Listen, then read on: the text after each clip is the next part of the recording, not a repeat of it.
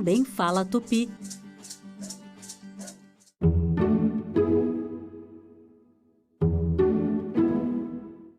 O programa a seguir é livre para todos os públicos.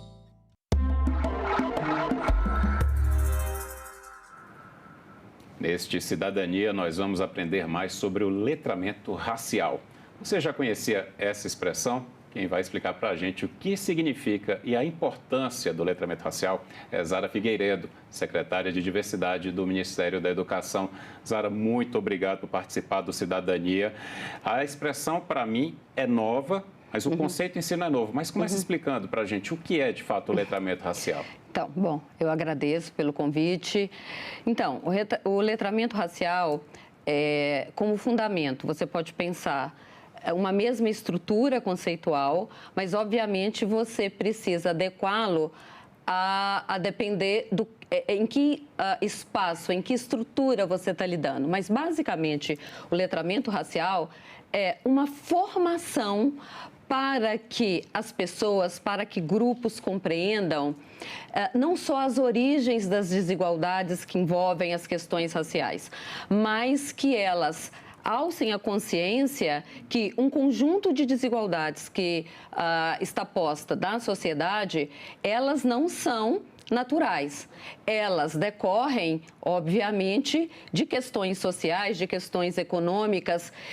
Então, o letramento racial é você formar um indivíduo ou os indivíduos para se colocarem nesses lugares e compreenderem essas dinâmicas de poder, de desigualdade que envolve a questão racial. É uma maneira de quebrar o racismo estrutural? É uma das formas, Eu diria que é uma das primeiras formas, porque se você não traz para a consciência, se você não é formada e acha que a desigualdade, se você está em todos os restaurantes que você encontra só pessoas brancas. Se você olha na televisão e tem um conjunto de pesquisadores discutindo o conflito de Israel ou discutindo economia e todos são brancos, ou discutindo uma descoberta da medicina e todos são brancos, e você não tensiona isso e acha que isso é natural, então, um dos primeiros movimentos que precisa ser feito é o letramento racial. Quer dizer, você tensiona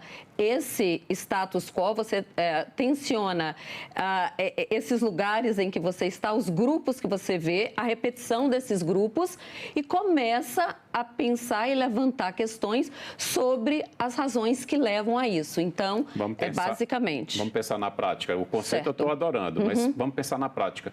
É ter mais representatividade, por exemplo, em espaços de poder, em espaços em geral. É dentro de casa, em famílias, por exemplo, que são majoritariamente não negras e pardas, mas aprendendo sobre questões negras e pardas. Sim, é basicamente isso. Quer dizer, é você, do ponto de vista do exemplo, é você estar nesses lugares e olhar e ver que por que numa sociedade majoritariamente negra, essas pessoas nunca estão nesses espaços, não é? Quando você olha esses lugares de poder, porque as pessoas negras não estão, se elas representam a maioria da sociedade. Quando você está, porque o letramento racial, ele precisa estar e ser uma prática contínua. E também, não é? Obviamente, você tem uma dimensão do letramento racial que é cognitiva, mas você tem uma segunda e, portanto, ela é mais assimilável e mais fácil de ser compreendida, porque nós estamos discutindo no campo conceitual e teórico, mas tem uma outra dimensão do letramento racial, que a gente chama de dimensão mais profunda, e diz respeito, não é, a determinados grupos assumirem, além de compreender, o seu lugar, não é, de privilégio. E está disposto a fazer esse debate de reposição dos lugares de privilégio. Então, veja, de um lado nós estamos falando em compreender o processo, né? Compreender por que numa sociedade majoritariamente negra Nos espaços de poder estão sempre pessoas brancas, nas galerias das grandes instituições brasileiras são só pesquisadores brancos, os cargos mais altos das instituições são pessoas brancas, quando a maioria é negra. Então, estatisticamente, isso não faria sentido, não é? Bom, essa é a primeira parte do letramento, compreender, não é? Isso é menos difícil. Agora, a segunda parte desse processo é você assumir grupos, por exemplo, brancos, assumirem o seu lugar de privilégio. E um terceiro movimento ainda mais profundo é aceitarem fazer alguma renúncia para reordenar esses lugares de poder dentro da sociedade, na tomada de decisão. Vamos falar um pouco, então, desses 3 espaços especificamente. A gente vem já de algumas décadas que a gente conseguiu implementar a política de cotas em várias esferas. Sim. Na sua visão, o avanço é positivo? Absolutamente. E te digo que não é uma visão. Nós temos evidências hoje em abundância de que as políticas de ação afirmativas no ensino superior, no serviço público, elas foram e são determinantes para repensar e induzir essa segunda fase, terceira fase de letramento racial. Porque, veja, quando a gente entra numa fase de reordenar esses espaços de poder, você não pode, num Estado, esperar unicamente que as pessoas sejam sensibilizadas. Você precisa que o Estado assuma uma posição e crie políticas que induzam e criem sanções quando aquilo não é cumprido. Portanto, as cotas raciais, tanto nas universidades como no serviço público, você já tem evidências, em abundância de que elas não só melhoram a qualidade das instituições, mas, e não é pela diversidade, mas também a qualidade e eficiência do serviço. Hoje, os cotistas, eles têm uma nota igual a estudantes brancos, o nível de evasão é muito menor entre cotistas, tanto nas universidades quanto dentro do serviço público, como eu disse. E a gente precisa sempre pensar que as cotas raciais nas instituições de ensino superior, elas têm, além de tudo, uma contribuição vital que é no padrão de sociabilidade de uma sociedade, não é? Tudo aquilo que a gente estuda em sociologia de coesão, dentro de uma sociedade, a coesão numa sociedade, o quanto você renuncia ou não a determinados privilégios, isso compõe o que a gente chama dos padrões de coesão numa sociedade. E os padrões de coesão da sociedade, eles são definidos exatamente por essa diversidade, por essa sociabilidade. As cotas, elas criam novos padrões de sociabilidade nas instituições de ensino superior que, historicamente, eram marcados por pessoas brancas, E à medida que você garante essa diversidade, portanto, você potencializa e melhora os padrões de sociabilidade, você melhora também a coesão de uma sociedade. Vou aproveitar esse gancho aí dos privilegiados, historicamente, que agora estão tendo que rever esse papel. Certo.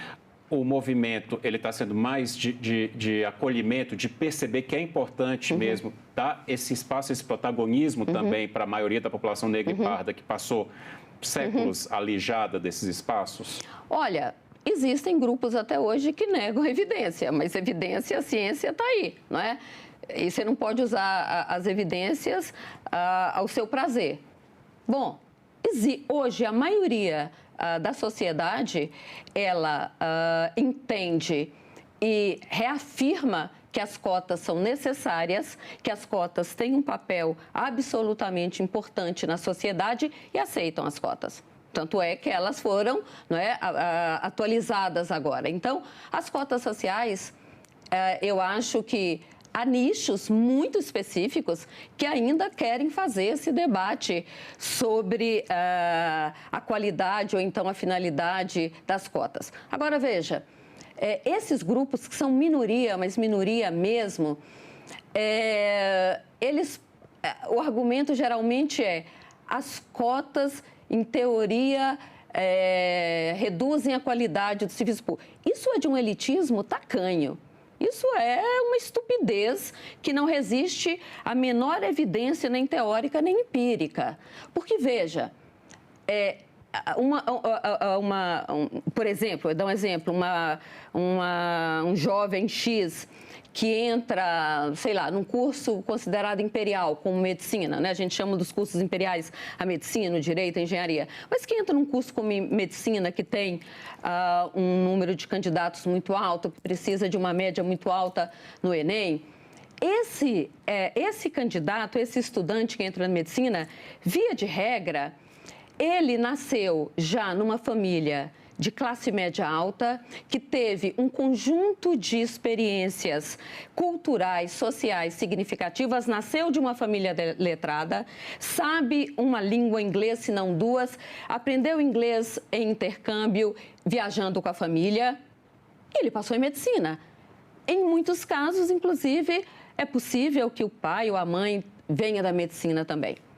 Então, veja, o que nós temos aí, quando as pessoas questionam a cota, é dizer: a cota tem que ser, a entrada na universidade tem que ser por mérito. Ora, as cotas têm mérito. Não é que eu chego lá negra e digo: eu quero essa vaga para mim. Eu faço uma prova como todo mundo. Eu tenho alguns mecanismos diferenciados, mas existe um componente meritocrático nas cotas, é óbvio. Agora, quando eles questionam isso, então veja, se eu nasço, né, Zara, se eu nasço de uma família alfabetizada, se eu tenho experiências, que se eu faço intercâmbio, que eu aprendo inglês e estou num contexto muito letrado, ao passar na medicina, na verdade, eu não estou trabalhando o mérito. Isso é uma herança meritocrática. Eu estou herdando o capital cultural, o capital social e o network de onde eu nasci, e que me leva a entrar na medicina ou em outro curso. Então, chamar isso de mérito é um equívoco. Isso é uma herança meritocrática. E aqui eu não estou fazendo um julgamento. Não é um problema ter herança meritocrática, mas as palavras importam. Então, usar o discurso do mérito para invalidar ou colocar a cota em questão não faz nenhum sentido, porque o que a literatura vem nos mostrando que isso é exatamente uma herança meritocrática, não a meritocracia, como alguns alegam. E por isso que é importante essa discussão do letramento racial que a gente está fazendo aqui. Exatamente. A gente está falando muito de educação superior, mas é bom a gente destacar os desafios na educação básica para a população negra e parda. Vamos falar um pouquinho sobre isso, Zara? Nossa, esse é um tema, assim, a agenda do dia, né? Agenda do dia. Porque, veja, os movimentos negros, historicamente, eles fizeram uma luta enorme para acessar o ensino superior. E é isso mesmo, tinha que ter feito, porque nós negros não estávamos nas universidades. Então, foi muito importante. Foi muito importante. As cotas são absolutamente inegociáveis. Só que nós não cuidamos muito disso na educação básica. E se o racismo é estrutural, ele está no ensino superior, mas está também na educação básica. Na educação básica, hoje nós temos 39 milhões de estudantes na escola pública. Então, veja, lá o racismo está posto. Obviamente que a forma que o racismo se operacionaliza na educação básica é diferente que no ensino superior. Mesmo porque um aluno de creche, ele não sabe revidar qualquer forma de discriminação como um estudante do ensino superior poderia, não é? Mas a forma de se materializar é diferente. Por exemplo, hoje, se você vê a média, nós temos uma média de uma diferença de mais ou menos de 6 anos e alguns estudiosos chegam a 10 anos, mas nós sem nenhuma representatividade. Eu não sei sua idade, mas, por exemplo... Eu tenho 48 anos. A nossa geração não leu nenhum romance em que o herói fosse negro. Sim, ou a menina negra tivesse... Fosse a 20 de 45, você não tem musas negras. Então, essa falta de representatividade nos livros, não só didáticos, mas de literatura, que os negros nunca são expressão de sucesso, isso é um elemento que impacta a aprendizagem, que diz respeito à autoestima. A forma como os brinquedos são comprados pelos gestores. Gente, quando é que a gente vai entender que basta de boneca só branca, que existem outras cores para se comprar boneca, lápis, os livros que são escolhidos, os vídeos que são escolhidos pela escola, Tudo isso importa. E numa sociedade em que o racismo estrutura as relações, nenhuma ação dentro da escola pode ser natural. Ela precisa ser induzida. Então, na hora do recreio, do prezinho, né, os menininhos de 4 e 5 anos, tem que haver um letramento racial e uma concepção de equidade racial por parte dos gestores, dos coordenadores pedagógicos, para organizar a mesa do recreio. Você tem que criar isso desde muito cedo, porque senão vai crescer com essa separação, como sempre. Então, tudo tem que ser induzido. Eu digo e sou repetitiva com isso. Olha, instituições você não sensibiliza. CNPJ você induz. Então, você tem que criar políticas que induzam uma mudança desse comportamento. Então, como é que entra na sala de aula? Como é que as turmas são organizadas? Fiquei pensando algo por força de lei mesmo, algo que pudesse direcionar uma diretriz por força de lei. Diretriz e mais do que uma diretriz, né? Porque a gente sabe que existe sempre uma lacuna entre marcos legais e a implementação. Você precisa de ações afirmativas na educação básica. Obviamente, não significa você dar cota, porque hoje todo mundo, graças a Deus, está dentro da sala de aula, praticamente universalizado, mas você precisa criar programas de indução. Então, por exemplo, nessa gestão do ministro Camilo Santana, nós implementamos um PDDE, que é um programa de dinheiro direto na escola, PDDE-ERER, de educação para as relações étnico-raciais, para a educação escolar quilombola. As escolas que recebem, elas precisam implementar planos de educação antirracista com critérios que o Ministério da Educação desenvolve. Então, da mesma forma, hoje nós viemos de um evento das redes de ensino que receberam o selo Petronilha Beatriz e 20 redes que implementaram programas considerados inovadores de educação antirracista e redução de igualdade racial, desigualdade, né? Isso, a redução da desigualdade racial. Elas receberam, além do selo, receberam uma premiação em dinheiro para investir mais ainda em educação. Então, veja, é o Estado brasileiro, o Ministério da Educação, induzindo as redes a mudarem um comportamento que, historicamente, está ali sedimentado. Então, você precisa fazer esse movimento. Não é sensibilização, é indução. Se todos nós hoje usamos um cinto de segurança, não é porque a gente foi conscientizado. Foi força de lei. Exato. A gente aprendeu por força de lei. E com sanções, sim, caso você não usasse. Sim. Então, você precisa, se o racismo é estrutural, o ministro Camilo Santana disse isso hoje muito bem, se o racismo é estrutural, você tem que ter medidas também estruturantes para lidar com ele. Não adianta você ficar só nas franjas. Tem que ter formação de professor, tem que incidir sobre o livro didático, tem que incidir sobre o currículo, mas tem que ter também ações de financiamento, de monitoramento que visam fazer um enfrentamento a esse estado de coisas. A gente está gravando esse programa no Novembro Negro, né, que é um mês importantíssimo de uma discussão que tem que ser feita todo dia. Exato. Não somente em novembro. Exato. Mas eu queria que você me falasse, teu olhar é otimista com esse momento que o Brasil vive nessa desconstrução do racismo estrutural, Zara? Olha, você pode dizer assim, olha, eu não sou uma pessoa romântica. A vida nunca me permitiu ser romântica, então eu não sou, né? Isso para dizer que eu não sou uma otimista ingênua, mas eu tenho paciência histórica. E eu estar aqui na TV Senado, isso é um programa da TV Senado, Cidadania, não é isso? Exatamente. Sendo negra. Mulher negra. Mulher negra. Eu nasci numa família de pais analfabetos. Meu pai e minha mãe são analfabetos. Se eu estou aqui conversando com você sobre isso, eu não tenho razões nenhuma para não ser otimista.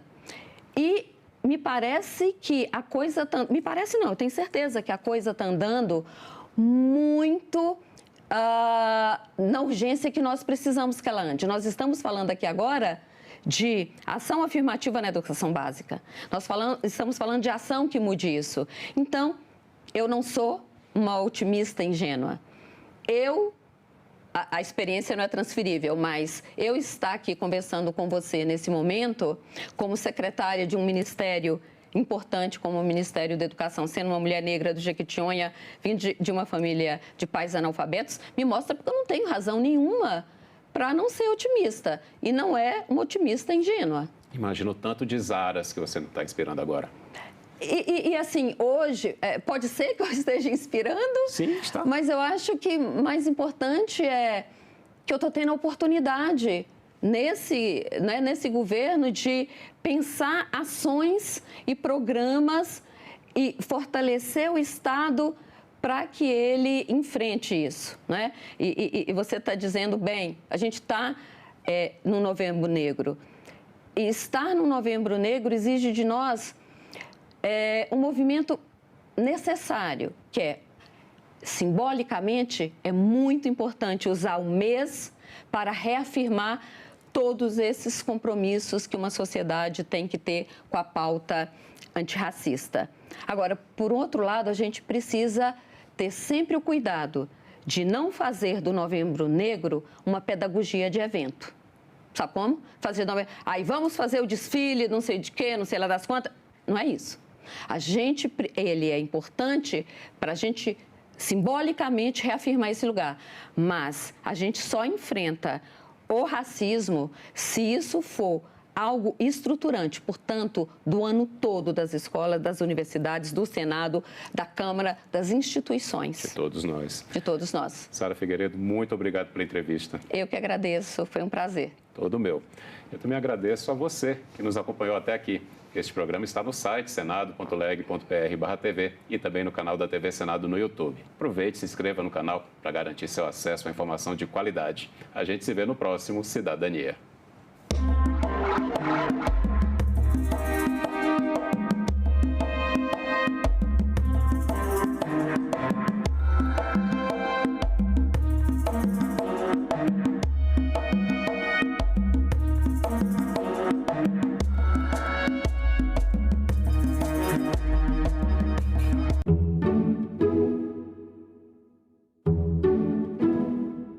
No próximo assunto de Estado, vamos falar sobre a BR-364, saúde, agricultura, entre outros temas. E o nosso convidado é o senador Sérgio Petecão, do PSD do Acre. Não percam. O café tem crescido muito, esse produto, a plantação de café no nosso estado. Isso é fantástico, porque nós não faz parte da cultura do acreano. Assunto de Estado. Hoje, 20h, aqui na TV Senado. Os negros, agora eu vou falar, nós conseguimos viver, conseguimos continuar cantando, continuamos conseguindo fazer arte, continuamos conseguindo estudar, né, lutar, estamos organizados e lutando até hoje por tudo isso que nós estamos conseguindo. Isso não foi à toa, isso não foi fácil, isso foi extremamente difícil. Uma população negra da cidade do Rio de Janeiro, né, ainda continua construindo essa cidade, né, mantendo a cidade alegre, né, dentro das possibilidades que ela tem, e tentando sobreviver a cada dia, porque quanto mais nós aparecemos, mais querem nos apagar. Por mais que quando nós estamos quase chegando, vão lá e tentam nos derrubar. Mas nós estamos aqui lutando, né? E quem perdeu nessa história toda foi o Brasil.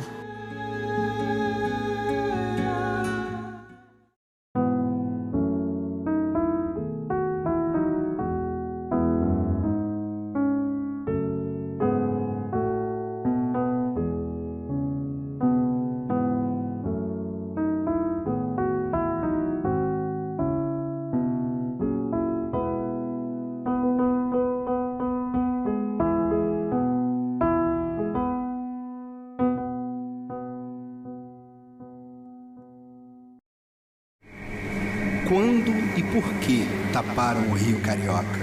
Por que alguém quis um dia se esquecer dele? Por que alguém quer agora se lembrar dele? A Bossa Nova não tapou o Rio Carioca. O final da Copa de 50 no Maraca não tapou o Rio Carioca. O Rio de Janeiro tapou o Rio Carioca.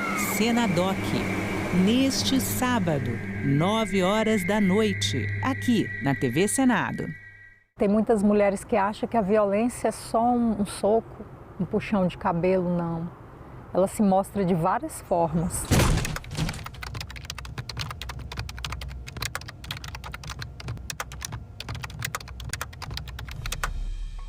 Era briga, era ciúme, era confusão. Ah, mulher minha não vai estudar. Quem é que vai te querer com esse tanto de filho? Mulher minha não dança. Mulher minha não tem amizade com homem, as falas que eu ouvia. Mulher minha tem que me servir a hora que eu quiser. Se não me servir, eu vou para a rua procurar outra. Várias vezes, inclusive, eu acordei com ele em cima de mim. Se você percebe que o seu parceiro ou não aceita o seu não, insiste muito ou desrespeita o seu estado de inconsciência e de vulnerabilidade, fique alerta porque é uma violência sexual, é uma violência grave. No início eu achava ser normal, só que chegou um determinado ponto que eu falei, isso não é normal. Buscar ajuda, uma rede de apoio de outras mulheres, psicólogos e se cuidar. É uma boa dose de amor próprio. Eu separei, hoje eu faço tudo o que eu quero.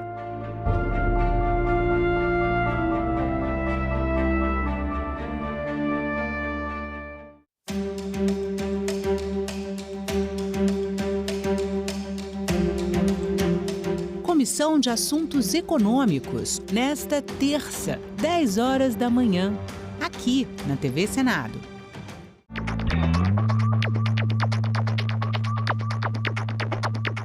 Declaro aberta a sessão solene. Se não existe parlamento, não existe democracia. O governo via todos como se fosse comunista. A fila não para de crescer para a passagem da revista lá na esplanada dos ministérios. Deve ser sempre lembrado o que foi dito por Ulisses Guimarães. Traidor da Constituição é traidor da pátria. Eu disse, quem fala? Eu disse, Ariano Suassuna.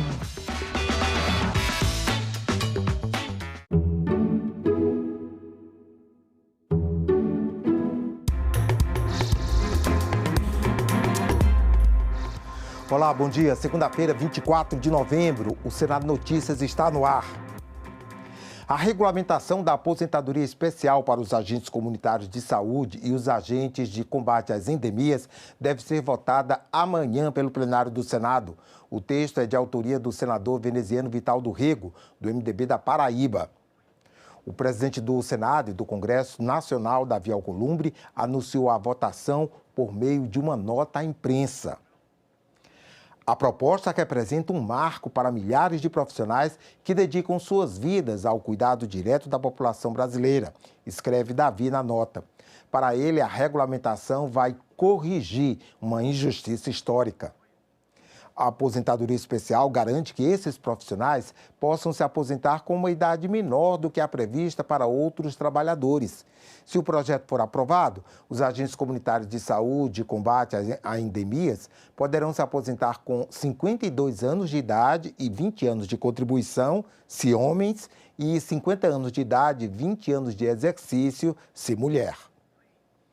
O texto também prevê igualdade nos reajustes com o pessoal da ativa e recebimento da integralidade dos valores e beneficia sindicalistas com a contagem do tempo em que ficaram afastados para desempenhar as funções sindicais.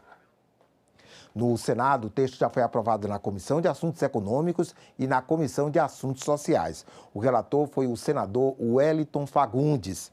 Ele argumenta que os agentes comunitários cumprem atividades que exigem esforço físico contínuo, ampla mobilidade territorial e contato cotidiano com situações de risco, incluindo doenças infecto-contagiosas, e que, por isso, esse desgaste tende a reduzir a capacidade laboral em idade inferior à da média da população. Se aprovado no Senado, o projeto segue para a Câmara dos Deputados. Semana começa com sessão especial do Senado e sessão solene do Congresso. De terça a sexta, sessões especiais, sessão solene, audiências públicas e votação de projetos. Confira agora a agenda do dia e os destaques da semana. Daqui a pouco, às 10 horas, o plenário se reúne em sessão especial para celebrar e homenagear o Ano Internacional das Cooperativas e os 20 anos de fundação da União Nacional das Cooperativas da Agricultura Familiar e Economia Solidária. Logo mais às 14h está marcada a sessão não deliberativa no plenário do Senado, aquela dedicada a discursos dos senadores. No mesmo horário está prevista a sessão solene do Congresso, a ser realizada no plenário da Câmara, para homenagear os 190 anos da Assembleia Legislativa do Ceará. Nesta terça-feira, a partir das 9h, a Comissão de Infraestrutura tem reunião marcada para examinar, entre outros, projeto que institui o selo de engenharia ou arquitetura solidária, destinado a empresas e profissionais de engenharia, arquitetura ou do ramo da construção civil que executarem ou financiarem projetos para atendimento de comunidades carentes, de mutuários e de proprietários de imóveis.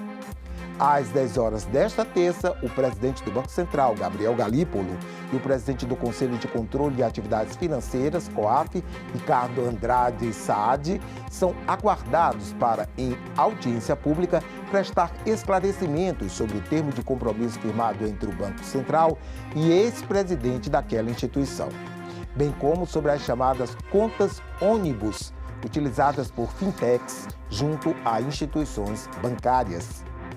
Às 9h desta quarta-feira, a Comissão de Constituição e Justiça tem reunião marcada. O primeiro item da pauta é o projeto que dificulta a progressão de regime de cumprimento da pena nos casos em que o preso tenha sido condenado por crime praticado com emprego de violência contra crianças. Às 10h desta quarta, o Congresso deve se reunir em sessão solene para celebrar os 80 anos da Confederação Nacional do Comércio de Bens, Serviços e Turismo.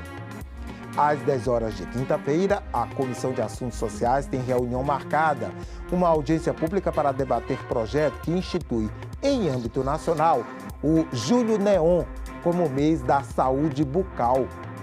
Às 14h de quinta-feira está prevista a sessão especial no plenário do Senado para celebrar os 20 anos do Instituto Data Senado e da Pesquisa Nacional de Violência contra a Mulher.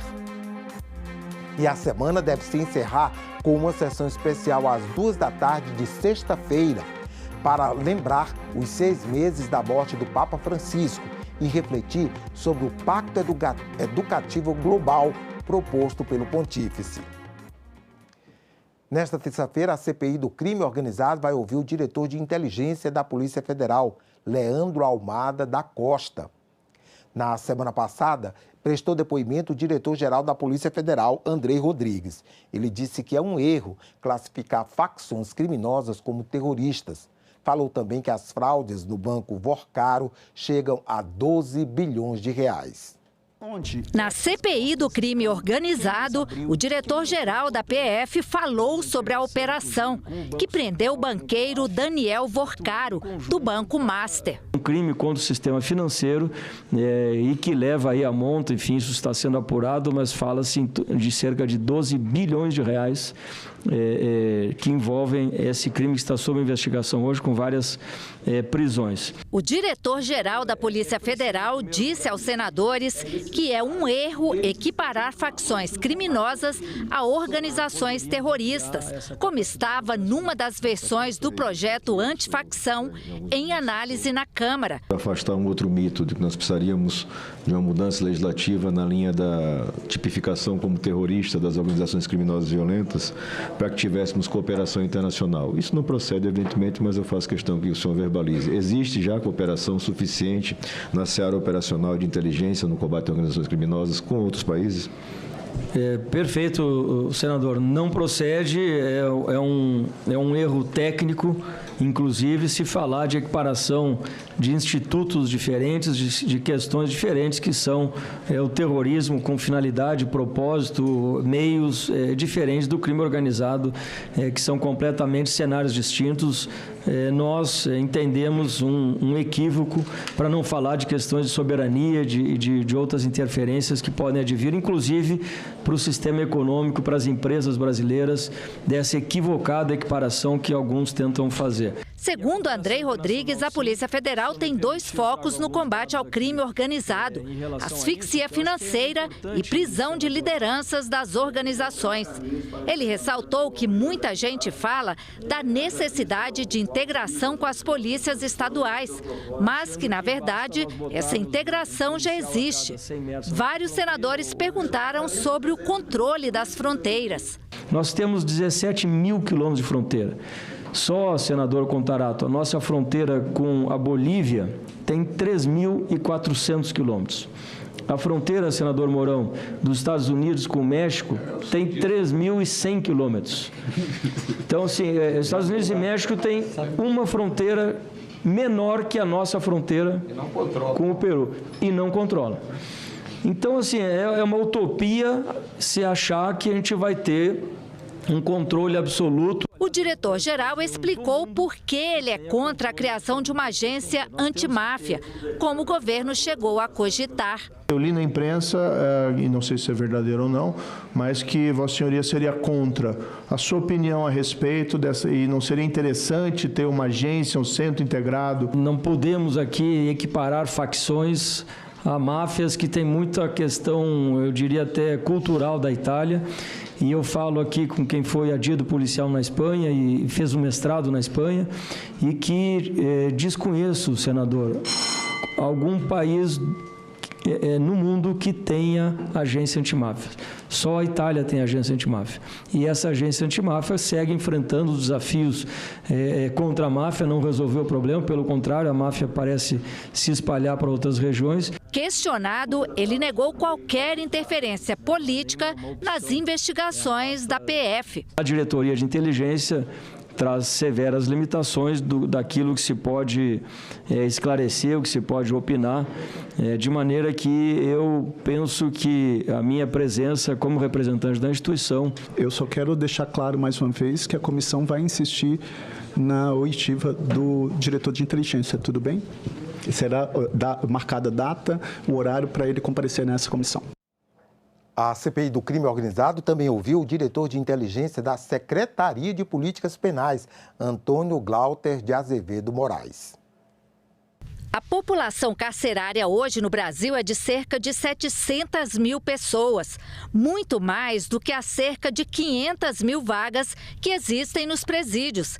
Um sistema prisional com problemas históricos foi o que levou ao surgimento das organizações criminosas dentro das prisões. A inteligência penitenciária ela foi forjada nesse ambiente. Então, à medida que essas facções que surgiram no ambiente prisional começaram a impactar o sistema prisional, surgiu a necessidade da produção de conhecimento, uma produção de conhecimento que hoje assessora e subsidia os órgãos de persecução penal, Ministério Público, Polícia Federal, as polícias judiciárias, civil, militar, os gestores de segurança pública. O diretor de inteligência da Secretaria Nacional de Políticas Penais falou à CPI sobre as ações para enfrentar o crime organizado nas prisões e evitar que os líderes de facções atuem de dentro dos presídios. Questionado pelo relator, ele disse que não há uma regra sobre a separação de detentos nos presídios estaduais. Cada estado decide como fazer. O que funciona melhor para custodiar o preso? Separá-los por facção ou integrá-los em conjunto? Não, nós não temos. Tem prós e contras nas duas. O senhor pode elencar os prós e contras, por favor? Você segregar por facção e deixar o preso por facção X numa determinada ala e separá-lo do preso comum, você evita que o preso comum ele seja cooptado. Ele seja obrigado a aderir àquela facção. Então, isso aí é uma vantagem. Você separar por facção, você consegue manter o controle da unidade prisional, evitando que haja ali um enfrentamento. Ou aliança também. Antônio Glauter disse que a inteligência mapeou 90 organizações criminosas em atuação no Brasil. Hoje temos no Brasil, pelo nosso último mapa deste ano, 90 organizações criminosas que atuam em nosso país. Grande parte delas, 74, nós classificamos como facções locais que atuam a nível estadual. Duas a nível nacional e transnacional, e outras 14 a nível regional.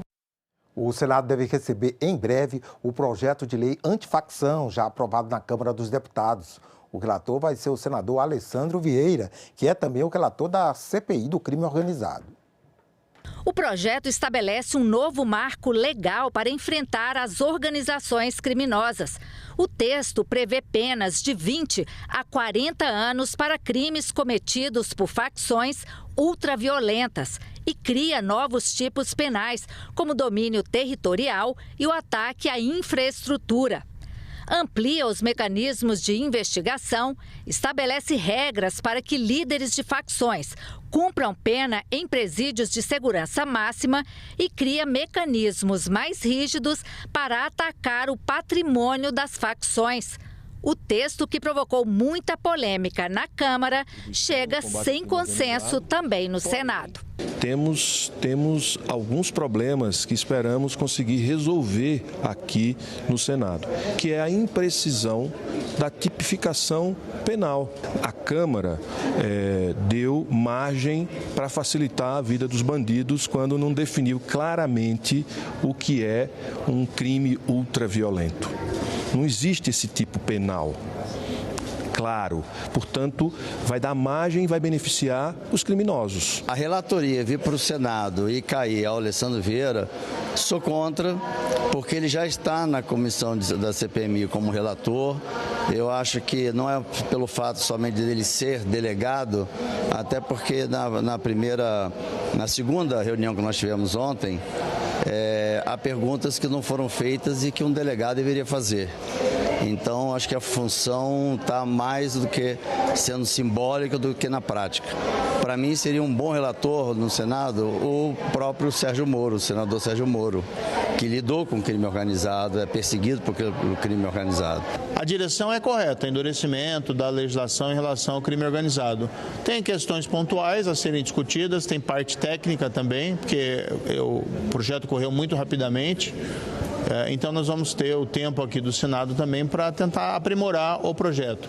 O relator é uma pessoa qualificada, né, tecnicamente, tem uma experiência aí como delegado, como senador. Tenho certeza que a gente vai ter oportunidade de fazer um bom trabalho. Eu espero que o Senado tenha a serenidade, a sobriedade, o equilíbrio para, eventualmente, corrigir eventuais excessos ou omissões, porque isso é o sistema bicameral.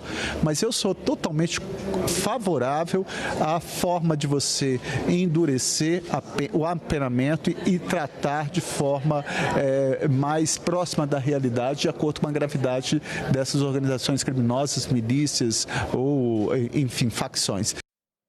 A situação de endividamento dos produtores gaúchos após as enchentes que prejudicaram a economia do estado e desalojaram milhares de pessoas foi tema de audiência pública conjunta de duas comissões do Senado, Agricultura e Direitos Humanos. Produtores do estado cobram uma ação mais efetiva do governo federal diante da crise. O Rio Grande do Sul enfrentou severas crises climáticas nos últimos meses, que prejudicaram o setor agropecuário, a economia e a população de diversos municípios gaúchos. Para debater as providências do governo federal diante da situação de endividamento dos produtores rurais do estado, as comissões de Agricultura e de Direitos Humanos realizaram uma audiência conjunta. Não se trata de acusar, mas de compreender a extensão da crise e, principalmente, identificar soluções concretas, justas e factíveis. É impossível ignorar, entretanto, que a persistência do problema revela uma preocupante inapetência governamental em oferecer respostas proporcionais ao drama vivido no campo gaúcho. Representantes de instituições envolvidas na formulação e execução de políticas de apoio ao produtor rural participaram da audiência e debateram saídas para a recuperação da agricultura gaúcha. Até então, nós vínhamos aqui sempre com a narrativa de que o alto endividamento do estado do Rio Grande do Sul é originário por questões climáticas. A questão do clima é importante e ela causa, sim, endividamento. Mas a gente tem mecanismos de segurança para o produtor rural que não estão sendo observados e que acaba gerando todo esse alto endividamento. A gente entende que, no mínimo, 30% desse endividamento é originário desse desvirtuamento de crédito. O Ministério da Fazenda, em parceria com o Ministério da Agricultura, com o Ministério do Desenvolvimento Agrário, com o Banco Central, com o Parlamento, tem adotado as medidas necessárias com foco para aqueles agricultores que tiveram problemas, seja eles climáticos, sejam eles de comercialização. Então, se o produtor teve problema, ele tem todas essas possibilidades de fazer a renegociação. Então, ele tem aí algumas alternativas que o produtor pode utilizar. O Brasil é essa potência agroambiental devido à Embrapa e aos gaúchos que estão em todos os rincões do Cerrado, do Mato Piba, de todos os locais. Está na hora, senador Mourão, do país devolver ao Rio Grande do Sul um pouco que nós demos durante toda a nossa história. É este o entendimento que precisamos. Leis votadas recentemente pelo Congresso foram publicadas hoje no Diário Oficial da União. Entre elas, a que garante assistência fisioterapêutica aos pacientes submetidos à cirurgia de mastectomia, que é a retirada da mama. Ela passa a valer daqui a 180 dias. E a lei que prevê o uso do sistema de compras expressas na contratação de bens e serviços comuns padronizados. Esta já está em vigor. Ficamos por aqui. Você pode rever as reportagens desta edição na nossa página na internet, senado.leg.br/TV. Obrigado pela companhia. Continue sintonizado aqui na TV Senado.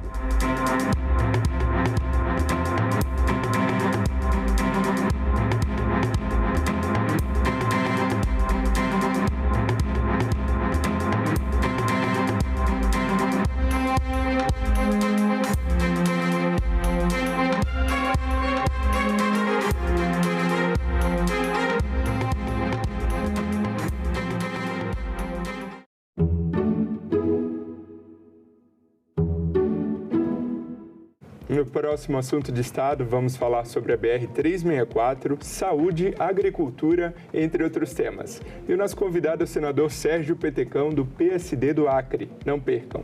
O café tem crescido muito, esse produto, a plantação de café no nosso estado. Isso é fantástico, porque nós não tínhamos, não faz parte da cultura do acreano.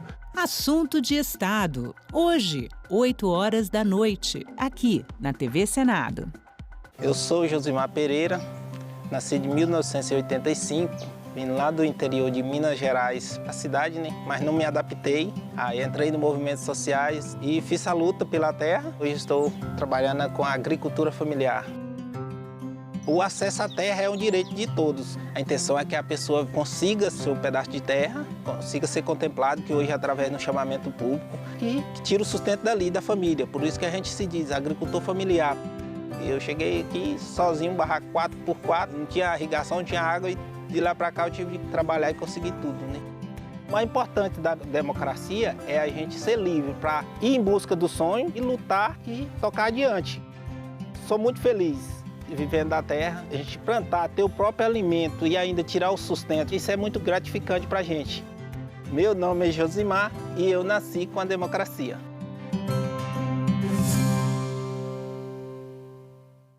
No mês da Consciência Negra, a TV Senado traz uma programação especial.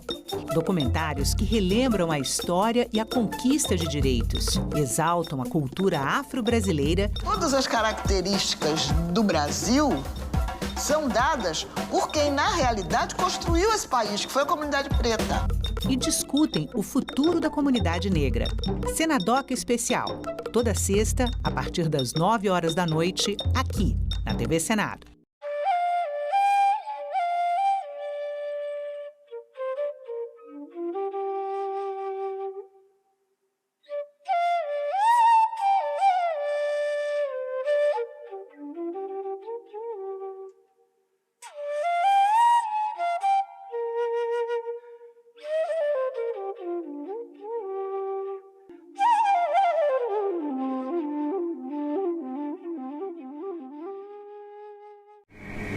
Quando e por que taparam o Rio Carioca? Por que alguém quis um dia se esquecer dele? por que alguém quer agora se lembrar dele? A bossa nova não tapou o Rio Carioca. O final da Copa de 50 no Maraca não tapou o Rio Carioca. O Rio de Janeiro tapou o Rio Carioca. Senadoc, neste sábado, 21h, aqui na TV Senado. Se você me perguntasse o que eu gostaria no mundo, é que não houvesse violência.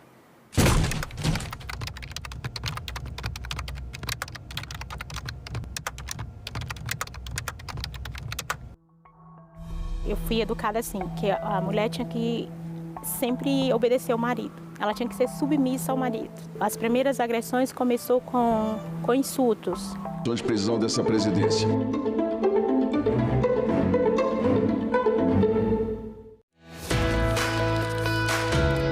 Na rotina de todo dia, os senadores discutem e votam projetos de lei, medidas provisórias, emendas à Constituição e outras propostas legislativas. Um projeto de lei iniciado e aprovado pela Câmara Senadores, ela também precisa passar pela votação dos deputados antes de ser sancionada ou não pelo presidente da República. Os senadores representam os estados e o Distrito Federal com bancadas iguais. São sempre 3 representantes, independentemente do tamanho da população ou da importância econômica de cada estado. São, ao todo, 81 senadores. O mandato é de 8 anos, mas a renovação é intercalada entre as eleições a cada 4 anos. E assim são escolhidos 1 e 2 senadores alternadamente. Os senadores atuam nas diversas comissões temáticas do Senado, onde são discutidas questões como saúde, economia, educação, transporte, meio ambiente e tecnologia, entre muitos outros temas importantes. Eles também podem fazer parte das comissões parlamentares de inquérito, as CPIs, que têm o poder de investigação de uma autoridade judicial. Os senadores podem julgar e processar nos crimes de responsabilidade o presidente e o vice-presidente da República, os ministros, os comandantes das Forças Armadas. Eles também podem julgar os ministros do Supremo Tribunal Federal, o Procurador-Geral da República e o Advogado-Geral da União. Outra função importante é a de analisar e aprovar as indicações do presidente da República para diversos cargos, como o de ministro do STF. A definição do limite das dívidas da União, dos estados e dos municípios é outra atribuição dos senadores. Essas responsabilidades fazem parte de uma jornada que começa com a sua escolha, com o seu voto.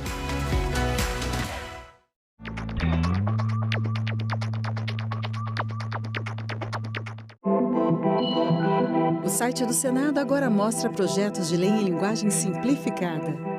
É o Senado Explica, uma ferramenta de inteligência artificial combinada com revisão humana que torna mais fácil entender e acompanhar as leis em debate aqui no Senado. Na página de tramitação das matérias e no portal E-Cidadania, Senado Explica.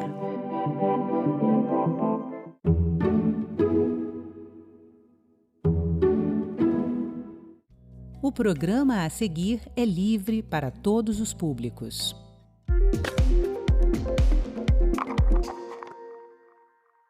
Pesquisa divulgada pelo IBGE aponta o estado de Mato Grosso como líder por mais um ano no ranking dos maiores produtores agrícolas do país. 6 cidades do estado figuram entre as 10 mais produtivas. Começa agora mais um assunto de estado e hoje a gente vai falar aqui no programa sobre agronegócio, além de meio ambiente, zona de exportação, entre outros temas. E para conversar comigo, o nosso convidado de hoje é o senador José Lacerda, do PSD de Mato Grosso. Bem-vindo, senador. Obrigado, Sérgio, pela oportunidade e estamos aqui à disposição para todas as informações que forem necessárias para informar o Brasil e meu estado. E falando desse potencial agrícola do seu estado que lidera no país a produção, também um destaque para Sorriso, o município que lidera entre as cidades brasileiras como maior produtor. A gente preparou uma arte aqui para falar mais a respeito. Vamos à tela.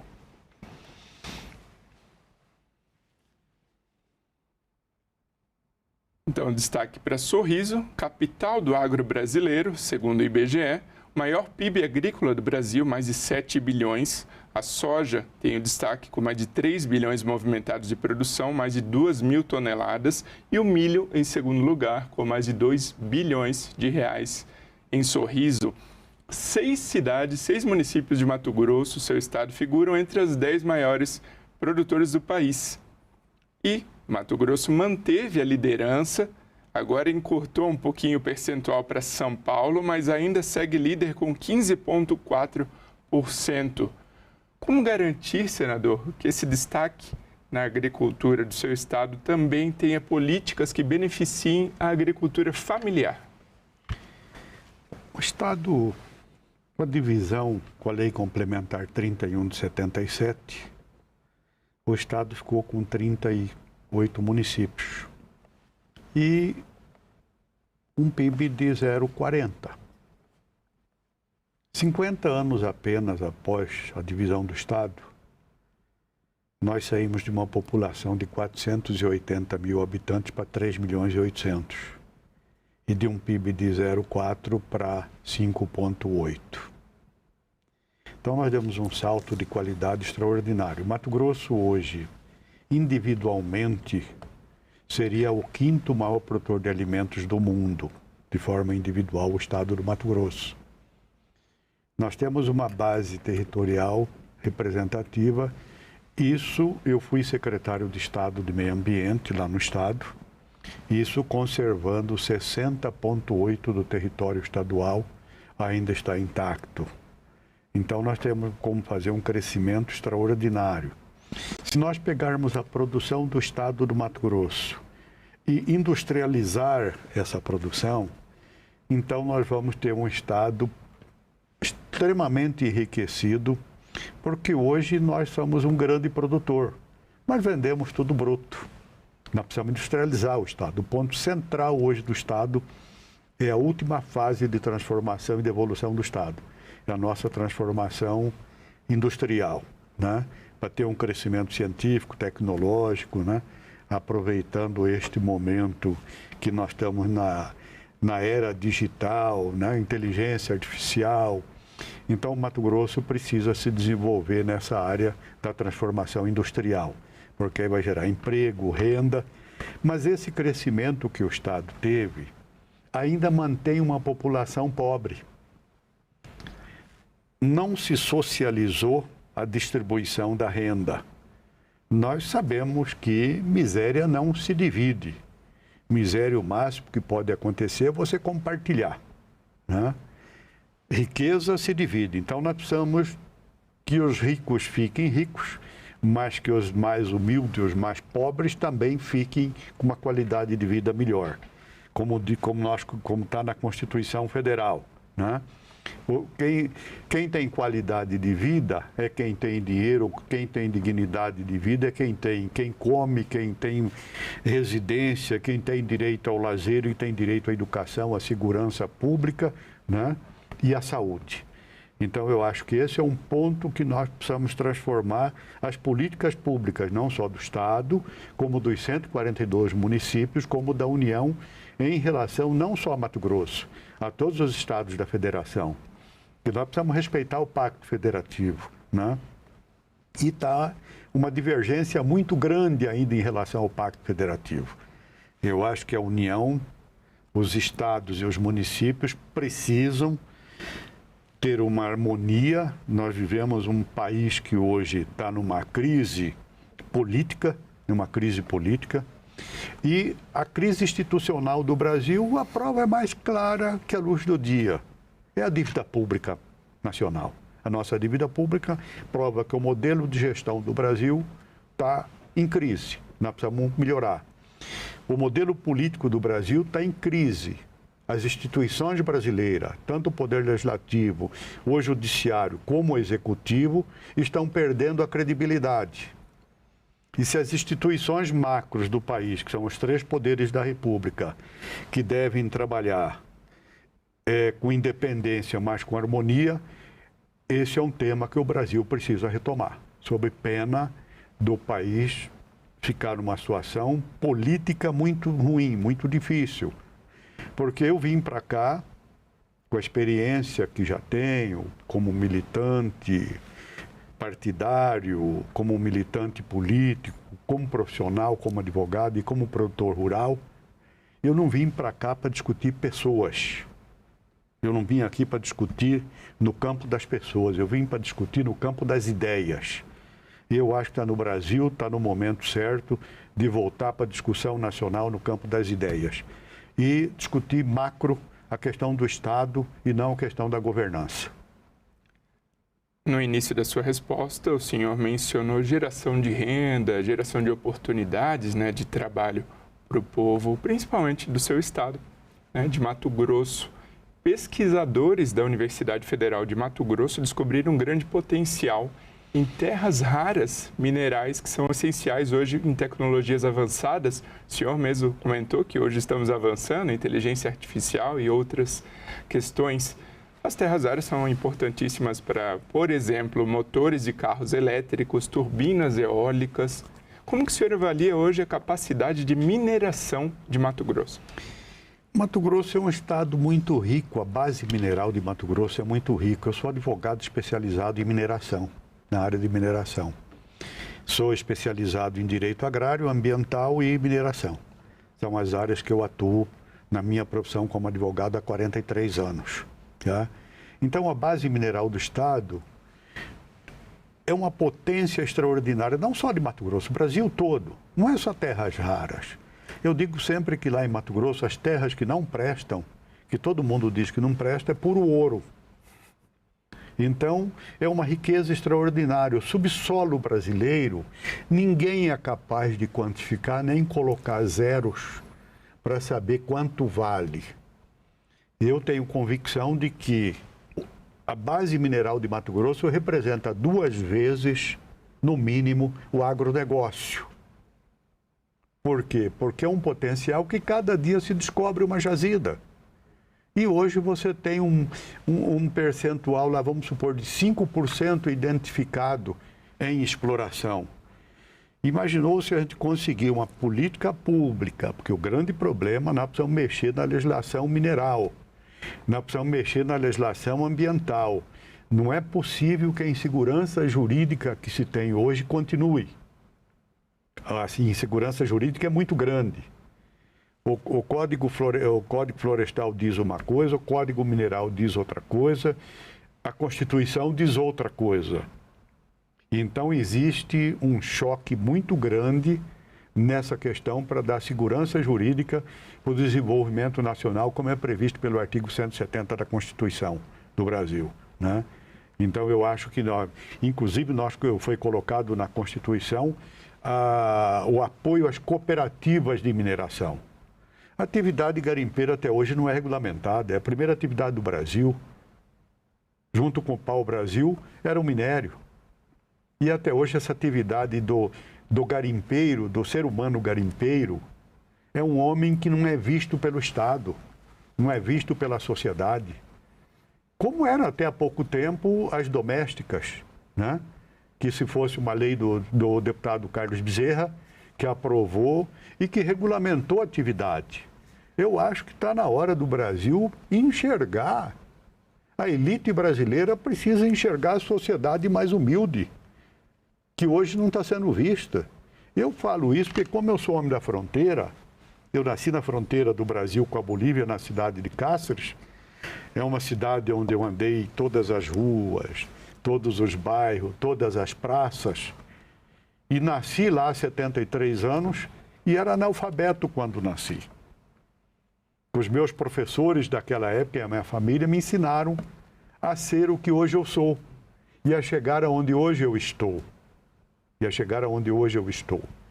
Então, eu acredito que nós precisamos ver essa classe mais pobre, que tem menos capacidade não é intelectual, menos oportunidade para ter um desenvolvimento intelectual. Precisamos investir muito na educação. É só com investimento na educação que nós vamos melhorar a qualidade de vida das pessoas no país. Então, eu acredito que o momento é extremamente importante. O Brasil, que hoje é um país que tem um potencial extraordinário, mas precisa retomar algumas questões. A indústria brasileira Entrou em decadência. Não justifica a indústria brasileira entrar em decadência. Não justifica uma riqueza mineral não ser explorada. Tem algumas coisas que não se justifica, que você não consegue compreender. Com a riqueza que o país tem, o potencial que o país tem, na produção agrícola, na produção de minérios, que é uma riqueza que Deus nos entregou, nós não estamos sendo capazes de aproveitar o que Deus nos entregou. Nós precisamos ter competência para isso. A própria biodiversidade, as plantas medicinais, né? Como que você explica a quantidade de câncer que está aumentando no Brasil? Alguém tem que explicar isso para a vida humana. É difícil uma família hoje que não perdeu uma pessoa da família com câncer. Então tem muita coisa que o Brasil está na hora de vir para essa discussão interna. Mas para isso nós precisamos pacificar o país. O país não pode viver esse clima de debate que está posto hoje no país. Eu acho que precisa reunir Supremo Tribunal Federal, Superior Tribunal de Justiça, Poder Legislativo, Congresso Nacional, Poder Executivo, sentar todo mundo numa mesa redonda, porque é quem tem o poder da caneta, e ter responsabilidade com a sociedade brasileira. O senhor falava agora de fortalecer a indústria brasileira e o potencial que o nosso país tem. E a gente falou aqui de agronegócio, a gente falou de mineração. Uma das questões é o escoamento dessa produção. E aí eu entro no nosso próximo tópico, que é o projeto Ferrogrão, que é a ferrovia que vai ligar Mato Grosso ao Pará, mais de 900 quilômetros de ferrovia, porém está suspenso desde 2021 no Supremo Tribunal Federal, que o senhor citou. Como que o senhor vê o papel do Congresso Nacional para destravar situações como essa da Ferrogrão, aliando também o desenvolvimento logístico, no caso, com a questão da preservação ambiental? Eu fui secretário de Meio Ambiente e sou advogado constitucionalista. Sou membro da Academia de Direito Constitucional do Estado. Nós temos os 3 poderes da República. O Executivo mandou a mensagem. O Legislativo, o Congresso, aprovou a mensagem. Está na mão do Judiciário para decidir. Se a moda que estão tentando fazer com a Ferrogrão não permitir que se aprove um projeto para depois fazer o licenciamento ambiental, isso é a falência do Brasil. Então eu acho que tanto o Supremo Tribunal, como o Executivo, como o Legislativo, tem que ter responsabilidade constitucional com a sociedade brasileira, porque diz o artigo 5º da Constituição que todos somos iguais perante a lei, diz o artigo 1º da Constituição Federal, o desenvolvimento nacional e a dignidade humana e qualidade de vida. Agora, sem emprego e sem renda, sem direito à habitação, sem direito à comida, sem direito à saúde e à segurança pública e sem direito ao transporte intermodal, que é fortalecer a retomada das hidrovias que estão paradas, não se justifica as hidrovias brasileiras não estarem funcionando, não se justifica o Brasil não aumentar a sua malha ferroviária, e a Ferrogrão é um trecho pequeno de apenas 900 quilômetros. Apenas 900 quilômetros. Tá? É insuficiente só a Ferrogrão, mas a Ferrogrão precisa funcionar, precisa desenvolver. Só em Mato Grosso a Ferrogrão beneficia 3.800.000 famílias. Eu estou falando de pessoas. E nos outros estados e dentro do Brasil, nós precisamos... O transporte intermodal é fundamental para que aquele alimento que é produzido seja deslocado para as pessoas, que isso beneficia o consumo, beneficia o consumidor, beneficia o produtor, gera segurança alimentar. A realidade hoje nossa, nós precisamos de segurança alimentar. O país precisa de segurança alimentar. Nós produzimos alimento hoje para alimentar 1 bilhão de pessoas. Nós temos 213 milhões. Significa que o Brasil está contribuindo para alimentar o mundo. E nós temos possibilidade de alimentar muito mais a humanidade. Que hoje nós temos, por exemplo, no mundo, aproximadamente 580 milhões de pessoas passando fome ou morrendo de fome, vivendo à míngua. Será que vida se compra? Não, vida não se compra. O senhor, tudo que o senhor adquire, Sérgio, o senhor não compra com dinheiro, o senhor não paga com dinheiro. O senhor gasta tempo de sua vida para ganhar o dinheiro. Então, tudo que nós fazemos gastando tempo de vida. Eu já emprestei 73 anos da minha vida para a democracia brasileira. E vou continuar enquanto estiver vivo. Porque eu sou um homem que não tem mais nada para pedir a Deus, só para agradecer. Tudo que eu quis ser, Ele me deu. Então eu tenho a obrigação de discutir no campo das ideias e tentar melhorar a qualidade de vida da sociedade brasileira. Senador, agora a gente tem uma pergunta que vem lá da TV Assembleia Legislativa de Mato Grosso. Vamos ver aqui. Olá, eu sou o Cláudio Oliveira, da TV Assembleia de Mato Grosso, e tenho uma pergunta para o senador José Lacerda. Senador, recentemente foi promulgada a Lei 12.897, de 2025, que transformou a cidade de Cáceres numa zona franca, uma cidade irmã com a cidade de San Matias, na Bolívia. Cáceres já tem a zona de processamento e exportação, a ZPE, que o senhor conhece muito bem. Como é que o senhor vê a interação entre esses dois elementos normativos, né, a ZPE e a Zona Franca? E como, enquanto senador, o senhor pode auxiliar a região?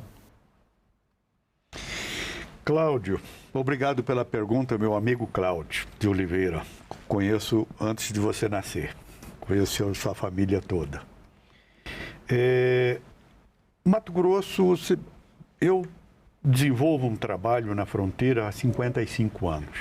Acabei de receber uma homenagem do governo boliviano, dia 31 de julho, agora passado, colocando o nome da ligação bioceânica de Hermanos Lacerda, pelo trabalho que nós desenvolvemos lá há mais de 50 anos com um país vizinho, com a Bolívia. A nossa ZPE também nós começamos lá atrás com o presidente Sarney. Eu era deputado, meu irmão era senador, Márcio Lacerda, e Sarney, nosso presidente.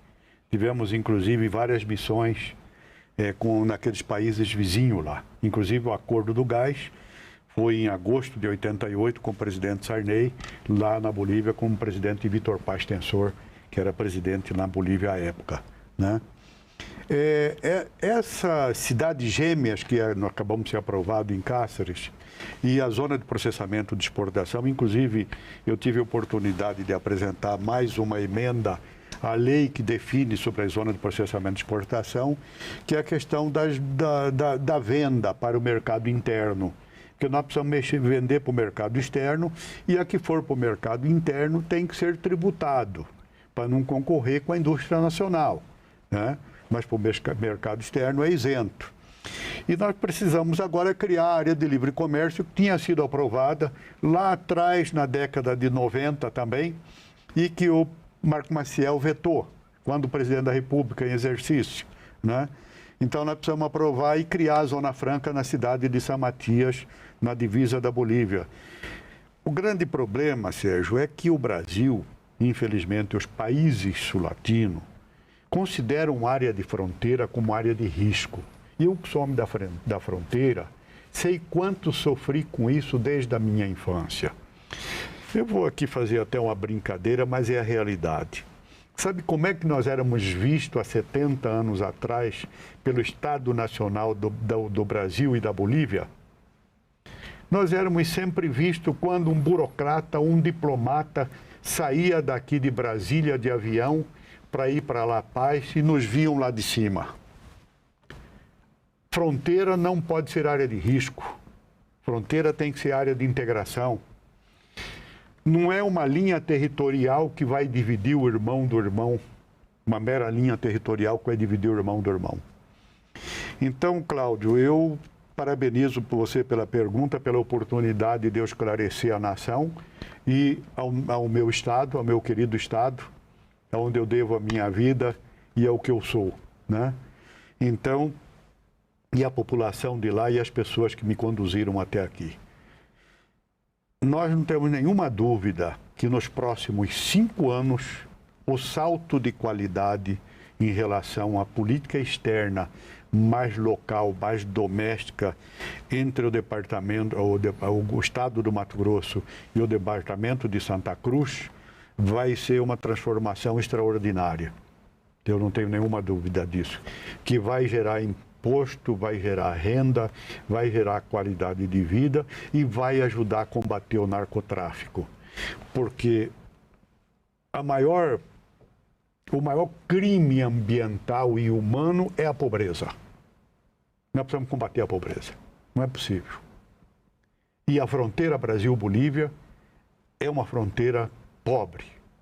É uma fronteira onde está o menor IDH e a menor renda per capita. Nós precisamos mudar esse cenário que neste século não dá para se permitir. Como nós vemos muitos países, pessoas morrendo à míngua e morrendo de fome e a humanidade se degradando. Em vez de se complementar para obedecer à lei de Deus, né, estão se autodestruindo. E nós precisamos mudar esse cenário. E ainda nessa linha, o senhor falou em prover mais infraestrutura para a área de fronteira.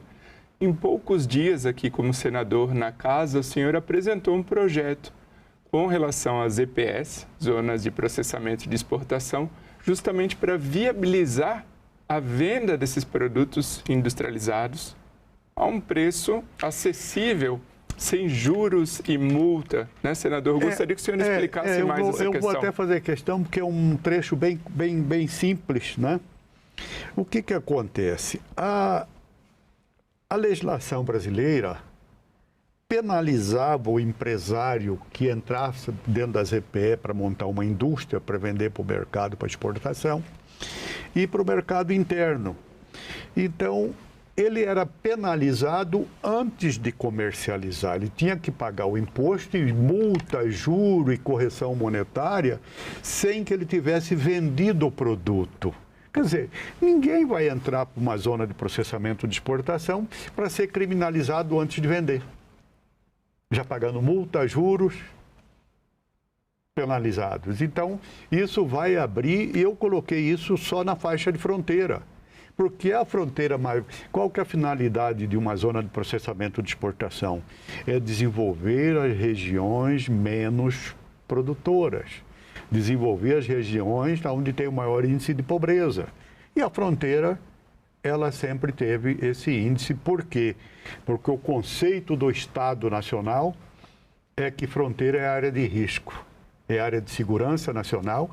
Inclusive tem um projeto da faixa de fronteira que está tramitando aqui, que desde a Lei 601 de 1500, né, e da Constituição de 1891, vem esse debate. Até hoje nós estamos discutindo faixa de fronteira, né, sobre a regularização fundiária das terras, sendo que a Lei 2597, de 12 de setembro de 1955, no parágrafo 2º, artigo 10º dela, já convalidou todos esses títulos de terras que foram emitidos lá atrás. O Constituinte de 88, no artigo 51 do ADCT, também convalidou todos esses títulos feitos de 62 para trás e de 62 até 87, deveriam ser convalidados pelo Congresso Nacional em 3 anos.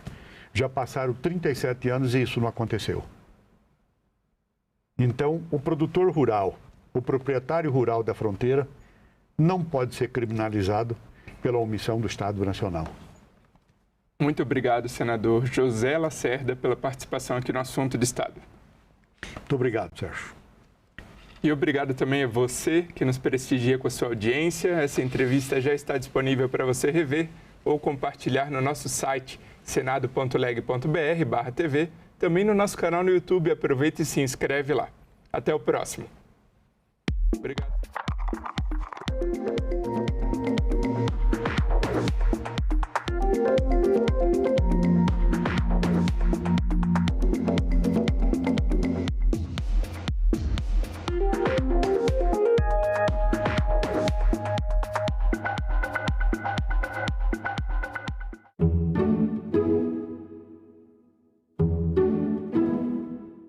No próximo assunto de Estado, vamos falar sobre a BR-364, saúde, agricultura, entre outros temas. E o nosso convidado é o senador Sérgio Petecão, do PSD do Acre. Não percam.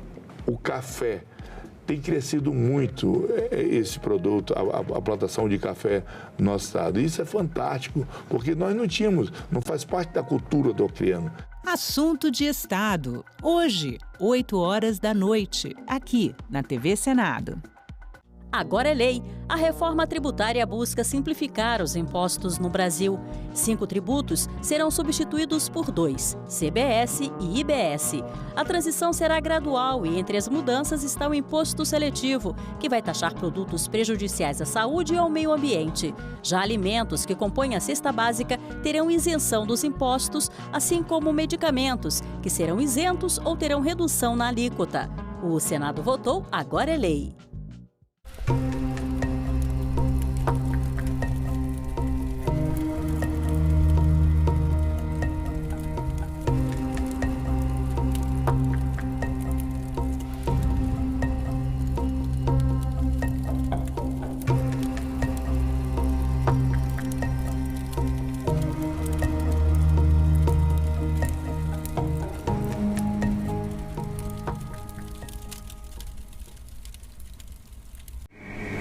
Quando e por que taparam o Rio Carioca? Por que alguém quis um dia se esquecer dele? Por que alguém quer agora se lembrar dele? A Bossa Nova não tapou o Rio Carioca. O final da Copa de 50 no Maraca não tapou o Rio Carioca. O Rio de Janeiro tapou o Rio Carioca. Senadoc, neste sábado, 20h, aqui na TV Senado. O mundo cabe dentro de um museu. É só entrar e deixar a curiosidade te guiar.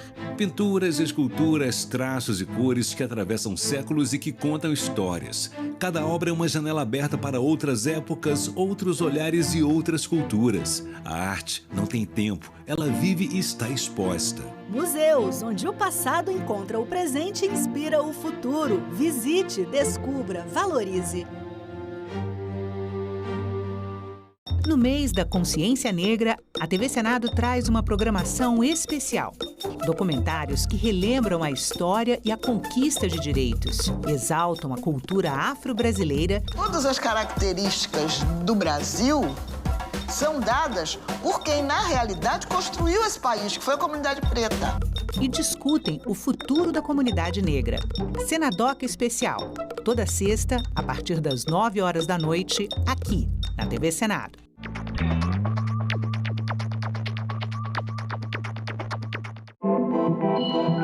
O site do Senado agora mostra projetos de lei em linguagem simplificada. É o Senado Explica, uma ferramenta de inteligência artificial combinada com revisão humana que torna mais fácil entender e acompanhar as leis em debate aqui no Senado. Na página de tramitação das matérias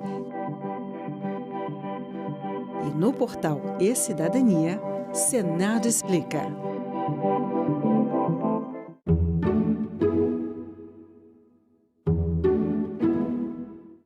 O programa a seguir é livre para todos os públicos.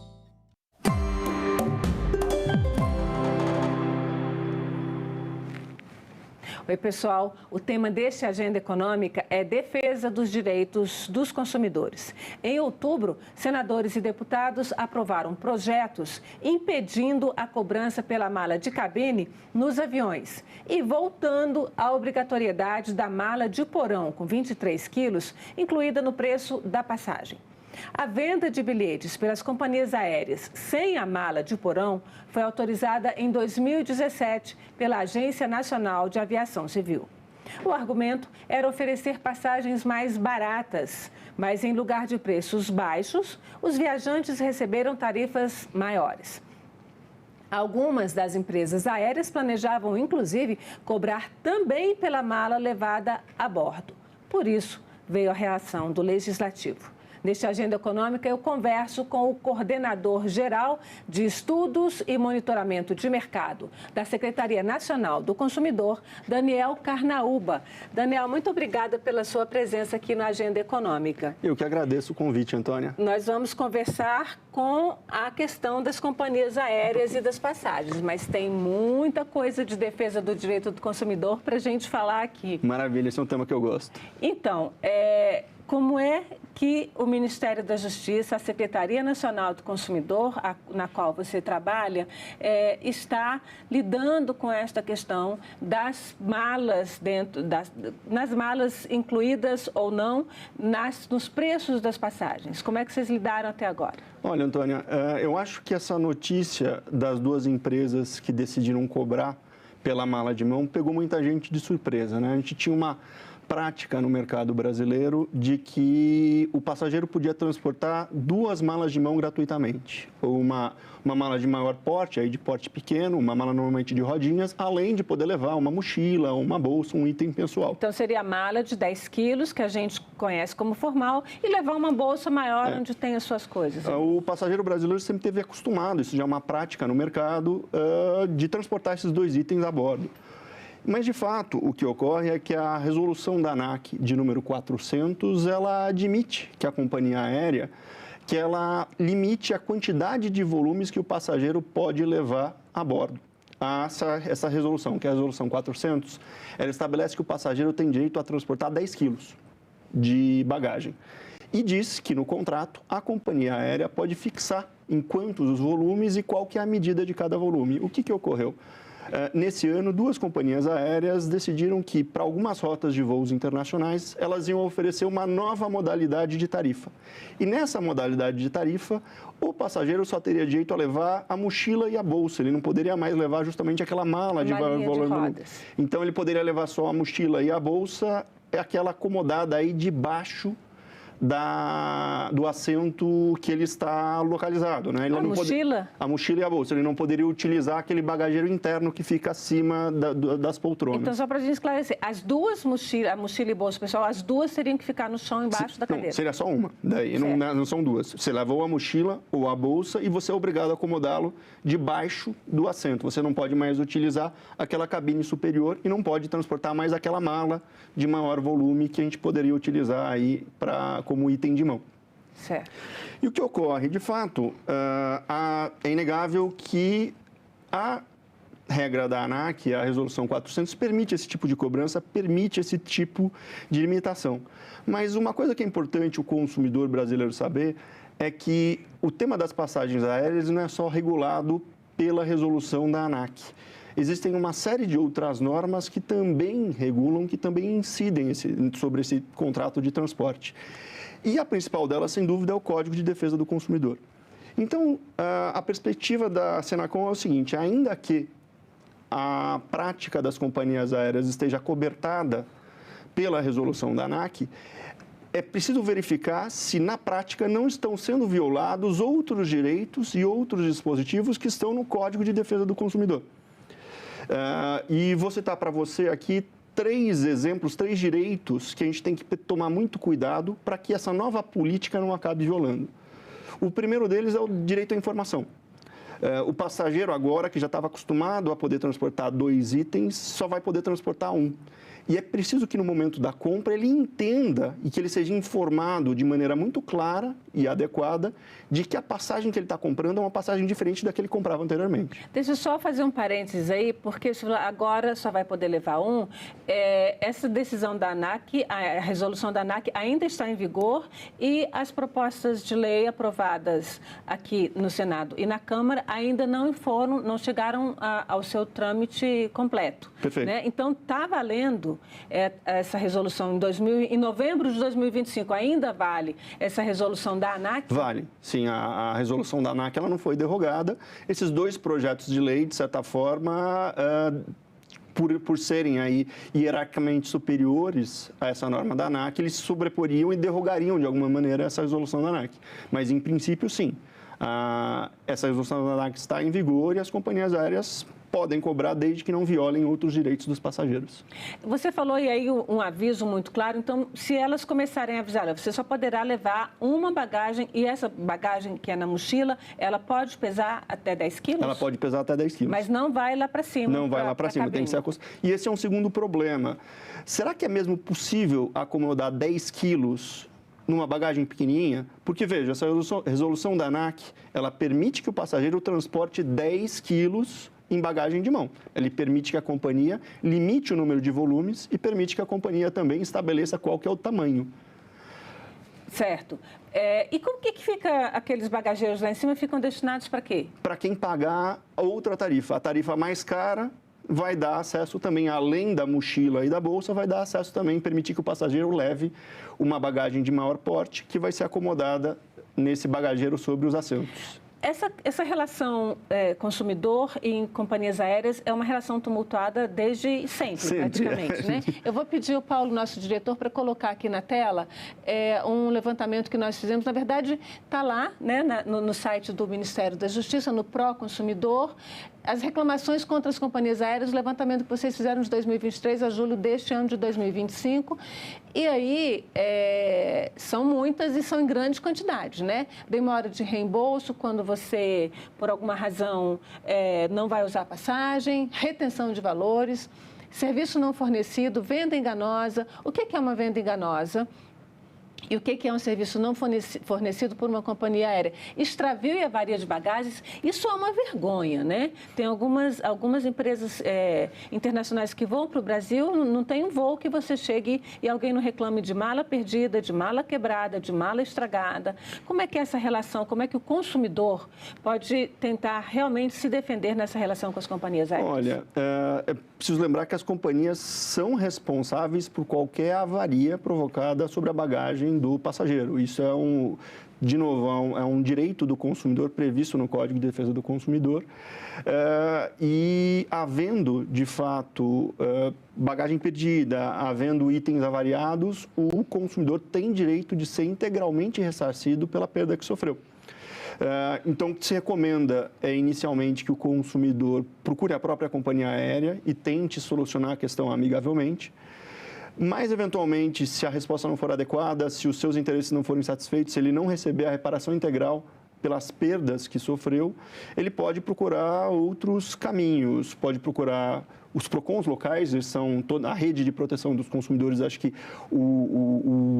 a instituição que está sempre mais próxima do consumidor é o PROCON da sua cidade, pode procurar, eventualmente, as defensorias públicas e nós, da Senacom, nós criamos, inclusive, um canal para tentativa de resolução de conflitos, que é o consumidor.gov.br.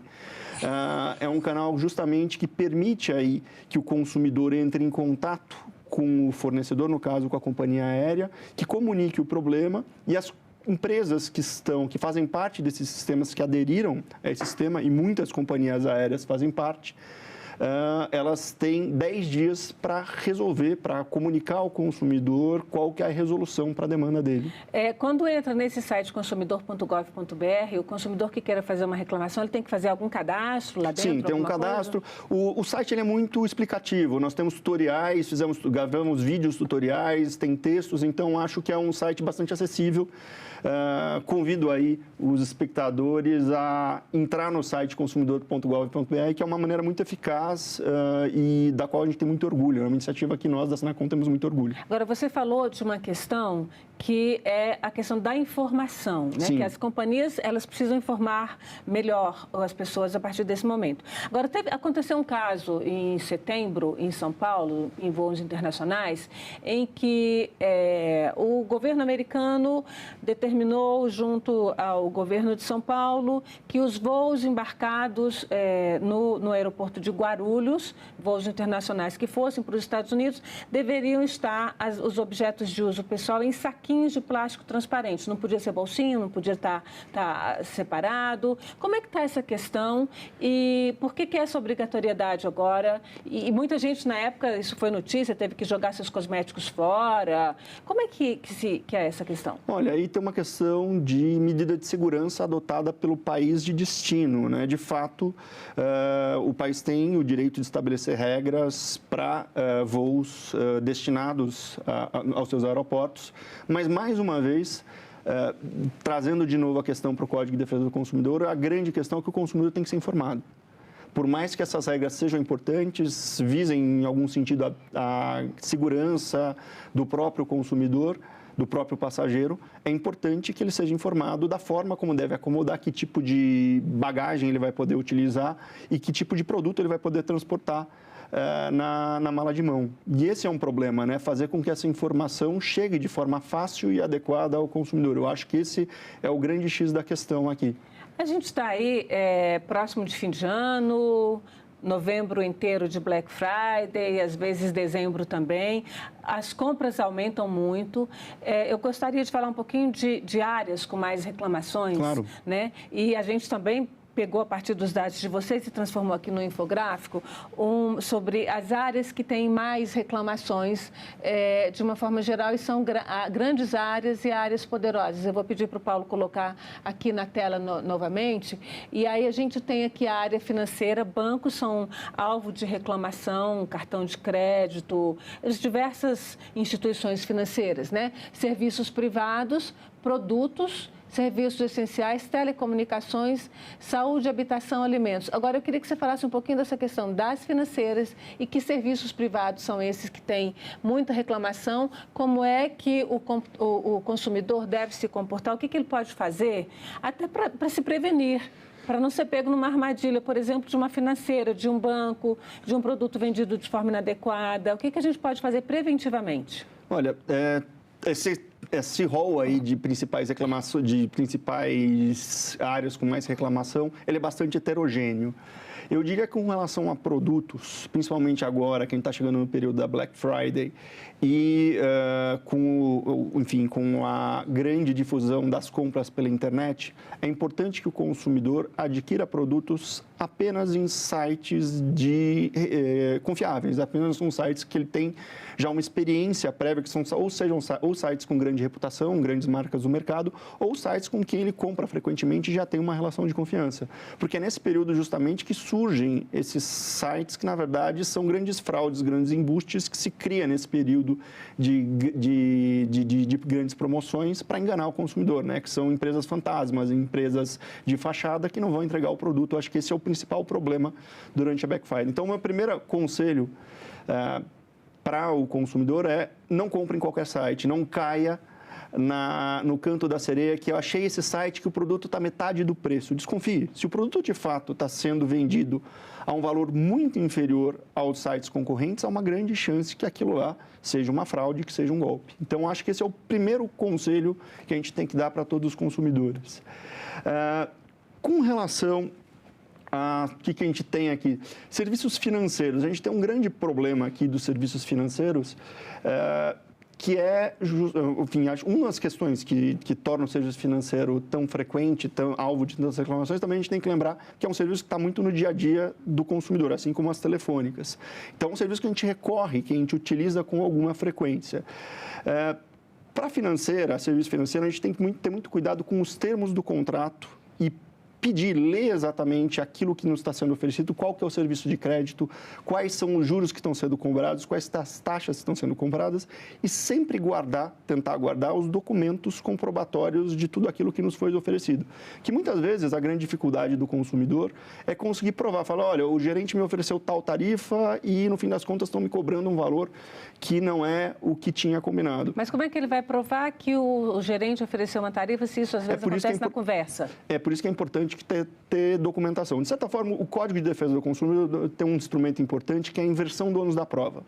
Ele permite que o juiz, no caso concreto, fale, olha, eu vou confiar no consumidor e é você, empresa, que vai ter que me provar que o que ele está falando não é verdade. Mas isso depende de o consumidor individualmente entrar na justiça, em um processo exatamente. Na justiça contra a empresa. Mas a melhor forma de se precaver, justamente para evitar um litígio, é ter a documentação e se precaver, juntar todas as comprovações, todos os documentos comprovando a oferta que lhe foi oferecida. esse eu acho que é a maneira mais segura da gente evitar problema mais para frente, de evitar depois ser cobrado por um valor que a gente não estava esperando ou ser cobrado por um valor que não tinha sido combinado. Isso aí no caso de um banco, por exemplo, né? Mas no caso de uma companhia telefônica, onde você tem lá são contratos por adesão, você não pode modificar as regras daquele contrato. De fato. E isso já dificulta muito a vida da pessoa, né? E aí ele promete te entregar 500 gigabytes, não sei quantos megabytes de internet e você faz a medição lá e ele não entrega 10, 20% dessa potência de internet, por exemplo. Como é que a gente pode fazer sobre isso? O que a gente pode fazer? Olha, de novo, a regulação aplicável a serviços de internet estabelece de maneira muito clara que aquele valor que foi contratado deve ser de fato entregue. Se o consumidor de fato notar que a franquia, enfim, que a quantidade de gigabytes prometida não está correspondendo àquilo que está sendo fornecido, mais uma vez ele deve procurar, primeiro, procura a companhia, tenta resolver diretamente com a própria empresa, e se tiver dificuldade, procurar os canais de proteção do consumidor existente. Mais uma vez, o PROCON, o consumidor.gov.br, eventualmente as defensorias públicas têm uma atuação mais presente na defesa do consumidor.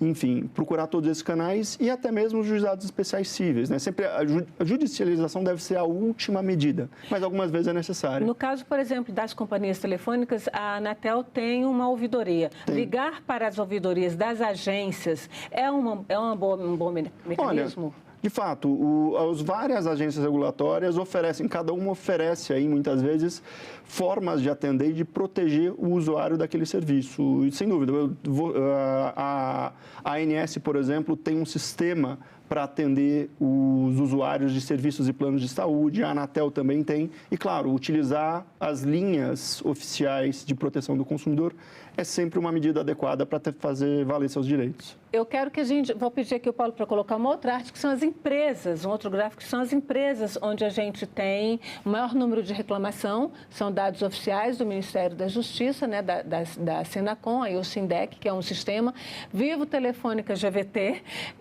Claro, Embratel, quer dizer, essas são as empresas nominadas que estão lá com mais reclamações. BMG, que é banco, Bradesco, Sabesp, né, que é a Companhia de Saneamento Básico de São Paulo, a companhia de saneamento do maior estado do país, da maior cidade do país, e Itaú também, um outro banco. Como é que a gente faz, por exemplo, você liga numa companhia dessas como Vivo, Telefônica e outras, e aí você cai lá numa ligação, num buraco negro, né? Porque é uma máquina lá do outro lado, diz que digite tal. Se você tem isso, digite tal. E você pode ter uma opção que não está lá entre os digitáveis e você não consegue falar com o ser humano. Você fica perdido no meio daquele menu. No looping. Olha, esse é um problema que nós da Senacom já notamos e que estamos pensando justamente numa maneira de atender melhor o consumidor. Nós temos hoje em dia um decreto que regulamenta os serviços de atendimento ao consumidor, o famoso SACS.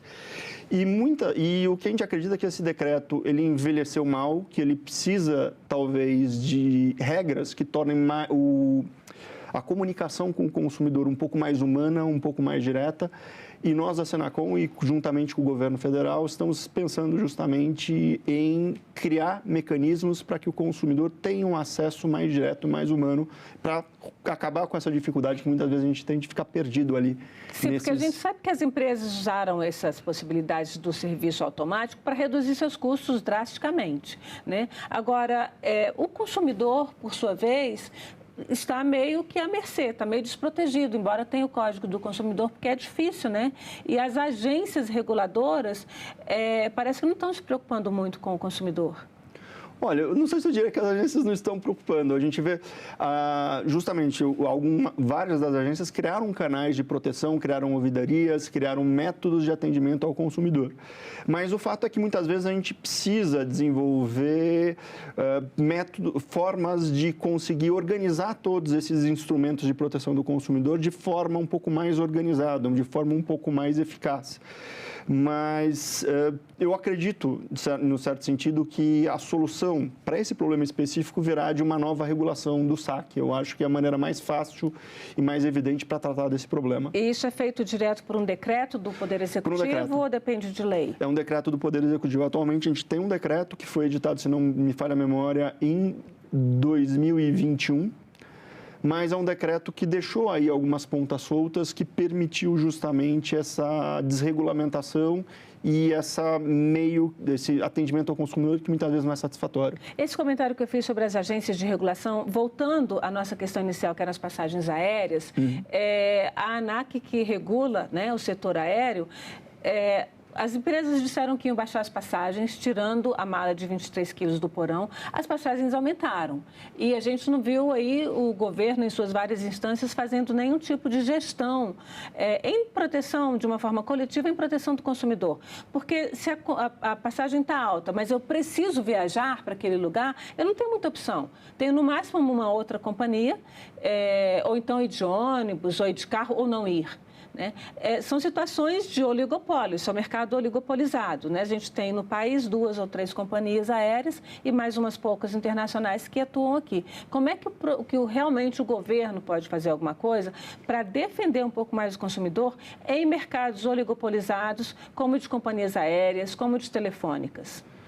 Olha, eu acho que por meio da regulamentação, nesse tipo de mercado que, de fato, a gente tem hoje, o mercado de transporte aéreo brasileiro atendido por 3 grandes companhias e outras menores.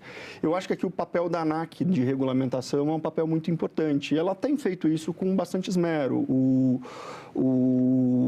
O regulamento 400 da ANAC é um regulamento que foi elaborado com base, tendo aí por base as principais normas de regulamentação internacional. Ele atende a padrões internacionais de referência.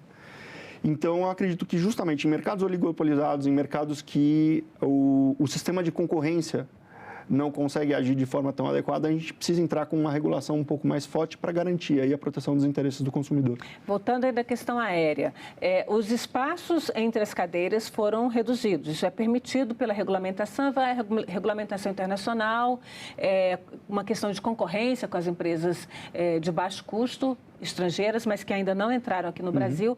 Como é que num espaço pequenininho, voltando à questão das bagagens, você ainda vai colocar uma bagagem lá embaixo da outra cadeira, que seria para onde você colocaria os pés, um homem de 1,80 m não vai conseguir entrar naquele espaço ali. Não, concordo. Esse é um problema. E aí eu volto para aquela minha afirmação inicial que eu falei, que falamos, que ainda que a regulação da ANAC permita a redução do...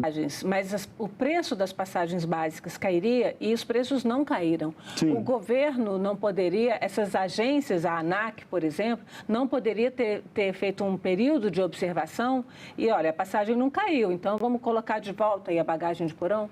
Olha, eu acho que essa análise está sendo feita. A ANAC reavalia constantemente. Eu não sou da ANAC, eu sou da Senacom, mas a ANAC tem um pessoal que avalia as condições de mercado e avalia o valor das tarifas. Esses dados, inclusive, estão públicos no próprio site da ANAC. Mas, enfim, não é só a ANAC. Eu acho que a resposta que está vindo agora do Parlamento também é uma outra maneira de lidar, de regular esse tipo de contrato, né? O contrato de transporte aéreo. E, eventualmente, aí a gente vai ter, se essas 2 projetos de lei que já passaram pelo Senado e pela Câmara forem, de fato... Econômica até aqui. Você pode ver este programa no site senado.leg.br/TV ou no canal da TV Senado no YouTube. Aliás, todas as agendas estão lá.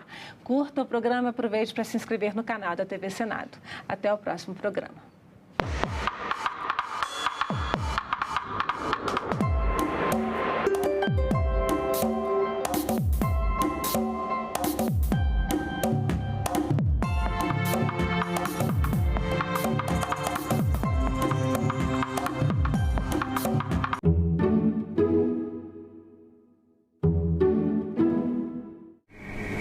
Quando e por que taparam o Rio Carioca? Por que alguém quis um dia se esquecer dele? Por que alguém quer agora se lembrar dele? A Bossa Nova não tapou o Rio Carioca. O final da Copa de 50 no Maraca não tapou o Rio Carioca. O Rio de Janeiro tapou o Rio Carioca. Senadoc, neste sábado, 21h, aqui na TV Senado.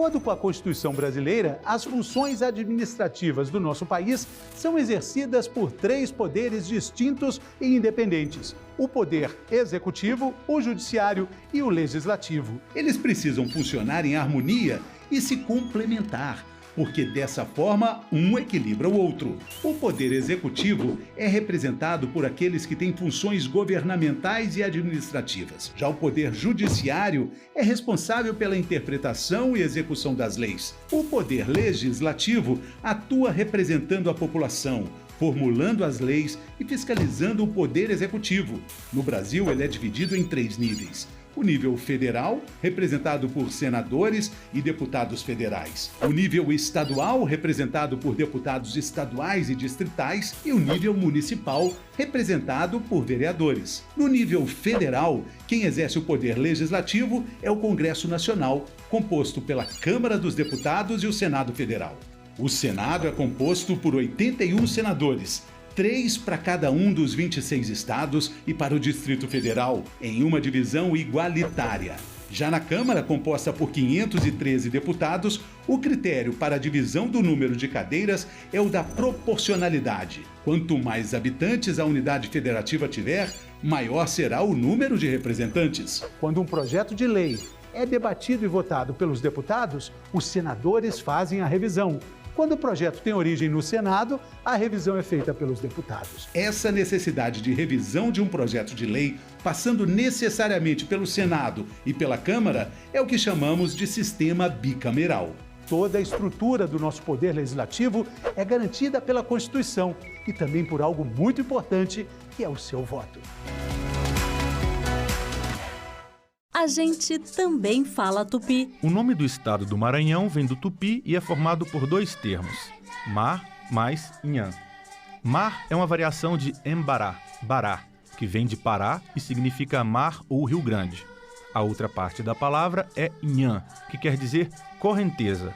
Então Maranhão virou Maranhão, que tem na origem o significado de mar grande ou mar que corre. A gente também fala tupi. Acomodado, descompromissada, desinteressada. Você não vai dar em nada. No Brasil, são quase 9 milhões de jovens fora do mundo do trabalho, a maioria mulheres. Faça parte do Pacto Nacional pela Inclusão Produtiva das Juventudes. Responsável, curiosa, criativa, persistente. Conecte sua organização com mais jovens.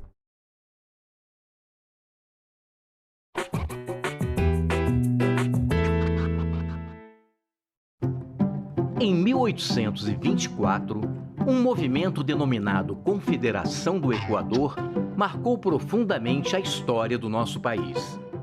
Algumas províncias do então chamado Norte Brasileiro, lideradas por Pernambuco, queriam instalar no Brasil o federalismo, um sistema político inspirado no modelo adotado pelos Estados Unidos, no qual cada estado ou província tinha autonomia para escolher seus próprios governantes. E, claro, pagar menos impostos para o império.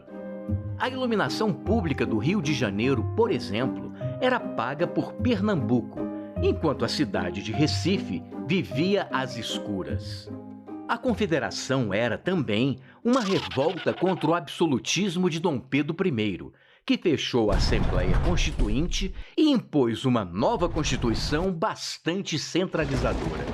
A reação do imperador ao movimento foi enérgica. Espalhou na imprensa carioca que as províncias queriam se separar do Brasil e mandou tropas para massacrar os rebeldes.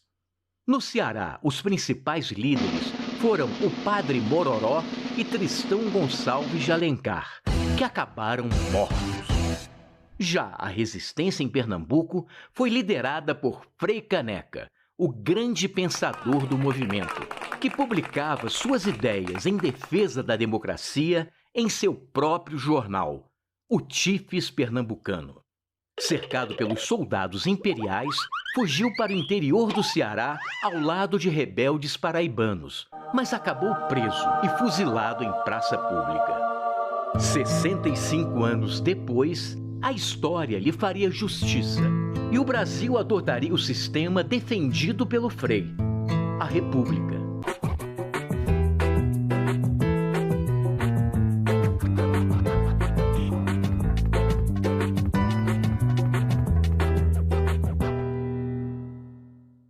No próximo assunto de Estado, vamos falar sobre a BR-364, saúde, agricultura, entre outros temas. E o nosso convidado é o senador Sérgio Petecão, do PSD do Acre. Não percam. O café. Tem crescido muito esse produto, a plantação de café no nosso estado. Isso é fantástico, porque nós não tínhamos, não faz parte da cultura do acreano. Assunto de Estado. Hoje, 8h, aqui na TV Senado. Declaro aberta a sessão solene. Sim, não existe parlamento, não existe democracia. O governo via todos como se fosse comunista. A fila não para de crescer para a passagem da revista lá na esplanada dos ministérios. Deve ser sempre lembrado o que foi dito por Ulisses Guimarães. Traidor da Constituição é traidor da pátria. Eu não disse não, quem fala? Eu disse Ariano Suassuna.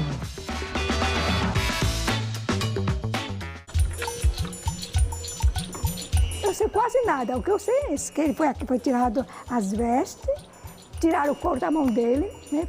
Achado que, tirando o couro da mão dele, ele deixaram de ser sacerdote. Mas ele morreu sacerdote. A participação de Caneca em 17, ela normalmente é colocada como secundária. Frei Caneca continua, inclusive em Pernambuco, sendo até hoje um ilustre desconhecido, né? Mesmo os pernambucanos ainda não deram a relevância, né, que Frei Caneca tem como figura política e figura revolucionária. Frei Caneca foi apagado. O esforço é, já que a gente não pode esvaziá-lo, vamos esquecer, porque o esquecimento é pior do que a morte, porque se a gente, a pessoa quando morre, você leva a saudade dessa pessoa, mas aquele que foi esquecido, ele nunca existiu. Não restou retrato fidedigno dele, é um desses heróis brasileiros sem rosto.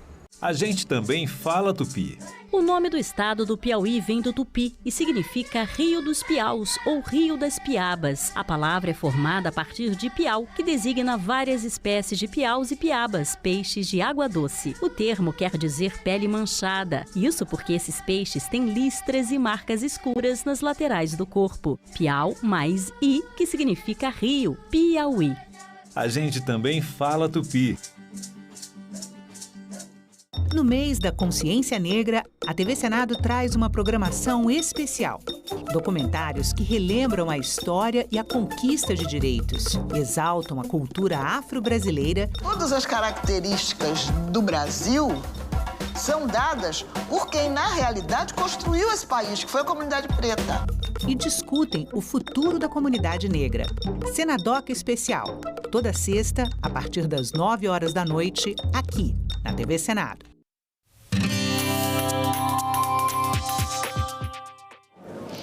Olá, eu sou a Carla Benevides e está começando mais um programa Argumento.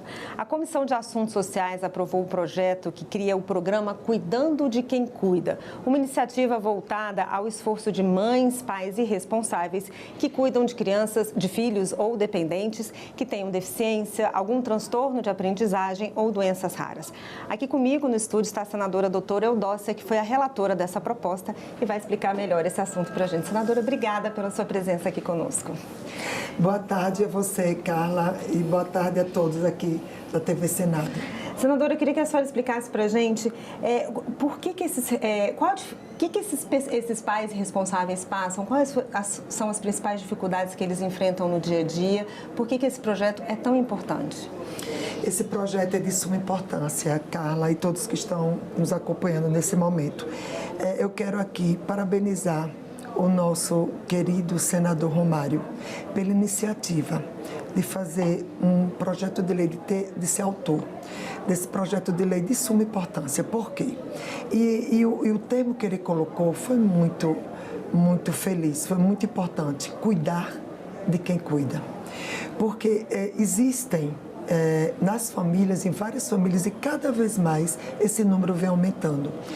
crianças e adolescentes e adultos jovens, as crianças que se tornam adultos jovens, elas têm transtorno do desenvolvimento, são crianças que têm algum tipo de deficiência e nós chamamos de pacientes atípicos. Então, pais de crianças ou adolescentes ou adultos jovens atípicos. Então, o que acontece com esse seio familiar? Os pais, na maioria, as mães, mas os pais também são envolvidos, os avós ou qualquer responsável, eles se dedicam integralmente a esses pacientes. Então, o que acontece? Diminui o tempo para esse cuidador, então diminui a autoestima, não tem tempo para trabalhar. Então essa pessoa, ela se sente invisível, ela se sente desvalorizada. E aí começa a vir o cansaço físico, o cansaço mental, a questão do emocional, que mexe muito com essas pessoas, do psicológico, também a parte psicológica que é muito importante. E essas pessoas também não podem trabalhar, como eu acabei de dizer. Então elas começam a se sentir, de uma certa forma, inúteis. Então, esse projeto veio para levantar essas pessoas no seguinte sentido, de valorizá-las e torná-las visíveis, que infelizmente, na maioria das vezes essas pessoas são invisíveis. Só que esse projeto veio fazer exatamente o inverso. Dizer, olha, eu estou aqui, eu vou criar uma rede de apoio para você mãe, para você pai, para você avó, ou o responsável que cuida desses pacientes, dessas crianças e de adolescentes, como eu já falei. Então, esse projeto veio fazer isso, cuidar de quem está cuidando. E quem ganha com isso? Além do cuidador, a própria criança que está sendo cuidada. Porque ela vai ter mais amor da mãe, do pai que está cuidando, porque essa mãe, esse pai está se sentindo mais valorizado, está tendo uma rede de apoio, está tendo tratamento psicológico, inclusive até terapêutico também, com a parte de psiquiatria.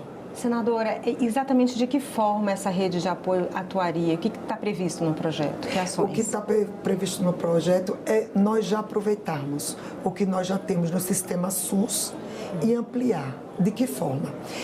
Essas mães, esses cuidadores, eu falo mães porque 81% dos cuidadores são mães e 55% dessas mães se sentem, como eu acabei de dizer, desvalorizadas, cansadas, estressadas, que é super natural que isso aconteça, óbvio, se dedicam totalmente a essa causa.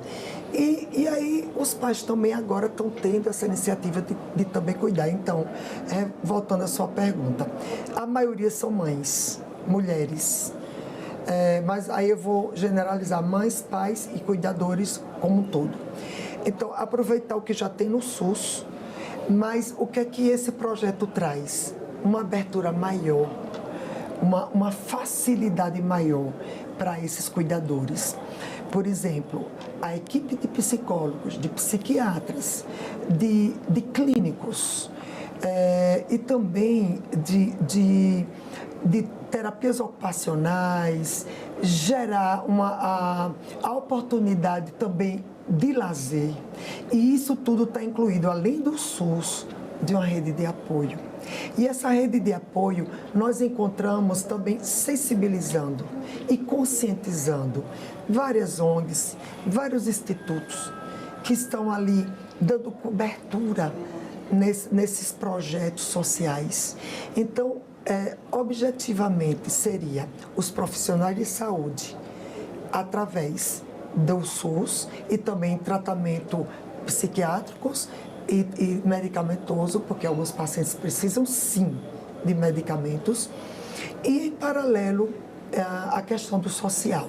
E quando eu falo de social, também tem a questão do governo municipal e estadual e também do federal. Mas por que eu boto municipal e estadual? Porque as coisas acontecem no município e nos estados.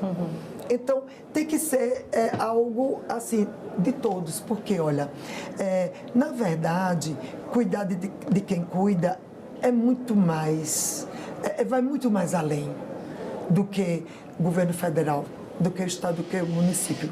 É todo um conjunto.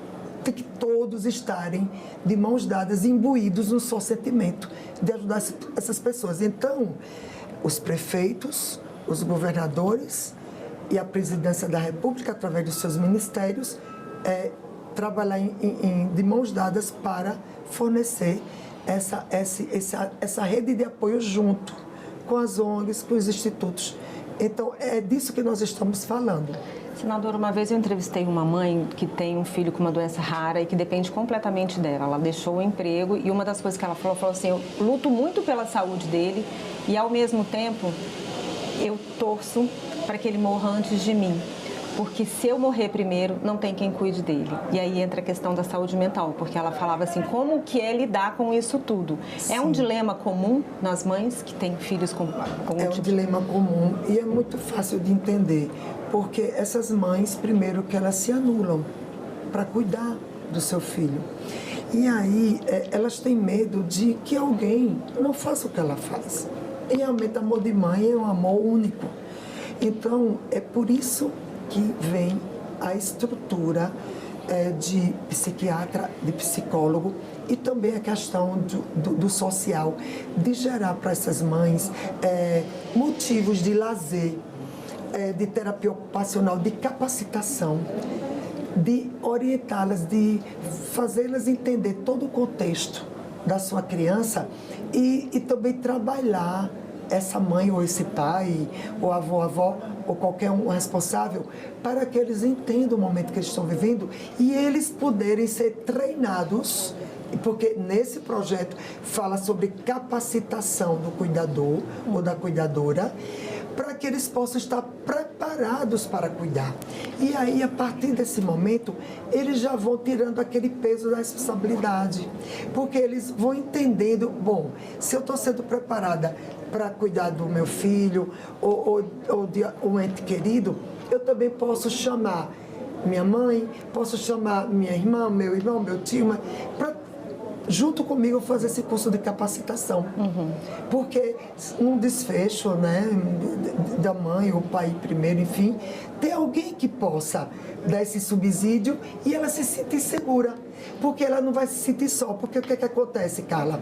A maioria dessas mães, desses cuidadores, se sentem solitários. A maioria. E esse projeto visa isso. Eles, mães, pais, enfim, não se sentirem só. Porque cuidar não se trata de solidão. Cuidar tem que ser dividido por todos. E quando eu falo todos, não só são os entes familiares. É União, Estado e município. Tem que estar lado a lado desses cuidadores. Algum impacto orçamentário relevante? Sempre tem, não é? Porque se a gente está falando aqui, que eu queria até enfatizar um detalhe, nesse projeto fala dessas mães também, lógico que é caso a caso, desses cuidadores serem atendidos em domicílio, receber atendimento especializado em domicílio. E óbvio que isso gera custo. Mas o custo que poderá aumentar e que com certeza aumentará, vai ter algum grau de impacto orçamentário. Mas e a compensação? De você ver mães mais felizes, pais com autoestima elevada, cuidando melhor dos seus filhos, capacitados, estando bem na sociedade, se engajando na área social, tendo o seu lazer, diminuindo o seu estresse. Então, com isso, vai ter menos adoecimento, porque pesquisas foram feitas mostrando que a maioria desses cuidadores adoecem mais rápido, não só da questão emocional e psicológica, mas do corpo físico como um todo. Por quê? A dor emocional e psicológica leva às doenças do corpo. São as doenças que a gente chama psicossomáticas. Então, mesmo que esse impacto orçamentário, mesmo que tenhamos, que com certeza teremos esse impacto, mas a gente vai reverter em qualidade de vida para esses pacientes. Então, vai ser algo tão nobre que vai compensar, porque vai ter menos adoecimento. Então, isso vai impactar em menos despesa para o SUS. Senadora, só para a gente finalizar, como é que está a tramitação da proposta? A tramitação está o seguinte, Carla, ele veio da Comissão de Direitos Humanos, foi aprovado lá, foi aprovado na CAS. Como na CAS ele é terminativo, então ele já vai direto para a Câmara dos Deputados. Senadora, obrigada pela sua presença, parabéns pela relatoria e volte sempre. Muito obrigada. E eu agradeço a você também que nos assistiu. Se você quiser rever essa entrevista, é só entrar no nosso site, senado.leg.br/tv ou acessar o nosso canal no YouTube. Obrigada pela sua companhia e até o próximo argumento.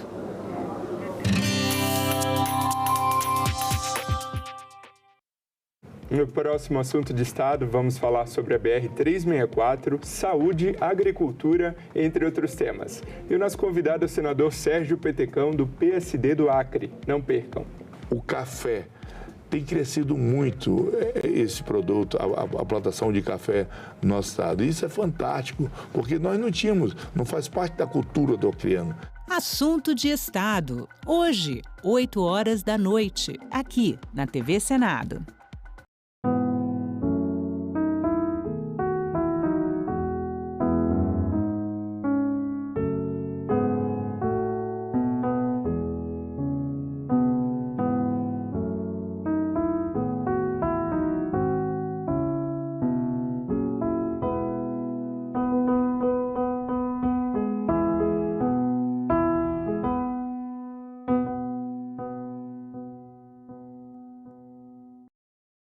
Agora é lei. A reforma tributária promete simplificar o pagamento de impostos no Brasil.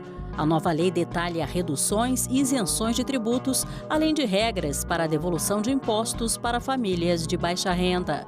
O mecanismo de devolução deverá valer para contas de energia, água, saneamento, gás e telefonia, e as mudanças serão implementadas de forma gradativa.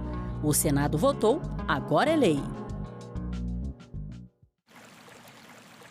A história do setor saneamento no Brasil, que é lastimável, ela é absolutamente visível nos rios.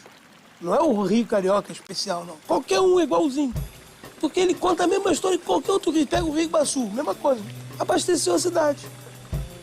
Aí virou uma cloaca. Ah, não dá mais para tratar. Então, vamos pegar água lá longe. Agora pegamos no Guandu. Tá todo poluído. Qualquer dia vamos pegar água no Amazonas. O ator principal dessa novela é esgoto, que é que mata os rios. Metade dos lares brasileiros não tem rede. Aí vem, mas tem fossa. Mas fossa não entope. Quando enche, ela cai na água pluvial. E a água pluvial cai no Rio Carioca. E todos os rios. Por isso que o Rio Carioca morreu logo.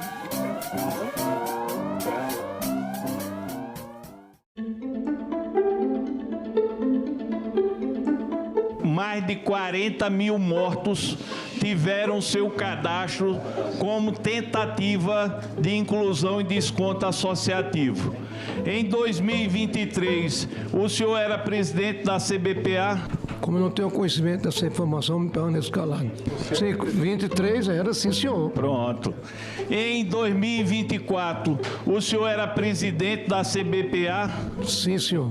Vocês tentaram colocar 40 mil mortos em descontos associativos. Eu pergunto, de quem é a responsabilidade por essa falcatrua? É do presidente da CBPA ou a quem o senhor delegou poderes para fazer isso? Eu permaneço em silêncio, senhor. Em 4 oportunidades, o depoente, na qualidade de testemunha nesta casa, faltou com a verdade, fez afirmação falsa ou calou a verdade. E por conta disso, senhor presidente, solicito a Vossa Excelência que o depoente seja preso em flagrante por infringência ao artigo 342 do Código Penal brasileiro. Diante da exposto do exposto, a comissão, com fundamento no artigo 58, parágrafo 3º da Constituição Federal, determina a prisão em flagrante do senhor Abraão Lincoln Ferreira da Cruz pelo crime próprio de falso testemunho, que trata o inciso 2 do artigo 4º da Lei 1579 de 1952. Em nome dos aposentados, quase 240 mil que a CBPA enganou, o senhor Abraão Lincoln Ferreira da Cruz, o senhor está preso. Determino que a Secretaria de Polícia adotem as providências com relação à determinação de prisão dessa presidência.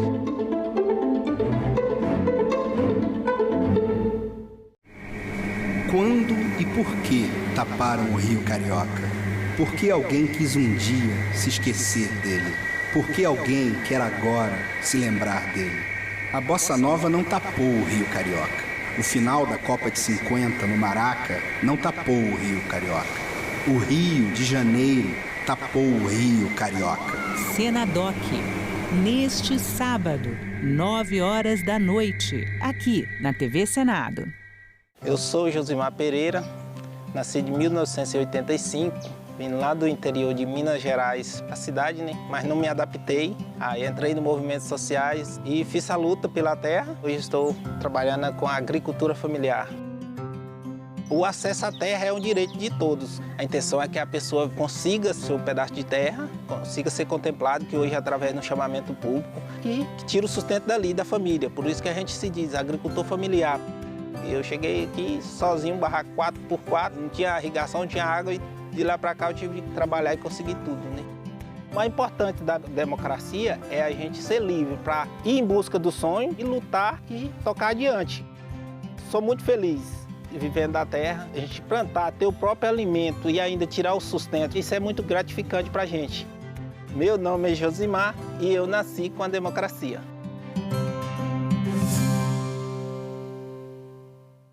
O mundo cabe dentro de um museu. É só entrar e deixar a curiosidade te guiar.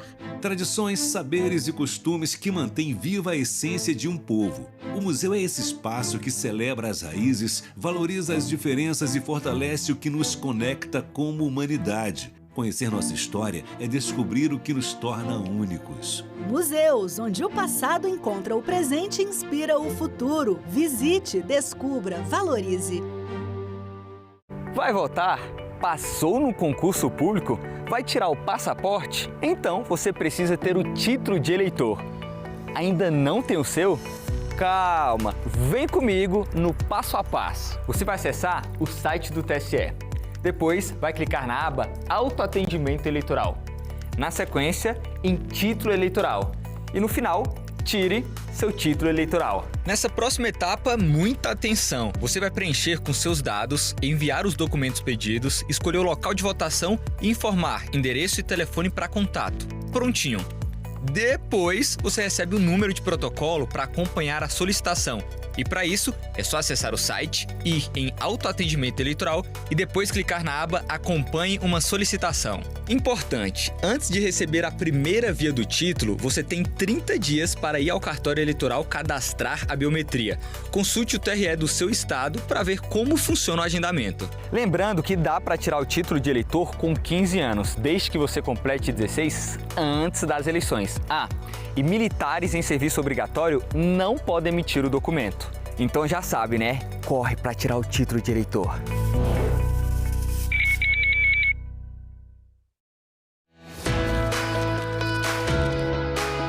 O Congresso Nacional é o órgão que representa o povo brasileiro, que elabora leis, que fiscaliza as ações do Poder Executivo.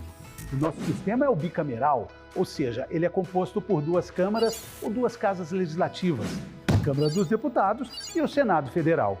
Um projeto de lei que começa aprovado pela Câmara é sempre revisado pelo Senado.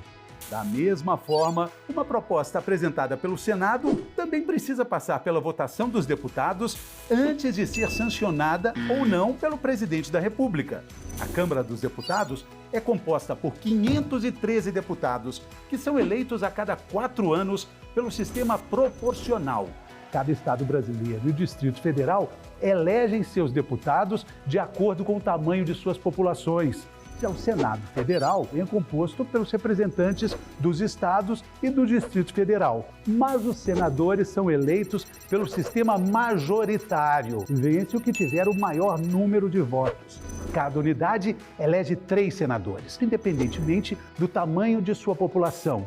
Isso garante uma representação mais equilibrada entre os diferentes estados e as diferentes regiões do Brasil. As 2 casas também possuem uma série de atribuições que são exclusivas. Por exemplo, os deputados podem autorizar, com a aprovação de 2/3 de seus membros, o início de um processo de impeachment contra o presidente da República. Mas são os senadores que julgam se o presidente sofrerá ou não o impeachment.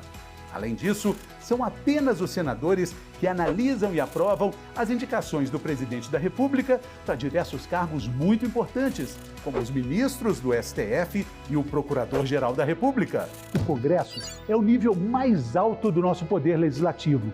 Escolha bem os seus representantes.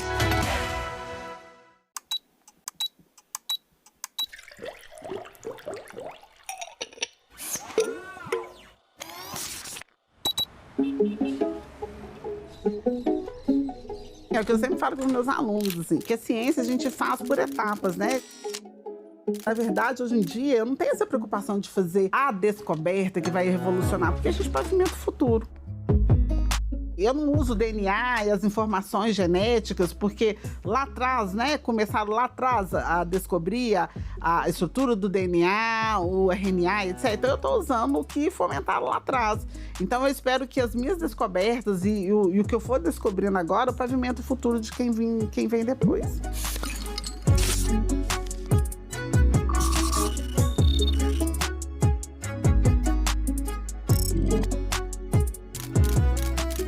Para quem não conhece o câncer de ovário, é uma doença extremamente silenciosa, insidiosa. A maioria das mulheres vão a óbito, assim, muito rápido, porque elas respondem mal ao tratamento da platina. Como ele é muito silencioso, a mulher só descobre em estado muito avançado, é quando já não tem jeito mesmo, porque é uma doença que ela vai crescendo e a mulher não vai percebendo, porque vai se confundindo com outros sintomas, sabe? Então, quando descobre, tem uma massa gigantesca, metastática, e que as possibilidades terapêuticas são ruins. Para você ter ideia da gravidade da doença, a nossa casuística começar a coletar em 2008, infelizmente, todas as mulheres já vieram a óbito. Então, a gente precisava realmente trabalhar com isso. Por a gente entender que era muito necessário dar a essas mulheres mais tempo, né? Elas são mães, elas têm filhos, elas precisam viver, elas querem se formar, querem viver outras coisas. Aí, quando você pensa em mulheres, né? Você tem uma empatia pelo seu gênero, né? Para você pensar que a gente tem que ajudar um tumor que está com poucas possibilidades terapêuticas, né? Posso começar, assim, da Luciana criança? Porque eu sei que eu sou cientista desde que eu era pequena.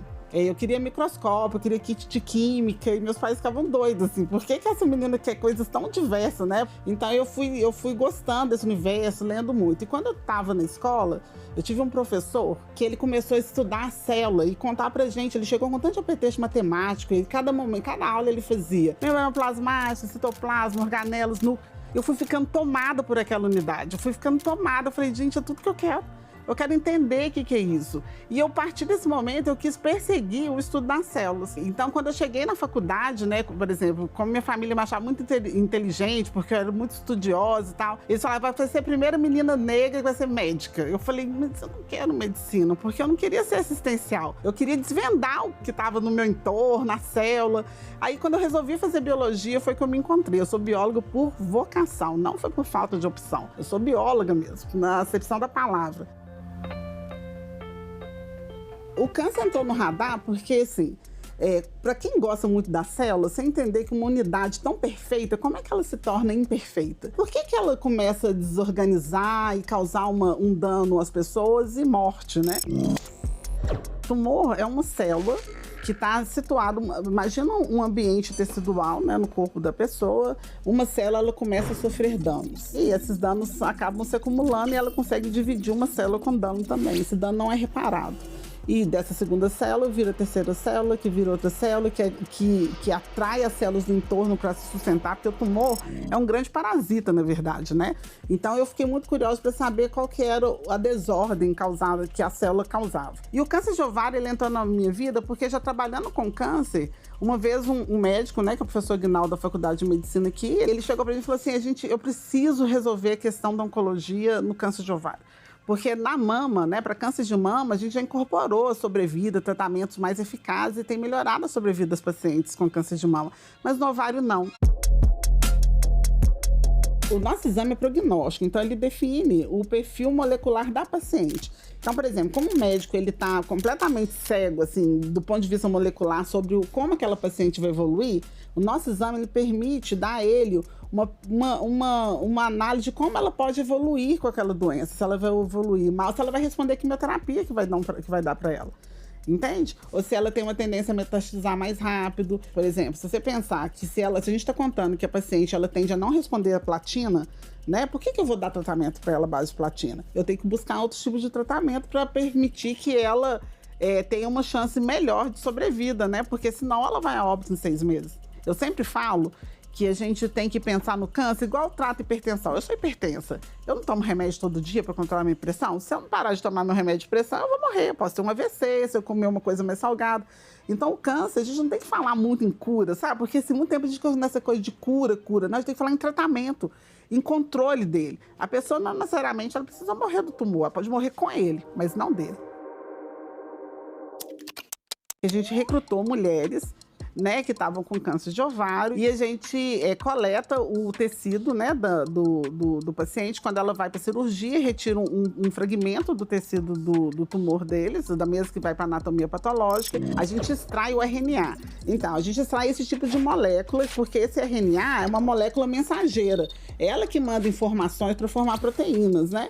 Então, esse RNA, quando ele está alterado, ele está sinalizando errado dentro da célula. Então, a gente pegou esse RNA e mediu o nível de expressão gênica. E a partir desses níveis de expressão desse gene, né, a gente correlacionou com os dados de sobrevida da paciente, epidemiológicos, e a gente submeteu isso à análise de inteligência artificial.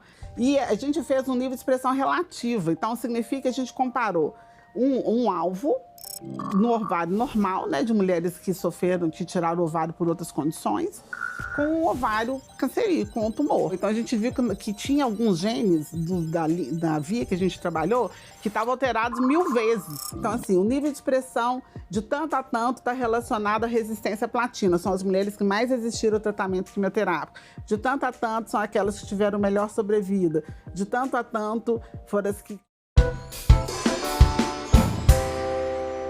Em atendimento aos requerimentos número 381 de 2025, de autoria desta presidência e de outros senadores, aprovado pelo plenário do Senado Federal.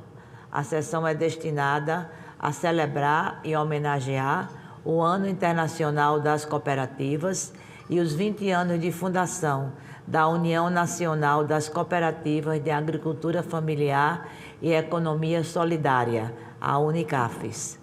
Convido para compor a mesa desta sessão especial os seguintes convidados e convidada. Senhora Fátima Torres, presidenta da União Nacional das Cooperativas de Agricultura Familiar e Economia Solidária, Unicafes.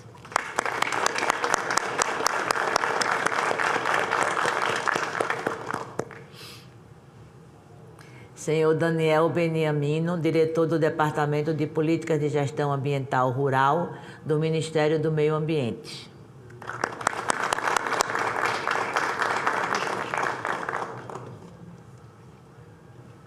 Tudo bem, Fátima? Senhor Fernando Zamban, diretor do Departamento de Parcerias e Fomento do Ministério do Trabalho e Emprego. Eita, foi aí, Senhor Vanderlei Ziger, secretário nacional de Agricultura Familiar e Agroecologia do Ministério do Desenvolvimento Agrário e Agricultura Familiar e presidente da Unicafes no período de 2017 a 2023.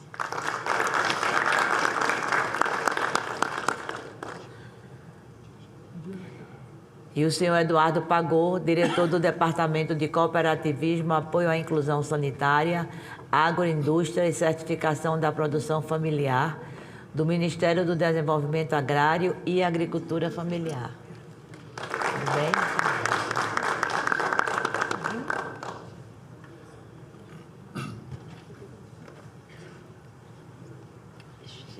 Esse é o que está estacionando? É, ele disse que ele está acabando de subir, senhor.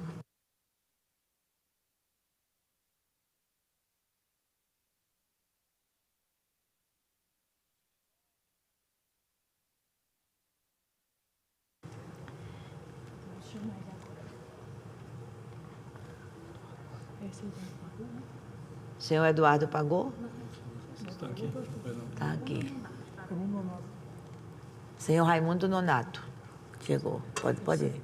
Senhor Raimundo Nonato, diretor do Departamento de Aquisição de Alimentos do Ministério do Desenvolvimento e Assistência Social, Família e Combate à Fome. Estávamos só lhe esperando. Sejam todos muito bem-vindos, muito bem-vindas e convido a todos para, em posição de respeito, acompanharmos a execução do hino nacional.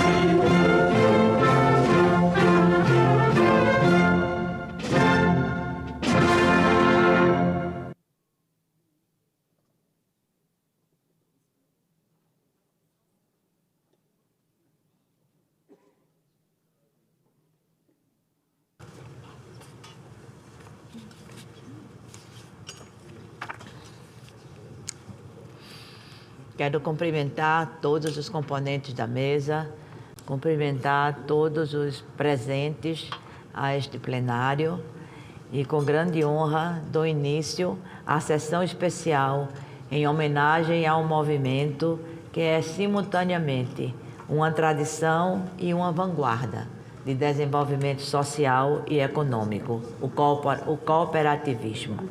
Em um mundo cada vez mais complexo e desigual, o modelo cooperativista, baseado em valores de ajuda mútua, responsabilidade, democracia, igualdade e solidariedade, emerge como uma resposta robusta e humana aos desafios contemporâneos.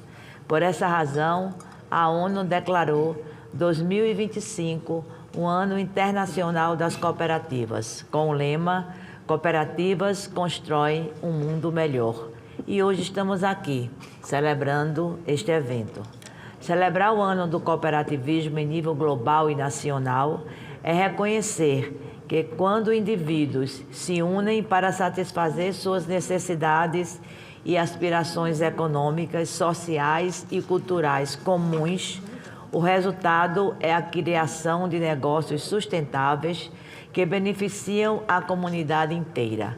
O Ano Internacional das Cooperativas tem por meta chamar a atenção para a relevância dessas organizações e para a necessidade de políticas públicas que apoiem seu funcionamento.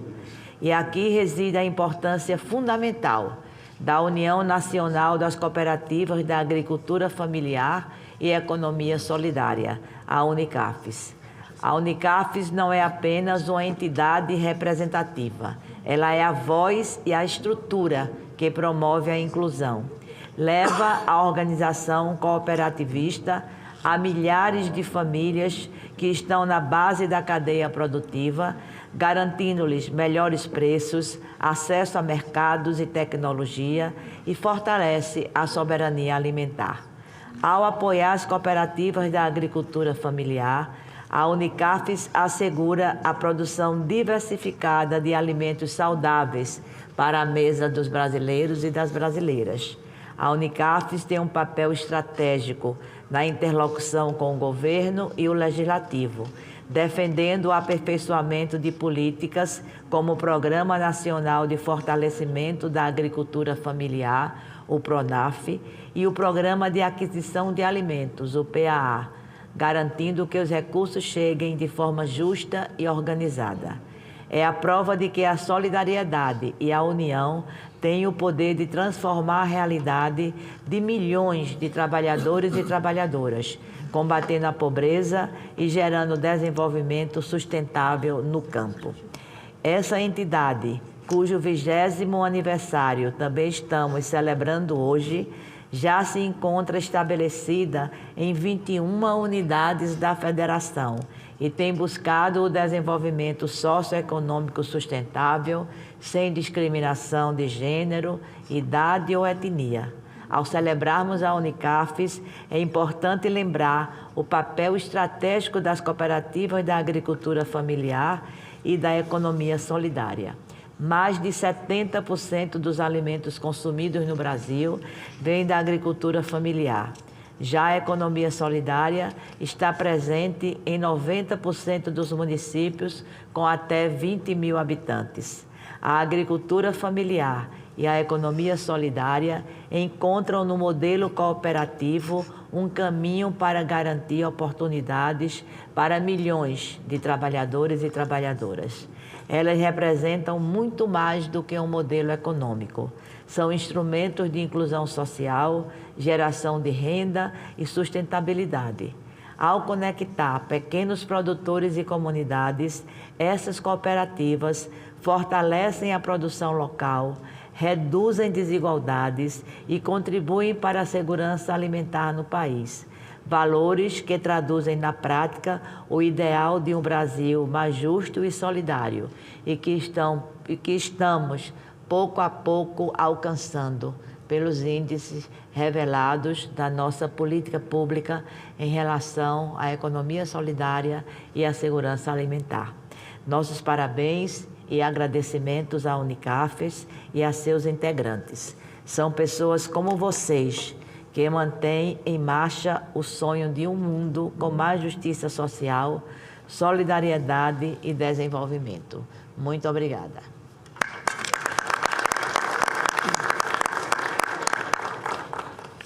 Aproveito para registrar a presença do senador Isalci Lucas. Eu estava falando, não quis interromper. Vou lhe passar a palavra logo. Obrigado. Viu? A quem passo a palavra, não é, para fazer sua saudação ao nosso evento. Em seguida, passarei a palavra para os membros da mesa. Senhora Presidente, senadora Tereza Leitão, cumprimento e parabenizo pela iniciativa dessa sessão especial. Cumprimento também o seu secretário nacional de Agricultura Familiar do Ministério do Desenvolvimento Agrário, Vanderlei Zija, o também diretor do Departamento de Política e Gestão Ambiental Rural do Ministério do Meio Ambiente, Daniel Beniamino, também o nosso diretor do Departamento de Cooperativismo, Apoio e Inclusão Sanitária do Ministério do Desenvolvimento Agrário, Eduardo Pagotto, diretor do Departamento de Parceria e Fomento do Ministério do Trabalho e Emprego, Fernando Zamban, também o diretor do Departamento de Aquisição de Alimentos do Ministério da Assistência Social, Família e Combate à Fome, Raimundo Nonato, e também a presidente da União Nacional das Cooperativas da Agricultura Familiar e Economia Solidária Nacional, Fátima Torres. Cumprimentar os demais convidados, todos os produtores da área rural, também que participam da cooperativa. Presidente, hoje o dia de todos nós brasileiros começou com o tradicional café da manhã. Alguns comeram um pão, um ovo, um copinho de leite, ou apenas beberam um café, um golinho de café. A verdade é que o Dia do Brasil só começa graças ao produtor rural. O Ano Internacional das Cooperativas, proclamado pela Organização das Nações Unidas, não é apenas uma homenagem simbólica, é o reconhecimento internacional de que o cooperativismo é uma das ferramentas mais eficazes de desenvolvimento humano, econômico e social. É a ONU dizendo ao mundo que a organização comunitária, a união de esforços e o trabalho compartilhado são caminhos seguros para construir sociedades mais justas, resilientes e sustentáveis. E ao celebrarmos essa data, celebramos também os 20 anos de fundação da União Nacional das Cooperativas da Agricultura Familiar e Economia Solidária, a Unicafes, entidade que carrega nas mãos e no coração a força do Brasil que produz, que persiste e que transforma realidades.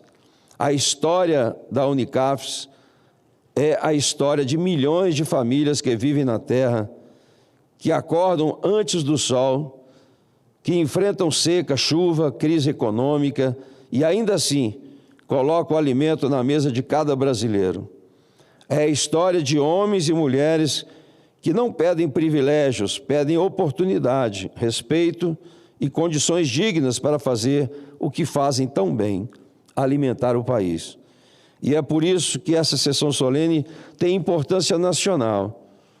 Em um mundo marcado por climas adversos, instabilidade geopolítica e insegurança alimentar crescente, as cooperativas surgem como garantia de futuro. Elas fortalecem cadeias produtivas, geram renda local, preservam culturas tradicionais, reduzem desigualdades e ampliam horizontes para os jovens e mulheres no campo. As cooperativas ensinam ao mundo uma lição simples e poderosa: ninguém prospera sozinho. Falo hoje não apenas sendo senador, mas também alguém que caminha pelo Distrito Federal e conhece de perto o valor da agricultura familiar, tendo visitado inúmeros núcleos rurais do DF, escutando suas lideranças, aprendido com seus desafios e participando de ações que reforçam o cooperativismo e a economia solidária. Em retorno, para apoiar nossos produtores, invisto em formação profissional, para jovens e adultos e mulheres, em cursos profissionalizantes, como marketing digital agora no campo, em aquisição de caminhões, tanques, piscicultura, tratores, patrulhas agrícolas e em projetos que fortalecem a agricultura familiar. Essas ações são o meu compromisso contínuo com quem produz neste país, porque apoiar quem produz é obrigação do Estado, é nosso dever com o Brasil e respeito com o trabalhador. Por isso, reconhecer a importância da Unicafes é reconhecer o coração do país. São mais de 1.500 cooperativas, quase 1 milhão de famílias agricultoras, todas unidas por uma mesma lógica, a lógica da solidariedade, da partilha do trabalho digno e do desenvolvimento sustentável. A existência da Unicafes prova ao mundo que é possível produzir riqueza com inclusão, gerar desenvolvimento sem destruir, crescer sem abandonar ninguém para trás. E neste ano internacional das cooperativas, o Brasil tem a oportunidade de ocupar um papel de liderança global. O cooperativismo brasileiro é forte, diverso e também inovador, e precisa ser impulsionado, valorizado e protegido. Se o cooperativismo floresce, o país prospera.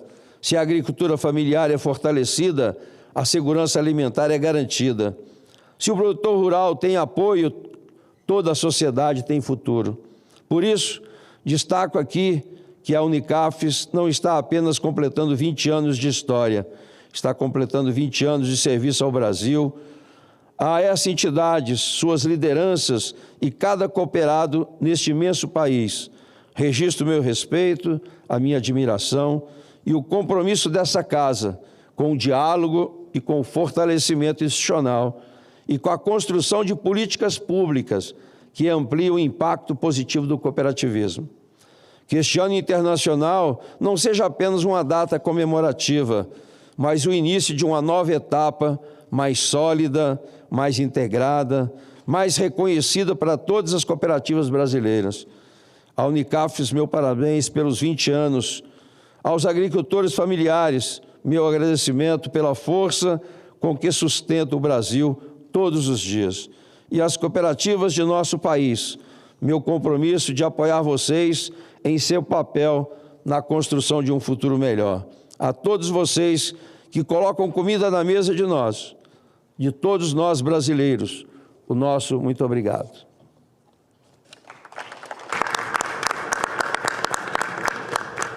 Muito obrigada, senador Exalci, pela sua presença, pelas suas palavras. Registro a presença das senhoras e senhores embaixadores, encarregados de negócios e representantes diplomáticos dos seguintes países: Haiti, República Dominicana e Zâmbia. E passo a palavra agora para a senhora Fátima Torres, presidente da União Nacional das Cooperativas da Agricultura Familiar e Economia Solidária, Unicafes.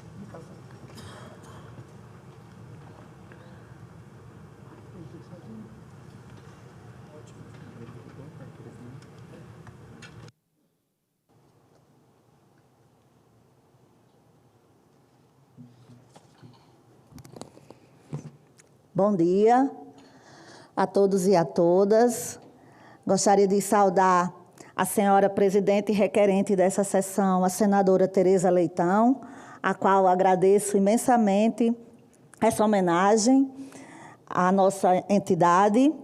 O senhor secretário nacional da Agricultura Familiar, Agroecologia do Ministério do Desenvolvimento Agrário, Vanderlei Ziger. O senhor diretor do Departamento de Política e Gestão Ambiental Rural do Ministério do Meio Ambiente e Mudanças Climáticas, Daniel Beniamino. O senhor diretor do Departamento de Cooperativismo e Inclusão Sanitária, do MDA, Eduardo Pagô. O senhor diretor do Departamento e Parceria de Fomento do Ministério do Trabalho e Emprego, Fernando Zamban. O senhor diretor de Aquisição de Alimento do Ministério do Desenvolvimento e Assistência Social, Familiar e Combate à Fome, Raimundo Nonato. Gostaria de saudar todos os agricultores e agricultoras a qual nós representamos, os dirigentes de cooperativa e todos os parceiros aqui presentes.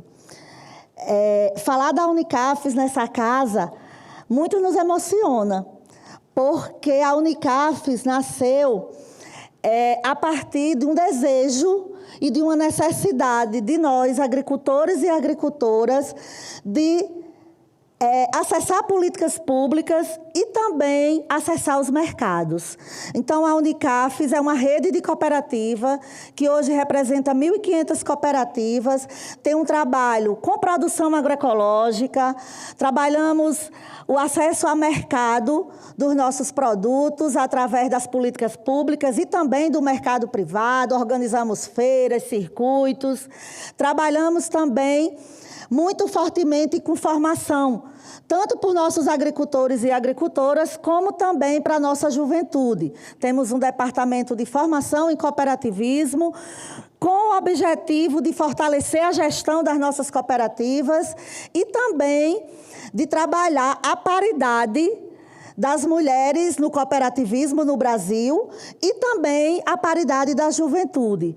Precisamos envolver cada vez mais o nosso jovem, tanto na atividade produtiva, como também na gestão e na organização de nossas cooperativas, porque é um desafio que nós do rural enfrentamos nesse Brasil, é como levar qualidade de vida, trabalho e dignidade para que a gente não perca nosso jovem do rural. A gente quer sim o nosso jovem na universidade, mas que ele volte para desenvolver as tecnologias, né, e também desenvolver os negócios cooperativos no meio rural. Para além de nós fazermos 20 anos, estamos comemorando também o Ano Internacional das Cooperativas, estamos se preparando, porque o próximo ano é o Ano Internacional das Mulheres Trabalhadoras Rurais. Queremos comemorar cada vez mais, com mais mulheres à frente das cooperativas, mais mulheres trabalhando com dignidade no campo. Uma das políticas públicas que a gente tem atuado muito forte é com os quintais produtivos, trabalhando a produção familiar dessas mulheres com a certificação orgânica e conectando a produção das nossas famílias com o mercado. Estar aqui comemorando 20 anos é muita alegria, porque é aqui que é votado, né, as políticas públicas, as leis, que vai chegar lá na ponta a cada agricultor e a cada agricultora. Então, eu gostaria de finalizar agradecendo aos senhores, né, a senhora que está presidindo essa sessão e os demais membros dessa casa, né, por essa homenagem, e dizer que a Unicaf segue firme na luta, na defesa e na busca de melhoria por políticas públicas e por melhoria de qualidade de vida dos nossos agricultores e agricultoras familiares em regime de economia solidária em todos os cantos desse Brasil. Muito obrigada.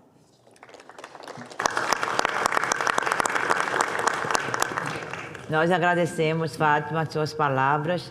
Eu fui, inclusive, a relatora do PA e nós tivemos um excelente debate aqui, sem sombra de dúvidas. Viu? Parabéns, mais uma vez. Concedo a palavra agora ao senhor Daniel Beniamino, diretor do Departamento de Políticas de Gestão Ambiental Rural do Ministério do Meio Ambiente. Já o saudando pelos resultados da COP30. Obrigado, senadora. Então, bom dia a todos. Presidente Tereza Leitão, cumprimento a todos na mesa, em nome da presidente da Unicafes, Fátima Torres. De fato, nós passamos por um momento de muito esforço coletivo, não foi único da parte do Ministério, todo o governo federal estava envolvido nesse processo e tivemos muitos avanços. E acho que uma etapa também dentro da COP teve também o espaço das cooperativas. E que eu me revolto ao texto preparado para garantir bem o que eu me preparei. Então, é com grande honra estar aqui no dia de hoje, representando o Ministério do Meio Ambiente e Mudança do Clima, a nossa secretária Edel Moraes e a nossa ministra Marina Silva, nesta Casa do Povo, para celebrar duas importantes comemorações, o Ano Internacional das Cooperativas e o marco de 20 anos de fundação da União Nacional das Cooperativas Agricultura Familiar e Economia Solidária. Saúdo de maneira especial a Unicafes, por sua história de luta, resistência e organização de um modelo de produção e de vida que é essencial para o futuro do nosso país e do nosso planeta. Nossa presença aqui, como Ministério do Meio Ambiente e Mudança do Clima, é reconhecer a agricultura familiar como responsável pela conservação ambiental e pelo equilíbrio climático no meio rural brasileiro. É preciso desmistificar a visão de que a conservação da natureza é uma atividade paralela ou um obstáculo à produção de alimentos. Pelo contrário, a agricultura familiar, os povos e comunidades tradicionais, com seus modos de vida e práticas tradicionais de cultivo, demonstram diariamente que é possível produzir com abundância alimentar a nação e, ao mesmo tempo, proteger a biodiversidade. São agricultores e agricultoras, quilombolas, indígenas, extrativistas, que vivem em territórios que são, por natureza, cooperativos, onde a ajuda mútua e a solidariedade são pilares da organização social e produtiva. São eles e elas que, com seus conhecimentos ancestrais, conservam as florestas, os rios, as nascentes e os demais recursos naturais. No coração desta relação harmoniosa entre produção e conservação está a agroecologia. A agroecologia não é apenas uma técnica, mas um modo de vida que une ciência, saberes tradicionais, cooperativismo e movimentos sociais. Um caminho traçado pela Unicafes que permite avançar em uma gestão da paisagem rural verdadeiramente sustentável. A prática da agroecologia, da agricultura familiar, promove a saúde do solo, sequestrando carbono da atmosfera, tema tão pautado agora durante a nossa COP30, combatendo as mudanças climáticas, aumenta a diversidade de espécies cultivadas, fortalecendo a segurança alimentar e nutricional, reduz a dependência de insumos externos e agrotóxicos, protegendo a saúde do agricultor e do consumidor. Ao celebrar os 20 anos da Unicafes, celebramos a resistência e a resiliência.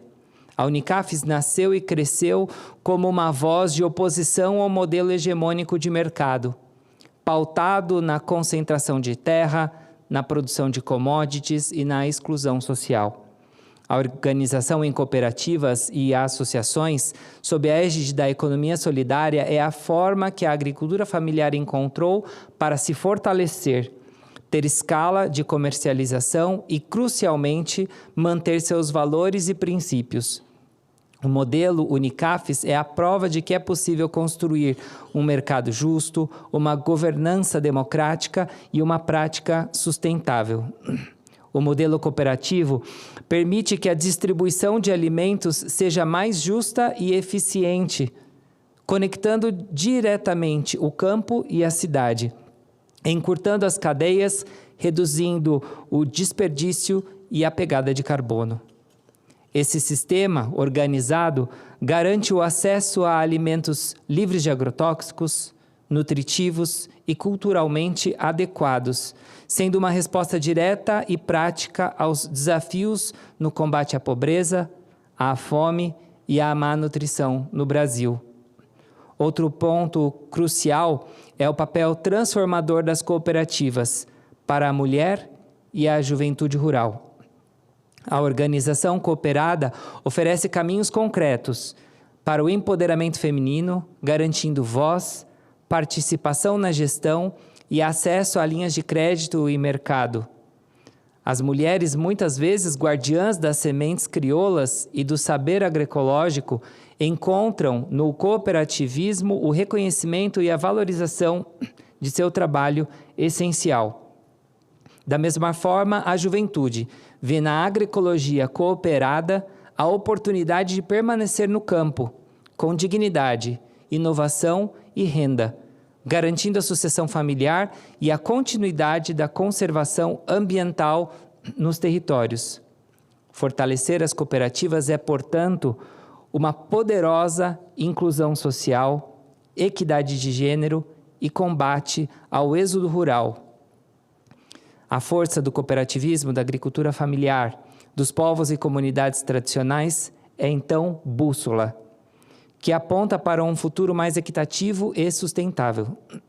Ao fortalecermos as cooperativas, estamos fortalecendo seus modos de vida, sua capacidade de conservar as florestas e, em última análise, estamos investindo na capacidade do Brasil de liderar uma transição ecológica integral.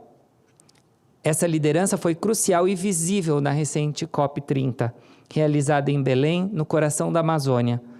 O Brasil, como anfitrião, apresentou a agricultura familiar cooperada como modelo de referência global, provando que é possível conciliar produção de alimento de baixo carbono e a inclusão social.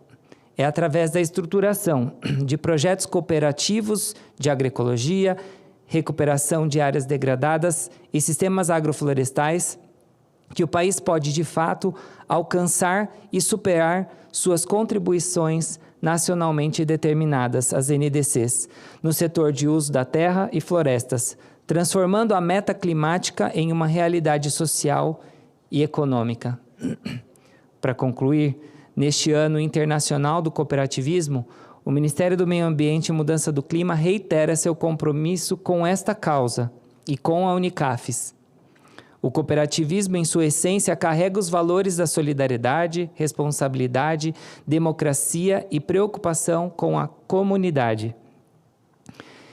Fortalecer o cooperativismo é, portanto, uma estratégia nacional para impulsionar as comunidades locais, tanto no meio urbano quanto principalmente no rural, garantir o acesso à renda e à inclusão produtiva, promover a equidade de gênero e o protagonismo da mulher rural nas cadeias produtivas e na gestão, incentivar a sucessão rural e o engajamento da juventude nos sistemas agroecológicos, fortalecer os territórios de povos e comunidades tradicionais e seus modos de vida como modelo de conservação e promover a resiliência climática e a segurança alimentar e nutricional.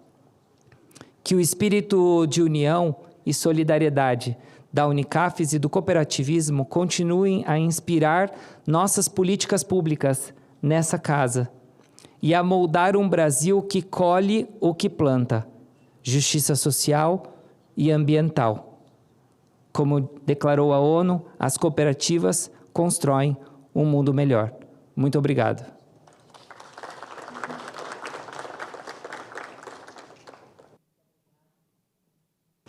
Muito obrigada, Daniel. E vamos agora ouvir a saudação do senhor Vanderlei Ziger, secretário nacional de Agricultura Familiar e Agroecologia do Ministério do Desenvolvimento Agrário e Agricultura Familiar, que foi presidente da Unicafes no período de 2017 a 2023. Faz parte, portanto, da história que hoje também comemoramos. Muito obrigado, senadora Tereza Leitão, que preside e é requerente desta sessão. Uma saudação também ao senador Isalci Lucas, que já passou por aqui, deixou também sua mensagem. Uma saudação aqui a Fátima Torres, que é a nossa presidenta da Unicafes, né, Rio Grande do Norte, liderança nacional, que tem feito um trabalho extraordinário frente à instituição Unicafes. Saudar também o Daniel Beniamino, o Eduardo Pagô, o Raimundo Nonato e o Fernando Zamban. Como disse aqui a senadora, eu tenho uma relação muito próxima com esta agenda, a agenda do cooperativismo, do qual vejo que várias lideranças que estão presentes e também certamente nos assistindo nesse momento de celebração. Celebrar os 20 anos da Unicafes, mas também celebrar o Ano Internacional do Cooperativismo. Mas fazer aqui uma menção muito importante de que o cooperativismo, ele precisa ser visto como uma meia no pé da gente. E a meia no nosso pé, ela vai se adequando conforme o tamanho do nosso pé. Ela não pode ser nem muito grande, também não pode ser muito apertada. Por isso, eu reforço aqui algo que é central na construção desse cooperativismo da economia solidária, que são os princípios que regem o cooperativismo. E os princípios que regem o cooperativismo, me parece que eles são balizadores para qualquer modelo de cooperativa, seja da agricultura familiar, ou seja, outros modelos, até porque no Brasil nós sabemos que existem diferenças bastante significativas em modelos de cooperativas. No entanto, princípios são basilares. E eu quero reforçar aqui o primeiro deles, que é a adesão voluntária. Ninguém entra numa cooperativa como entrar numa camisa de força. É adesão voluntária. As pessoas escolhem o cooperativismo. As pessoas não escolhem uma empresa, elas escolhem a cooperativa. E o conceito de cooperativismo, embora seja uma pessoa jurídica, ela tem um fator central no processo, que é justamente a gestão democrática. No cooperativismo, os processos democráticos, as decisões coletivas são bases fundantes para que, de fato, seja, na essência, o cooperativismo, que é nada mais do que unirmos forças para vencer juntos aquilo que certamente sozinhos teríamos mais dificuldades. Essa percepção de que a gestão e a democracia são princípios basilares, elas reforçam o terceiro princípio, que é justamente a participação econômica. Nós não podemos ter na cooperativa as pessoas que decidem sobre a sua economia sem construção participativa e coletiva com os seus associados. Ainda nós temos que avançar muito num dos princípios, que é o princípio da educação, da formação e da informação, até porque muitas vezes o associado fala que ele vendeu para a cooperativa ou ele comprou da cooperativa. A cooperativa é ele, na essência, é a pessoa física, é o ser humano que escolhe aderir a um projeto da qual a cooperativa representa. Portanto, talvez um dos grandes desafios que nós temos pela frente é exatamente reafirmar que a cooperativa só existe porque existe no entorno desse CNPJ, dessa pessoa jurídica, pessoas que estão juntos, coletivamente, congregando-se para vencer os seus obstáculos, os seus desafios. Tenho uma questão importante para destacar também enquanto princípio, que é a autonomia e a independência.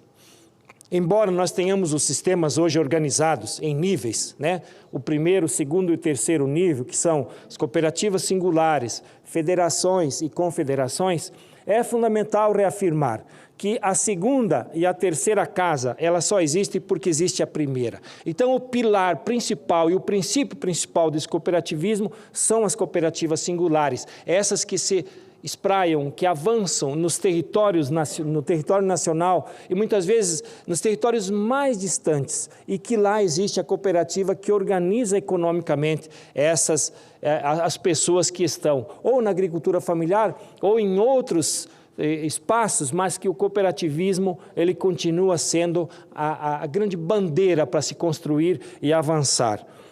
E o mais importante, eu diria, que para fechar os princípios é o interesse pela comunidade. Cooperativa não é uma ilha, ela não pode ser vista num fim em si mesmo. Cooperativa se relaciona, ela constrói laços, não só econômicos. A construção do cooperativismo se dá cada vez mais forte se as pessoas tenham a adesão, a aderência. Então, é por isso que é fundamental a participação comunitária. É por isso que a cooperativa precisa se colocar como se enraizar nesses espaços comunitários e aí sim ela se consolida como uma ferramenta, como um instrumento fundamental para consolidar o nosso modelo de desenvolvimento na agricultura familiar. Encerro aqui destacando o papel da Unicafes. 20 anos é uma caminhada, é uma grande caminhada, principalmente na construção de um modelo de cooperativas da economia solidária, onde a gente coloca, além dos 7 princípios, né, o conceito de gestão democrática e participação social muito forte e fazer cooperativas que respeitem os interesses nos territórios, as decisões territoriais. E aí, nesse sentido, nós temos dentro da Unicaf, certamente, vários ramos organizados, né? O ramo da comercialização, da organização produtiva, nós temos cooperativas de crédito, nós temos cooperativas de assistência técnica, nós temos cooperativas de habitação. E assim vamos vencendo e fazendo com que a política pública se torne realidade na vida das pessoas, que certamente, se não fosse pela cooperativa, nós ainda não teríamos chegado com a política pública. Agora sim, temos ainda vazios, nós ainda temos espaços para expandir o cooperativismo. Ainda nós temos condições nos próximos anos, certamente pela Unicaf e também por outros sistemas, mas destaco aqui o papel da Unicaf porque ela consegue chegar de uma forma mais assertiva nos territórios onde que muitas vezes os bancos não têm mais interesse de ir, nem outras formas organizativas. E lá está uma cooperativa consolidando, se organizando e fazendo com que juntos nós possamos vencer as barreiras e os obstáculos, em especial na agricultura familiar. Sobre o aspecto da resistência, do ponto de vista da emergência climática. Acho que assim, as nossas cooperativas, elas também são um espaço, como disse aqui há pouco o Daniel, da construção e da reafirmação de que nós vivemos numa casa comum. A casa comum, esse nosso território, o ambiente em que nós vivemos, ele precisa ser visto para que as nossas futuras gerações enxerguem esse legado que nós estamos deixando. E muitas vezes, né, a gente encontra grandes desafios, enfrentando grandes desafios, sobretudo com relação ao combate ao desmatamento, a fazer com que a gente consiga produzir alimentos usando da Mãe Terra como um principal insumo, cuidando dela, para que no próximo ano, na próxima safra e as futuras gerações possam ter condições de viver e viver bem aqui. Então, são desafios colocados que certamente a Unicaf tem sabedoria e condições e lideranças que poderão e deverão fazer um trabalho, como tem feito, né, extraordinário, seja nas cooperativas, nas estruturas federativas e também aqui na federação e na confederação. Então, vida longa ao sistema cooperativo e parabéns aos 20 anos da Unicaf.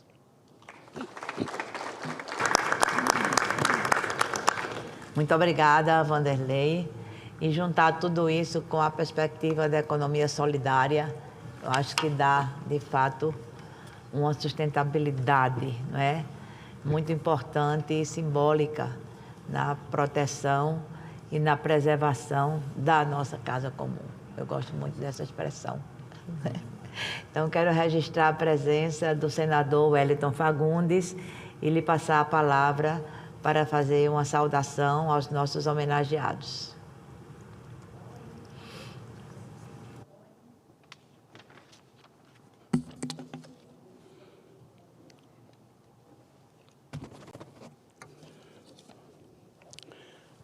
Senhora presidente, senadora Tereza Leitão, também cumprimento aqui o senhor secretário nacional de Agricultura Familiar e Agroecologia do Ministério do Desenvolvimento Agrário e Agroecologia, em nome de todos, tá?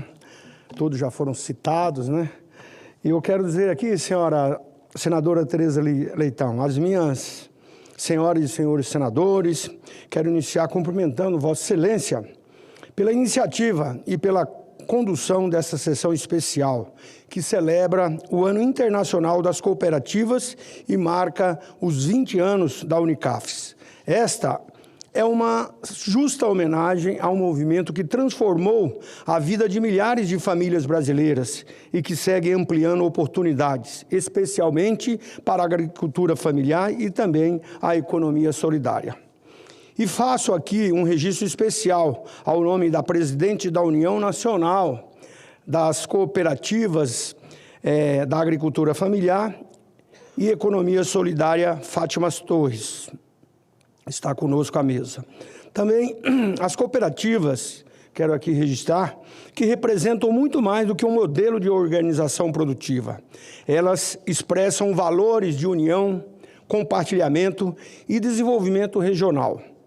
E, quando fortalecemos o cooperativismo, estamos fortalecendo o Brasil real, aquele que produz, que gera renda, que sustenta nossas cidades e que mantém vivo o espírito comunitário que moldou o nosso país.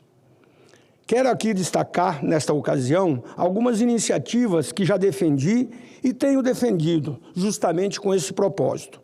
Criar condições para que pequenos, médios e grandes produtores tenham acesso à tecnologia, crédito, segurança jurídica e, sobretudo, conhecimento.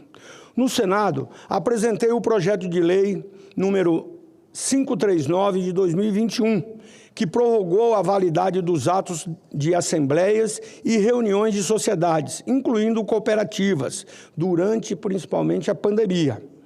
Aquela medida foi essencial para garantir segurança jurídica em um momento de grave instabilidade, preservando a governança de milhares de cooperativas, de organizações cooperativas em todo o país. Também tenho buscado fortalecer a integração entre educação, ciência e produção rural.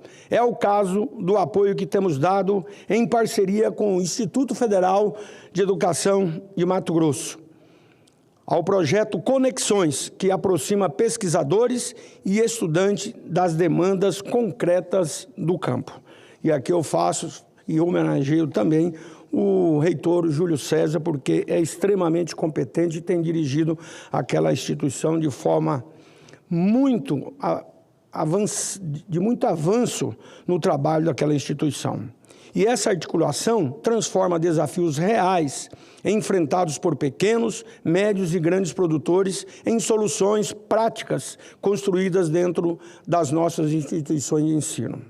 Essa visão de proximidade e de diálogo permanente também orienta a liberação de recursos, inclusive via SUDECO, que é a Superintendência de Desenvolvimento do Centro-Oeste, para apoiar a agricultura familiar e modernizar a produção nos municípios de Mato Grosso. E aqui, senadora Tereza, permito-me destacar a realidade do meu estado, Mato Grosso, que abriga algumas das maiores cooperativas agropecuárias do Brasil, atuando em cadeias de grãos, carnes, algodão e lácteos.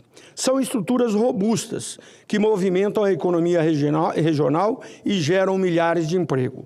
Mas também cresce de forma significativa o cooperativismo da agricultura familiar, especialmente por meio das cooperativas ligadas à Unicafes e também à Unicafes Mato Grosso, que tem avançado na industrialização, na certificação e na agregação de valor à produção.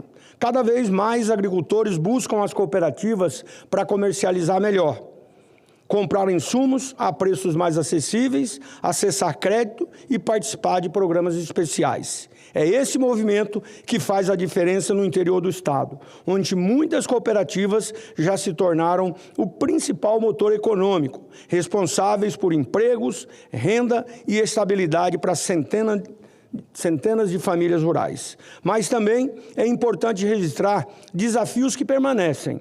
Ampliar a assistência técnica, melhorar o acesso ao crédito rural, modernizar a gestão e fortalecer a infraestrutura de armazenamento e também de transporte. Quero dizer que sou presidente da Frente Parlamentar de Infraestrutura, Logística e Armazenagem, que no Brasil é um desafio muito grande que temos que atacar. São pontos essenciais para que o cooperativismo continue crescendo com solidez e siga apoiando iniciativas que dialogam com esses objetivos. Cito aqui também o programa Soja Legal, da AproSoja Mato Grosso, que leva capacitação e boas práticas ao campo, ajudando produtores a aprimorar sua gestão e elevar a qualidade da produção. Da mesma forma, mantendo aberto no meu gabinete o diálogo com entidades como a Conafer, que tem trazido demandas importantes para o desenvolvimento da agricultura familiar. Senadora Tereza Leitão, registrar os 20 anos da Unicafes é celebrar um Brasil que acredita na força coletiva, na cooperação e no protagonismo social. É celebrar homens e mulheres que, ao longo de 2 décadas, mostraram que a união gera autonomia, renda e dignidade. Quero então deixar aqui o meu reconhecimento ao trabalho da Unicafes e também de todas as cooperativas que seguem ajudando a desenvolver nosso país. E reafirmo o meu compromisso de continuar atuando para que elas tenham cada vez mais espaço, apoio e condições para crescer. Porque onde há cooperativismo, há desenvolvimento, há inclusão e há futuro. Muito obrigado. Muito obrigada, senador Wellington Fagundes, por sua presença, por suas palavras. Seja muito bem-vindo na sessão. Concedo a palavra ao senhor Fernando Zamban, diretor do Departamento de Parcerias e Fomentos do Ministério do Trabalho e Emprego. Muito bem, querido. Obrigada.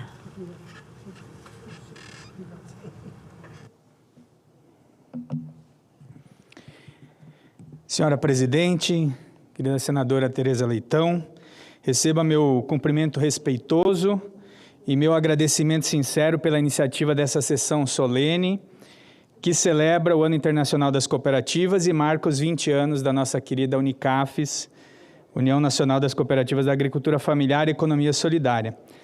Parabenizo Vossa Excelência pelo compromisso permanente com a agenda da economia solidária, do desenvolvimento econômico sustentável e territorial e da democracia econômica em nosso país. Gostaria de trazer um cordial abraço do nosso ministro Luiz Marinho e também do nosso secretário nacional de Economia Popular e Solidária, querido Gilberto Carvalho, e também gostaria de cumprimentar os demais colegas da mesa do governo federal, os senadores que aqui se manifestaram. É uma alegria, uma honra dividir esse espaço com uma construção conjunta histórica, feita em parceria com a Organização da Sociedade Civil, as cooperativas, e o governo federal, que sempre inspirou a construção de projetos alternativos de desenvolvimento para o nosso país. Permitam-me dirigir com uma saudação muito especial à nossa querida Fátima, presidenta da Unicafes.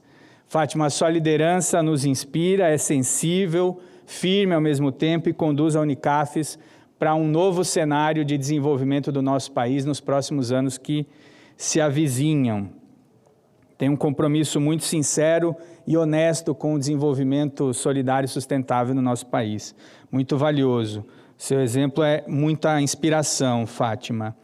Celebrar o Ano Internacional das Cooperativas, do cooperativismo, é reafirmar o compromisso ao mundo de que a cooperação não é apenas uma forma de organização econômica, mas um projeto de sociedade. Isso é importante frisar. Não é apenas para gerar renda para os trabalhadores e trabalhadoras que estão cooperados nas diversas cooperativas espalhadas pelo nosso país. É um modelo de sociedade, um projeto que coloca as pessoas no centro, que democratiza as oportunidades e que fortalece a soberania dos povos sobre o seu trabalho, sobre seus territórios e sobre os seus sonhos. E é nesse sentido que os 20 anos da Unicafes contam uma história de coragem e de construção coletiva. Ao longo dessas 2 décadas, Fátima, a Unicafes se tornou uma referência na defesa da agricultura familiar, na promoção da inclusão produtiva e na consolidação de uma economia baseada em princípios e valores de solidariedade, de autogestão e distribuição justa dos resultados. É graças a essa trajetória que hoje podemos olhar para o Brasil e ver de norte a sul cooperativas que geram renda, garantem alimentos saudáveis, preservam a natureza e valorizam a vida no campo acima do resultado econômico, colocam as pessoas no centro. Senhoras e senhores, vivemos um momento histórico, os debates da COP30, entre várias coisas que lá permearam os debates, mostra que o mundo enfrenta um dos maiores desafios da nossa era, o desafio de uma transição justa, que seja capaz de enfrentar a emergência climática sem aprofundar as desigualdades, mas sim promovendo inclusão, trabalho digno e sustentabilidade, novamente, uma transição que coloque as pessoas no centro do debate, uma economia baseada nas pessoas e não no resultado econômico, e não no lucro. Estamos convencidos, presidente, de que essa transição passa necessariamente pela economia solidária e pelo cooperativismo solidário. Para isso, a economia precisa colocar as pessoas no centro dos seus resultados e dos seus debates. É muito importante frisar. A economia solidária demonstra todos os dias que é possível produzir com responsabilidade, distribuir com justiça e decidir coletivamente. Mostra que a economia não precisa ser movida pela competição predatória, mas pela cooperação que transforma e integra. Por isso, a celebração de hoje não é apenas uma celebração comemorativa, por assim dizer. Ela é também um chamado para seguirmos fortalecendo políticas públicas, ampliando direitos, investindo em organização comunitária e colocando o cooperativismo no centro de um novo projeto de país. Nós precisamos de mais cooperação e menos individualismo. Nós precisamos de mais solidariedade e menos acumulação de lucro. Que o Ano Internacional das Cooperativas seja para nós um compromisso de país soberano, cooperativo e solidário. Fátima, nesses 20 anos, a Unicafes nos ensinou que quando o povo se organiza, o Brasil se movimenta e avança, e que os próximos 20 anos sejam ainda mais transformadores. Parabéns à Unicafes, parabéns, presidente, pela oportunidade. Viva a economia solidária, viva o cooperativismo solidário no nosso país. Muito obrigado.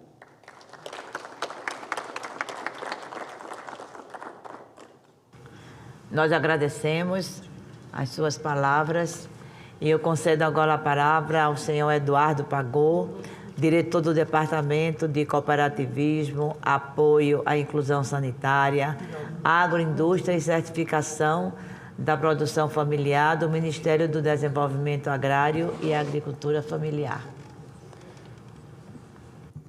Bom dia a todos e a todas aqui presentes.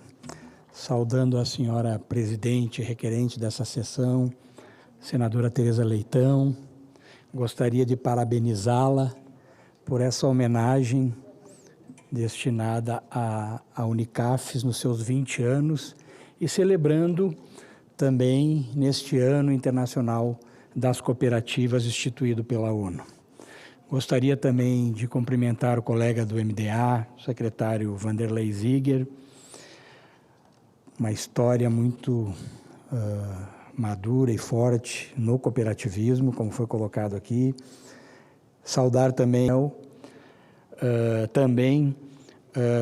o senhor Fernando Zamban, que me antecedeu aqui, diretor do Departamento de Parcerias e Fomento do Ministério do Trabalho e Emprego, e também o senhor diretor do Departamento de Aquisição de Alimentos do MDS, o senhor Raimundo Nonato, e, de maneira bastante especial, a Fátima, a nossa presidenta da União Nacional das Cooperativas, da Agricultura Familiar e da Economia Solidária, a Unicafes.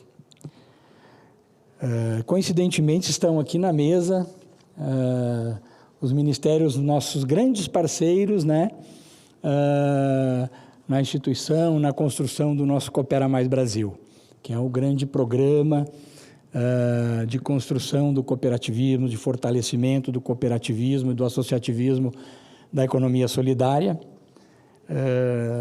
e que vem, então, junto com a reconstrução do nosso MDA, desenvolvendo esse importante trabalho do fortalecimento do nosso cooperativismo. Queria colocar aqui, senadora e demais presentes, também cumprimentar demais instituições, organizações aqui presentes, nossos colegas do MDA aqui da Subsecretaria de Mulheres, a Viviane Mesquita, o nosso coordenador de cooperativismo da SEAB, o Rogério Mauro, aqui presente, e todos os senadores que por aqui passaram. Dizer que o nosso MDA, como todos sabem, foi um ministério que foi extinto e agora, na sua reconstrução, senadora, e a Unicafes, né, também é testemunha disso, na reconstrução do MDA, se teve o cuidado de se criar uma secretaria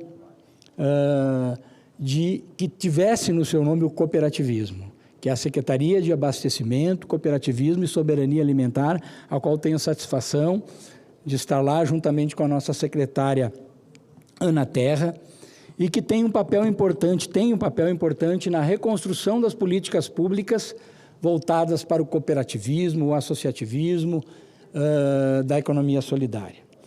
Dentro dessa reconstrução, a gente contou muito com a participação da Unicafes, né, sob a liderança da Fátima e seus companheiros, com os parceiros dos outros ministérios aqui presentes na mesa, também com as demais centrais, né, Fátima, que fazem parte da grande Unicopas, a Unicrab, a Unisol, né, que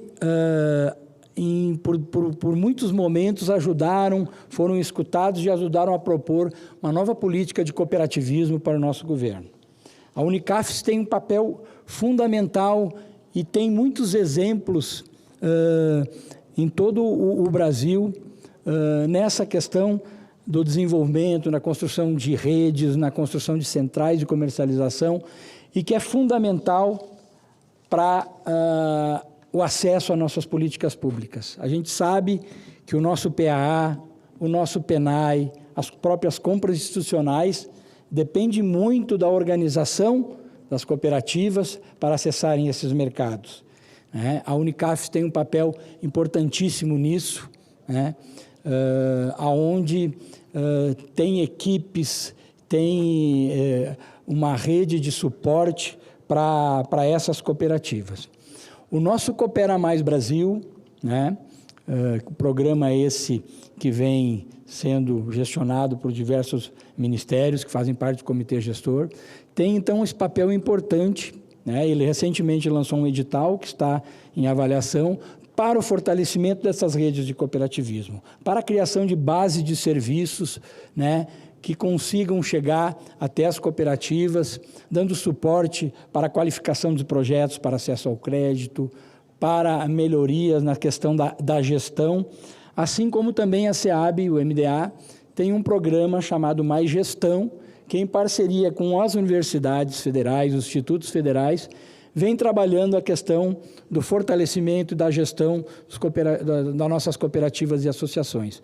Hoje, os programas do MDA, da SEAB, voltados para o cooperativismo, já atendem mais de 700 cooperativas e associações, e com o novo edital, provavelmente atingindo aí mais de 1.000 cooperativas para 2026.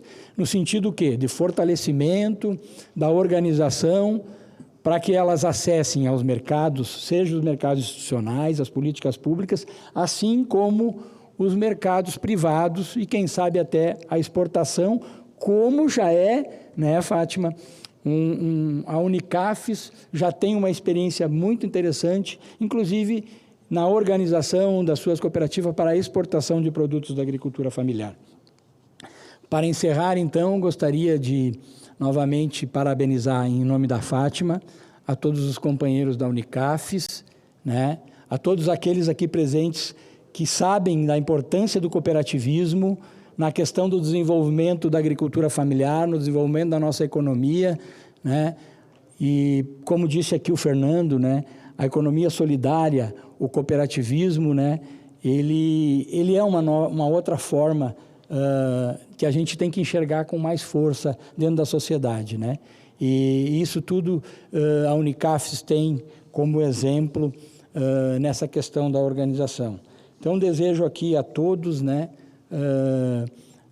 que a gente consiga ainda cada vez mais fortalecer o nosso cooperativismo. Desejo aqui vida longa à Unicafes, vida longa ao nosso cooperativismo. Muito obrigado.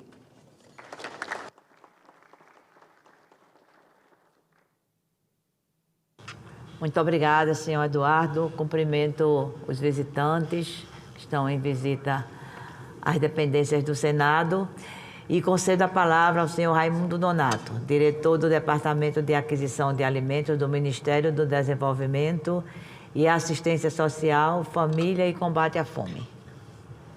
Nosso último convidado a fazer uso da palavra. Bom dia a todas e todas. Queria agradecer o convite feito pela senadora requerente da sessão, senadora Tereza Leitão, a Fátima também, por essa garra essa determinação de estar tocando o cooperativismo pelo Brasil afora. Nós somos grandes parceiros, o PA, e sim, a Unicaf, com certeza a gente seria um pouco a menos. Então, queria agradecer, Fátima, pela tua liderança junto aos representantes da mesa, os que estão aqui na mesa, ao Vanderlei, do MDA, ao Daniel, do MDS, parceiro nosso, ao Eduardo, nosso companheiro lá do MDA, o nosso Fernando lá, parceiro também nosso pela Economia Solidária lá no Ministério do Trabalho, e todos e todas que estão aqui nessa mesa. Bom, é bom falar, assim, por último, que nós já vimos muitas falas, né? E claro, não vou só aqui reforçar tudo que já foi dito aqui e falar que o Brasil hoje não tem mais volta com relação ao cooperativismo, né? Daqui é só porque a gente só para aprimorar. Não tem como a gente falar em programa de aquisição de alimentos sem estar fortalecendo as cooperativas. Não tem como falar em o Programa Nacional da Agricultura Familiar, nosso PRONAF, sem também falar em cooperativa. Tudo que a gente for fazer hoje nesse país, a gente tem que colocar as cooperativas pelo meio. Não tem como mais, isso é impossível. Resultado é que o último edital que a gente fez pelo MDS, com a Conab, que é uma parceira nossa pelo PA, nós tivemos aí 3.900 cooperativas que manifestaram interesse. Da mesma forma, lá pelo MDS, nós tivemos 2.500 municípios também que manifestaram interesse. Além de todos os estados brasileiros demonstraram interesse também em trabalhar com o PA. Então, isso mostra, né, a grandeza que é o Programa de Aquisição de Alimento e que, junto a isso, com certeza, além dos estados e municípios, as cooperativas são fundamentais para que a gente possa atender às nossas demandas.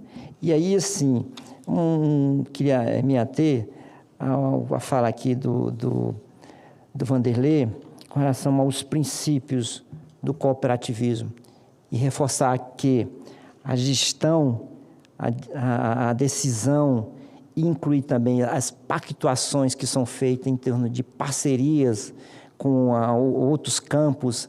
Isso tem sido fundamental para que o cooperativismo cresça e que se desenvolva de maneira que possa atender aos seus cooperados. Mas aí a gente precisa avançar mais em algumas coisas, por exemplo, uma delas na formação e na junção lá nos territórios com a população que, de fato, precisa muito do nosso apoio. E as cooperativas é um braço forte para que a gente possa atuar. Agora mesmo, lá no Programa de Aquisição de Alimentos, nós estamos colocando em campo, em todos os estados do Nordeste, junto com o PAS Nordeste, Vanderlei tem discutido isso, os agentes para poder fortalecer esse compromisso do cooperativismo e das pactuações que nós estamos fazendo com os estados e municípios, para que o Programa de Aquisição de Alimento ele seja visto de uma forma em que a participação social seja um elemento forte nesse processo. Por isso que por isso que nós estamos apostando nessa possibilidade. Então, para não estender mais, porque já muita coisa foi falada, dizer que é muito bom chegar a 20 anos de Unicaf. É muito bom, a gente estar comemorando o Ano Internacional das Cooperativas. E é importante que a gente comemore mais 20 anos, pela frente mais 40, mais 50, mais tantos anos, da maneira como nós estamos fazendo e, é claro, aprimorando a cada dia mais. Nós temos dificuldade, há um processo todo que nós temos que encarar, não é fácil, a gente sabe disso, mas a gente tem muitos guerreiros na ponta que superam tudo isso. E aí não é só dizer assim, eu acho bonito, não. Trabalhar com cooperativismo na ponta não é fácil. É muito fácil quem está na burocracia dizer que boto na mão de uma cooperativa que ela resolve. Gente, lá a coisa é outra. Pois é isso. A secretária Lília não pôde vir, mas a gente está sempre trabalhando em prol o avanço do cooperativismo. O ministro Hélio Dia também é um grande entusiasta do cooperativismo. E, portanto, eu só queria reforçar e dizer parabéns à Unicaf pelos 20 anos e que a gente sigamos juntos aí nesses próximos anos.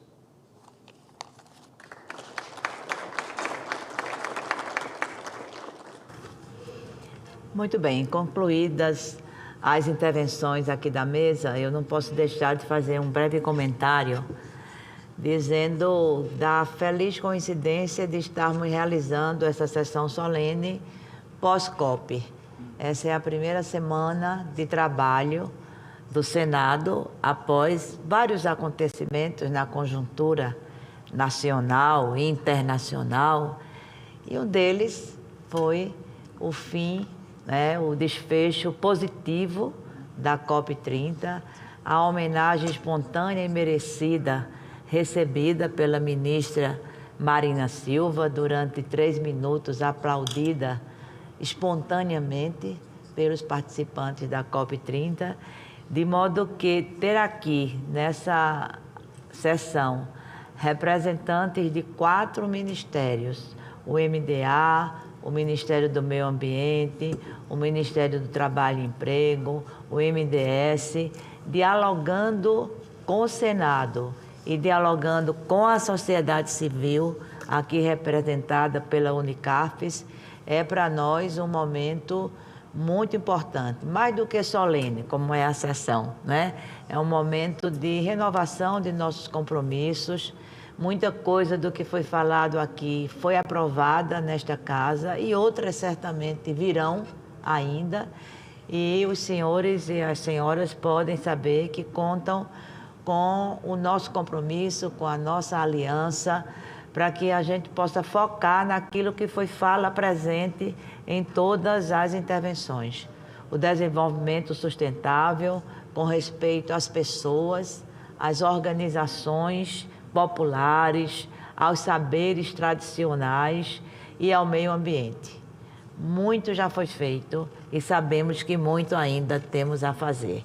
Contem, portanto, com o compromisso do Senado da República nesse debate. Cumprida a finalidade desta sessão especial do Senado Federal, agradeço às personalidades que nos honraram com a sua participação e declaro encerrada a presente sessão.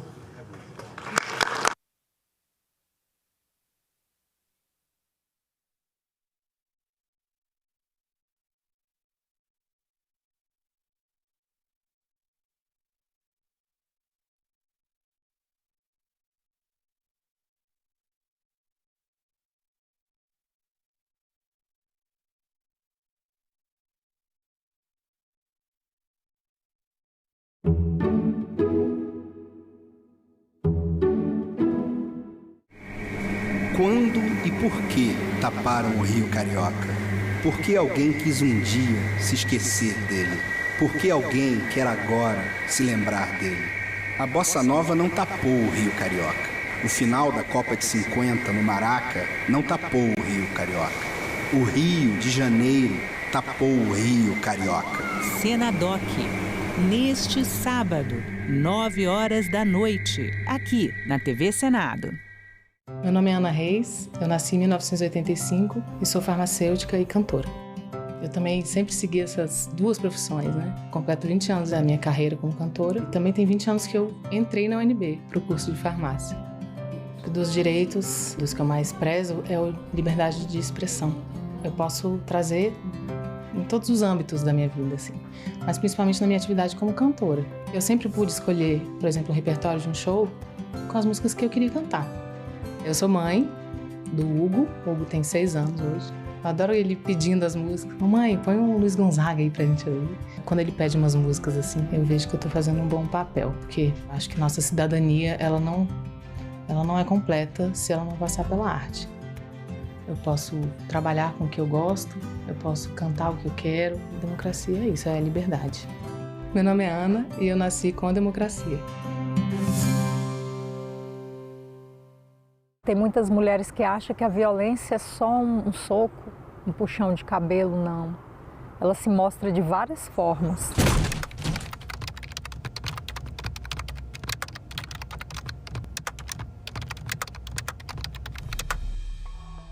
Era briga, era ciúme, era confusão. Ah, mulher minha não vai estudar. Quem é que vai te querer com esse tanto de filho? Mulher minha não dança. Mulher minha não tem amizade com homem, as falas que eu ouvia. Mulher minha tem que me servir a hora que eu quiser. Se não me servir, eu vou pra rua procurar outra. Várias vezes, inclusive, eu acordei com ele em cima de mim. Se você percebe que o seu parceiro ou não aceita o seu não, insiste muito ou desrespeita o seu estado de inconsciência e de vulnerabilidade, fique alerta porque é uma violência sexual, é uma violência grave. No início eu achava ser normal, só que chegou um determinado ponto que eu falei, isso não é normal. Buscar ajuda, uma rede de apoio de outras mulheres, psicólogos e se cuidar. Uma boa dose de amor próprio. Eu separei, hoje eu faço tudo o que eu quero.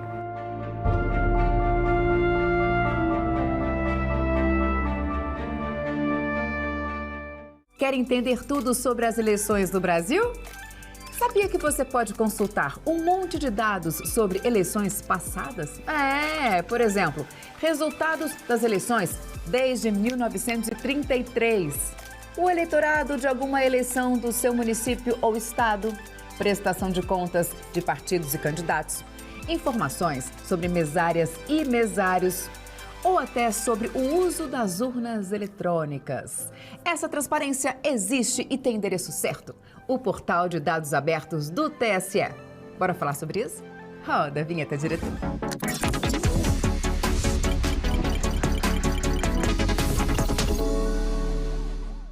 Os dados abertos estão disponíveis para quem quiser consultar.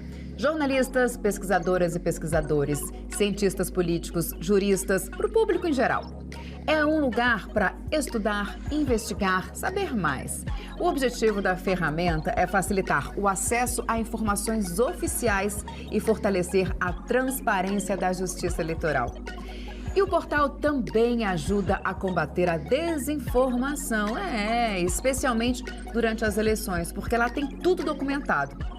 E também é um recurso importante para quem trabalha com pesquisas e estudos acadêmicos sobre a justiça eleitoral. Vem comigo que eu vou te mostrar o portal na prática. Logo na página inicial, a gente encontra uma ferramenta de busca que facilita o acesso aos dados desejados. Do lado direito da tela estão os 3 principais menus: conjuntos de dados, organizações e grupos. No primeiro, é possível consultar resultados de eleições desde a criação da Justiça Eleitoral, com detalhes sobre apuração de votos e até dados de pesquisas de boca de urna. Já na área de organizações, o público tem acesso a informações publicadas por diferentes assessorias e secretarias do TSE.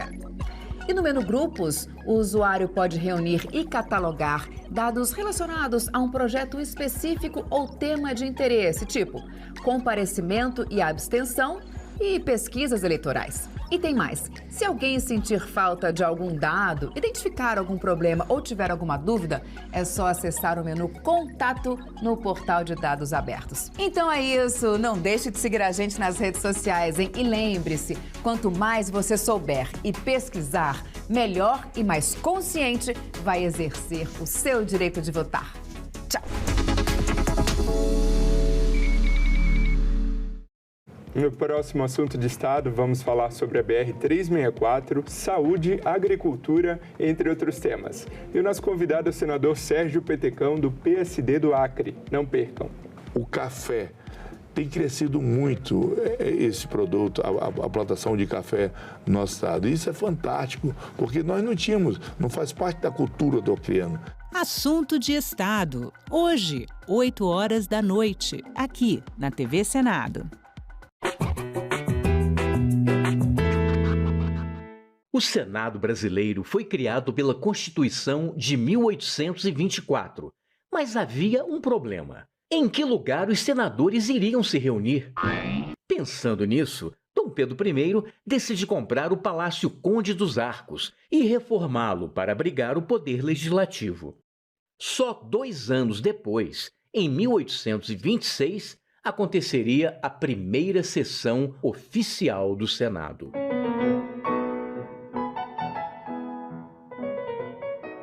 Depois de quase 100 anos, os senadores ganhariam uma nova casa, o Palácio Monroe.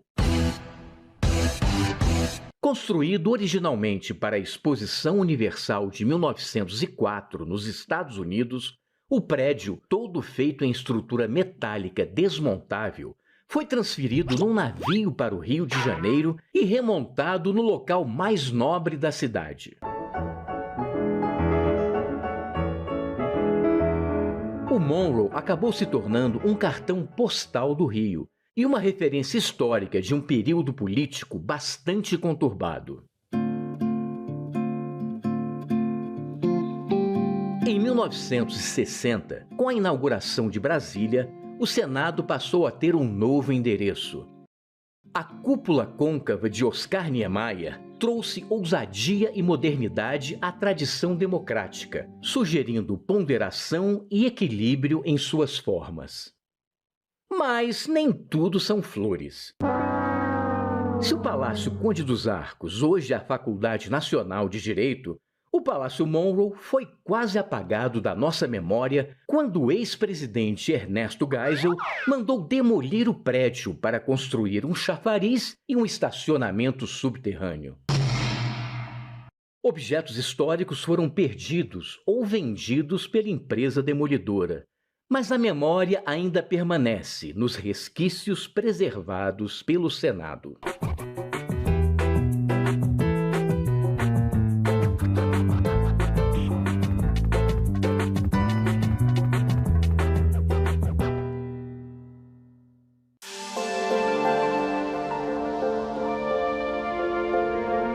A TV Senado é a primeira emissora de TV do mundo a transmitir a multiprogramação no portal do YouTube.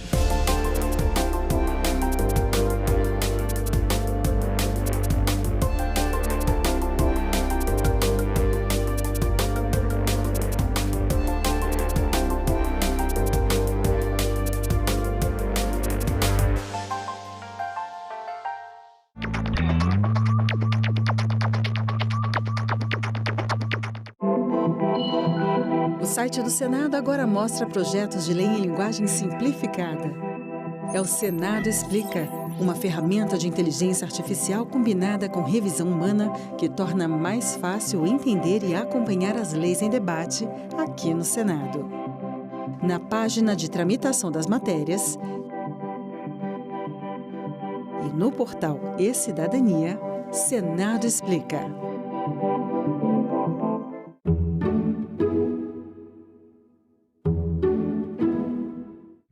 O programa a seguir é livre para todos os públicos. Você se lembra que na primeira semana, alguns navios cargueiros levando pescado tiveram que voltar. Lembra? Foi o primeiro impacto. Senador, por que essa ferramenta, que é o Reintegra, né, ela implica uma renúncia fiscal de até 5 bilhões de reais, né? Por que ela foi escolhida?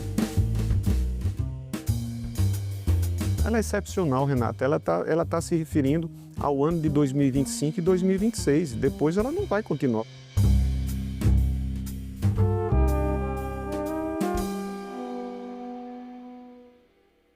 Seja bem-vindo, senador veneziano. Muito obrigada pela presença. Obrigado, Renata. Uma alegria reencontrá-la e reencontrar o seu público fidelíssimo, né? Tava com saudade, fazia tempo.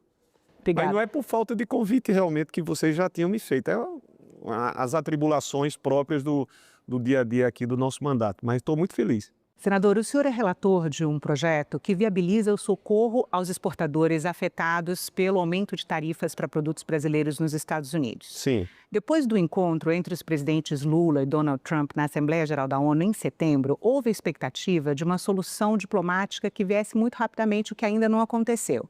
E a economia brasileira acabou se mostrando mais resiliente do que se imaginava, quando se pensou em todo o socorro aos exportadores, né? Qual que é o impacto que o senhor vê hoje da sobretaxa para produtos brasileiros nos Estados Unidos? Primeiro, é importante dizer que a gente teve, por parte do governo federal, uma postura firme, né? Uma postura de quem não poderia simplesmente desconhecer uma ofensa tamanha, sem precedentes e pior, sem fundamentação alguma.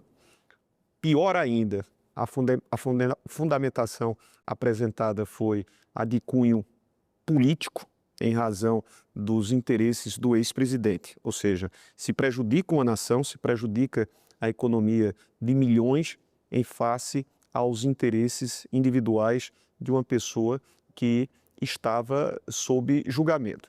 Mas, enfim, a decisão foi tomada de 10% no início do ano, você se lembra. Em abril, né? O primeiro anúncio. E depois anunciado de forma unilateral por parte do governo norte-americano, mais 40%, 50%. Isso é aterrador. O governo brasileiro, ao contrário do que os seus opositores diziam ou tentavam disseminar, manteve-se com o propósito de negociar.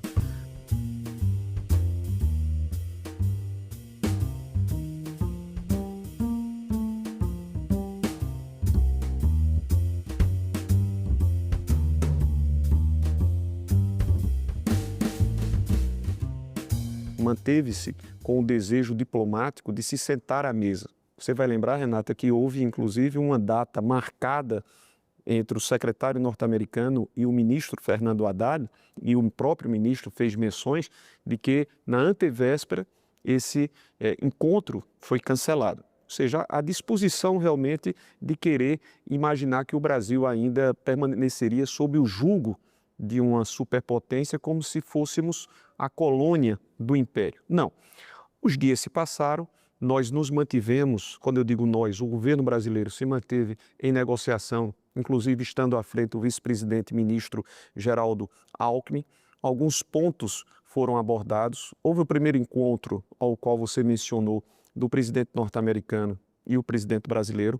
Depois daquele encontro, na reunião da Assembleia da ONU, eles se encontraram na Malásia, abriram espaços para que negociações elas fossem mantidas. Mas nesse transcorrer, prejuízos já estavam sendo aplacados sobre alguns setores. O que o governo fez paralelamente? Criou linhas de recomposição, de ajuda, de socorro, principalmente aos setores mais afetados. E aqui, no Congresso Nacional, através de uma iniciativa do nosso companheiro líder Jacques Wagner, apresentou uma iniciativa desse cunho, dessa natureza. Cabendo-me, por designação do presidente Renan Calheiros, a relatoria. Na Comissão de Assuntos Econômicos. De Assuntos Econômicos. Nós assim o fizemos, um projeto singelo, direto, objetivo, que reforça os fundos de garantia operacional, que reforça o fundo de crédito aos exportadores, muito direto, muito bem escrito por parte do seu propositor.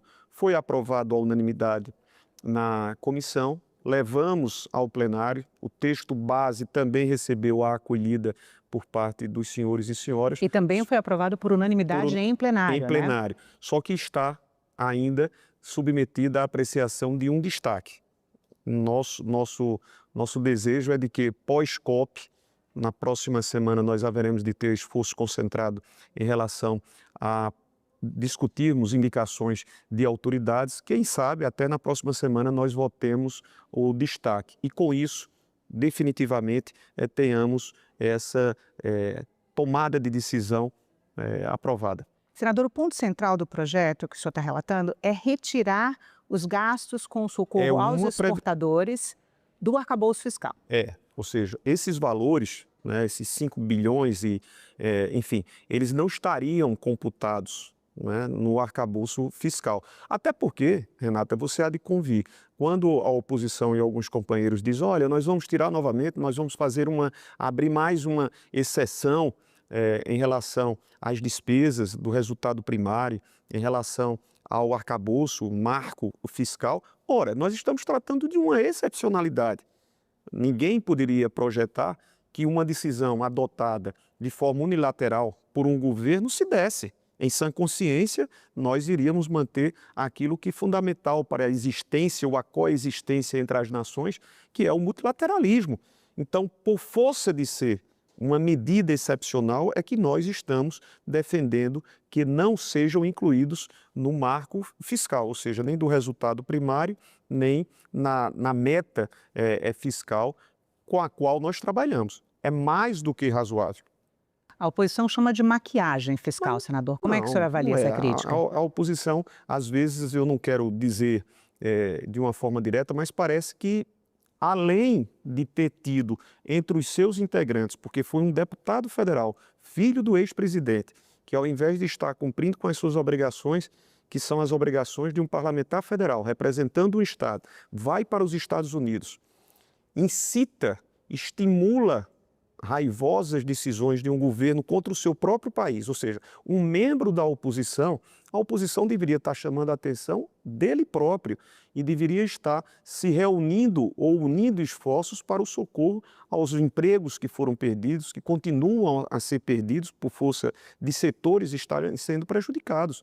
Existe uma realidade, uma excepcionalidade, e se é uma decisão excepcional de poder ajudar, nada justifica senão a de poder acolher a proposta do senador Jacques Wagner, que é exatamente de excluir do marco fiscal. Mas não havia possibilidade dentro do orçamento? Não temos. Nós estamos trabalhando com, agora mesmo, Renata, você se lembra que há menos de um mês, 20 dias, o governo se viu diante de uma situação delicada. Eu até me corrijo, ainda está envolto com uma situação delicada que foi a caducidade da medida provisória 1303.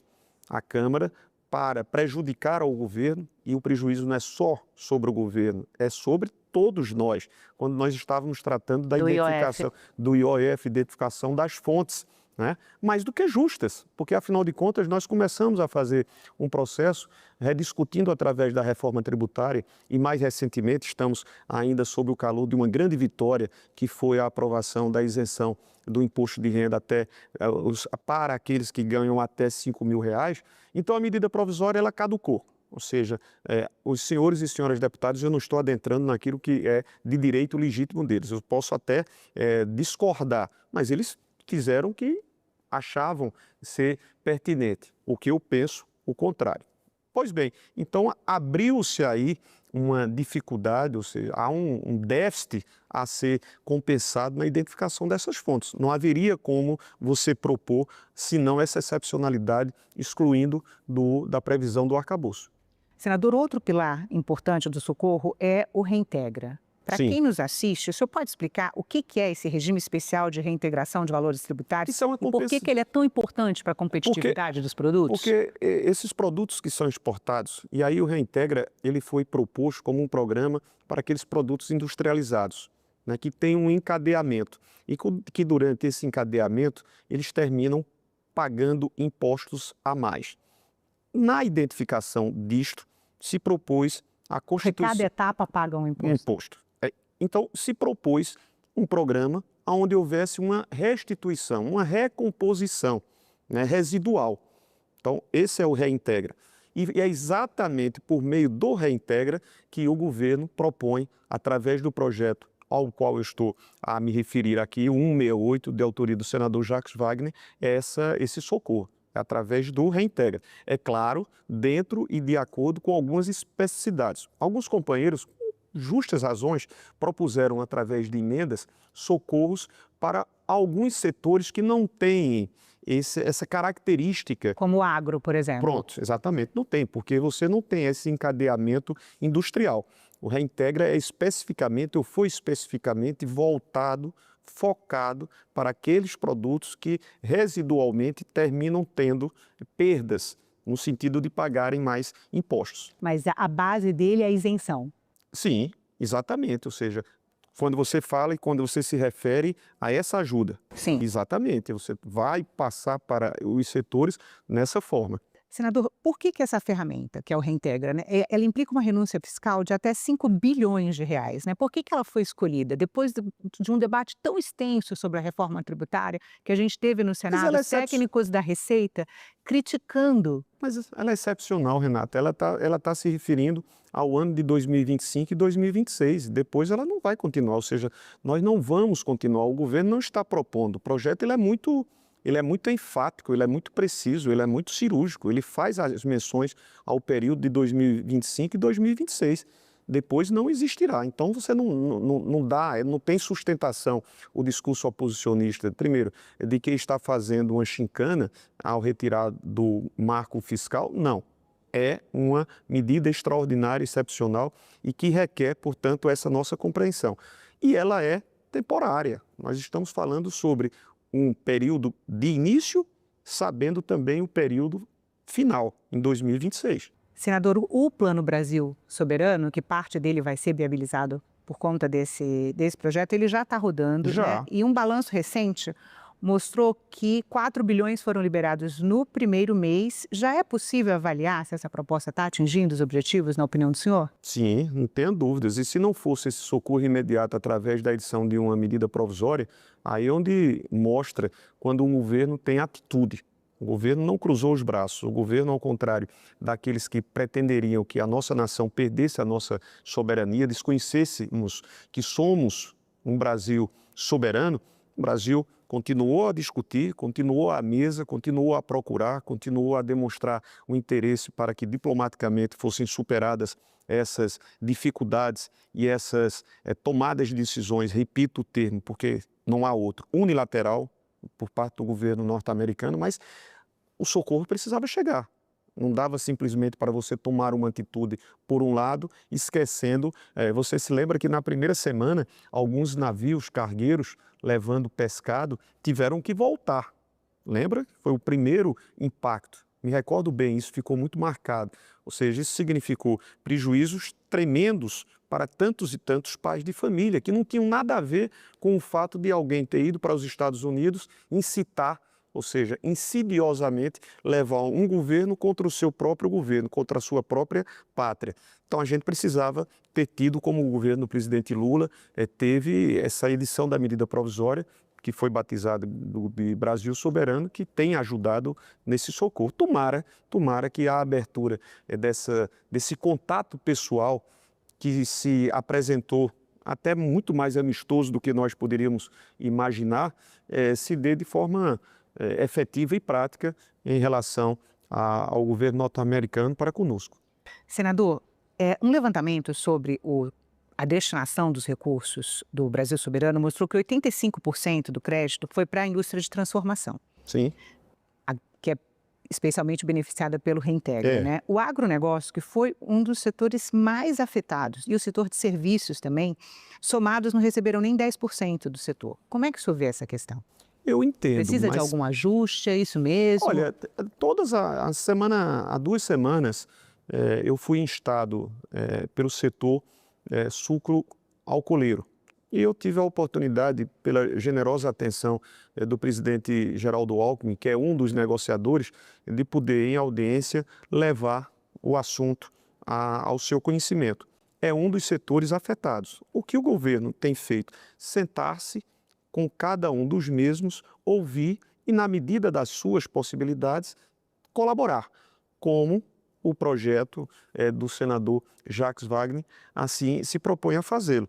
Existem pontualmente situações que precisam ser, quando comprovadamente externadas e demonstradas esses prejuízos, precisam ser acolhidas pelo governo, e isso está sendo feito. Agora, num caso específico, nós não poderíamos, enquanto relator, desconhecer que um programa Reintegra, que tem finalisticamente um propósito, pudesse ter uma ampliação, ou seja, um redimensionamento que fugisse ao seu escopo prioritário, que era exatamente o de reconhecer os setores industrializados.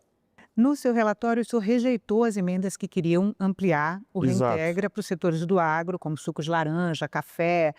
Vindo agora o crédito do BNDES sendo dirigido, não chegando no agro, o senhor pode reavaliar a questão? Porque nós não temos esses recursos, Renata. E diga-se passagem, nós temos, sabidamente, o governo brasileiro até tem tido e demonstrado nesses últimos anos uma capacidade de ampliar os seus mercados. Basta que você observe que muitos desses setores, principalmente os que dizem respeito às commodities, têm mercados que fazem essa substituição natural do mercado norte-americano. Isso faz com que não sejam tão atingidos ou não tenham tantos prejuízos como outros que, perdendo esse mercado norte-americano, não se veem atraídos automaticamente por outras nações. A soja, o The Economist considerou que a soja brasileira conseguiu redirecionar a sua produção muito rapidamente. De imediato, praticamente de imediato. Ou seja, essa capacidade, essa facilidade de você encontrar com as negociações diplomáticas mantidas outros mercados consumidores, se dá em relação a alguns desses segmentos. Em relação a produtos industrializados, é mais difícil. E é por isso que a ajuda e esse socorro se deu mais direcionadamente para essa vertente. Senador, o projeto também autoriza aportes em fundos garantidores. Sim. Né? Só para o público entender, qual que é o papel desses fundos? Né? E no caso de haver um risco de calote, qual é o risco dessa conta ir parar nos cofres públicos e para a viúva? Né? Por isso que houve, nesse projeto, 1,5 bi foi exatamente para aumentar, robustecer esse fundo garantidor. Porque pode acontecer isso. E se acontecer, efetivamente, quem tem que socorrer é o governo através da constituição desse fundo, que já existe, o fundo já existe. O que nós estamos propondo aí é um incremento da ordem de 1,5 bi, especificamente para esse fundo garantidor de créditos de produtos exportados. Também houve um aporte de outro bi, ou seja, a sugestão para um aporte de um novo bi para o Fundo de Garantias de Operações. Então, a gente sabe que nessas operações, algumas das vezes, né, sem deliberado desejo, em sã consciência, quem comercializa não comercializa para ter prejuízo a si próprio. Mas às vezes acontecem situações que fogem, ou seja, são aquelas imprevisibilidades. E quando essas imprevisibilidades acontecem e aquela pessoa que acessou não teve condição de pagar, existe o fundo exatamente para fazer com que haja esse ressarcimento. Senador, e qual é o objeto dos destaques que ainda faltam ser votados? Da oposição, que é exatamente desnaturar por completo o projeto. Ele propõe suprimir o artigo 1º. E o artigo 1º diz taxativamente: esses recursos extraordinários, esses valores extraordinários, não estarão contabilizados no resultado primário, das despesas primárias. E também não estarão... Ou seja, não permite que o socorro fique fora exatamente. do teto da arcabouço Aí você fiscal. desnatura. O cerne, ou seja, a espinha dorsal do projeto está principalmente na previsão do artigo 1º. E aí, por força do sentimento de contestação da oposição, de querer criar uma dificuldade para o governo, eles propuseram um destaque fazendo essa supressão. E nós temos que tentar derrotar. Senador, antes de encerrar o programa, eu queria mudar de assunto só um pouquinho, mas aproveitando a sua presença, porque o senhor também relatou na Comissão de Assuntos Sociais um projeto que muda as regras do microempreendedor individual, Sim. o MEI. O que vai mudar? Aumentou a faixa. É um projeto que eu quero saudar aqui a iniciativa da minha querida companheira MDBista catarinense, Dona Ivete, né, da Silveira, que foi muito feliz ao propor. Nós temos até 80 mil e não houve a atualização dessa faixa, ou seja, faturamento até 80 mil do microempreendedor individual. Então, o que ela fez? Uma atualização de 81 mil até 140 mil, ou seja, aqueles empreendedores que tiverem nessa faixa até 140 mil poderão se enquadrar, se assim desejarem, e esse é o nosso propósito, o propósito da senadora Ivete, se enquadrar no Super MEI, né? Ou seja... Vai criar uma nova categoria? Uma nova faixa, de 80 a 140, porque nos últimos... 81, né? 81 até 140. Não houve, Renata, nesses últimos 7 anos, atualizações. Ou seja, de 2018 para cá, os valores permaneceram os mesmos, o que não justifica, porque entendamos, existem milhares de brasileiros desejosos de fazer os seus empreendimentos e, quando o fazem, estão acima desse faturamento de 81 mil reais. Então, muito justa, essa matéria foi aprovada na CAIS, está na CAI, eu também já fui designado para fazer a relatoria, não creio que haja dificuldades maiores e, em seguida, avançarmos ao plenário. Mas tem mais uma mudança, né? Vai permitir a contratação? Não, aí onde está. A proposta originária permitia contratação de 2. O governo, sentando-se conosco e com a própria senadora, sugeriu que mantivesse um único funcionário. E ela entendeu de aceitar para não perder o propósito maior, que é exatamente o de fazer esse elastecimento no valor. Então, continua com um funcionário, mas com um valor de 81 a 140 mil reais, que de fato, repito, é o ganho maior, sentido maior da apresentação dessa iniciativa legislativa. Mas também está se prevendo uma correção automática? O governo propôs que, nesse instante, nós não assim o fizéssemos, porque não havia uma projeção do que isso significaria em termos de impacto financeiro. Então, nós também excluímos tudo de comum acordo com o governo, a autora, a senadora Ivete, conosco, responsável pela relatoria. E qual o impacto o senhor imagina que essa proposta vai ter?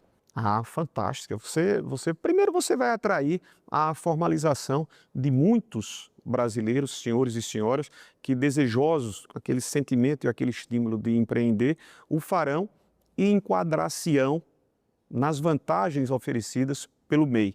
Isso é uma oportunidade que também nós teremos de ver milhares de brasileiros tendo esse novo acesso, um vínculo com muito mais sustentabilidade, com muito mais segurança jurídica. Tem um impacto muito interessante. Eu fiquei impressionado, não tinha noção exata da repercussão positiva no meu próprio estado, mas recebendo muitas mensagens favoráveis a essa relatoria. Senador, muito obrigada pela presença. Minha amada, obrigado a você pelo carinho de sempre, pela generosa forma, tanto sua como de todos os companheiros, de receberem os seus convidados. Um abraço a todos.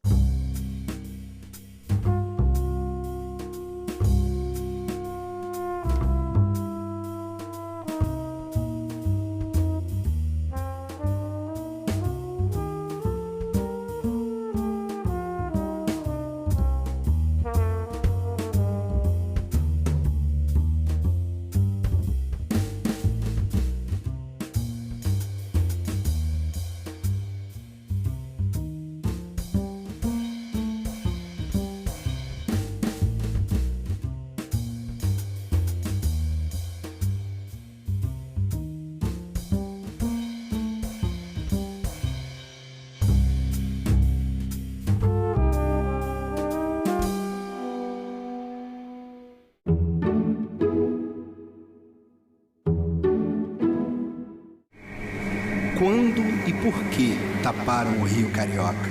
Por que alguém quis um dia se esquecer dele? Por que alguém quer agora se lembrar dele? A Bossa Nova não tapou o Rio Carioca. O final da Copa de 50 no Maraca não tapou o Rio Carioca. O Rio de Janeiro tapou o Rio Carioca. Senadoc, neste sábado, 9 horas da noite, aqui na TV Senado. O Congresso Nacional é o órgão que representa o povo brasileiro, que elabora leis, que fiscaliza as ações do Poder Executivo. O nosso sistema é o bicameral, ou seja, ele é composto por 2 câmaras ou 2 casas legislativas, a Câmara dos Deputados e o Senado Federal. Um projeto de lei que começa aprovado pela Câmara é sempre revisado pelo Senado. Da mesma forma, uma proposta apresentada pelo Senado também precisa passar pela votação dos deputados antes de ser sancionada ou não pelo presidente da República. A Câmara dos Deputados é composta por 513 deputados, que são eleitos a cada 4 anos pelo sistema proporcional. Cada estado brasileiro e o Distrito Federal elegem seus deputados de acordo com o tamanho de suas populações. Já o Senado Federal é composto pelos representantes dos estados e do Distrito Federal. Mas os senadores são eleitos pelo sistema majoritário. Vence o que tiver o maior número de votos. Cada unidade elege 3 senadores, independentemente do tamanho de sua população. Isso garante uma representação mais equilibrada entre os diferentes estados e as diferentes regiões do Brasil. As 2 casas também possuem uma série de atribuições que são exclusivas. Por exemplo, os deputados podem autorizar, com a aprovação de 2/3 de seus membros, o início de um processo de impeachment contra o presidente da República. Mas são os senadores que julgam se o presidente sofrerá ou não o impeachment. Além disso, são apenas os senadores que analisam e aprovam as indicações do presidente da República para diversos cargos muito importantes, como os ministros do STF e o Procurador-Geral da República. O Congresso é o nível mais alto do nosso poder legislativo. Escolha bem os seus representantes.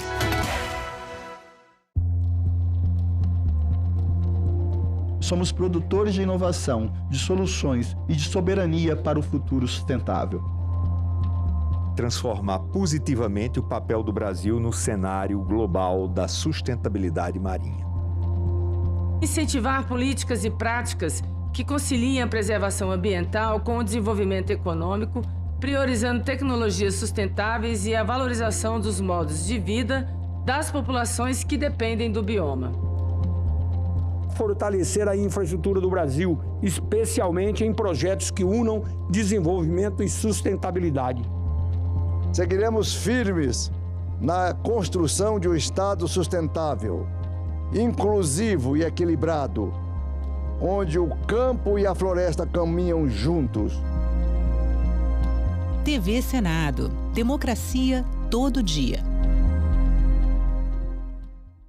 Vai votar? Passou no concurso público?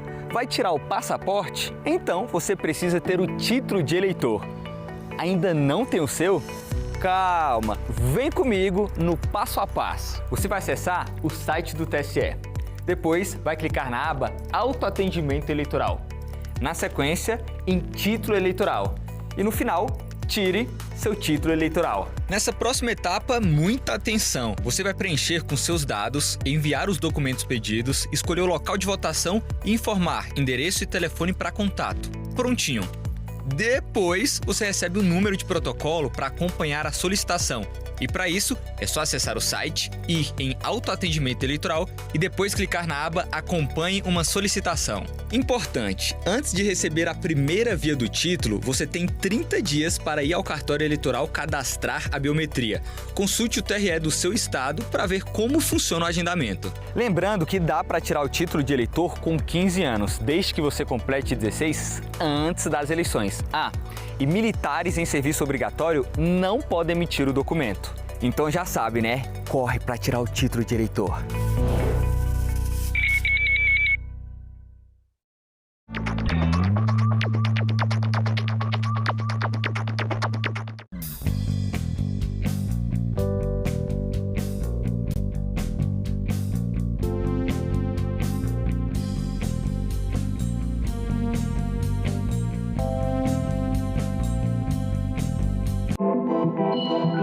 O site do Senado agora mostra projetos de lei em linguagem simplificada. É o Senado Explica, uma ferramenta de inteligência artificial combinada com revisão humana que torna mais fácil entender e acompanhar as leis em debate aqui no Senado. Na página de tramitação das matérias e no portal E-Cidadania, Senado Explica.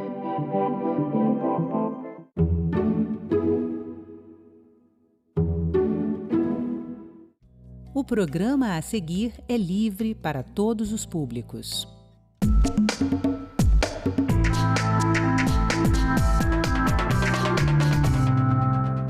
Manaus analisa proposta para entregar remédio de uso contínuo diretamente na casa de pessoas com mobilidade reduzida. Senado aprova a Política Nacional de Promoção da Atividade Física para pessoa idosa. Projeto de lei quer garantir internet gratuita nas ruas do Distrito Federal. Hoje em dia a internet é como um item de necessidade básica, né? Como água, energia elétrica, né? A gente não vive mais sem internet. Vai tirar muita gente assim do aperto. Você sabe que é daqui e de casas de leis como esta que são tomadas decisões importantes para você. E são mais de 5.000 em todo o Brasil. Que tal saber o que acontece país afora? Eu sou Andréa Alves e este é o Parlamento Brasil, um programa que há 19 anos é feito em parceria com as TVs legislativas de todo o país. Vamos para um giro?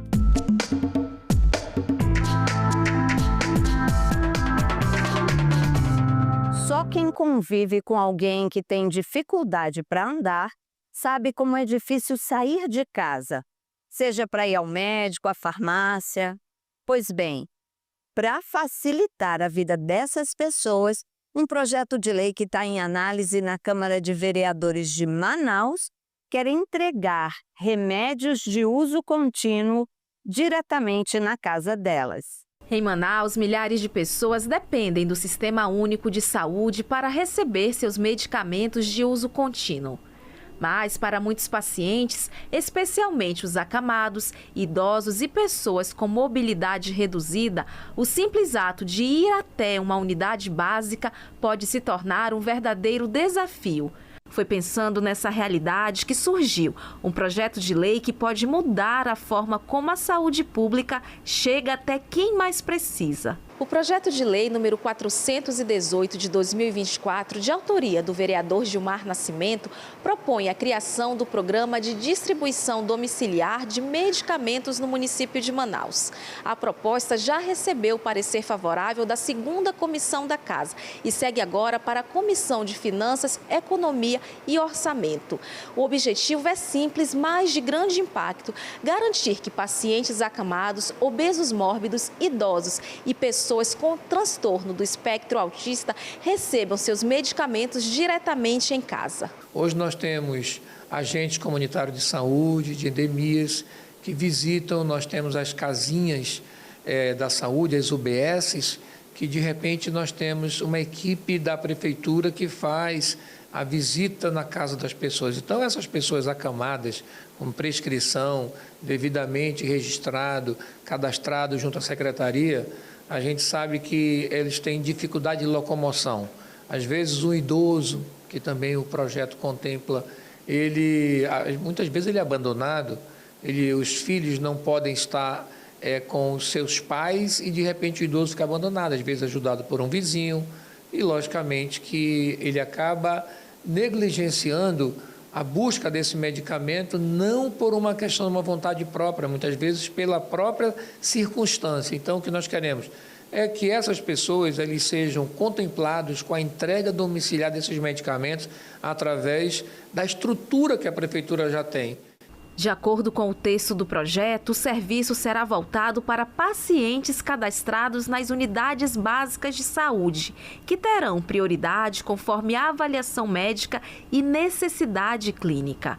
A entrega dos remédios deverá ser feita por equipes de saúde da própria prefeitura, aproveitando as visitas já realizadas pelos agentes comunitários.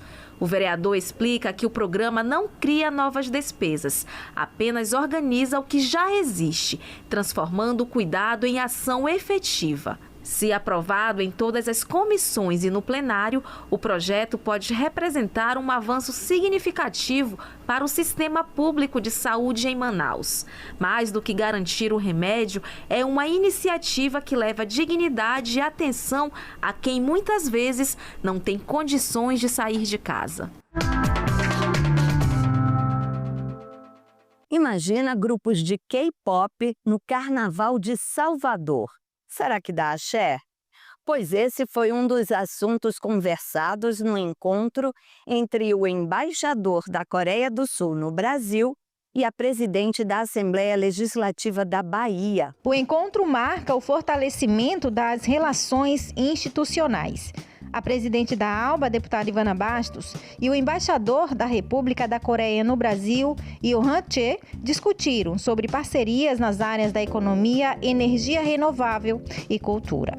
Novos investimentos que estão chegando a essa terra, nos colocar à disposição e agradecer esta visita que com certeza terá bons frutos aqui para o nosso estado. Uma das novidades apresentadas pelo embaixador coreano é o programa Férias Brasil-Coreia, uma espécie de intercâmbio entre os dois países e uma possível participação do K-pop, grupo musical do país asiático, no Carnaval de Salvador. Na semana passada, realizamos na Embaixada o programa Férias Trabalho Brasil-Coreia, e onde nós tivemos a felicidade de emitir o primeiro e o segundo visto para duas jovens aqui baianas do estado da Bahia, duas jovens que nos contaram que têm muito interesse pela cultura coreana, e eu fiquei muito impressionado pelos conhecimentos que elas já tinham sobre o meu país, e inclusive teve essa viagem para Salvador e tudo coincidiu, então teve um significado maior para mim. Ainda durante a visita, que contou com a participação da primeira vice-presidente da Casa Legislativa, a deputada Fátima Nunes, a presidente ressaltou que ela e outros parlamentares pretendem retribuir a visita à Embaixada da República da Coreia em Brasília. E que bom que o senhor, embaixador, olhou para cá com esse olhar de solidariedade, fraternidade. Estamos juntos aqui para receber os investimentos, para poder votar projetos que interessem a essa parceria Brasil-Coreia. E, como sempre, cada parceiro que vem para o Brasil leva de nós muita cooperação e, naturalmente, traz também. Então, estamos juntos. Parlamentares de São Paulo lançam bancada de direitos humanos na Alesp. Organizações da sociedade civil, entidades religiosas, universidades e defensores dos direitos humanos participaram do evento. É uma iniciativa da Comissão de Justiça e Paz, que já montou essa bancada dos direitos humanos lá na Câmara Municipal de São Paulo e reproduz essa iniciativa aqui. Eu acho muito importante para articular vários mandatos em torno dessa pauta, né, que é fundamental e que às vezes mal compreendida na sociedade, né? Não se trata aqui de defender privilégio para ninguém, mas garantir a dignidade de todos. Temas como saúde, habitação, direitos fundamentais e segurança pública, que para a deputada Ediane Maria é um dos mais importantes, serão pautados nos encontros. Essa ideia, ela surge de várias denúncias que a gente acaba acompanhando nessa casa, né? Aqui já tem a comissão também de direitos humanos, então a gente acaba vendo que tem um Suplicy participa dela.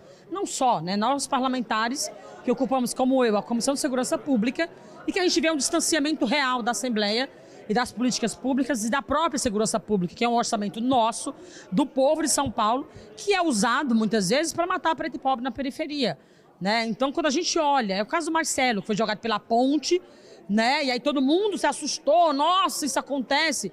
Cara, mas a comissão já está denunciando isso faz muito tempo. A sociedade civil já está se organizando e falando sobre isso há muito tempo, né? Para alguns é uma novidade porque furou uma bolha, né? Nós, da esquerda, já temos acesso a isso há séculos. É muito importante que haja essa animação das mais diversas entidades e com o apoio da Comissão Justiça e Paz e de todos aqueles que lutam por direitos humanos em São Paulo e no Brasil. E é com a maior satisfação que eu estou aqui participando, uma vez que ao longo desses mais de 40 anos de vida pública e desde menino, jovem, adolescente, eu fiquei sempre preocupado que no Brasil temos que ter a maior consideração pelo respeito aos direitos humanos. Inspirada na proposta da Comissão de Justiça e Paz, da Conferência Nacional dos Bispos do Brasil, CNBB, a bancada tem como fundamento a concepção de que toda a política pública deve sempre proteger e promover a vida e a defesa dos direitos de todos os cidadãos. Ao todo, 24 deputados e mais de 60 instituições participarão dessa bancada. Não diz respeito só a questões que muitas vezes são associadas em relação à violência policial ou coisas do tipo, mas sim a dignidade da pessoa humana, o seu direito à moradia, à educação, ao transporte digno, à saúde, né? Então, são todos aspectos que dizem respeito aos direitos fundamentais da humanidade consagrados na Carta da ONU. É fundamental ter uma junção de forças, não só de um partido, mas de uniões, então, de representações da sociedade para canalizar mais as lutas por direitos humanos de diversos movimentos sociais. Rio Grande do Sul, homenageia a Associação de Trabalhadoras Rurais. A solenidade destacou o trabalho desenvolvido há mais de 3 décadas por mulheres agricultoras de 10 municípios da região Centro-Serra. A associação foi criada lá em 1992, no município de Segredo, e hoje reúne mais de 2.800 trabalhadoras rurais. Naquela época, a participação das mulheres nas decisões das comunidades ainda era limitada e a luta por espaço começava a ganhar força. Helena Calheiro da Molim foi a primeira presidente da entidade e lembrou de como o movimento nasceu, num tempo em que as mulheres do campo buscavam por igualdade e reconhecimento. Hoje as famílias estão unidas, é maridos, é mulher. Nenhum vai um à frente e nenhum atrás do outro. É lado a lado a mulher hoje com os maridos no nosso tempo. Não era assim. A gente sentia essa necessidade da mulher ser libertada das garras dos pais que eram machistas, que as filhas eram só para cuidar da casa e trabalhar na lavoura, direitos nenhum. 3 décadas depois, o movimento se consolidou como um catalisador de qualificação, mobilização e protagonismo feminino no meio rural. Hoje ver essas mulheres aí se permitindo estar aqui, sendo homenageadas, já é um momento de evolução. Ver e olhar para que mães produtoras, agricultoras possam estar aqui. Isso é um privilégio. É a voz de muitas outras que ficaram lá na agricultura. Além da associação, a cerimônia também homenageou extensionistas da Emater que contribuem para o fortalecimento das feiras, das associações e da agricultura familiar na região. Lisandra Mergen foi uma delas e destacou as ações voltadas às mulheres rurais. Olhando a família rural da porteira para dentro, trabalhando todo, trabalhando a mulher, principalmente para que ela tenha autonomia financeira, geração de renda junto à sua família, para que tenha condições de vida dignas no campo. E nisso que nós acreditamos. A associação reúne representantes de 10 municípios, entre eles Sobradinho, Arroio do Tigre, Lagoa Bonita do Sul e Estrela Velha. Um trabalho que agora ganhou o reconhecimento do Parlamento Gaúcho com a medalha da 56ª Legislatura por iniciativa do deputado Adolfo Brito. É uma região em que as mulheres têm uma atuação desde a família, a criação dos filhos, a cultura, a religiosidade, enfim, é o trabalho e, acima de tudo, é a estrutura de uma casa. Então, nós que acompanhamos o trabalho da Associação das Mulheres Trabalhadoras Rurais do Centro-Serra, não poderíamos deixar de fazer uma mensagem especial a todas elas e também com a participação da Emater, que a Emater é um braço forte na propriedade rural, incentiva as mulheres trabalhadoras.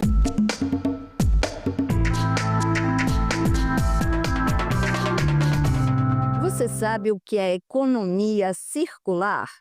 De uma forma bem resumida, é quando um produto é pensado desde o início, desde a escolha da matéria-prima, para ser o menos prejudicial possível ao meio ambiente e para ter uma vida útil longa, que ele possa ser reutilizado, consertado, reformado e reciclado.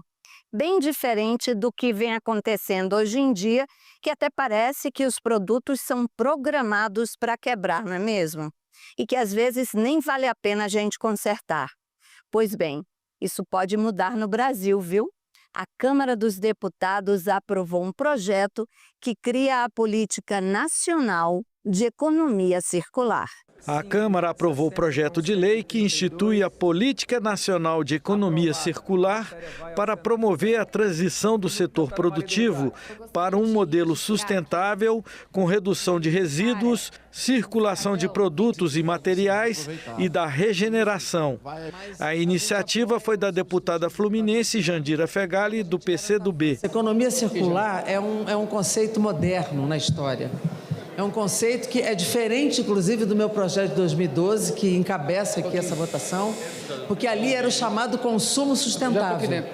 Depois, essa discussão evolui o conceito para a economia circular que é uma economia que garante a reciclagem de materiais, reaproveitamento e que contamina menos o meio ambiente, garante a transição energética e a sustentabilidade. O texto, que segue agora para o Senado, prevê incentivos para empresas que promovam a pesquisa, inovação tecnológica e novos modelos de negócios, além da formação profissional.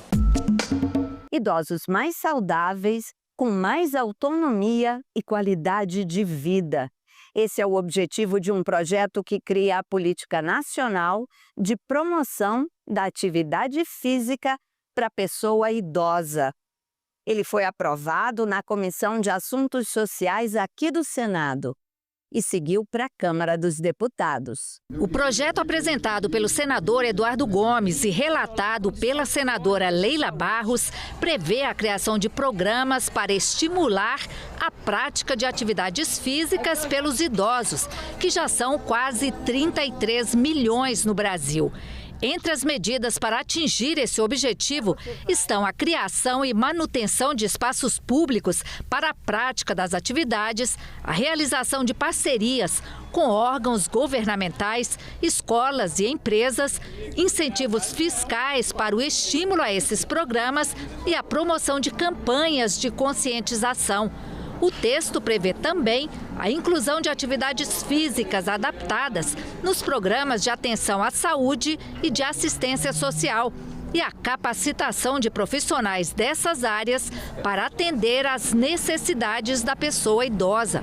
O projeto foi aprovado por unanimidade. A questão emocional, muitos idosos ficam em casa, seus filhos, as suas famílias trabalham, e esse tipo de atividade em que eles estão em contato com os demais idosos ali é fundamental também para a questão emocional. Essa atividade física vai evitar AVC, infarto, a circulação dos membros inferiores vão melhorar e vão evitar as tromboses venosas. Eu aqui como psiquiatra quero realçar esse aspecto, que a atividade física ela será tanto melhor quanto ela for feita em grupo, em equipe, porque tem a parte da socialização também.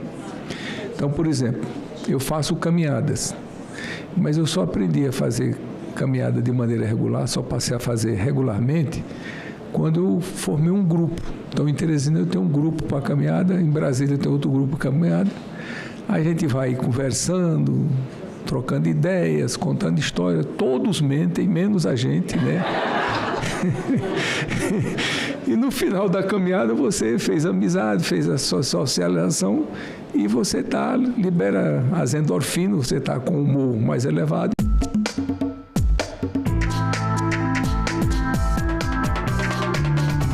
Olha, a maioria das pessoas já passou por isso. 2 momentos de quase pânico.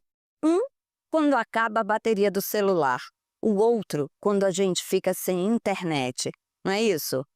Bom, exageros à parte, a questão da bateria, a solução fica por nossa conta.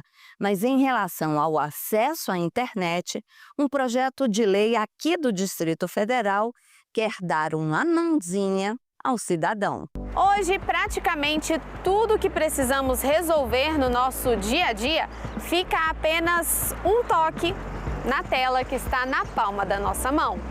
Pagar conta dá para fazer pelo celular. Chegar a algum lugar, só colocar no GPS do celular. Conversar com alguém por aplicativo de mensagem, no celular também. Isso sem falar nas redes sociais. Mas para usar todos esses serviços, não podemos esquecer de um detalhe. É preciso ter internet móvel. Hoje, os valores de planos de internet variam bastante, chegando a mais de R$ 200 por mês para planos pós-pago, com muitos gigabytes disponíveis, além de outros benefícios. Não é todo mundo que pode pagar. Agora, imagine se nas ruas do Distrito Federal tivesse internet roteada de graça para qualquer pessoa usar. Eu acho válido porque muitas pessoas não têm acesso a planos de internet, de operadoras, e tudo que você vai fazer hoje em dia na rua, você necessita de uma internet, necessita do telefone. Então, se vocês disponibilizam uma internet gratuita, vai ajudar muitas pessoas de baixa renda, principalmente, que não conseguem pagar caro, porque querendo ou não é caro um plano, e ajudaria bastante. Daria à sociedade acesso, Hoje tem a sociedade digital, então o acesso à internet é fundamental. Tem gente que não tem uma internet eficaz no celular, precisa estudar, precisa resolver algum problema, não tem internet no celular. Mudaria bastante, seria muito bom. Maravilhoso, porque geralmente nem todas as pessoas têm. E também quando a gente tem, às vezes o plano acaba e a gente fica doido assim procurando e às vezes não tem. Então seria bom. Importante, né, para pegar um Uber, uma internet para caso de emergência, né? Às vezes uma situação que você está precisando de ajuda. Hoje em dia a internet é como um item de necessidade básica, né, como água, energia elétrica, né? A gente não vive mais sem internet. Então vai tirar muita gente assim do aperto, né? Para dar mais acesso à internet a toda a população do DF, tramita na Câmara Legislativa um projeto de lei que autoriza empresas fornecedoras de internet a utilizar postes de iluminação pública para instalar seus equipamentos. A contrapartida seria oferecer internet gratuita para as pessoas, como explica o deputado Martins Machado, autor da proposta. A empresa vem, instala seu ponto, que ela precisa de instalar seu ponto de Wi-Fi. Isso é feito, por exemplo, no privado. Eles pagam um prédio, por exemplo, tem empresa que paga um prédio, paga um local estratégico, paga mensalmente um valor financeiro. No caso do projeto, a ideia é não pagar, mas na contrapartida, colocar disponível lá a internet para todos que estiverem naquela região. Segundo dados da PNAD, pelo menos 10% da população brasileira não utiliza a internet pelo custo alto dos serviços ou dos equipamentos. Para esta advogada atuante em direito digital, muitas pessoas até conseguem usar a internet em espaços públicos, mas em casa o acesso fica prejudicado. Nas casas, nas residências, principalmente à noite, as pessoas ficam sem esse acesso.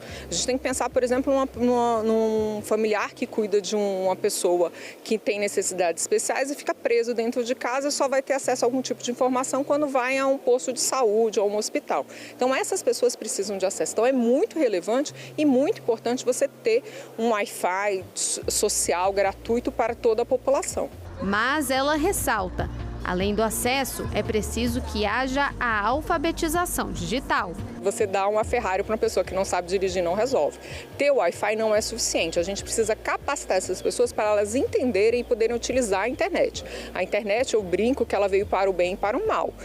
Nós temos que ver o lado positivo na internet e batalhar contra o negativo. E a população concorda. Tem os seus pontos positivos, mas também tem os pontos negativos, né? Esse acesso o tempo todo à internet, até que ponto vai ser bom em algum aspecto para alguns, né? Tudo com moderação é bom, né? O brasiliense vai ficar feliz, hein? Bom, você vai ver agora os visitantes do Congresso Nacional. Sabia que são mais de 3.000 todas as semanas? E você sabe que se quiser rever este ou qualquer outro programa da TV Senado, tem tudo na internet, no site da TV ou no YouTube. Até semana que vem, pessoal. Tchau! Qual a parte que te chamou mais a atenção? A parte da Câmara dos Deputados, né, em que foi apresentado cada função das estruturas lá presentes, a cadeira entre os senadores lá presentes, os deputados, né, e o contexto histórico em que foi produzido cada uma das estruturas lá, que agrega muito ao ensino e a cultura nacional e principalmente a pessoa valorizar o que é esse país, né?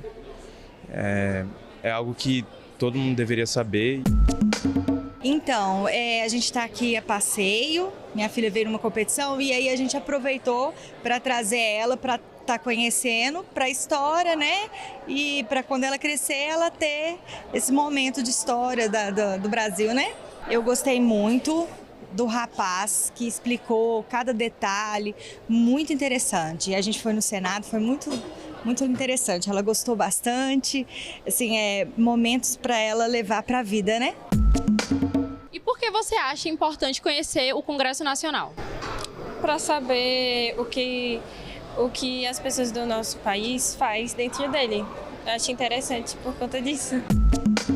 Foi muito interessante a visita e eu acredito que aproxima a população de um espaço que é tão importante para as discussões sociais, econômicas, políticas. E cada detalhe da arquitetura, dos objetos, foi, apesar de já conhecer de televisão, ver muito mais interessante ao vivo, de pertinho. Eu gostei muito do plenário do Senado. Pela arquitetura, obviamente, mas pelo que representa também, pelas discussões e pela acústica do espaço, pelo conjunto todo. É um exercício à cidadania, quando você pensa que muitas pessoas veem na TV, veem nas redes sociais, mas não visitam, não conhecem, não veem que a estrutura, ela também agrega muita sabedoria, muita história. E realmente é um exercício a cidadania vir aqui. Acho que todo brasileiro deveria ter a oportunidade de vir aqui e conhecer o Congresso Nacional. O teto do Senado Federal, acho que é a obra mais impactante que se tem. É realmente mágico quando você passa pelo corredor e olha para o teto.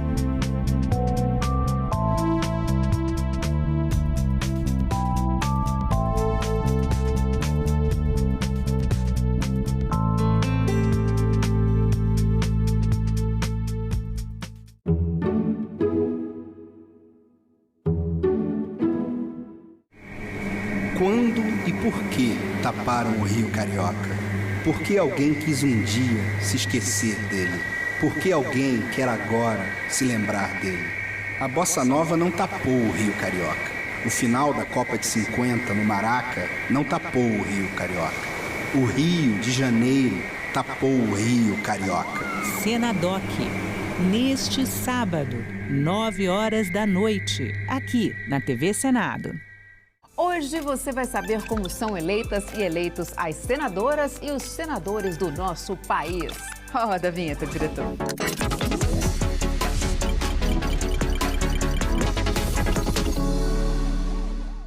Com vocês, o Congresso Nacional, uma obra de arte, fala a verdade. Mas vamos lá. Esta cúpula virada para cima é a Câmara dos Deputados. E esta virada para baixo é o que vamos explicar hoje, o Senado Federal. Aqui trabalham 81 senadores e senadoras, que representam igualmente os estados e o Distrito Federal, com 3 vagas para cada um, independentemente do tamanho da população. O mandato é de 8 anos. E já fica o alerta, ano que vem tem eleições gerais. E sabe o que isso significa? Que o Senado terá sua renovação. Em 2026, vamos escolher 2 senadores ou senadoras. Isso porque a cada eleição geral, a renovação se dá de forma alternada. Em uma, elegemos um senador ou senadora, como foi em 2022, lembra? E na outra, elegemos 2. Tudo isso para manter sempre um equilíbrio entre renovação e experiência. E atenção, a eleição para o Senado é majoritária. Ganha quem tiver a maioria dos votos. Entendeu? Não esquece de seguir a gente nas redes sociais, hein? Então é isso. Tchau!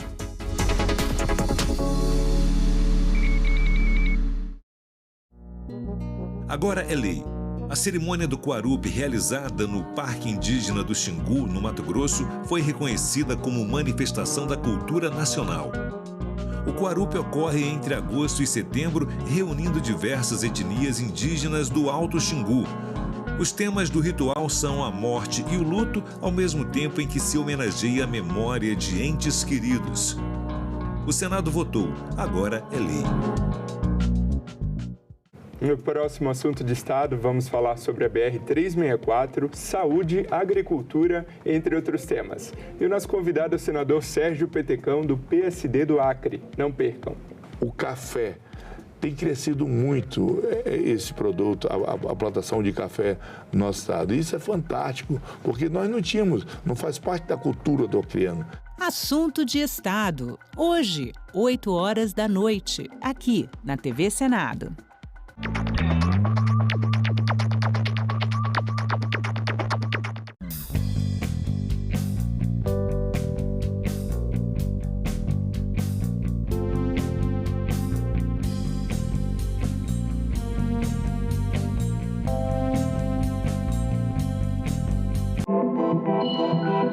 site do Senado agora mostra projetos de lei em linguagem simplificada.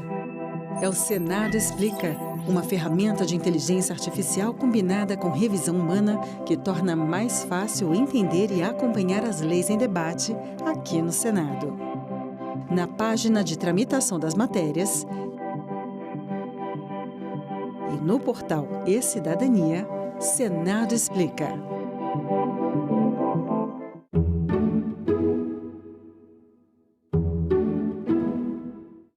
O programa a seguir é livre para todos os públicos. Eu tive a experiência na pandemia, no CIL, e a gente também tem o curso integrado no IAD. Foi bem mais difícil do que o presencial que é hoje. Eu já tive a experiência também, tanto na escola, lá no ensino fundamental e no CIL. Eu não aprendi nada, porque como você está no conforto de casa, você acaba se distraindo muito com as coisas. É muito difícil de a gente se concentrar. E logo nós, quando era criança, aí era pior ainda, que podia mexer no celular e tudo mais. O ensino à distância ele é muito bom. No entanto, algumas modalidades, por exemplo, como curso de medicina, engenharia, piloto de avião, não dá para ser à distância, né? O pedestre tem responsabilidade, ciclista... Uma cadeira na academia me foi negado pela história e pelo meu país. Hoje nós podemos, com o nosso megafone, que é o diploma na mão, nós não podemos recuar nesse debate. Declaro aberta a 7ª reunião da Comissão do Senado.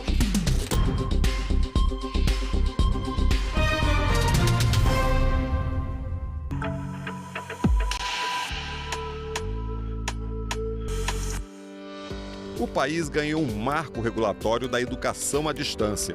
A partir de agora, nenhum curso de graduação poderá ser 100% no formato EAD. E entre os formatos disponíveis, uma novidade. Além dos cursos presencial e à distância, surge o modelo semipresencial, um híbrido de presencial com aulas online em tempo real.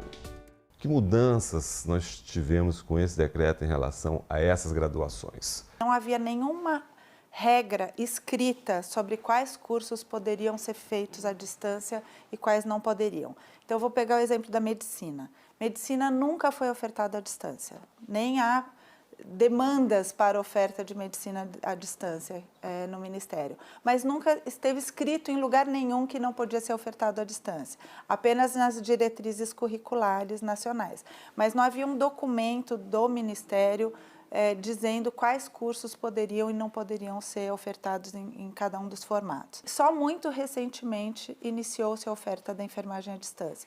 Mas, apesar de ter iniciado recentemente, ela explodiu, né? E a gente tinha, em 2023, cerca de 40% das matrículas de enfermagem estavam nos cursos à distância. E havia uma concepção de que é muito difícil que um curso de enfermagem à distância consiga trazer para o estudante toda a formação prática que ele precisa. Por que no Brasil agora o número de matrículas no curso superior em EAD superou as matrículas presenciais? Tem dois acontecimentos que levam a isso. Um é o fim do FIES. Então o FIES, que antigamente oferecia 700 mil bolsas anuais, 500, passou a oferecer 150, 200 e preencher metade disso ou menos. Então, ou seja, o aluno não tinha mais aquele auxílio financeiro para poder pagar um curso presencial e conseguir entrar no ensino superior. Por que o governo viu a necessidade de ter um marco regulatório da EAD? Até 2017, a gente havia um decreto que regulava a educação à distância. Era um decreto com regras bastante rígidas sobre a educação à distância, dada a peculiaridade desse formato de oferta de graduação. E em 2017 foi editado um novo decreto que flexibilizou bastante essas regras. Então, elas passaram a ser feitas de uma forma muito mais soltas, digamos assim. E isso foi causando um crescimento bastante acentuado da oferta da educação à distância, mesmo antes da pandemia. Essa nova política da EAD é uma mudança que altera todo o ensino superior, não só os cursos EAD, né? Então, trouxe um impacto bastante grande pois criou um novo formato de oferta. Então, até então, nós tínhamos apenas 2 formatos, o EAD e o presencial. Agora, nós passamos a ter os formatos presencial, semipresencial e EAD. É uma política que tem 2 anos para as instituições se adequarem e trouxe um impacto grande, mas em alguns cursos em mais do que outros, né? Então, tem alguns cursos que foram vedados na EAD e permitidos no semipresencial e outros que foram vedados na EAD e permitidos apenas no presencial, como é o caso de enfermagem. Cursos como Direito, Medicina, Odontologia e Psicologia, eles já eram proibidos na EAD e eles continuam permitidos de serem ofertados apenas no presencial. Este decreto, ele, de uma forma muito acertada, ele vedou qualquer tipo de utilização de ensino à distância para o curso de medicina. Então, foi uma decisão muito acertada, porque medicina é uma profissão eminentemente teórica, né? É uma profissão prática, em que o médico tem quase a metade de toda a sua carga horária em hospitais e campos de estágio, em locais de atendimento ao paciente. E é assim que se deve desenvolver as habilidades de comunicação, empatia, e isso não se consegue fazer com nenhuma modalidade de ensino à distância. Antes da portaria, havia então essa possibilidade mínima de à distância? Existia uma brecha, né, em todos os cursos onde você poderia fazer uma pequena porcentagem utilizar ensino à distância, né? Isso foi até muito discutido, se era 10%, 20%, 30%. Mas com o decreto... Sim, teóricas, não tão como administrativas, assim, é válido. Eu prefiro as aulas presenciais, não só pela questão das perguntas que a gente consegue tirar, as dúvidas que a gente consegue tirar na hora, as perguntas, e também porque a gente tem mais a didática também de cada professor. As aulas EAD eu não consigo me concentrar totalmente, né? Porque tem as outras distrações em casa e tudo mais. Então as atividades também se tornam meio que inválidas, não consigo aprender direito. A acessibilidade de ir e vir é muito difícil, né? Então, para o cadeirante, o ideal é uma semipresencial ou uma EAD. Eu aconselho para quem é PCD que faça uma dessa. Eu sou a favor, sim, do EAD, mas não que seja de forma universalizada.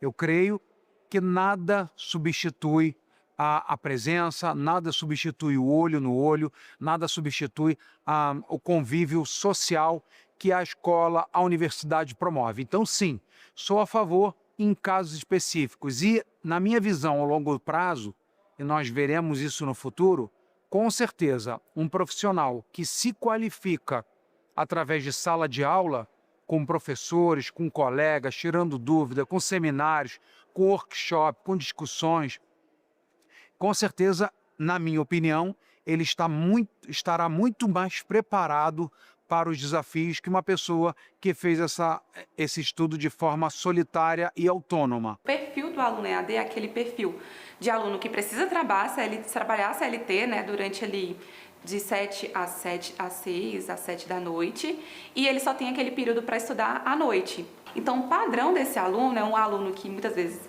tem família, é um aluno que tem um trabalho, ele não pode deixar esse trabalho, ele precisa desse trabalho, mas ele quer mudar de vida, ele quer uma graduação para conseguir algo melhor, para conquistar e almejar mais coisas na vida. Por que, no seu ponto de vista, há um equívoco em relação à questão da enfermagem?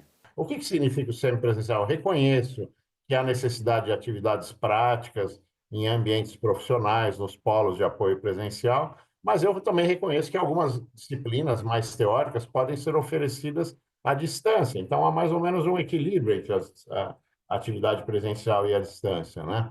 Só que a enfermagem foi a única que voltou 2 casinhas, quer dizer, criou-se uma casinha no meio, que é o semipresencial, os cursos de saúde que podiam ser à distância passaram a ser semipresencial, veterinária, fisioterapia, educação física, que está nessa lista também. Só que a enfermagem passou apenas para o presencial. Vai ter mais atividade presencial, ok, pode ser que isso até contribua na formação. Agora, o problema é saber quantas pessoas vão deixar de poder estudar enfermagem por causa desse formato, porque as mensalidades vão aumentar e a exigência de presença é total, né? É muito maior também. E como é que isso vai impactar no mercado profissional? Nós ouvíamos muito falar que é absurdo enfermeiro se formar em EAD se nunca ter aplicado uma injeção. É um absurdo, tanto que isso não acontece, né? Sempre tem uma presencialidade e uma atividade prática. Então, tem que entender os formatos de oferta para você saber onde você está se comprometendo a estudar os próximos 4, 5 anos. Então, entender os formatos de oferta, verificar a instituição que você está estudando, ir atrás dos indicadores, das notas dela no MEC. Hoje em dia você tem que disponibilizar também as notas deles para eles verem o curso, a seriedade que ele tem, a tradição que ele tem. É muito igual o que eles têm do presencial. Fui aluna do presencial, passei pela parte remota ali da pandemia também, quando fui terminar a fase final da faculdade. E aí eu tenho essa experiência com eles do EAD e do presencial. E os alunos têm o mesmo material, o mesmo conteúdo. O do EAD precisa correr um pouquinho mais, porque precisa de muita dedicação, muita disciplina. Os meninos do presencial têm um pouco mais de facilidade, porque é o contato direto com o professor, mas na hora que chega aqui no estágio, a gente quase não nota a diferença. O fato de ter a prática, muitas vezes, não diferencia o aluno presencial do aluno EAD, porque aqui eles têm que aprender na prática. Eu acho que flexibiliza para aquele aluno que tenha buscado, né, um curso de graduação, ter mais acesso a essa educação que ele talvez não teria com a presencial, que é ir todos os dias para a faculdade. Acaba se tornando cansativo para quem trabalha o dia todo, né? Todos os países do mundo usam essa prática do ensino à distância. Primeiro, porque facilita para aqueles que moram em regiões mais remotas. Segundo, facilita para aqueles que têm um emprego, que estão envolvidos ou que têm muita dificuldade de frequentar em tempo regular uma universidade presencial. Portanto, o ensino à distância, o EAD, ele, se for qualificado, se tiver os instrumentos tecnológicos necessários para que o aluno, para que esse futuro profissional se qualifique, ele, na verdade, terá toda a condição de se capacitar e conseguir o seu diploma na área específica que seja, com muita competência, com muita informação e com muita qualidade. Agora, tem que haver acompanhamento, fiscalização, controle do MEC, para que não se implante cursos que não levam o conhecimento devido àqueles que, na verdade, precisam de uma formação clássica, acadêmica. Na verdade, eu tive duas experiências com ensino à distância. Na pandemia, em que eu fiz grande parte do meu ensino fundamental com ensino à distância e eu gostava muito. O único problema era realmente a distância que eu tinha dos meus colegas. Já tive, né, na pandemia, foi uma experiência bem diversa, assim, né? Mas em questão de ensino foi meio complicado, assim, mas deu para entender no final, de certa forma. Mas eu prefiro presencial, sim. Há quem diga que essa nova construção, porque o Brasil é muito grande, pode prejudicar ter pessoas, alunos interessados em fazer cursos à distância, que agora vão ter uma carga presencial muito maior. Vai provocar um impacto, mas é um impacto que a gente considera que não é tão grande. Por quê? Porque os cursos semipresenciais, eles ainda podem ser ofertados de forma descentralizadas. Eles podem ser ofertados nos polos de educação à distância. Foram apenas 5 cursos que foram proibidos, vetados de ter no formato EAD ou semipresencial, que é medicina, enfermagem, odontologia, psicologia e direito. Os outros, todos eles podem ser ofertados ou no formato EAD e semipresencial ou só no semipresencial e presencial, né? Eu sou uma pessoa CLT, né? Então, CLT trabalha de segunda a sábado, de domingo a domingo. Então, quem é CLT, assim, dessa forma, não tem como conseguir uma faculdade integral mesmo, para estar ali todo dia, porque é muito cansativo. A gente trabalha, estuda, é marido, é casa, às vezes tem filho também. Então, acaba sendo um pouco corrido.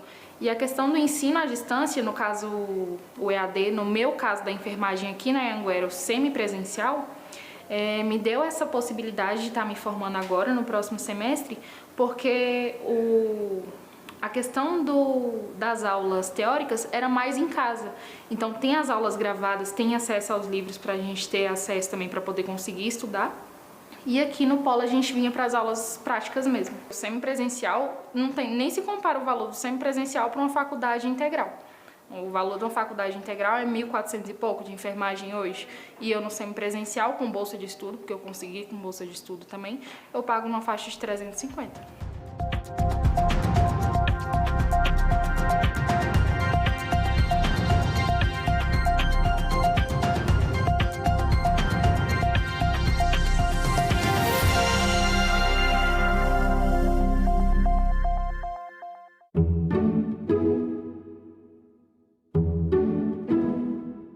No próximo assunto de Estado, vamos falar sobre a BR-364, saúde, agricultura, entre outros temas. E o nosso convidado é o senador Sérgio Petecão, do PSD do Acre. Não percam.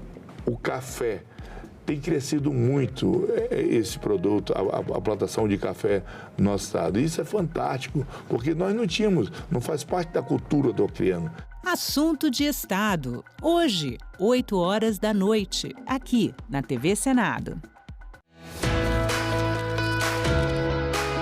O Congresso Nacional é o órgão que representa o povo brasileiro, que elabora leis, que fiscaliza as ações do Poder Executivo. O nosso sistema é o bicameral, ou seja, ele é composto por 2 câmaras ou 2 casas legislativas, a Câmara dos Deputados e o Senado Federal. Um projeto de lei que começa aprovado pela Câmara é sempre revisado pelo Senado.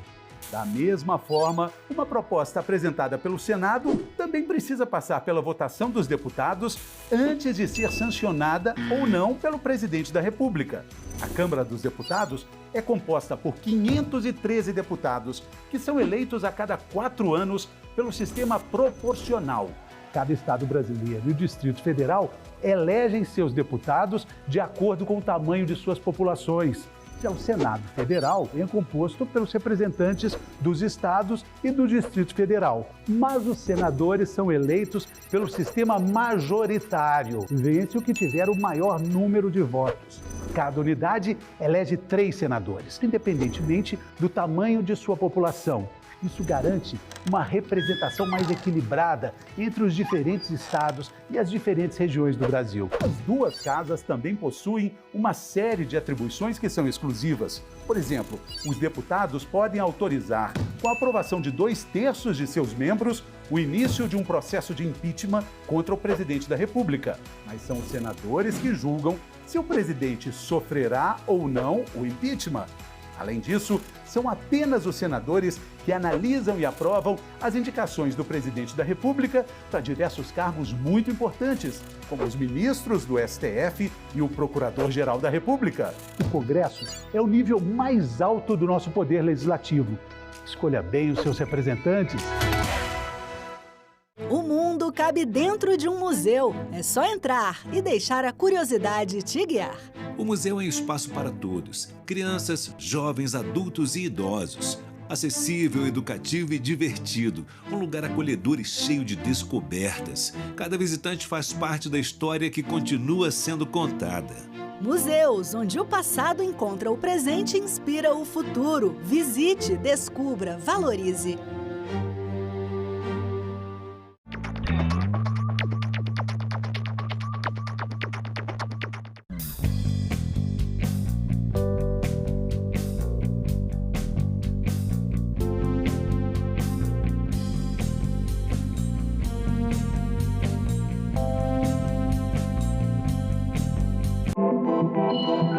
O site do Senado agora mostra projetos de lei em linguagem simplificada.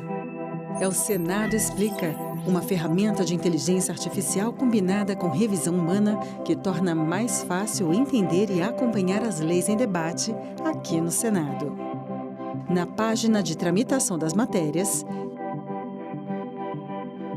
e no portal E-Cidadania, Senado Explica.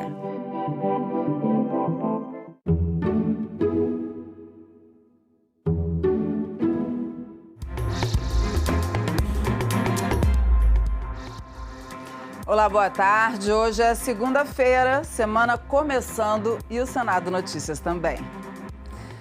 Na manhã de hoje, o Senado celebrou o Ano Internacional das Cooperativas e os 20 anos da União Nacional das Cooperativas da Agricultura Familiar e Economia Solidária, a Unicafes.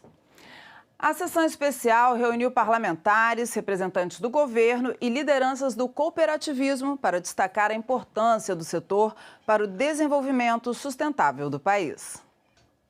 O Ano Internacional das Cooperativas foi proclamado pela Organização das Nações Unidas como forma de reconhecer seu papel social e econômico no mundo. No Brasil, elas atuam em setores como crédito, saúde, reciclagem, infraestrutura, educação e agricultura familiar. Ao conectar pequenos produtores e comunidades, essas cooperativas fortalecem a produção local, reduzem desigualdades e contribuem para a segurança alimentar no país.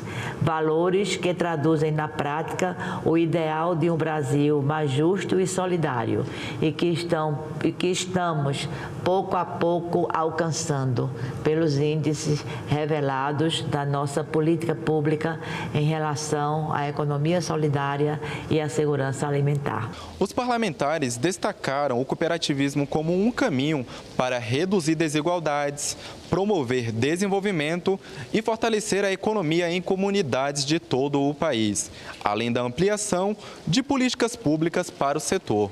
Quando fortalecemos o cooperativismo, estamos fortalecendo o Brasil real, aquele que produz, que gera renda, que sustenta nossas cidades e que mantém vivo o espírito comunitário que moldou o nosso país. É possível produzir riqueza com inclusão, gerar desenvolvimento sem destruir, crescer sem abandonar ninguém para trás. E neste Ano Internacional das Cooperativas, o Brasil tem a oportunidade de ocupar um papel de liderança global. O cooperativismo brasileiro é forte, diverso e também inovador. Fundada em 2005, a Unicafes chega há 2 décadas como a organização de cooperativas que atuam na agricultura familiar e na economia solidária. A entidade se destaca pelo trabalho comunitário e pela geração de renda e pelo apoio a políticas sustentáveis. É um desafio que nós do rural enfrentamos nesse Brasil, é como levar qualidade de vida, trabalho e dignidade para que a gente não perca nosso jovem do rural. A gente quer sim o nosso jovem na universidade, mas que ele volte para desenvolver as tecnologias, né, e também desenvolver os negócios cooperativos no meio rural. E deve ser votada amanhã pelo plenário do Senado a regulamentação da aposentadoria especial para agentes comunitários de saúde e os agentes de combate às endemias. A proposta garante que esses profissionais possam se aposentar com idade menor do que a prevista para outros trabalhadores. O texto é de autoria do senador veneziano Vital do Rego, do MDB da Paraíba.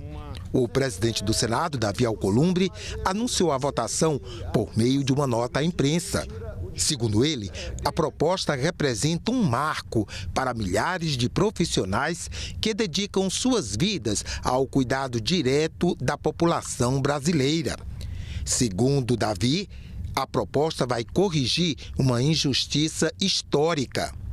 Se o projeto for aprovado, os agentes comunitários de saúde e combate a endemias poderão se aposentar com 52 anos de idade e 20 anos de contribuição, se homens, e 50 anos de idade e 20 anos de exercício, se mulher.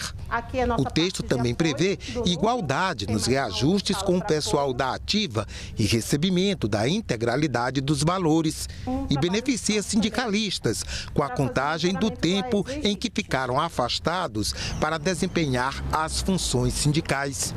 No Senado, o texto já foi aprovado na Comissão de Assuntos Econômicos e na Comissão de Assuntos Sociais. O relator foi o senador Wellington Fagundes.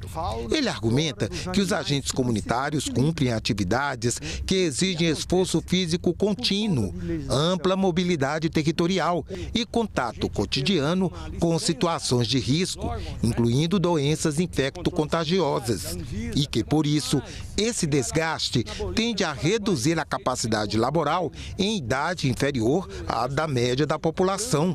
Se aprovado no Senado, o projeto segue para a Câmara dos Deputados. E o Senado vai analisar a indicação do atual advogado-geral da União, Jorge Messias, para o cargo de ministro do STF. Messias tem quase 2 décadas no serviço público. Jorge Messias tem 45 anos e é o atual advogado-geral da União. Ele foi indicado pelo presidente Luiz Inácio Lula da Silva para ocupar a vaga deixada por Luiz Roberto Barroso no Supremo Tribunal Federal. Messias é pernambucano, tem 45 anos e pertence à Igreja Batista. Ele é formado pela Universidade Federal de Pernambuco e é doutor pela Universidade de Brasília. Construiu carreira na advocacia pública e se tornou um dos quadros mais influentes do atual governo nos temas jurídicos e institucionais. Procurador da Fazenda desde 2007, Messias ocupou postos estratégicos ao longo de quase 2 décadas no serviço público. Foi consultor jurídico de ministérios como Educação e Ciência e Tecnologia, secretário de Regulação do Ensino Superior, subchefe para assuntos jurídicos da Casa Civil no governo Dilma e, mais recentemente, comandante da Advocacia Geral da União. A Constituição de 88 estabelece as regras para a indicação dos ministros do Supremo Tribunal Federal. Os Estados Unidos serviram de modelo, mas permanecem algumas diferenças. Quem determina é a Constituição. Está lá no artigo 52, que define as competências privativas do Senado. Entre elas está a aprovação por voto secreto, após sabatina, de magistrados como ministros do STF. Esse processo de análise da indicação feita pelo presidente da República começa aqui na Comissão de Constituição e Justiça, onde o indicado é sabatinado pelos senadores. Tanto integrantes da comissão quanto outros senadores podem fazer questionamentos sem limitação de tema. E normalmente são sabatinas longas. Uma das mais longas foi a do ministro Edson Fachin, em 2015. Ele foi questionado por mais de 12 horas. A da ministra Carmen Lúcia, em 2006, fugiu da regra. Foi a menor e durou apenas 2 horas e 10 minutos. Sabatinas longas e que cada vez chamam mais a atenção da sociedade, que pode fazer questionamentos por meio do e-cidadania. O ministro Alexandre de Moraes foi o sabatinado que mais recebeu perguntas de internautas. Foram cerca de 1.400 perguntas. Para esse consultor, o interesse maior pela escolha de ministros do STF vem desde a Constituição de 88. Ele já tinha importância nas constituições republicanas pretéritas, mas a de 88 amplificou o escopo das competências do Supremo. E isso faz com que o processo de indicação seja algo cada vez mais de interesse da sociedade. Vamos fazer uma comparação, né? Há 40 anos atrás, quando estávamos aí prestes a termos a nossa Constituição, qual de nós sabia algum nome de um ministro do Supremo? Pouquíssimas pessoas no Brasil sabiam. Hoje, se nós formos perguntar para a população, olha, pelo menos 2 nomes alguém pode lembrar, na população como um todo. Isso é um reflexo do quê? Não apenas de uma maior transparência, de uma maior notícia. Hoje, todas essas etapas de escolha e de sabatina são televisionadas pela TV Senado, por exemplo. Várias importantes julgamentos são também televisionados pela TV Justiça. Então, há um processo de socialização amplo dos processos decisórios. Na CCJ, a aprovação é por maioria simples, mas no plenário é por maioria absoluta. O indicado tem que receber os votos de pelo menos 41 dos 81 senadores para ser aprovado. Mas, na prática, há mais de 120 anos, nenhum indicado para a Corte Suprema foi rejeitado pelo Senado. Desde que o STF foi criado, em 1890, apenas 5 candidatos foram derrubados pelos senadores. Todos em 1894, no governo do Marechal Floriano Peixoto. O modelo, que começa com a indicação feita pelo presidente da República, é inspirado no americano. No modelo norte-americano, lá se aprova também no Senado. No entanto, a sabatina lá do Senado dura meses. muitos meses, são sabatinas que têm múltiplas etapas.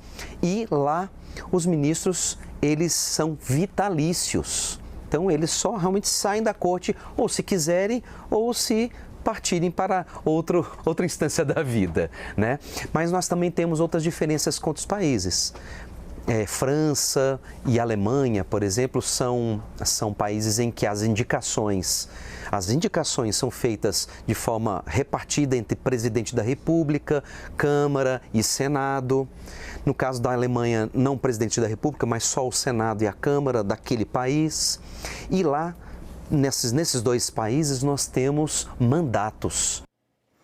Instalada em 4 de novembro passado, a Comissão Parlamentar de Inquérito, que investiga as atividades do crime organizado, tem prazo até 14 de abril do ano que vem para apresentar e votar o relatório final. Nesta terça-feira, a CPI deve ouvir em audiência pública mais 2 especialistas em segurança pública. Composta por 11 senadores titulares e 7 suplentes, a CPI do crime organizado dá prosseguimento a uma série de audiências públicas.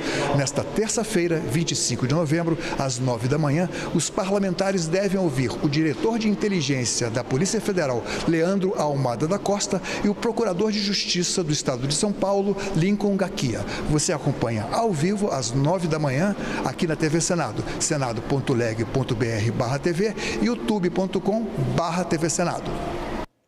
E confira agora a agenda do dia e os destaques da semana. Daqui a pouquinho, às 2 da tarde, está marcada a sessão não deliberativa no plenário do Senado, aquela dedicada a discursos dos senadores. No mesmo horário, está prevista a sessão solene do Congresso, a ser realizada no plenário da Câmara, para homenagear os 190 anos da Assembleia Legislativa do Ceará. Nesta terça-feira, a partir das 9 horas, a Comissão de Infraestrutura tem reunião marcada para de engenharia ou arquitetura solidária.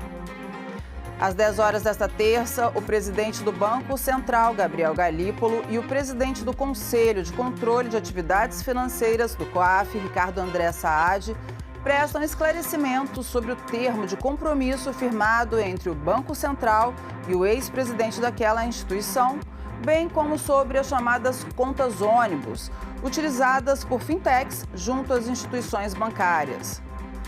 Às 9 horas desta quarta-feira, a Comissão de Constituição e Justiça tem reunião marcada. O primeiro item da pauta é o projeto que dificulta a progressão de regime de cumprimento da pena nos casos em que o preso tenha sido condenado por crime praticado com emprego de violência contra crianças. Às 10 horas desta quarta, o Congresso deve se reunir em sessão solene para celebrar os 80 anos da Confederação Nacional do Comércio de Bens, Serviços e Turismo. Às 10 horas de quinta-feira, a Comissão de Assuntos Sociais tem reunião marcada, uma audiência pública para debater projeto que institui em âmbito nacional o Julho Neon como mês da saúde bucal. Às 2 da tarde de quinta-feira está prevista a sessão especial no plenário do Senado para celebrar os 20 anos do Instituto Data Senado e da Pesquisa Nacional de Violência contra a Mulher. E uma sessão especial está prevista para as 2 da tarde de sexta-feira. O objetivo é lembrar os 6 meses da morte do Papa Francisco e refletir sobre o Pacto Educativo Global proposto pelo Pontífice. E nós ficamos por aqui. Você pode rever as reportagens desta edição na nossa página na internet senado.leg.br/TV. Muito obrigada pela companhia e até a próxima.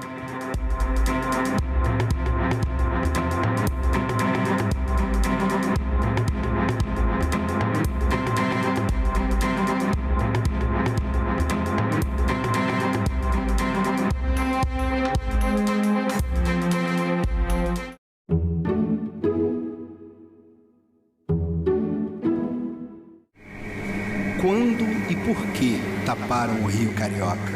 Por que alguém quis um dia se esquecer dele? Por que alguém quer agora se lembrar dele? A Bossa Nova não tapou o Rio Carioca. O final da Copa de 50 no Maraca não tapou o Rio Carioca. O Rio de Janeiro tapou o Rio Carioca.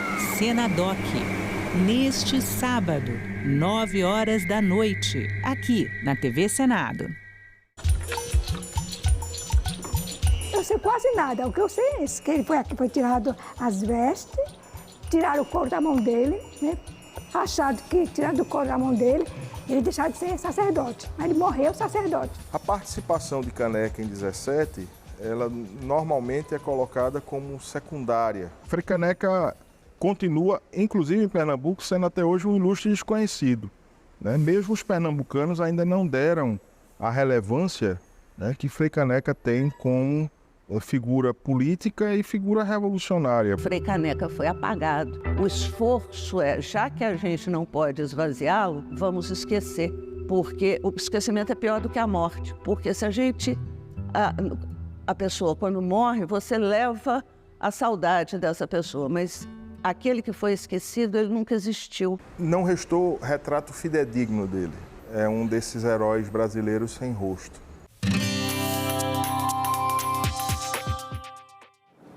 Olá, eu sou a Carla Benevides e este é o programa Argumento. O Senado discute a criação do programa Tarifa Zero, que propõe a gratuidade do transporte público para a população em todo o país. A ideia é reduzir custos para famílias, garantir o direito de ir e vir e aquecer a economia local. O autor dessa proposta é o senador Rogério Carvalho e o relator, senador Paulo Paim, do PT do Rio Grande do Sul, que é com quem a gente conversa agora. Senador, mais uma vez, obrigada pela sua presença aqui conosco. Eu que agradeço, Carla, estar aqui com você para falar de temas que tocam diretamente a nossa população, né? E Tarifa Zero é um deles. Quem que vai ter direito, senador, a essa Tarifa Zero? Olha, vou dar um exemplo de Brasília, né? Brasília mesmo, sábado, domingo e feriado, Tarifa Zero, né? Então, Parobé, no Rio Grande do Sul, todos os dias da semana, Tarifa Zero. Tem cidades no Rio de Janeiro, por exemplo, eu só vou lembrar que o Gilmar Tato é o coordenador da frente parlamentar aqui no Congresso da Tarifa Zero. Exemplo de duas cidades que é um sucesso total no Rio de Janeiro, Maricá e Duque de Caxias. Ou seja, as pessoas não pagarão mais o transporte urbano. Haverá, naturalmente, uma contribuição dos empregadores para a prefeitura correspondente aos seus empregados. Então, na verdade, quem paga é o conjunto da população via os tributos, né? E os tributos permitem, então, que eles paguem as empresas de ônibus sem que ela cobre a passagem do dia a dia dos usuários. Eu acho que é um projeto belíssimo, Rogério Carvalho é o autor, eu sou o relator. Claro, vai ter muita discussão, muito diálogo. São 138 cidades já no Brasil. Você vai a nível mundial, deve estar em torno de 500 cidades que adotaram e está dando certo, né? O transporte gratuito, não só nos fins de semana, como é o caso de Brasília, mas também durante o dia a dia. Eu acho uma proposta que melhora a qualidade de vida, fortalece o próprio mercado interno. Em vez de você estar pagando ônibus, você vai usar aquilo, comprar alimento, comprar roupa, pagar a escola, enfim, dos filhos. Por isso que o projeto é muito bem visto, né, a nível internacional, e está com muita força aqui no Brasil. Tanto é que o presidente Lula pediu um estudo para o ministro Haddad sobre como é que se daria, quem seria o custo, qual é que seria a participação do município, do Estado e da própria União, né? Que seria uma divisão dos aqueles que arrecadam, garantir que a população não pague mais as passagens. A parte das empresas seria, então, o trabalhador deixaria de receber o Vale Transporte, Isso. Esses recursos e o valor desse... Vai para a prefeitura. Vai para a prefeitura, que repassa para as empresas de transporte coletivo. Esse valor, que eles não... O Vale Transporte desaparece, porque não vai ser mais preciso, e esse valor vai para a prefeitura. Mas tem que ver, como é que diz outro, a entrada e a saída, né? Uhum. Porque se esse aporte de recurso não for suficiente para garantir, que é a intenção nossa, que seja garantida para todos, né? Claro, aqueles que pagam mais tributos para o bem do país, né, são aqueles que também vão ajudar a pagar as empresas, né, que consequentemente darão então o transporte gratuito. Pelo projeto, a adesão ao programa ela é voluntária, né, dos municípios. Tem alguma forma de incentivar os municípios a aderirem ao programa? O projeto prevê alguma forma de incentivo? É essa discussão que está sendo feita, porque sempre digo que seja o fim da escala 6x1, só como exemplo, você tem que buscar um tipo de compensação para que todos possam aplicar modalidades inovadoras como essa, né? Porém, escala 6x1, porque nós queremos chegar a 4x3, né? E isso mediante muito diálogo, muita negociação, que nós já temos no Brasil, em média, se pegar em média, já é 40 horas. Nós queremos oficializar. E, nesse caso, a mesma coisa. Nós queremos que tanto a União, como estados e municípios, mediante essa discussão que já está sendo feita, ver como pode colaborar para manter, claro, o recurso das empresas. Ninguém vai botar o seu ônibus, a sua van, enfim, gratuitamente a circular. São empresas que merecem ter um aporte de recurso correspondente àquilo que seria o pagamento por cada passageiro. Não precisará mais cobrador, será só um motorista, né? E as empresas vão colaborar muito para esse fundo que vai assegurar, de fato, o transporte coletivo e, claro, vai ter que entrar no orçamento da União também. Que impacto, senador, o senhor avalia que vai ter na renda das famílias e também no comércio local? Essa é uma boa pergunta, né? A partir do momento que a cidade vai aderindo, você terá mais gente transitando, né? Hoje, muitas vezes, a pessoa não tem dinheiro nem para o ônibus, para ir para o trabalho, ou ir para o centro da cidade, ou ir para o comércio, enfim, tudo é calculado, tudo é economizado, né? Por isso que num país como o nosso, chega aí a em torno de 80% da população que depende do salário mínimo. E aí o dado mais concreto é dos aposentados da Previdência, né? A ampla maioria depende do salário mínimo de 1 a 2. Mas se você diz que a pessoa não pagará o transporte, ela com mais facilidade, ela chegará à loja, chegará ao comércio, chegará em áreas de lazer, sabendo que ela pega o ônibus e vai até lá e não vai pagar nada. Então isso significa que a moeda circulante vai aumentar em muito e aí todos são beneficiados. Inclusive o empresário lá na ponta, digamos que ele é produtor, vamos dizer uma tecelagem, né? Ele vai vender mais, vai ter mais gente trabalhando, produzindo, recebendo, como eu digo, e consumindo. É tudo uma rede, né? É que nem agora foi eleito nos Estados Unidos o prefeito de Nova York, né? Se eu analisar a pauta dele, vai desde essa, do transporte zero, vai também de diminuir os aluguéis, vai na linha de menos contribuição por parte da população no seu dia a dia, mais investimento em educação, saúde, habitação, é tudo que ele na segurança também, né? Se ele investe mais, por exemplo, em escolas técnicas, você está segurando. Então, faz parte de um grande pacote que eu também defendo, muito semelhante às pautas que nós temos aqui implementando no Brasil, para que todos possam melhorar a qualidade de vida. Uma cesta de elementos que a gente bota para a disposição da população, melhorando a qualidade de vida e com isso todos ganham. Quem produz vende, quem trabalha pode comprar e o consumidor, no fundo, ganha até mesmo na alimentação. Senador, o senhor fala muito também na questão do direito de ir e vir, né? Porque há pessoas hoje em dia que às vezes deixam de ir ao médico porque não tem dinheiro para pagar o transporte para ir ao médico. Às vezes precisam fazer um curso, escola, claro. Né? E essa proposta daria essa garantia. Com certeza. Você levantou bem, né? A meninada hoje, por exemplo, eu sou um dos autores da política de cota, tanto no serviço público como nas universidades, mudou a cara das universidades.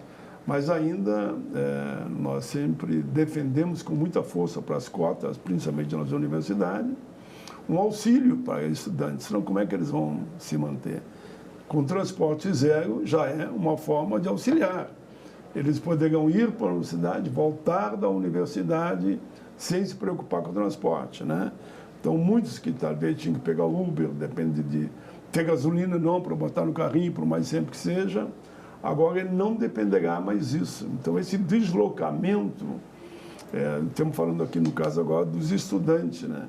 Será muito mais facilitado. As mães para ir no hospital, para levar o filho, buscar o filho, enfim. E naturalmente, claro, o mais frequente do gasto é com o trabalho, né? Senador, só acha que isso pode ter efeitos também, inclusive no meio ambiente, já que algumas pessoas podem acabar deixando o carro, né, e aderindo ao transporte público, isso pode reduzir trânsito, pode reduzir também os efeitos, né, do gás carbônico, enfim, né? Isso. Você acha que isso pode acontecer? Com certeza, nós temos que olhar cada vez mais para o meio ambiente. Está aí a COP, né? Que eu espero que seja um sucesso. E há um movimento dos ambientalistas muito forte no mundo todo, né? Por isso que muitos estavam apostando no carro elétrico, inclusive, né? Mas carro elétrico é muito caro, né? Eu estive olhando, assustador o preço ainda do carro elétrico. Ora, se eu deixo o meu carro em casa e o transporte gratuito me leva para a empresa, me leva para as lojas que quiser comprar, me leva para a universidade, enfim, trabalho, lazer, estudo, conhecimento, de viajar, facilita muito, né? Todos ganham com isso. E o meio ambiente, claro, que é, eu diria até que o principal quase, né? Você vai ter milhões de carros circulando pela cidade. A gasolina é caríssima, o transporte gratuito, só entra no ônibus, ele te leva e tu volta. Você pode pegar 1, 2, 3 ônibus, que não há problema, que o direito é o mesmo. Eu acho uma proposta excelente. Quero fortalecer aqui o Gilmar Tato, que ele vem há muitos anos trabalhando com isso. Ele esteve conversando comigo aqui, ele tem feito palestra em diversos estados, e o Rogério Carvalho é um mentor aqui no Senado dessa proposta, que eu fiz questão de relatar pelo seu cunho social, econômico, digo até político e a defesa do meio ambiente, né? Ela está onde, senador? Qual comissão? Nesse momento, ela está na Comissão de Economia. Eu pedi para o nosso querido amigo e grande senador Renan Calheiros, que foi o cara que impulsionou aqui no Senado taxa zero, tem tudo a ver, né? De imposto de renda. E o Renan disse, não, tudo bem, o projeto é bom, eu vou assegurar a tua relatoria, e me deu a relatoria. Então, agora, claro, nós vamos fazer audiências públicas. Já conversei com o Rogério Carvalho, que eu vou, inclusive, ao estado dele.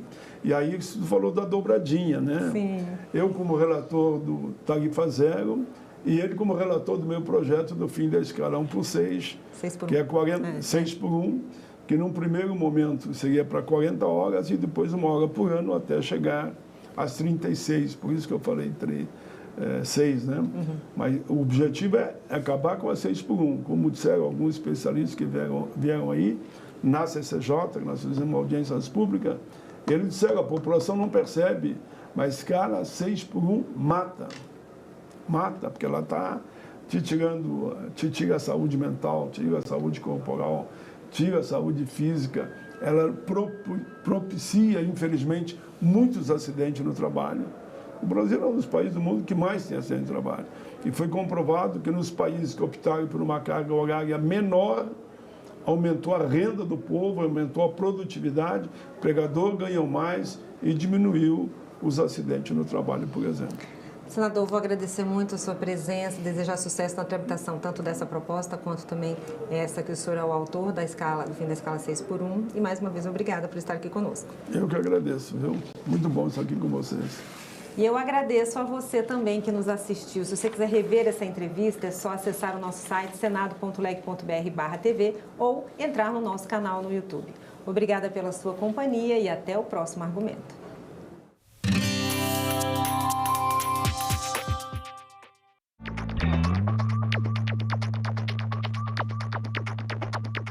No próximo assunto de Estado, vamos falar sobre a BR-364, saúde, agricultura, entre outros temas. E o nosso convidado é o senador Sérgio.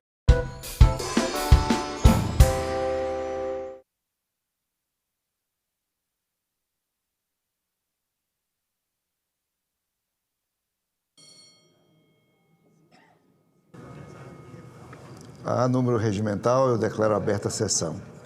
Sob a proteção de Deus, iniciamos nossos trabalhos. A presente sessão não deliberativa destina-se a discursos, comunicações e outros assuntos de interesse partidário e parlamentar.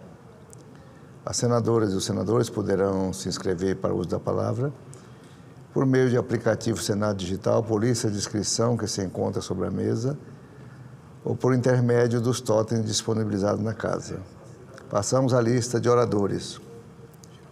Muito bem, vamos começar com o senador Eduardo Girão, Partido Novo, Estado do Ceará.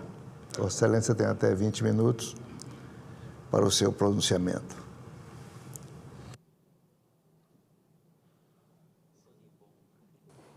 Paz e bem, meu querido irmão, senador Confúcio Moura, sempre muito pontual.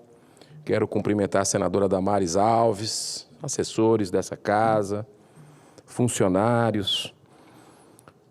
E você, brasileiro que está nos assistindo, pelo trabalho da equipe da TV Senado, Rádio Senado e a Agência Senado. O Brasil foi surpreendido, presidente. Eu acredito que é uma data muito emblemática, o dia 22, e tinha que ser o dia 22, pelo nível de perseguição que a gente vive no Brasil hoje, e até de crueldade, podemos dizer assim. O brasileiro foi acordado no último sábado com um pedido completamente estapafúrdio de prisão do ex-presidente da República, Jair Messias Bolsonaro. Uma pessoa que está ali, todo mundo acompanhando, todo dia na mídia, com uma vigilância ostensiva, um trabalho de fiscalização do que existe de mais moderno pela Polícia Federal, com equipe, com equipamentos. E a partir de uma convocação, de uma vigília, olha a simbologia disso. No país mais católico do mundo, mais espírita do mundo, segundo mais evangélico, já chegando nos Estados Unidos, que é o primeiro, uma vigília chamada pelo filho, em prol da saúde do seu próprio pai, é considerado como organização criminosa, movimento criminoso, pelo ministro Alexandre de Moraes, que se diz vítima de tudo isso e conduz processos à torta e à direita, totalmente arbitrários nesse país. Um senhor idoso, com problemas de saúde, é humilhado. Esse é o propósito do que a gente está vendo por essa cegueira política e ideológica, de vingança, de revanche, onde, como diz aquela música do grupo Nenhum de Nós, mas o ódio cega e você nem percebe, mas o ódio cega e você nem percebe, mas o ódio cega. É isso que está acontecendo com o Brasil. O que é que isso vai dar? Essa briga desmedida, raivosa de brasileiros. Isso vai acabar em quê? Para o Brasil, isso não está dando certo. O país está parado, cheio de problemas. Aliás, senadora Damares, será que tudo isso tem aí uma cortina de fumaça para que a mídia coloque, no momento crucial, todos os holofotes na prisão do presidente? Prisão totalmente, o processo a gente sabe. Está careca de saber todo mundo. Ilegal, inconstitucional, não para em pé, sem prova, cheio de vícios, de origem, sem devido processo legal. E aí, a gente vê o holofote da grande mídia brasileira, da mídia tradicional, focando nisso 24 horas. Enquanto explode escândalos de gravidade que podem deixar Petrolão, Mensalão como coisa de roubinhos.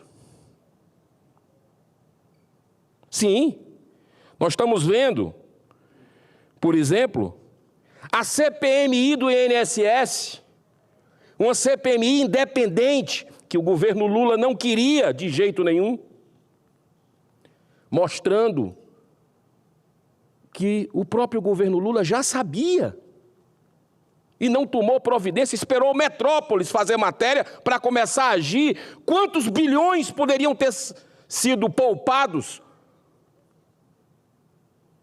Quanto roubo de pessoas pobres, de pensionistas, de aposentados, de viúvas, de órfãos, de deficientes.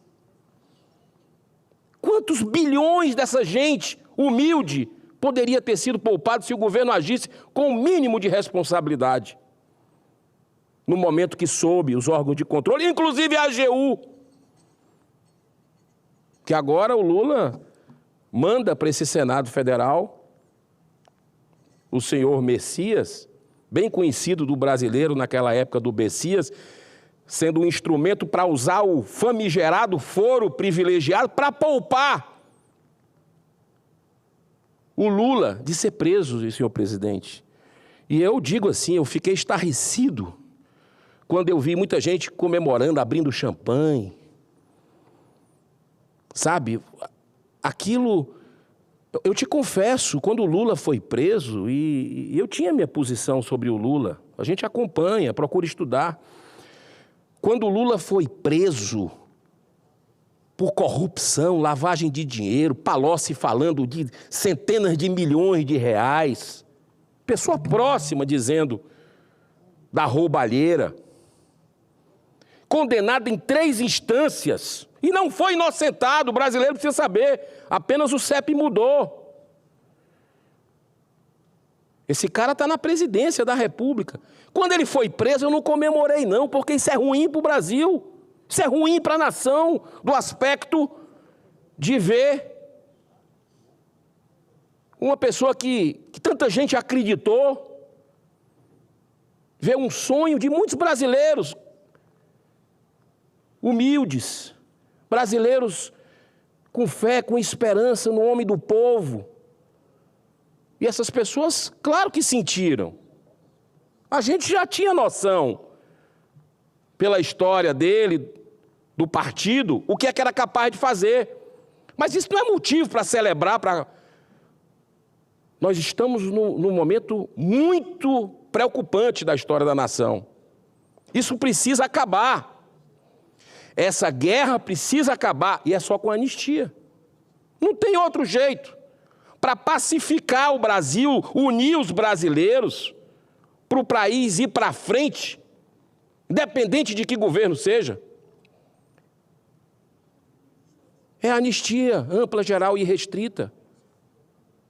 É a reconciliação nacional tão esperada que nós já tivemos em outros tempos, com gente que pegou em arma, com gente que fez coisas, inclusive tortura. Sequestrar embaixador, assaltar banco, explodir aeroporto. Num passado recente do Brasil. E teve anistia para essa turma. E para esses que não tiveram o direito à ampla defesa, o contraditório, que não foi achado uma arma sequer, nem branca, nem arma branca, faca. Foi achado absolutamente nada, pessoas sem liderança. Numa manifestação que descambou para uma quebradeira, e quem quebrou tem que pagar, mas não com 15, 16, 17 anos. Num país que traficante está sendo liberado, que corrupto com 400 anos está sendo liberado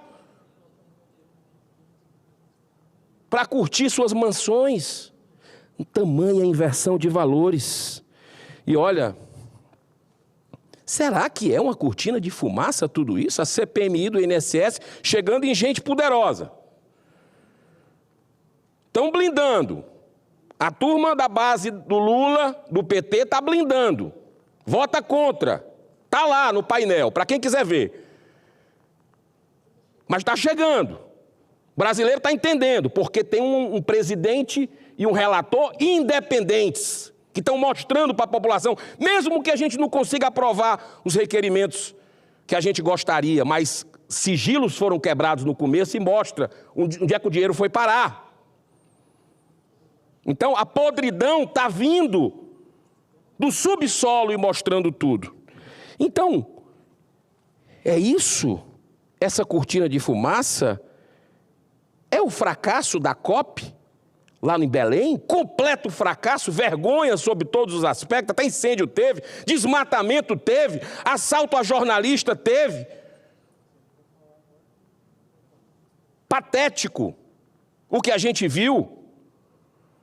É para encobrir o fracasso, que nem acordo esperado teve, o mínimo que o governo brasileiro esperava? Ou é os correios e telégrafos quebrados, saqueados, dando prejuízo, de novo, pedindo um empréstimo, Pires, de bilhões do dinheiro de quem paga imposto? É isso? É para encobrir? Ou é o Banco Master? Ou é o escândalo bilionário do Banco Master? É aqui que eu quero entrar, senhor presidente. É aqui que eu quero entrar nessa situação. Dei entrada, agora há pouco, numa comissão, num requerimento para a formação de uma comissão parlamentar de inquérito, uma CPI aqui do Senado Federal, para que a gente possa investigar todos os elos desse caso que também envolve gente muito poderosa nesse país. Eu confesso que é gravíssimo. Por isso que eu estou pedindo essa CPI e solicito a assinatura dos senadores dessa casa, independente de que partido sejam.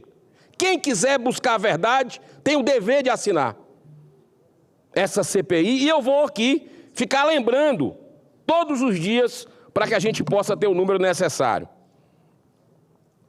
para que o presidente da casa possa ler e a gente instalar. A Operação Compliance Zero, senadora Damares Alves, da Polícia Federal, cumpriu 5 mandados de prisão preventiva e 25 mandados de busca e apreensão em São Paulo, Belo Horizonte, Salvador e Brasília, envolvendo sócios e diretores do Banco Master.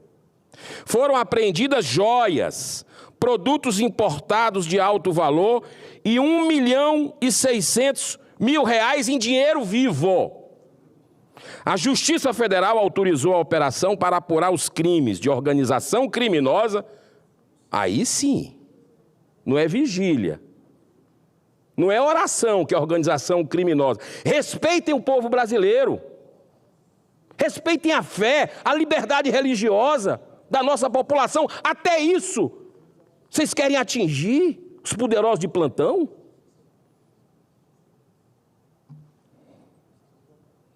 É tudo despertar. Às vezes a gente desperta pelo amor, às vezes pela dor, de tanto vilipêndio.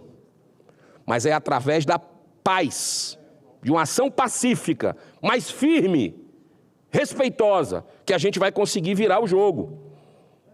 Esse despertar coletivo dos brasileiros. Olha só os dados que nós trouxemos aqui.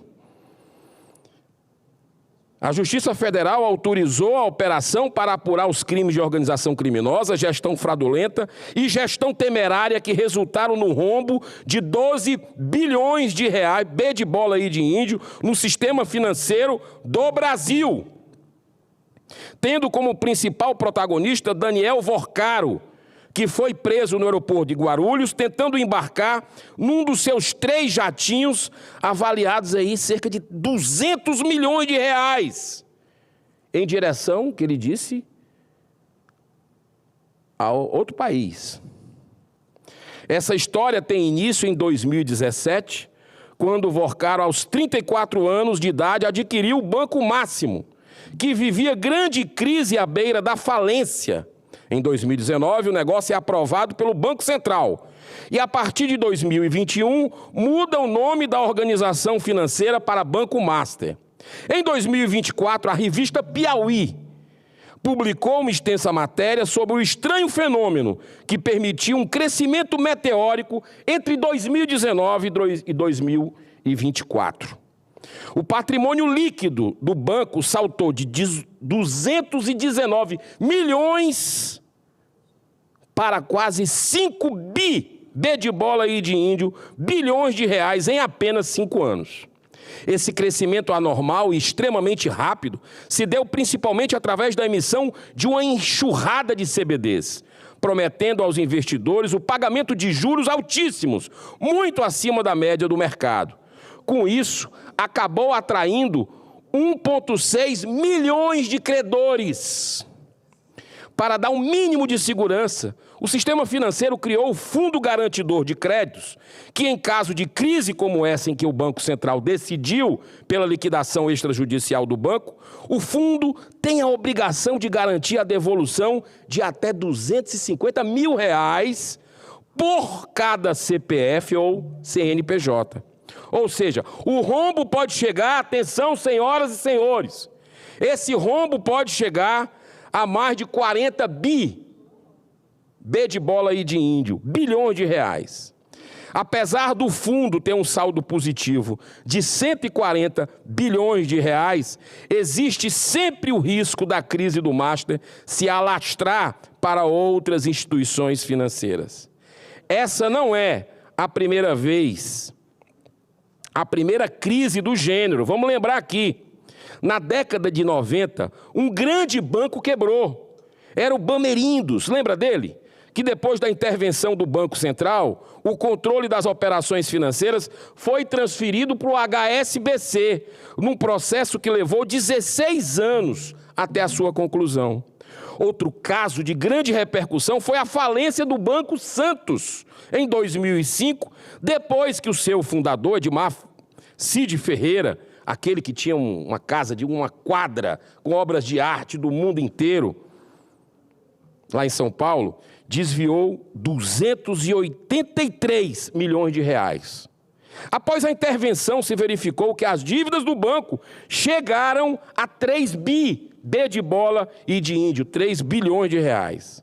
As operações atípicas feitas pelo Banco Master começaram a chamar a atenção do mercado financeiro a partir de 2023. Em março de 2025, foi iniciada a venda de carteiras de crédito do Banco Master ao BRB, Banco Regional de Brasília, por 12 B de bola e de índio, 12 bilhões de reais. Apesar da aprovação pelo CAD, Conselho Administrativo de Defesa Econômica, o negócio esbarrou no Banco Central, que apontou várias irregularidades e fez ressalvas técnicas. Até que em setembro, houve o completo veto. Agora, 2 meses atrás.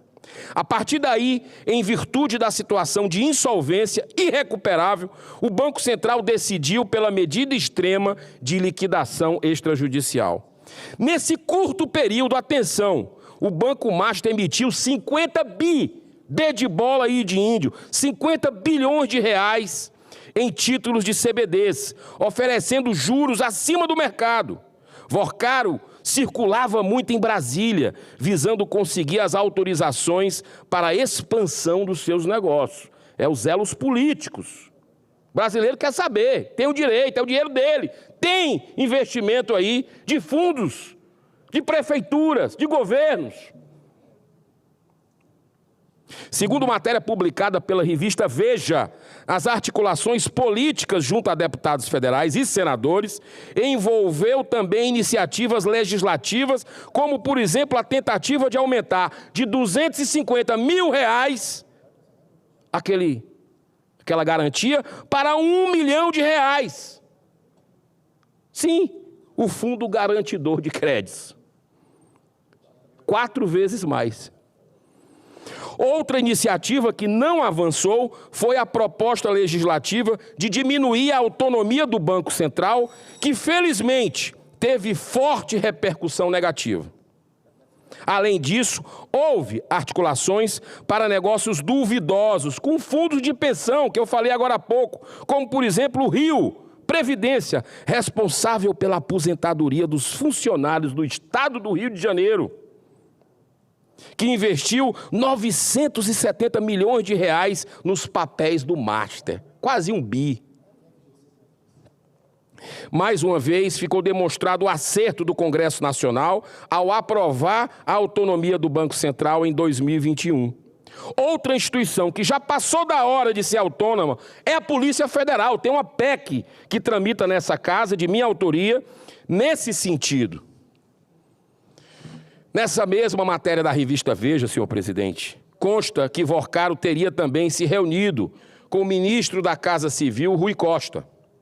Muitos poderão dizer que tal agenda não tem nenhum elemento que possa levantar algum nível de suspeição sobre qualquer aproximação com o governo Lula.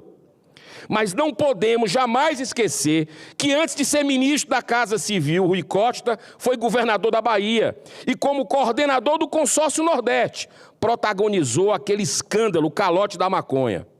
Durante a fase mais crítica da pandemia, esse consórcio, que reúne 9 governadores do Nordeste, comprou 300 respiradores sem licitação e pagou adiantado 48,9 milhões de reais para a empresa Hempcare, que vendia produtos à base de maconha, que nunca entregou nenhum equipamento para o povo. Senhor presidente, se eu me der mais um minuto, eu me comprometo em encerrar. Muito obrigado.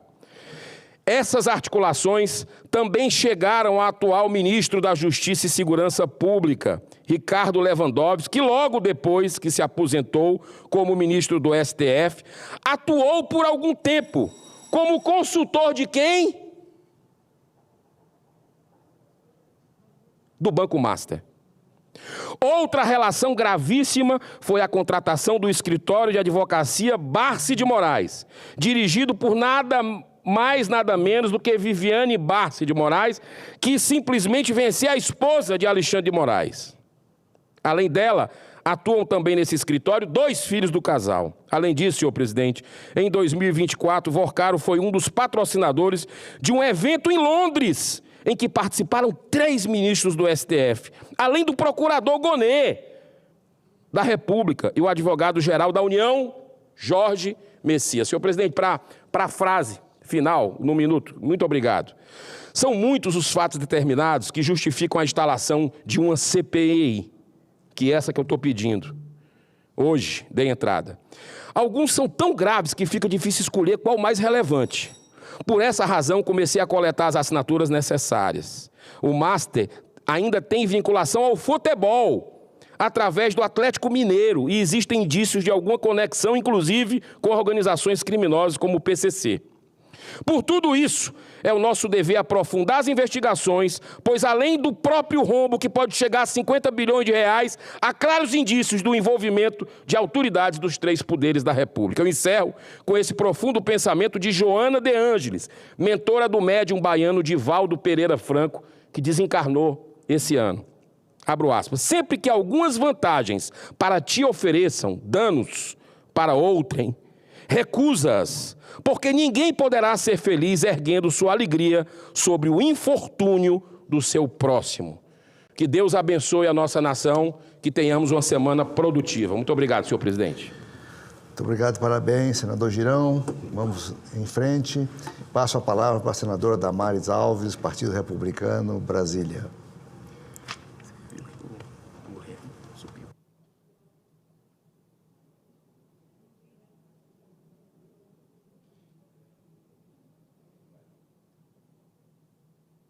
Bom dia. Boa tarde, presidente. Boa tarde, senadores, senador Girão, senador Humberto.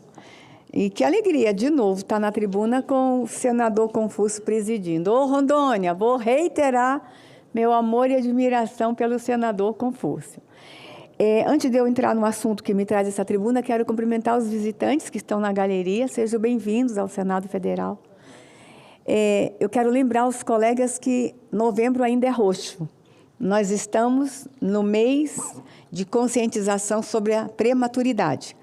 E eu tenho na mesa 2 médicos, um, inclusive, ex-ministro da Saúde. e sei o que você fez pela prematuridade, senador Humberto. E dizer para todos no Brasil, são 300 mil bebês que nascem prematuros no Brasil por ano.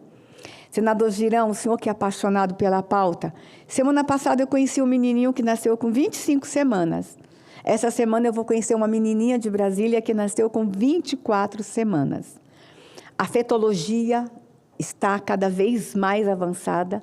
Os nossos médicos, os nossos especialistas na área da neonatologia, eles estão cada vez melhores. O Brasil tem conseguido manter vivos bebês prematuros extremos.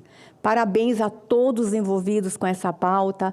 E eu quero muito agradecer tanto o colega Humberto, como o Girão, como o senador Confúcio, presidente. O Senado entregou para o Brasil uma lei extraordinária que foi a extensão da maternidade para a mãe de prematuro. Agora, a licença maternidade só começa quando a mãe sai do hospital com o bebê. Às vezes ela fica 5, 6 meses no hospital. E agora a licença maternidade só começa a contar a partir do momento que ela sai. É o Senado dando respostas. E quero lembrar à população brasileira que o Senado tem dado respostas em muitas áreas. Às vezes, senador Humberto, senador Confúcio, Girão, nós somos tão criticados. Cadê o Senado? O Senado não está fazendo nada. Nós estamos fazendo entregas, é que as pessoas não estão observando. E quero falar exatamente, o senador Girão, sobre o tema que eu te trouxe aqui à tribuna. Cadê o Senado com relação à corrupção? Nós estamos com uma CPMI funcionando, sob a liderança de um grande senador, que é o senador Carlos Viana, e que está trazendo à luz tudo que estava obscuro. E nós temos, paralelo, uma CPI do crime organizado acontecendo também nesta casa. Nós temos a Comissão de Fiscalização e Controle Financeiro, que também está investigando. Nesse exato momento, enquanto eu estou aqui na tribuna, estão reunidos os técnicos do TCU e da comissão, ali lendo documentos sobre o Correios. Eu vou descer da tribuna e vou correr ali para uma reunião com os técnicos.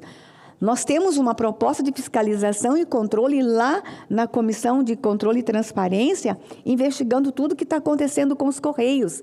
Então, o Senado tem dado respostas? Tem. E daqui para frente, mais respostas serão cobradas de nós.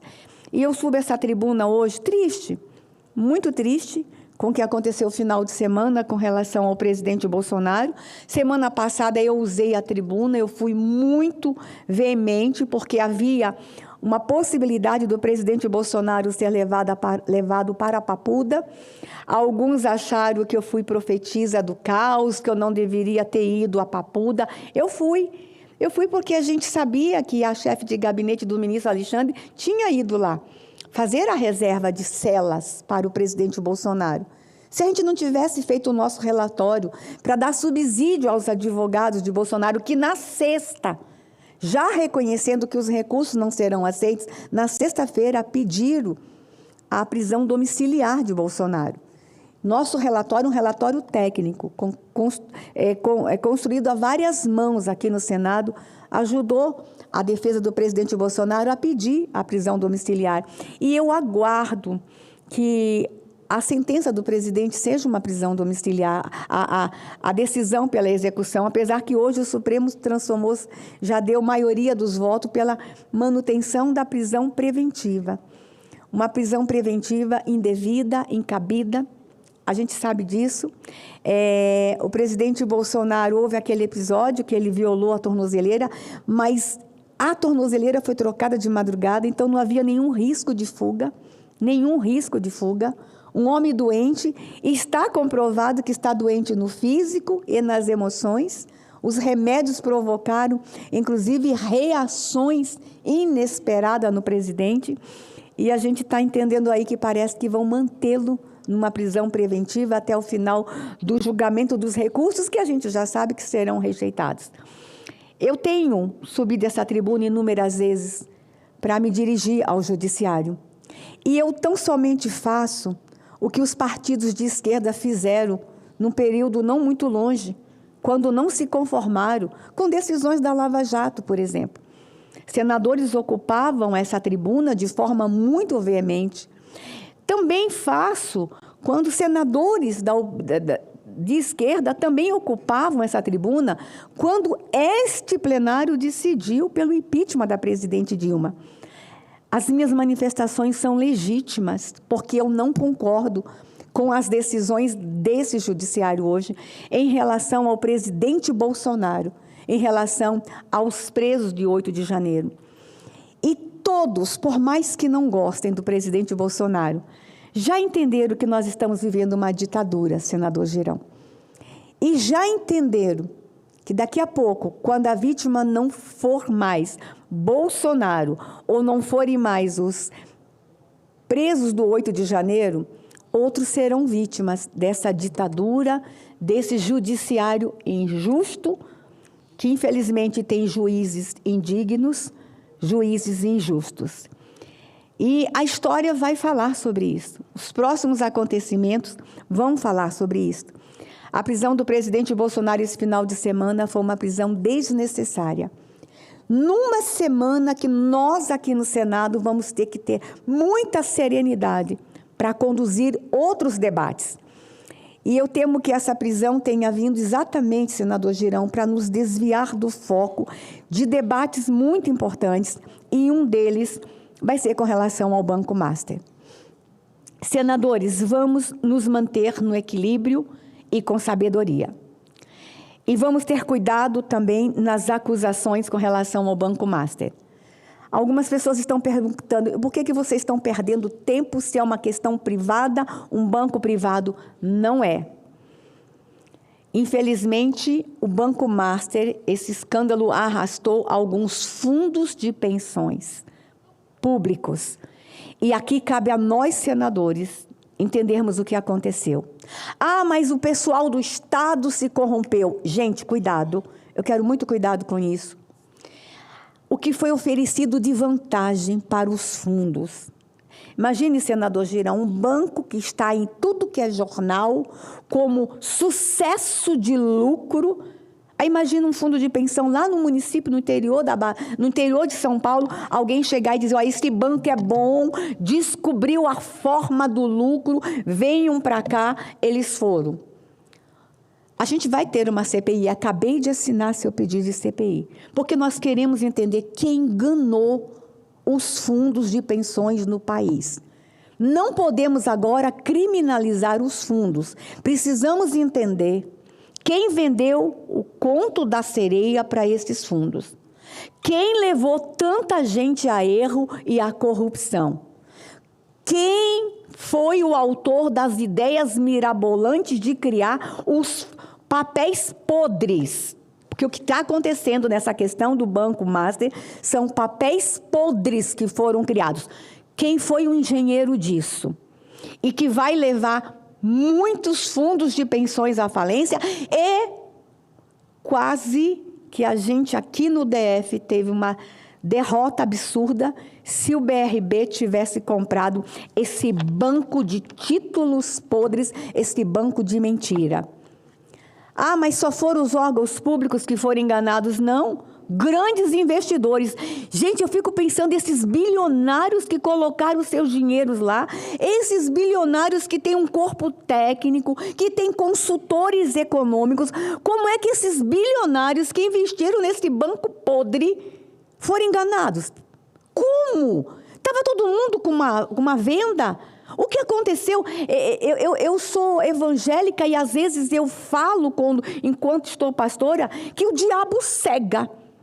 Há um espírito de corrupção nessa nação que às vezes cega as pessoas. Como é que grandes investidores não viram que o Banco Master era um banco de mentira, era um banco podre, com dirigentes que queriam induzir um monte de gente a erro? Essa CPI, se instalada, senador Girão, vai ter que ser conduzida com muita serenidade. Quem são os advogados que estavam envolvidos nisso, que ajudaram a construir esses títulos podres? Quem são os consultores desse banco? Quem são os arquitetos de tudo isso? Porque o prejuízo já está posto. Investidores perderam, fundos de pensões estão perdendo, municípios estão perdendo, e o Estado do Amapá, o Instituto de Previdência do Amapá investiu 100 milhões de reais nesse banco podre, nesse banco de mentira. Então, nós vamos ter que ter muita serenidade para dar as respostas que o Brasil quer. A CPI do Banco Master é possível que leve alguns nomes de gente muito próxima de todos nós.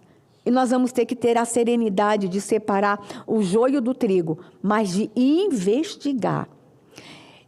Senador Girão, e não é só a questão do escândalo do Banco Master. Outras situações aqui, essa semana, o Senado seria palco de grandes esclarecimentos, como a CPMI do INSS, e que foi cancelada hoje por causa de mais um habeas corpus.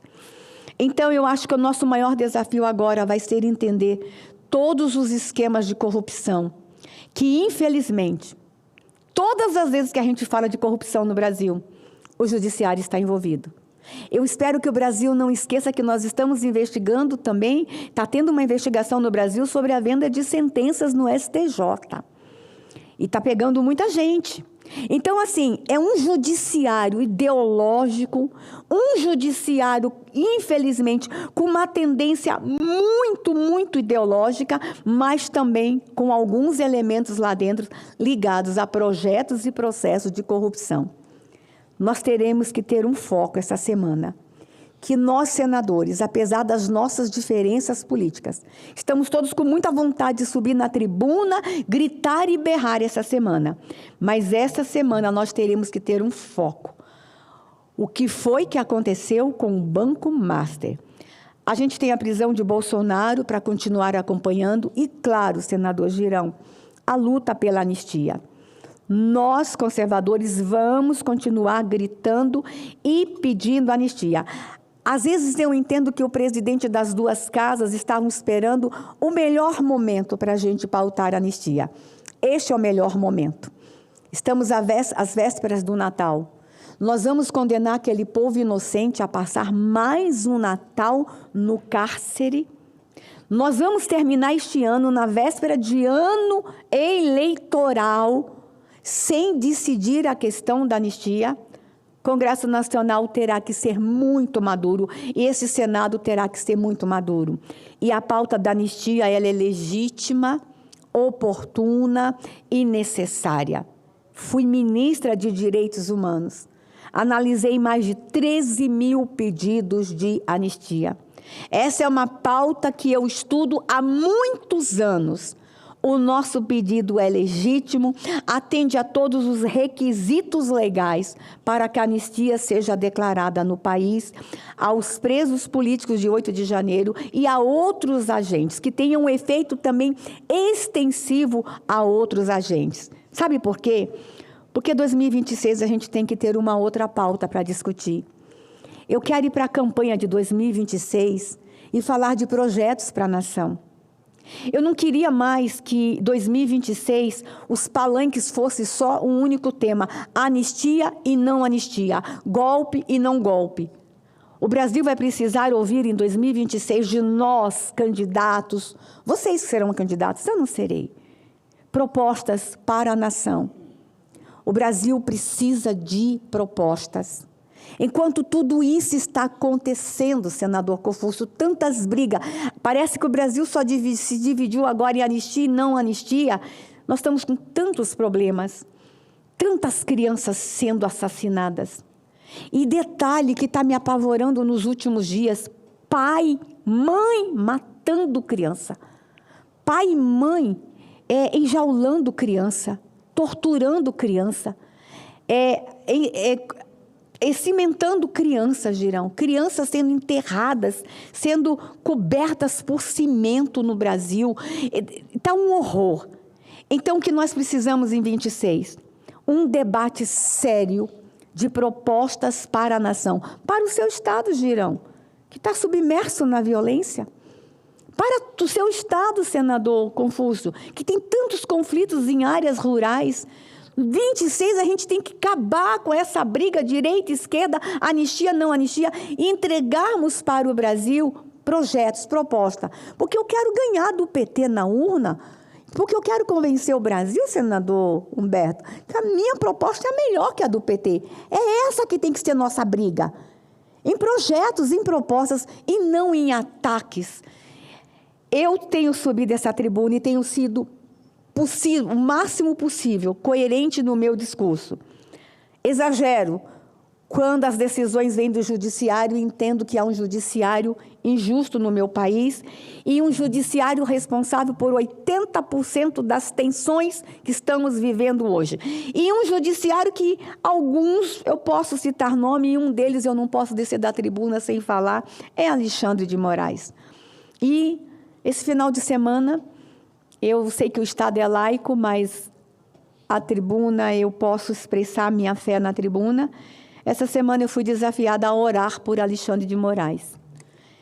E por 2 vezes eu perguntei, Deus, é isso mesmo que o Senhor quer de mim? Pede para outro. Acreditam que eu me ajoelhei e orei por Alexandre de Moraes? Para que aquele coração seja convertido, para que ele tenha um pouco de piedade em suas decisões injustas que estão provocando tantas tensões no Brasil. E aqui eu encerro as minhas palavras, presidente Confúcio, desejando que tenhamos uma semana de equilíbrio. Se eu precisar subir na tribuna brava com Alexandre, vou subir, vou chegar em casa, vou pedir perdão a Deus e vou continuar orando por ele. Mas tenho essa legitimidade como senadora. Mas não posso deixar de chamar a atenção dos colegas. Nós temos temas extremamente importantes essa semana para discutir. E acho que o tema guarda-chuva vai ser o Banco Master, porque é possível que a gente chegue lá no judiciário, nesse judiciário que está causando tanta tensão no país. Que Deus abençoe meu presidente Bolsonaro. Já fiz as minhas manifestações em vídeos do final de semana sobre esta prisão. Que Deus abençoe a família Bolsonaro. Que Deus abençoe o Brasil. Que Deus dê sabedoria a Hugo Mota, a Davi Alcolumbre. Que Deus nos dê a serenidade necessária, senador Humberto, mesmo a gente estando em lados diversos, mas que a gente possa dar respostas que o Brasil quer agora. Chega de briga e de tensão. E que Deus dê juízo ao ministro Alexandre de Moraes. Obrigada, presidente. Isso. Parabéns, senadora Damares Alves. Vamos em frente. Agora é o senador Humberto Costa, do PT do Estado de Pernambuco. Por tempo de 20 minutos.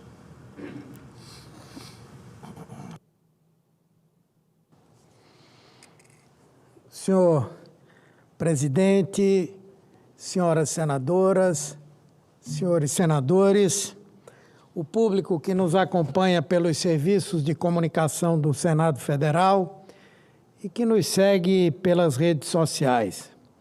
Naturalmente que no dia de hoje o meu discurso tratará da prisão preventiva determinada pelo Supremo Tribunal Federal em relação ao ex-presidente Jair Bolsonaro, mas não posso também deixar de fazer aqui uma manifestação sobre esse escândalo do Banco Master.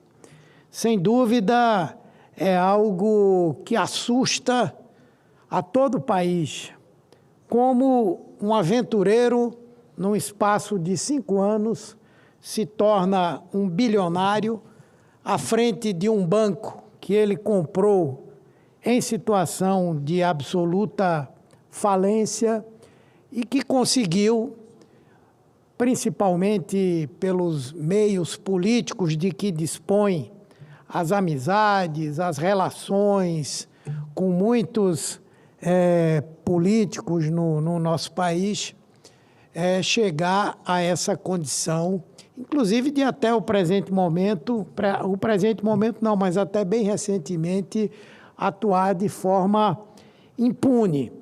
Mas é bom lembrar, aqui foi dito que algumas das vítimas da atuação do Banco Master são fundos de pensão de alguns estados.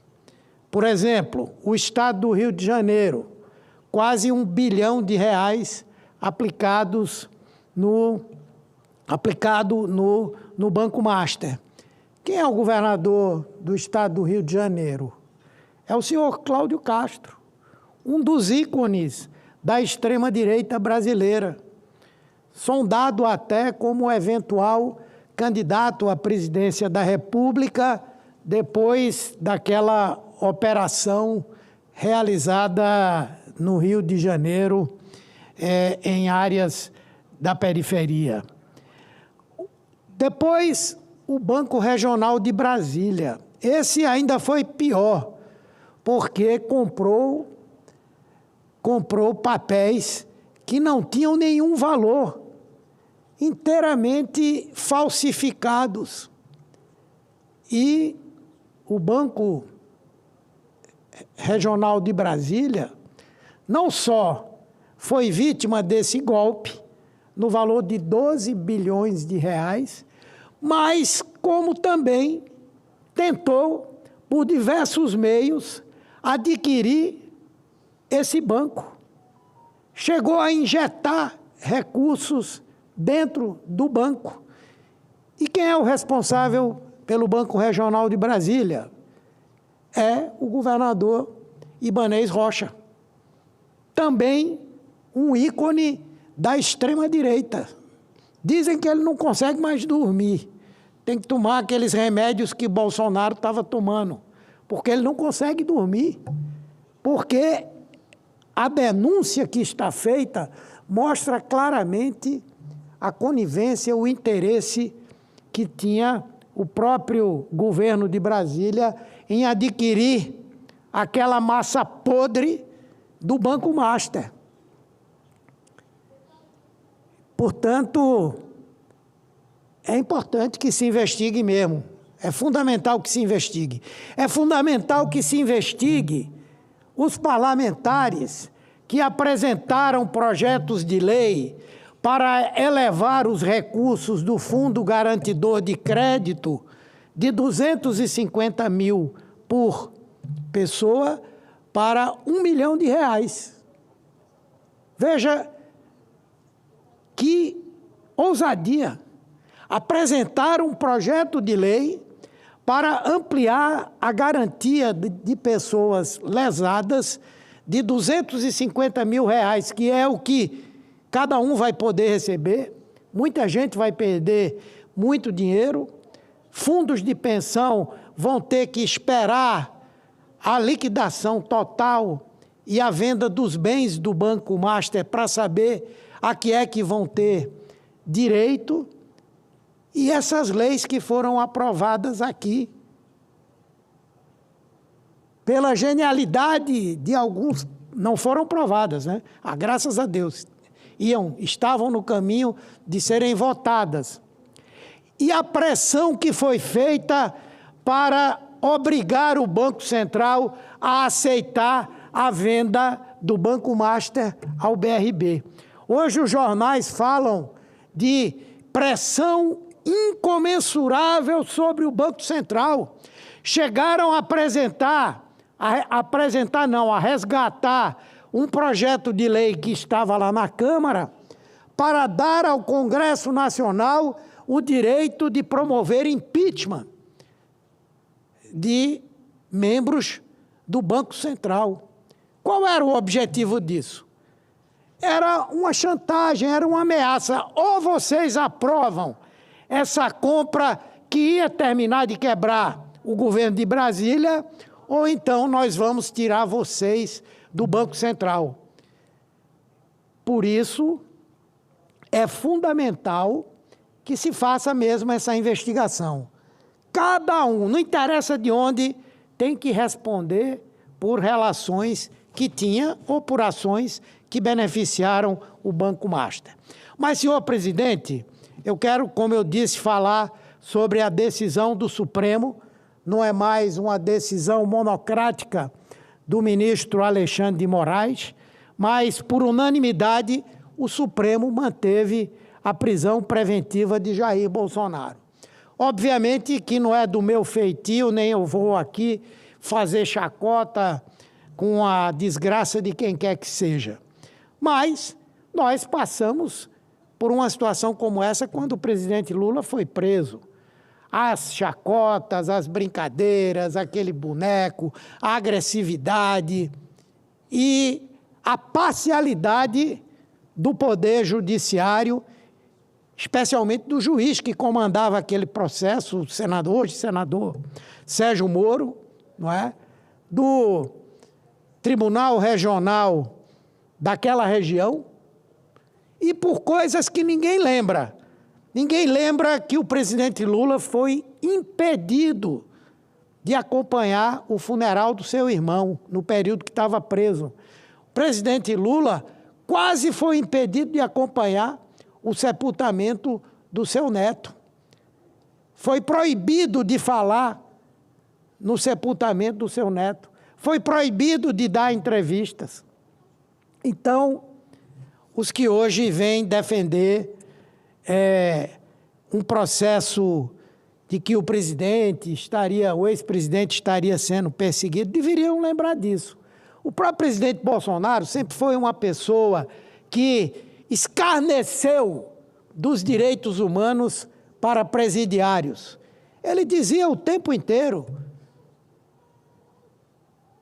E de um tempo para cá, como algumas pessoas foram presas pela tentativa de golpe de Estado, ele passou a defender, junto com outros que estão aqui, que as pessoas tenham como devem ter, todos devem ter, os seus direitos humanos respeitados. O que aconteceu, senhor presidente, foi um processo justo, de mais de 2 anos, entre investigação e o julgamento final. Um processo legal onde houve direito de defesa, onde houve direito de contestação de provas e argumentos do Ministério Público. Um processo que está prestes a transitar em julgado. E o que é que aconteceu? O presidente da República, ex-presidente, resolveu protagonizar um escândalo ao tentar, em meio à prisão domiciliar que o beneficiava, e ele foi para a prisão domiciliar porque a sua própria condição de saúde foi levada em consideração naquele momento, decidiu romper a tornozeleira eletrônica na madrugada do último sábado. Quem ontem assistiu o Fantástico viu como funciona o sistema de monitoração das tornozeleiras eletrônicas e que pessoas que agem como ele agiu terminam sendo presas em outro lugar. Por quê? Porque quando alguém quer romper a tornozeleira eletrônica, obviamente que não é por curiosidade. Para saber como funciona, basta dar um Google que você sabe. O que aconteceu foi uma tentativa de destruir a tornozeleira eletrônica e criar as condições para uma fuga. Vamos lembrar que o ex-presidente Bolsonaro dormiu, alguns anos atrás, 2 vezes na Embaixada da Hungria. E ele disse que foi lá para conhecer, para saber como é que era, e tudo que se pôde apurar, então, era de que ele estava imaginando como faria num eventual pedido de exílio ao governo de extrema-direita da Hungria. Depois veio a cogitação, que não foi uma cogitação, ouviu falar. Estava em documento, estava em celulares, de que ele iria pedir asilo diplomático ao lunático presidente da Argentina, o senhor Javier Milei. Depois, uma denúncia do líder do PT na Câmara, mostrando que da casa de Bolsonaro até a Embaixada dos Estados Unidos eram 15 minutos. Ora, se alguém que está em prisão domiciliar, com uma tornozeleira eletrônica, que já tinha o antecedente dessas 2 situações, ele tenta retirar a tornozeleira, o que é que a justiça tem que pensar?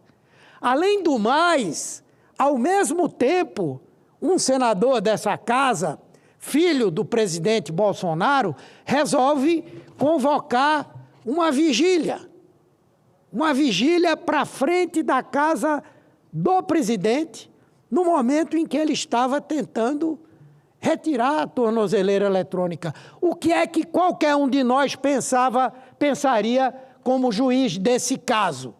Ora, estão montando isso aí para ser um anteparo para que o presidente, o ex-presidente, possa fugir. Então, a medida que foi tomada é uma medida preventiva, que foi consolidada pelo conjunto da primeira turma. E é muito estranho, eu não sei como é que alguém tem um ferro de soldar dentro de casa, se não é soldador. Não imagino que o presidente, na sua casa, quando tenha um objeto que quebre, ele vá lá soldar, não é? Qual a intenção desse tipo de coisa? E vejam, ele estava em prisão domiciliar, não era por conta do processo que respondeu e foi condenado no Supremo, era por conta da ação que ele e o seu filho, deputado, que está nos Estados Unidos, fizeram para coagir o Supremo Tribunal Federal. E quem pagou o pato dessa coação foi o povo brasileiro, com o tarifaço que foi adotado pelo presidente Trump e também pessoas importantes da República que sofreram com as sanções da Lei Magnitsky, inclusive membros do Poder Executivo, funcionários públicos, ministros do Supremo. Então, não era nem por isso que ele estava na prisão domiciliar. Lógico que as alegações dos advogados, as orientações dos advogados, para que o ex-presidente dissesse na audiência de custódia que aquilo foi por conta de medicamentos que ele estava tomando. Sim, aqueles medicamentos podem gerar algumas situações de confusão mental, de alucinações, mas é menos de 2% dos casos, menos de 2% das complicações. E um surto que começou de noite e pouco tempo depois ele já se extinguiu, sinceramente, eu não consigo muito entender. Então, a justiça não podia fazer outra coisa, porque os antecedentes estão aí. O senhor Alexandre Ramagem, deputado federal, estava fazendo chacota com o povo brasileiro lá nos Estados Unidos, dizendo que estava sob a proteção do governo, fugiu do Brasil, ele não podia sair do Brasil, foi sem passaporte, saiu ilegalmente. Dizem que foi lá pelo Paraguai, de lá seguiu em frente com o apoio do governo americano. Então, o que é que o ministro Alexandre de Moraes poderia pensar? A senhora Carla Zambelli fugiu também. Agora está presa lá na Itália e deve ser deportada para o Brasil para cumprir pena aqui. Ou, por outro lado, se realmente é verdade que ele estava sob um surto, ele não estava sozinho em casa. Será que ninguém viu? Será que ninguém, naquele momento, não mandou buscar um psiquiatra para ver o que diabo era aquilo, se o remédio estava causando aquilo que é possível de causar? Será que o deixaram sozinho, sabendo que ele está vivendo um momento de extrema dificuldade? E nós reconhecemos isso. Mas o fato é que agora chegou o fim da linha. Não acredito que depois de tantos ataques violentos às medidas cautelares, será fácil o senhor Jair Bolsonaro garantir a prisão domiciliar. Acho difícil que a justiça aceite. Acho que se realmente for necessário, se houver laudos médicos comprovando essa necessidade, é possível sim e se deve aceitar. Mas diante dessa ação reiterada, uma ação de alguém que pratica o crime de forma contumaz, como é que o Supremo vai poder tratar alguém que menospreza as próprias decisões do Poder Judiciário? Mas isso caberá ao próprio Supremo Tribunal Federal. Mas agora, o que tem que acontecer, o que já está acontecendo, é o regime fechado, é o cumprimento da pena. E essa semana, quando terminarem todos os recursos possíveis, que agora são protelatórios, porque não há mais condição de terem guarida dentro do Supremo Tribunal Federal, não é? O que resta é o cumprimento da pena. Na verdade, por que é o fim do mundo? O presidente Lula passou 560 dias preso na Polícia Federal em Curitiba. Em nenhum momento ficou se lamuriando, se lamentando. O que ele fez o tempo inteiro foi denunciar o lawfare, a injustiça, a perseguição. Lutou até o fim, até que a sua inocência foi reconhecida e saiu da cadeia praticamente para se tornar presidente da República. Um homem que dizia durante a pandemia, milhares de pessoas morrendo, em que ele dizia, vamos acabar com o mimimi. O que é isso agora? Então, eu entendo que será muito difícil que essa conclusão desse processo não vá terminar em cumprimento de prisão em regime fechado, em um lugar adequado, que respeite a condição dele, da sua idade, da sua saúde, da condição de ex-presidente da República. Existe aí um simbolismo também que me parece que as pessoas tentam colocar como uma coisa do outro mundo. Aí se fala nessa questão da papuda. Eu não estou defendendo ninguém ir para a papuda, mas quanta gente que ficou presa ali? Quantos políticos, empresários que foram presos? Não, essas pessoas não ficam ali no lugar, juntamente com os demais presos, e eu não desejo nem defendo que o presidente, o ex-presidente, vá lá para a papuda.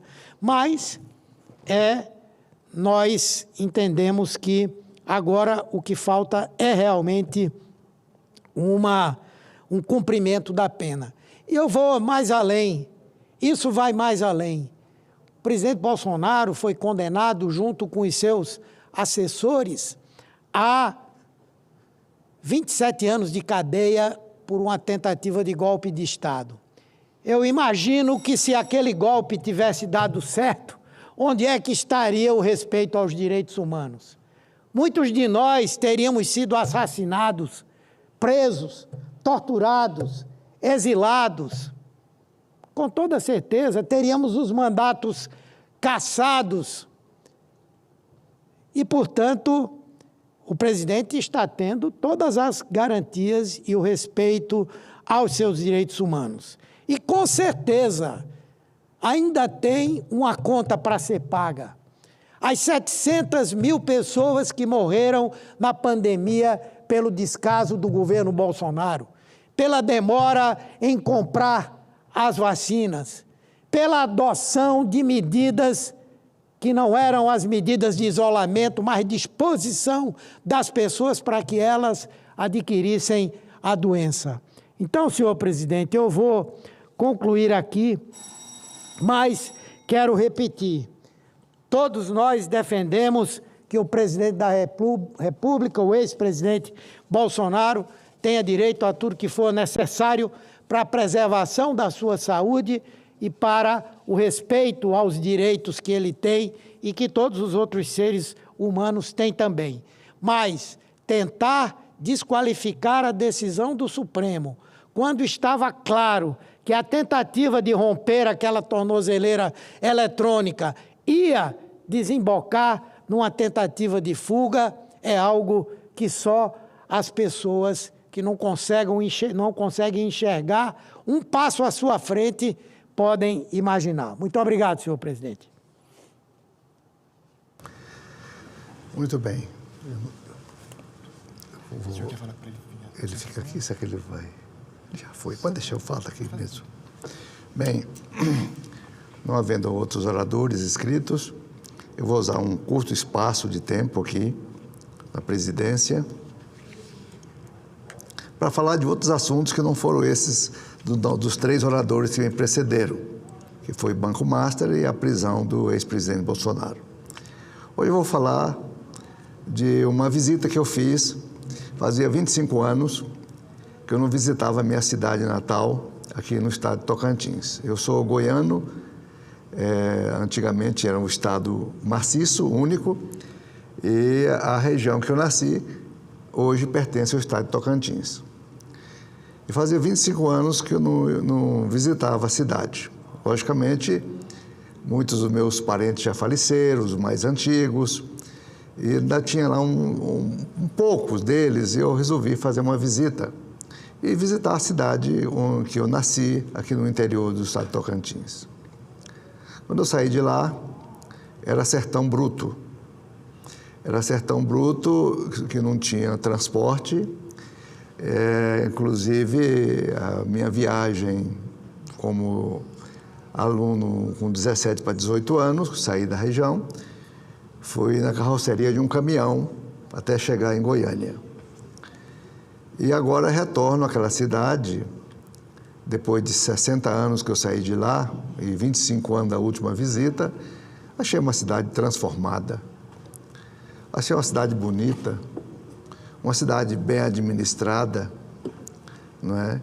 Encontrei com meus parentes, meus amigos envelhecidos como eu, e foi um encontro extremamente emocionado, muito satisfeito.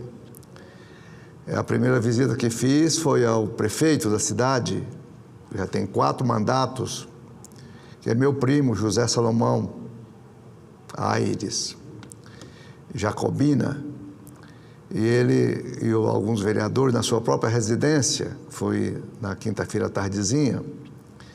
Eu fiquei muito satisfeito com os seus mandatos sucessivos, e ele é do Partido dos Trabalhadores.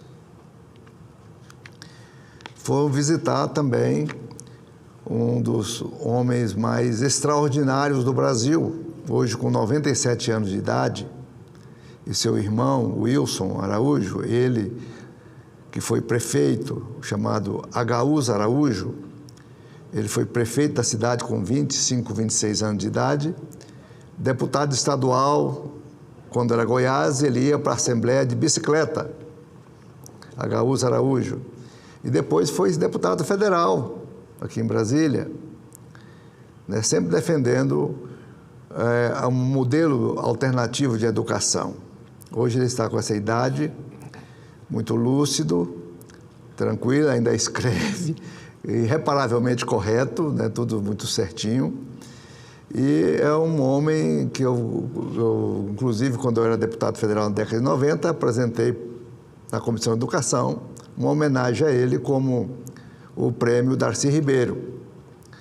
Ele que naquela época antiga, de sertão, muito pobre, ele se insurgiu contra a desgraça e a miséria e criou uma instituição para abrigar essa pobreza, trazer e alimentar esses meninos que eram esfomeados e sem menor chance de prosperidade. Ele criou o Instituto de Menores da cidade de Indianópolis, que hoje é Instituto Federal de Educação. Ele fez isso por muitos anos, ele e seu irmão, Dr. Wilson, com os dois integrados no mesmo objetivo, e a sua esposa Josa Leal, né, Vollen, fizeram toda essa revolução no sertão goiano antigo. E lá na casa dele, ele serviu para a gente um lanche à base de soja. Todos os produtos, leite de soja, até o café de soja, que ele mesmo, com a sua auxiliar, foram trabalhando as alternativas alimentares para o povo brasileiro. A proteína barata, que é da soja, através da soja. Faz-se tudo com a soja, inclusive o café de soja. Eu tomei café de soja. Todo tipo de ingrediente que você pensar aí pode ser feito a partir da soja. Fiquei muito satisfeito em vê-lo vivo, saudável, embora idoso, com a sua lucidez, o seu exemplo, que me inspira muito a vida e a obra do deputado, do prefeito Agaúz Araújo.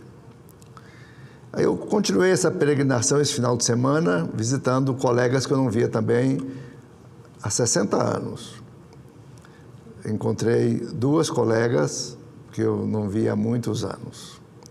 Foi um encontro muito agradável e muito emocionado de colegas de escola lá do passado, do curso ginasial, como a gente chamava antigamente, e hoje é o ensino fundamental. Essa cidade do Tocantins, de Dianópolis, ela tem alguns detalhes importantes. Lá é um berço da intelectualidade. Lá tem inúmeros poetas, inúmeros escritores, inúmeros compositores, artistas famosos.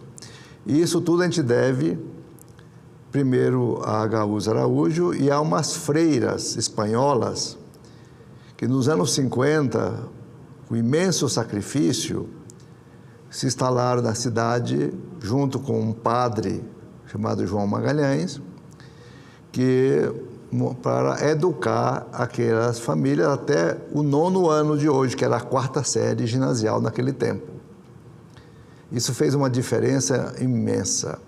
Quando eu cheguei aqui na Câmara dos Deputados, como deputado federal nos anos 90, eu encontrei vários funcionários da Câmara que eram educados nesse Instituto de Menores, que era daquelas pessoas mais pobres, da pobreza feia, pobreza desigual, pobreza profunda, que a Agaúz chamava para educar, educava e soltava esse menino para o mundo, e alguns funcionários da Câmara e do Senado vieram de lá. Para vocês verificarem a importância da educação transformadora, de que todas as pessoas têm condição de ascender espaços sociais e econômicos a partir de uma educação bem feita.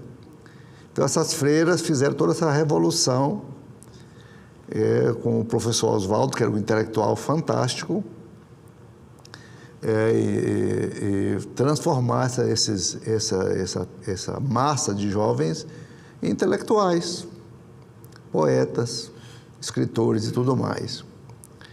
E eles são tão vaidosos com a sua cidade, que lá numa praça da cidade, todo lugar que você vai numa cidade tem lá, eu amo tal cidade, eu amo tal. E lá tem escrito o seguinte, na praça principal, Dianópolis, a capital do mundo. A capital do mundo. Uma cidade de 20 mil habitantes é a capital do mundo para os seus moradores. Olha o orgulho dessa cidade, olha a vaidade dessa cidade, né? A capital do mundo. É fantástico. E a gente foi andando, conversando, eu me hospedei na casa de 2 colegas, amigos, né, que é o José Alencar, que é aposentado aqui do TCU, mas é de lá, que é um gênio, escritor, compositor, músico, violonista, tudo ele é. E a sua esposa Yara Araújo, que é filha do Agaúz, que é aposentada hoje da Câmara dos Deputados. Retornaram para lá, ele é advogado, continua advogando, ganhou dinheiro e foi comprando aquelas fazendas da nossa saudade, dos nossos 60 anos atrás, onde tinha pasto, ele mandou tirar os bois e deixou a floresta regenerar. Eles compraram outra área onde tinha a única queda d'água que não virou pequena central hidrelétrica, foi essa que eles foram lá, compraram e transformaram num regime privado de florestas, né? Que é delas, mas é patrimônio do povo brasileiro, né? E intocável, cercada de soja por todos os lados, mas lá não. Lá a Cachoeira do Calixto continua preservada, linda, maravilhosa, fotografada e visitada, mas ninguém pode tocar naquela área. Você vê a grandeza das pessoas. E o Zé Alencar me falou o seguinte, eu não gosto de boi, eu gosto de pássaro, eu gosto de floresta, né? E lá onde eu me hospedei com eles, floresta lá, os bichos campeiam, os veados, os macacos, os pássaros, os tucanos. É isso que, para deleite deles e inspiração para sua literatura e seus poemas. Ele fica naquele meio. Assim ele foi adquirindo essas propriedades antigas e deixando recuperar a natureza, voltar a ser o que era quando nós éramos jovens meninos e adolescentes daquela região. Então eu fico assim muito satisfeito pela hospedagem, quero agradecer a todos eles, envaidecidos, por ver a cidade tão bem administrada, tão bonita e tão reencontrada. Fui aos museus, fui a uma capelinha da cidade, que também de grata lembrança, onde tem lá sepultada 9 corpos que foram chacinados, mortos numa rebelião no ano de 1919, de uma mesma família ou 2 famílias enterrados em cova comum, em vala comum, e ali sobre aquele local, aquela vala, foi erguida uma capelinha chamada Capela dos 9, por causa dos 9 pessoas enterradas ali. Eu quero, nesse momento, agradecer a acolhida de todos os companheiros, de todas as pessoas que me receberam lá na cidade de Dianópolis, esse final de semana. Altamente comovedora essa visita, uma visita de reencontro comigo mesmo, né? Eu, inclusive, visitei a escola, a única que havia naquele momento, chamada Ginásio João de Abreu, hoje é Colégio João de Abreu. E não precisa eu falar desse nome brilhante, que foi esse deputado estadual da época, né? Mas agradecer a todos pela acolhida sensacional e emocional. Encontrei e abracei meus primos, meus parentes, todos ainda residentes por lá. E eu quero, assim, nesse momento, encerrar meu pronunciamento de agradecimento a todos e parabenizar a todos os moradores da cidade de Dianópolis, do estado de Tocantins. Muito obrigado. E assim sendo, a presidência informa as senadoras e os senadores que está convocada a sessão deliberativa para amanhã, terça-feira, às 14 horas, com a pauta divulgada pela Secretaria-Geral da Mesa. Cumprida a finalidade dessa sessão, a presidência declara seu encerramento. Muito obrigado e boa tarde.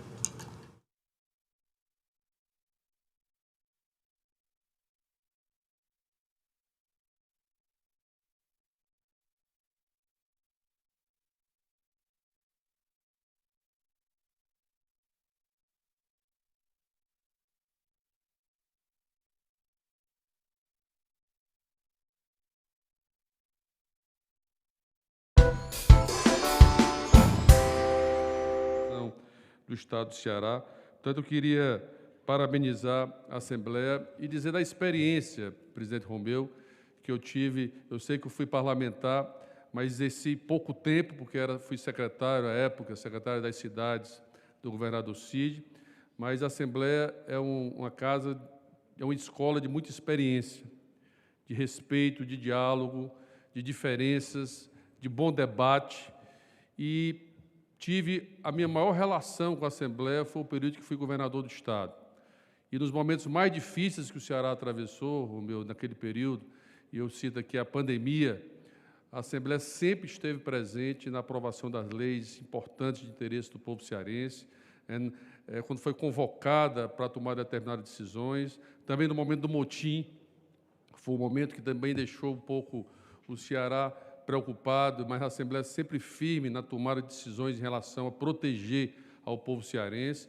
Então, para mim, foi uma escola de grande aprendizado, que eu sempre procurei construir uma relação de respeito, de harmonia, de independência, e que tenho só gratidão. Gratidão pela experiência que eu tive como parlamentar, experiência que eu tive na minha relação como governador com o parlamento, e dizer da importância do papel daquela casa para a garantia da democracia, de todas as visões diferentes que o cearense tem, mas também para aprovar grandes projetos de interesse do povo cearense, projetos na área da educação, como o projeto que cita aqui, o projeto de escola tempo integral, que o Ceará vai universalizar até 2026, projetos importantes na área da saúde, projetos importantes para nossas universidades, projetos importantes na área da segurança pública, que é uma área tão desafiadora para o nosso Estado. Me lembro bem da lei de promoções dos policiais militares, que era um sonho que é uma luta de muitos anos, que eu tive a oportunidade, como governador, encaminhar aquela casa, que garantiu que um soldado que passava 18, 20 anos para ser promovido, hoje sabe o dia e a hora que ele vai ser promovido no nosso Estado. Então, eu tenho só para agradecer, parabenizar o deputado Romeu Aldigueri, todos os presidentes que passaram naquela casa. Aliás, foi dito aqui pela deputada Fernanda Pessoa, muitos hoje dos prefeitos da nossa capital, inclusive o atual, Evandro Leitão, passou por aquela casa. Os 3 últimos governadores do Estado, o governador Cid, o governador Camilo, o governador Elmano, passaram por aquela casa. Portanto, aquela casa foi uma escola de aprendizagem, né, importante para os que estão hoje no Executivo cearense. Então, eu queria parabenizar, dizer também que meu pai foi 3, 4 mandatos de deputado estadual naquela casa, inclusive colega do deputado Roberto Pessoa e muitos outros deputados que contribuíram muito para a construção da democracia e do crescimento e do desenvolvimento do nosso Estado. Portanto, parabéns, viva a Assembleia Legislativa. Em seu nome, presidente, eu externo aqui os nossos parabéns a todos os deputados e a todos os servidores, colaboradores que fazem aquela casa todos os dias, a Casa do Povo Cearense. Muito obrigado. Agradecendo ao nosso ministro Camilo e já convido para fazer uso da palavra o deputado e líder do governo José Guimarães.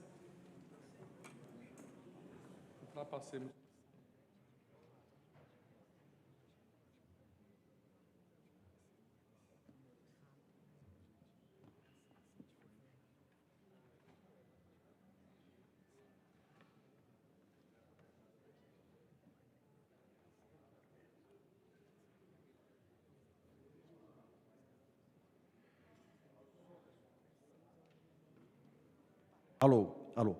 Bom, primeiro a minha justificativa antecipada, eu estou sendo chamado para uma reunião no Palácio e como líder do governo eu não posso faltar. Até, mano, para tratar de questões importantes relacionadas com o nosso Estado. Mas, senhora presidenta Fernanda Pessoa, autora do requerimento, juntamente com a senadora Augusta, meu querido amigo, governador Elmano de Freitas, querido senador Camilo Santana, presidente da Assembleia Legislativa Romeu Aldigueri, deputado Eunício Oliveira, deputado Gastão, que comigo divide a responsabilidade de defender o Estado do Ceará,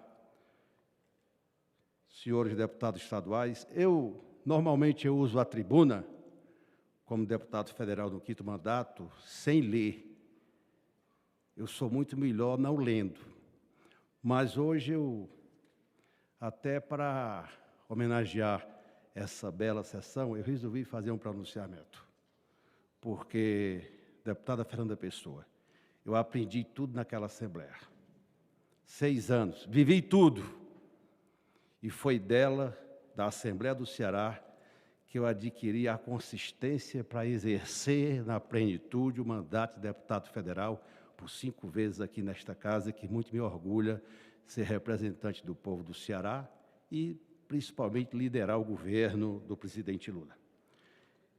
E estamos aqui, meus queridos deputados estaduais, deputadas estaduais, reunidos para celebrar um marco que transcende datas, os 190 anos da Assembleia Legislativa do Estado do Ceará, que consolidam um ciclo de lutas históricas, que garantiram a autonomia territorial, política, administrativa, financeira e cultural de uma das mais belas unidades federativas do nosso país, que é o Ceará. A história da Assembleia do Estado do Ceará se inicia em 7 de abril de 1935, um ano após ato adicional editado pelo regente Padre Diego Antônio Feijó, ato que criou as Assembleias Provinciais em substituição aos Conselhos Gerais de Província. A Assembleia do Ceará se destacou do cenário político nacional em várias lutas, mas o que mais nos orgulha, como cearenses, é a abolição da escravatura. A escravidão foi abolida no Ceará em 25 de março de 1884, tornando o Estado a primeira província brasileira a libertar os escravizados. A abolição ocorreu 4 anos antes da Lei Áurea, promulgada em 13 de maio de 1888, que extinguiu a escravidão em todo o país.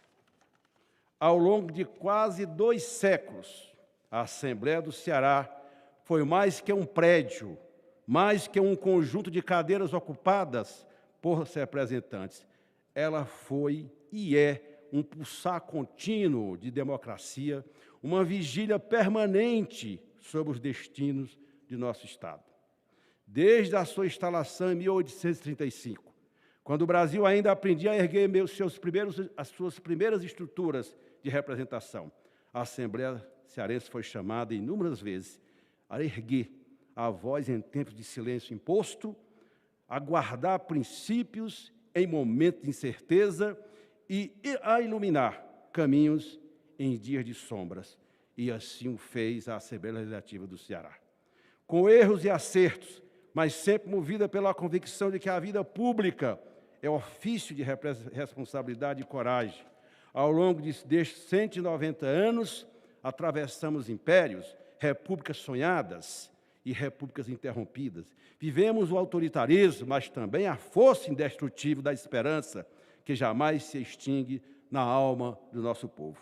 E foi assim que chegamos ao grande marco civilizatório, que molda nossa vida institucional contemporânea, a Constituinte de 88, que deu ao Brasil a mais moderna plataforma política de sustentação da democracia da nossa história. A Carta Cidadã devolveu ao Brasil o que ele era de direito, a liberdade, a soberania popular, a centralidade dos direitos humanos, o pluralismo, a dignidade de cada pessoa. Para a Assembleia Legislativa do Ceará, a Constituinte de 88 representou muito mais que uma mudança normativa. Ela significou renascimento.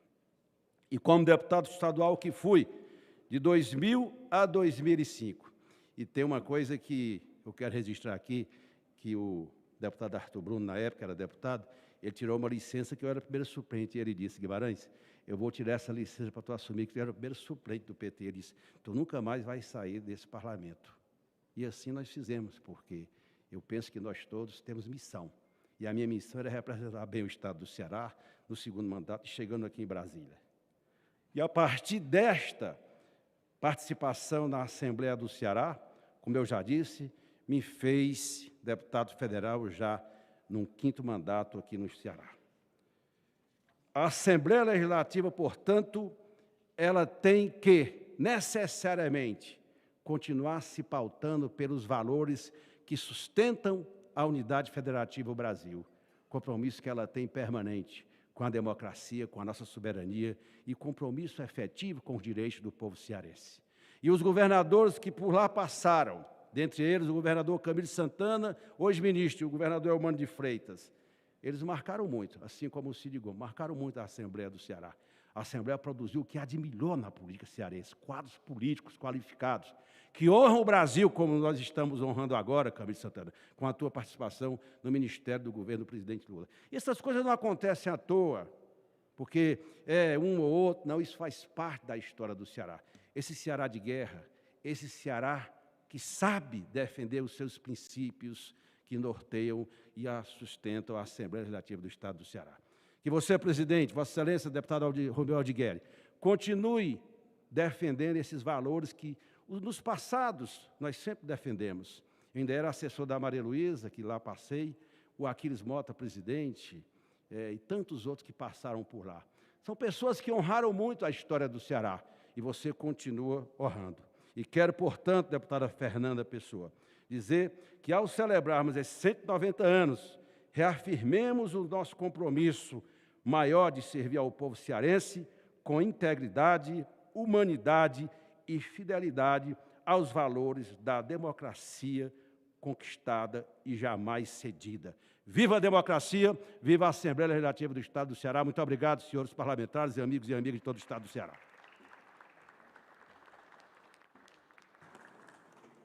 Parabenizando a fala do deputado federal José Guimarães, e já convido para fazer uso da palavra o deputado Eunício Oliveira.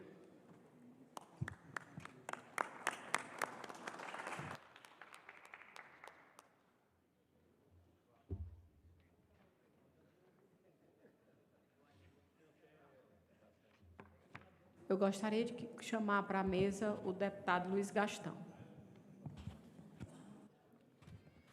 Senhoras e senhores, deputados estaduais do meu querido Ceará, Agênio Neto Bruno Pedrosa, Daniel Oliveira, David Raimundão, de Assis Diniz, Guilherme Sampaio, Felipe Mota, Leonardo Pinheiro, Messias Bezerra, professora Zuleide, Salmito Filho, Sérgio Aguiar e deputado Simão Pedro, senhor prefeito de Maracanaú, meu querido amigo Roberto Pessoa,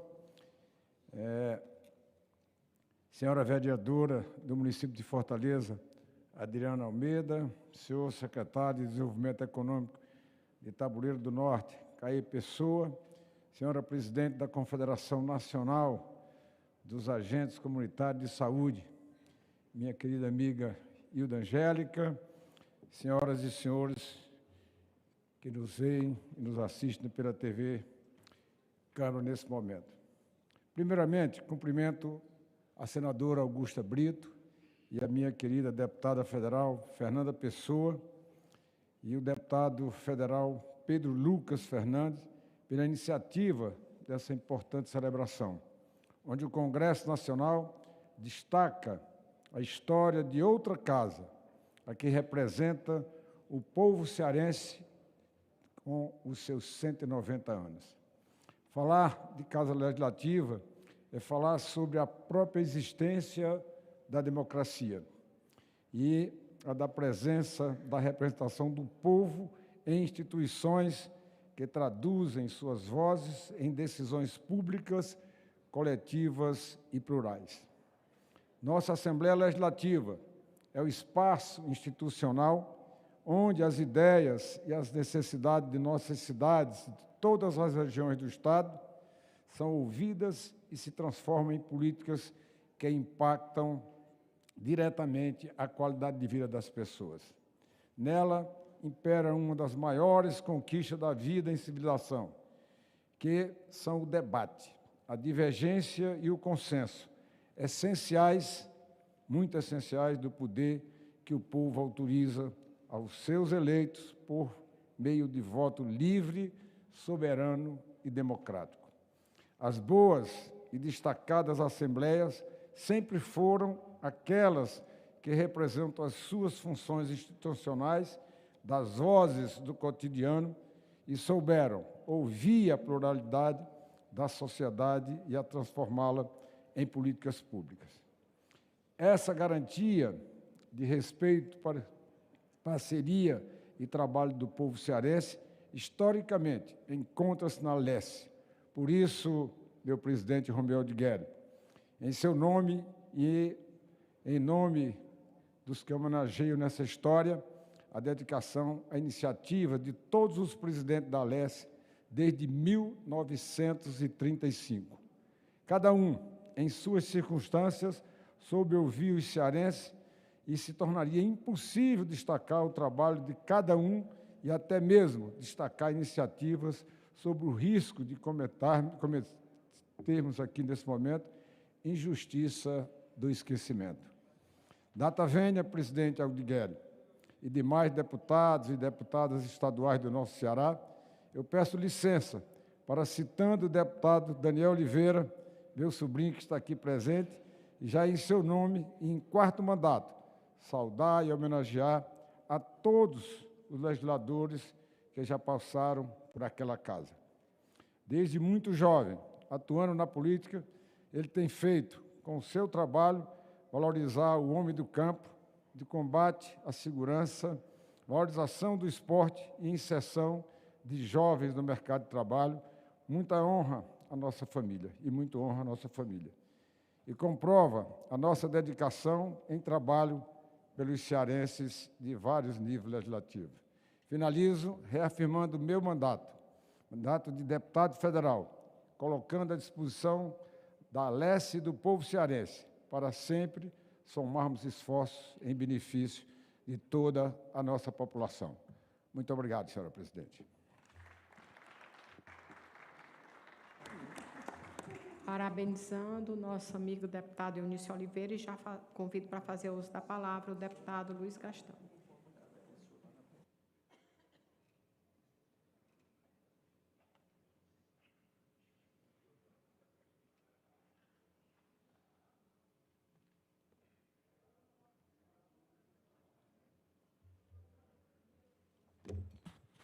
Deputada Fernanda Pessoa, que hoje preside essa sessão solene, já queria parabenizar pela iniciativa.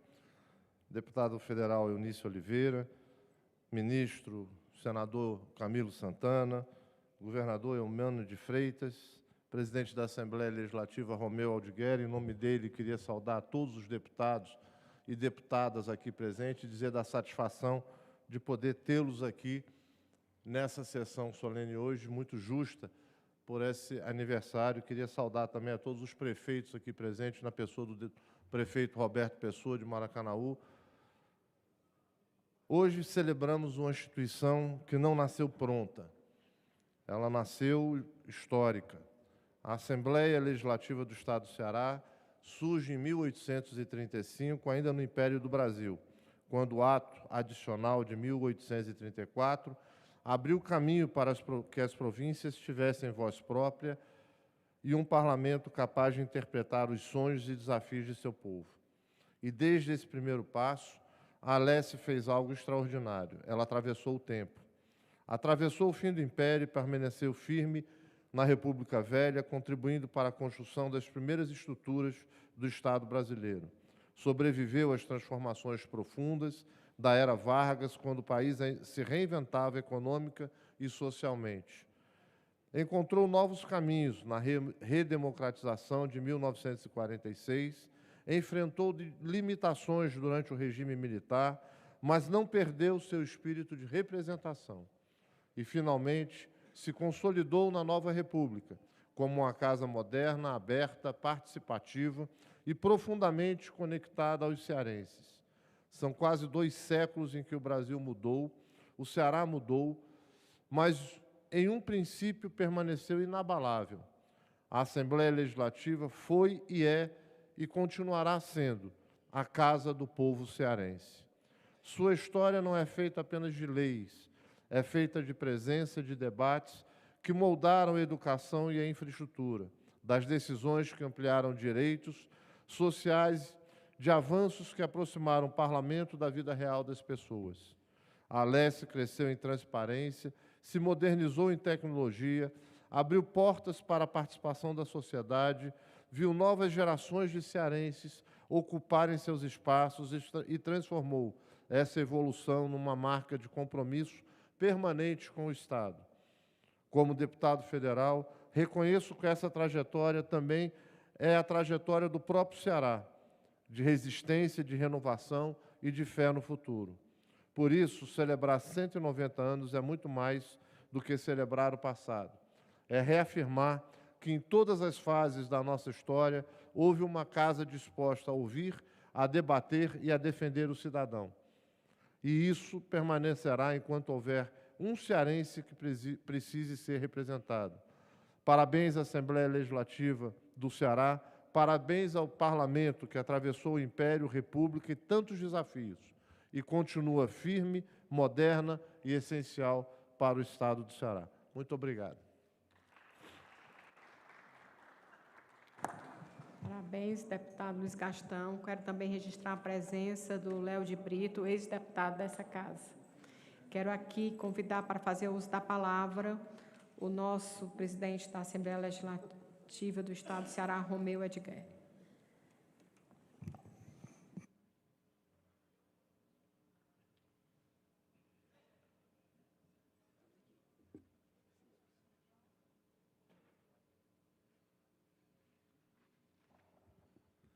Nosso cordial boa tarde a todos e a todas. Quero cumprimentar a mesa, a deputada federal Fernanda Pessoa, cumprimentar também a senadora Augusta Brito, 2 grandes e queridas amigas que dignificam a mulher cearense no Congresso Nacional e que são autoras da presente sessão solene especial. Cumprimentar nosso senador da República, ministro da Educação do Brasil, Camilo Santana, que foi deputado estadual por 2 vezes daquela casa, o deputado estadual mais votado da história da Assembleia Legislativa, com 131 mil votos, ainda mantendo esse recorde absoluto. Cumprimentar o excelentíssimo senhor governador do Estado do Ceará, Eumano de Freitas, também foi deputado estadual daquela casa por 2 mandatos. Cumprimentar nosso querido deputado federal Eunício Oliveira, que inclusive dignifica o povo do Ceará, tendo já sido presidente do Senado Federal, deputado federal Luiz Gastão, nosso querido amigo, cumprimentar o deputado federal Nelinho, cumprimentar todos os amigos e amigas, deputado José Guimarães, também foi deputado estadual daquela casa por vários mandatos, hoje líder do governo no Congresso Nacional, outro cearense que nos dignifica, cumprimentando todos os colegas deputados estadual que compõem o Parlamento cearense, que estão aqui hoje, que nos honram, deputado Jacir Diniz, primeiro secretário daquela casa, deputado David Raimundão, deputado Agenor Neto, vice-líder do governo, deputado Felipe Mota, que integra a mesa diretora, deputado Leonardo Pinheiro, professora Zuleide, deputado Salmito Filho, presidente da Comissão de Constituição, Justiça e Redação, deputado Niso Costa, deputado Daniel Oliveira, que é nosso primeiro vice-presidente, deputado Sérgio Aguiar, que preside a Comissão de Orçamento, Tributação e Finanças, deputado Guilherme Sampaio, líder do governo, deputado Messias Dias, líder do Partido dos Trabalhadores, cumprimentar a vereadora Adriana Almeida, o secretário de Trabalho de Estado, Vládio Viana, nosso querido amigo, prefeito de Maracanã, o Roberto Pessoa, que também foi deputado estadual daquela casa, nosso querido Raimundinho, ex-prefeito de Russas, pai do deputado federal Nelinho, cumprimentar aqui o nosso querido músico, o homem do forró cearense nordestino, nosso querido Cirano, os agentes de saúde aqui presentes, cumprimentar a imprensa, temos aqui o Inácio Aguiar, do Sistema Verde Mais de Nordeste, o Guilherme, do Sistema O Povo, Macário Batista, do Sistema Estado de Comunicação, e o Rubão, em nome deles, cumprimentar toda a imprensa que pauta a Assembleia Legislativa do Estado do Ceará diariamente. Eu também não gosto de fazer discursos escritos, mas, parafraseando aqui o nosso líder, deputado Guimarães, há momentos na vida que a gente tem que deixar para os anais dessa casa. Então, o momento é esse, mas serei muito rápido. A Assembleia Legislativa do Estado do Ceará, nossa querida e carinhosamente chamada Alesse, completou 190 anos no último 7 de abril. Foi fundada em 1835, durante o período imperial, o que faz dela uma das instituições mais longevas do Brasil. A Alesse escreveu a história de muitos parlamentares, de muitos jornalistas, de muitos cidadãos, de muitas cidadãs, de muita luta. Uma história cujo protagonista é um povo batalhador. Uma história de diásporas em busca de água, de oportunidades, de sobrevivência, forjando assim um sangue resiliente de todos nós cearenses que correm em nossas veias. Ao mesmo tempo, a Alesse teve sua história escrita por cada um desses e dessas cearenses que migravam para trabalhar, enfrentando a saudade de sua terra, porque uma instituição se insere no tempo das pessoas, assim como as pessoas determinam sua atuação ao longo do tempo. As marcas dessa peleja não estão apenas nos rostos vincados do sertanejo, estão também na arquitetura das nossas cidades, estão nos sons emanados do plenário 13 de maio, estão no retorno de cada filho, de cada filha que volta para casa. Algumas dessas viagens trazem mais que vitórias, trazem desenvolvimento, trazem orgulho. Exemplo disso é o Instituto Tecnológico da Aeronáutica, o ITA, que de tanto receber cearense, decidiu encurtar o caminho e estabelecer em Fortaleza sua primeira unidade fora de São Paulo. As marcas das transformações também estão nas páginas dos jornais, nos debates acalorados que resultaram em leis, nos programas sociais e no fortalecimento progressivo de nossas instituições. E nunca foi tão necessário falarmos sobre a importância do parlamento como agora. Tamanha relevância se impõe em virtude do surgimento de movimentos autoritários globais, do extremismo digital, dos perigos reais contidos no subjetivo mundo de desinformação, onde uma mentira estrategicamente hiperempurrada engana milhões. Contra esses movimentos enganosos, há de se construir um escudo protetor formado por camadas de qualificação, criticidade, leis modernas, diálogos intensos e mais, e muito mais democracia. Ao longo desses 190 anos de Alesse, vimos a população cearense vaiar o sol, enfrentamos ditaduras, contribuí para o fortalecimento da melhor educação pública do Brasil, escolhi governadores e uma governadora com aptidão para o serviço público. Vimos também uma mulher desafiar os costumes da época ao entrar no plenário 13 de maio de calça jeans pela primeira vez, estabelecendo um novo parâmetro de respeito. É com essa ousadia que queremos ser o primeiro Estado brasileiro a extinguir a fome, assim como fomos a primeira província a extinguir outra chaga da humanidade, que é a escravidão, que foi a escravidão. É com esse ímpeto que derrubamos preconceitos. É orientado pela vontade de entregarmos soluções que a Alessia implementou vários programas e projetos dentro da sua matriz de responsabilidade social e ambiental, como a Sala do Empreendedor, Procuradoria Especial da Mulher, Centro Inclusivo para Atendimento e Desenvolvimento Infantil, Programa Alcance, a primeira universidade, a primeira Escola Superior do Parlamento, o primeiro sistema de comunicação com a primeira TV, a primeira FM, tudo isso foi feito na Assembleia do Ceará. Porque, mais que tudo, dignificamos nossos mandatos em nome do povo que nos elegeu. Somos 46 deputados e deputadas, eleitos democraticamente por 9 milhões de cearenses, cada uma com a sua matriz identitária, sendo situação ou sendo oposição, do mais votado ao menos votado, cada um de nós representamos honrosamente a população cearense. E porque é honrando o voto de milhares que nos elegem, que trabalhamos por milhões que representamos. Na Alessia, nos últimos 190 anos, deputada Fernanda Pessoa, passaram todos os grandes projetos que transformaram a vida do cearense. E será na Alessia, a Casa do Povo Cearense, que passarão nos próximos anos todos os projetos que transformarão a vida do cearense. Com muito orgulho e com muita felicidade, parabéns a todos os cearenses, parabéns à Alessia, parabéns à democracia e parabéns a todo o nosso corpo de servidores e colaboradores. Muito obrigado.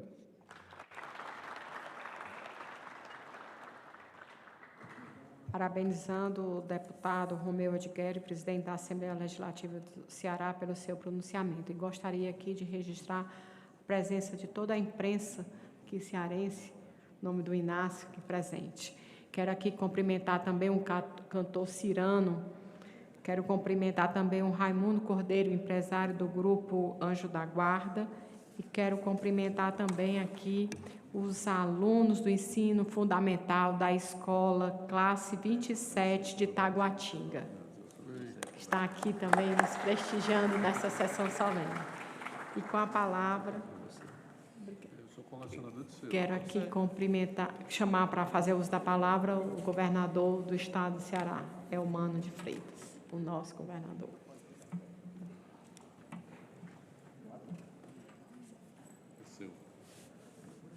Obrigada.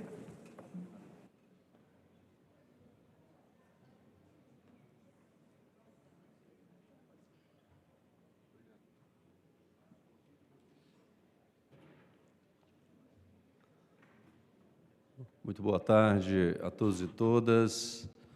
Antes de qualquer coisa, eu queria agradecer de coração ao Congresso Nacional, em nome da nossa querida deputada federal, Fernanda Pessoa, da nossa senadora Augusta Brito, por esse momento de homenagem ao Parlamento Cearense, à Assembleia Legislativa do Estado do Ceará, pelos seus 190 anos.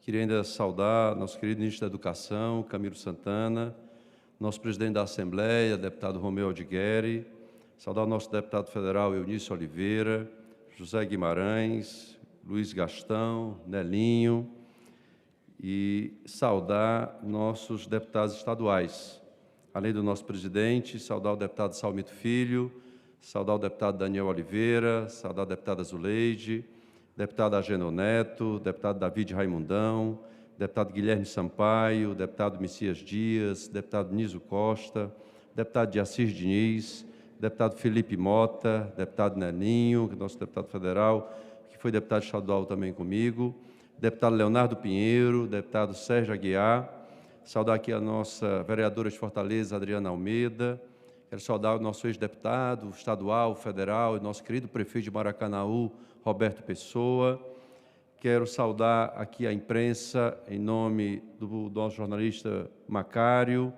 nosso querido Guilherme e Inácio, bem também como Rubão, porque a Assembleia Legislativa ela é o que ela é também pela imprensa que acompanha o dia a dia daquela casa. Quero saudar aqui, mandar um abraço a todos os servidores da Assembleia Legislativa pelo serviço prestado ao povo cearense, e fiquei muito feliz de estar aqui com o Cirano, esse grande sanfoneiro e artista popular nordestino e brasileiro. Muito nos orgulha e nos alegra vê-lo aqui entre nós. É com imenso prazer e profundo respeito que celebramos hoje os 190 anos da Assembleia Legislativa do Estado do Ceará, da qual tenho orgulho de ter feito parte por 2 mandatos como deputado estadual. E sou testemunha da deputada Fernanda Pessoa, pedindo a cada parlamentar um pedacinho de um programa de cooperação financeira para termos o tratamento do câncer no nosso Estado. Deputada, tive muito orgulho de ser deputado com Vossa Excelência, como com a deputada Augusta Brito, e hoje ainda mais orgulho como governador, estarmos levando o tratamento do câncer para todo o Estado do Ceará. O Parlamento cearense traz uma trajetória marcada por desafios, conquistas e, sobretudo, por um contínuo compromisso com a democracia, com o bem-estar da nossa gente e com o progresso do nosso Estado. Uma história que começou no 7 de abril de 1835, sob os efeitos do Ato Adicional de 1834, que descentralizou o poder no Império e criou as Assembleias Provinciais. A nossa Assembleia Legislativa nasceu com a instalação da primeira sessão legislativa provincial. Desde então, o Parlamento cearense tem estado presente em momentos decisivos da história do Ceará.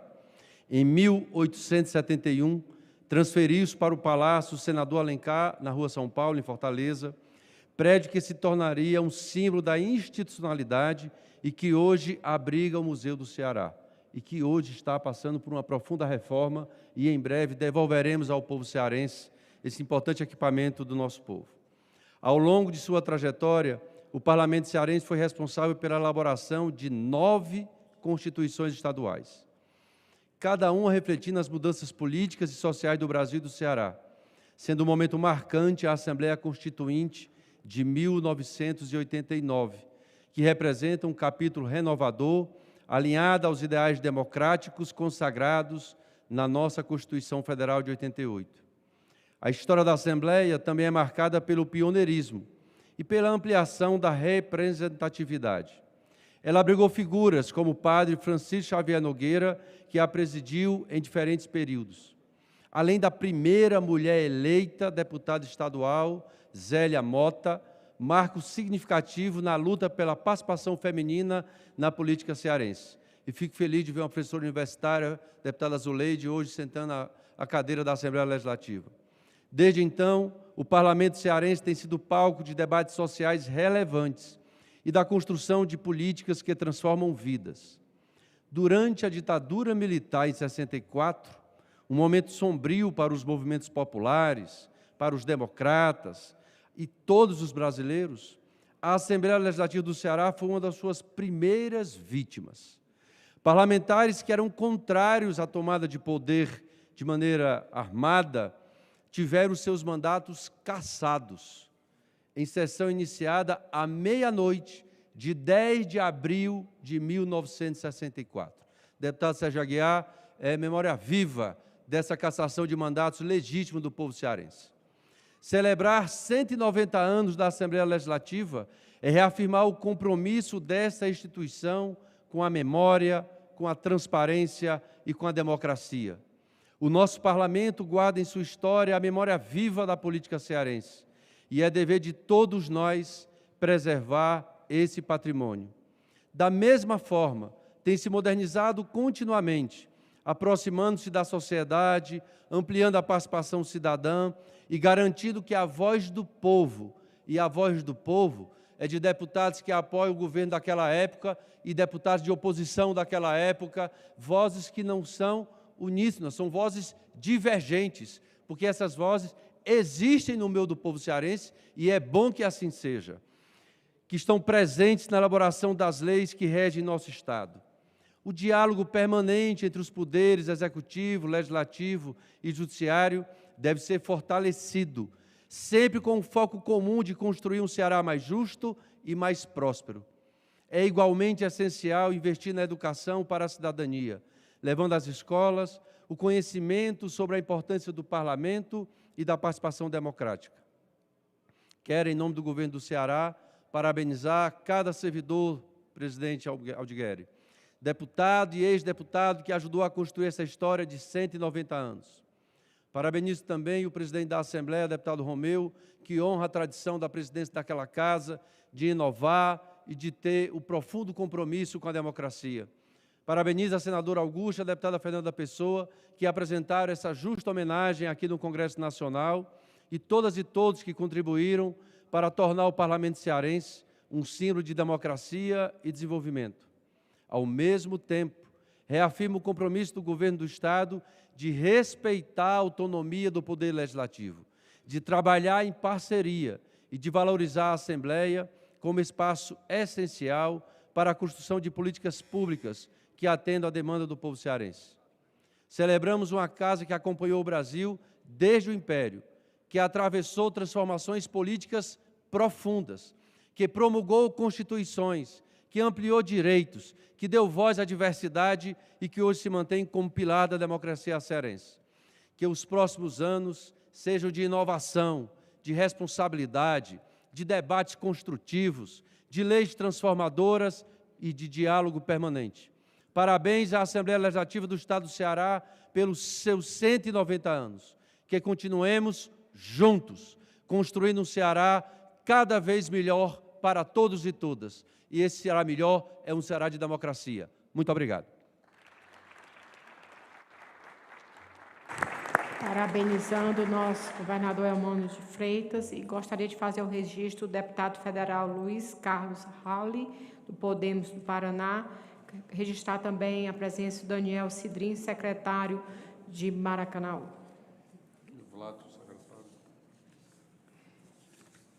O Vladson, também secretário do Estado do Ceará.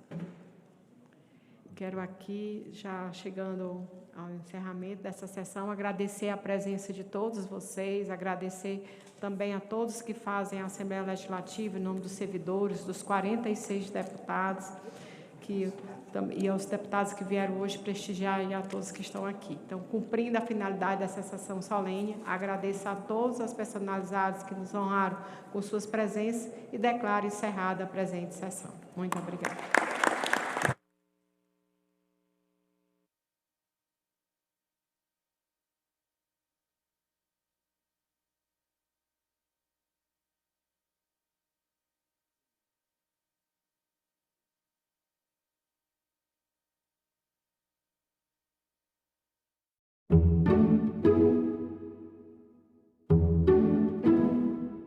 No próximo assunto de Estado, vamos falar sobre a BR-364, saúde, agricultura, entre outros temas. E o nosso convidado é o senador Sérgio Petecão, do PSD do Acre. Não percam.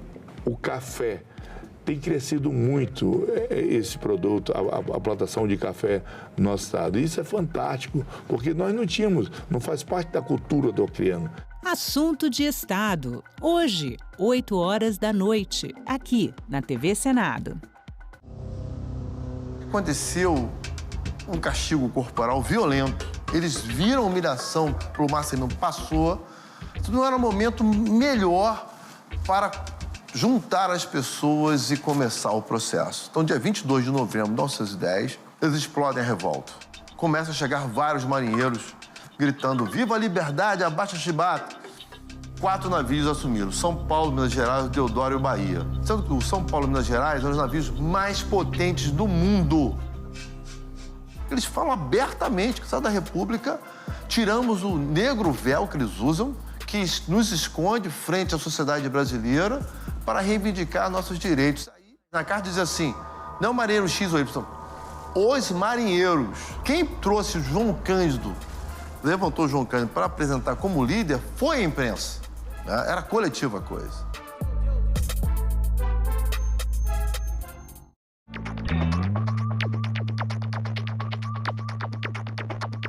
A gente também fala tupi. O nome Sergipe tem origem no tupi e significa no Rio dos Siris. É formado por seri, que quer dizer siri, mais i, palavra para água ou rio, mais p, que significa a preposição em, no. O siri é uma espécie de crustáceo encontrado em locais de areia ou de mangue. O termo siri também vem do tupi e tem o significado de correr, deslizar, provavelmente em razão de como ele se move.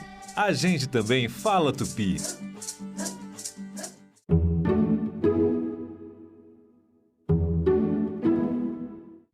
O programa a seguir é livre para todos os públicos.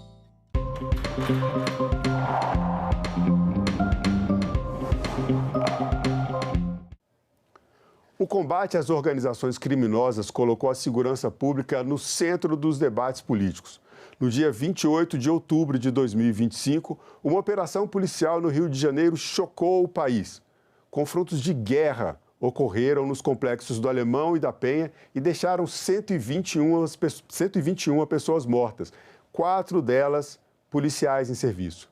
A mega operação policial acendeu o debate e pressionou o Congresso Nacional, que agora trabalha para alterar e criar leis que poderão endurecer penas e sufocar o crime organizado.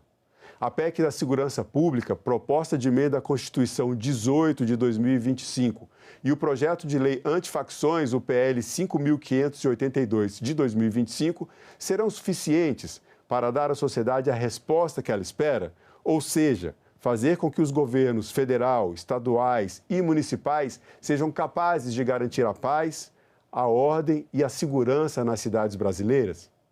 Essas e outras perguntas serão respondidas agora no Senado Live por 2 mestres no assunto.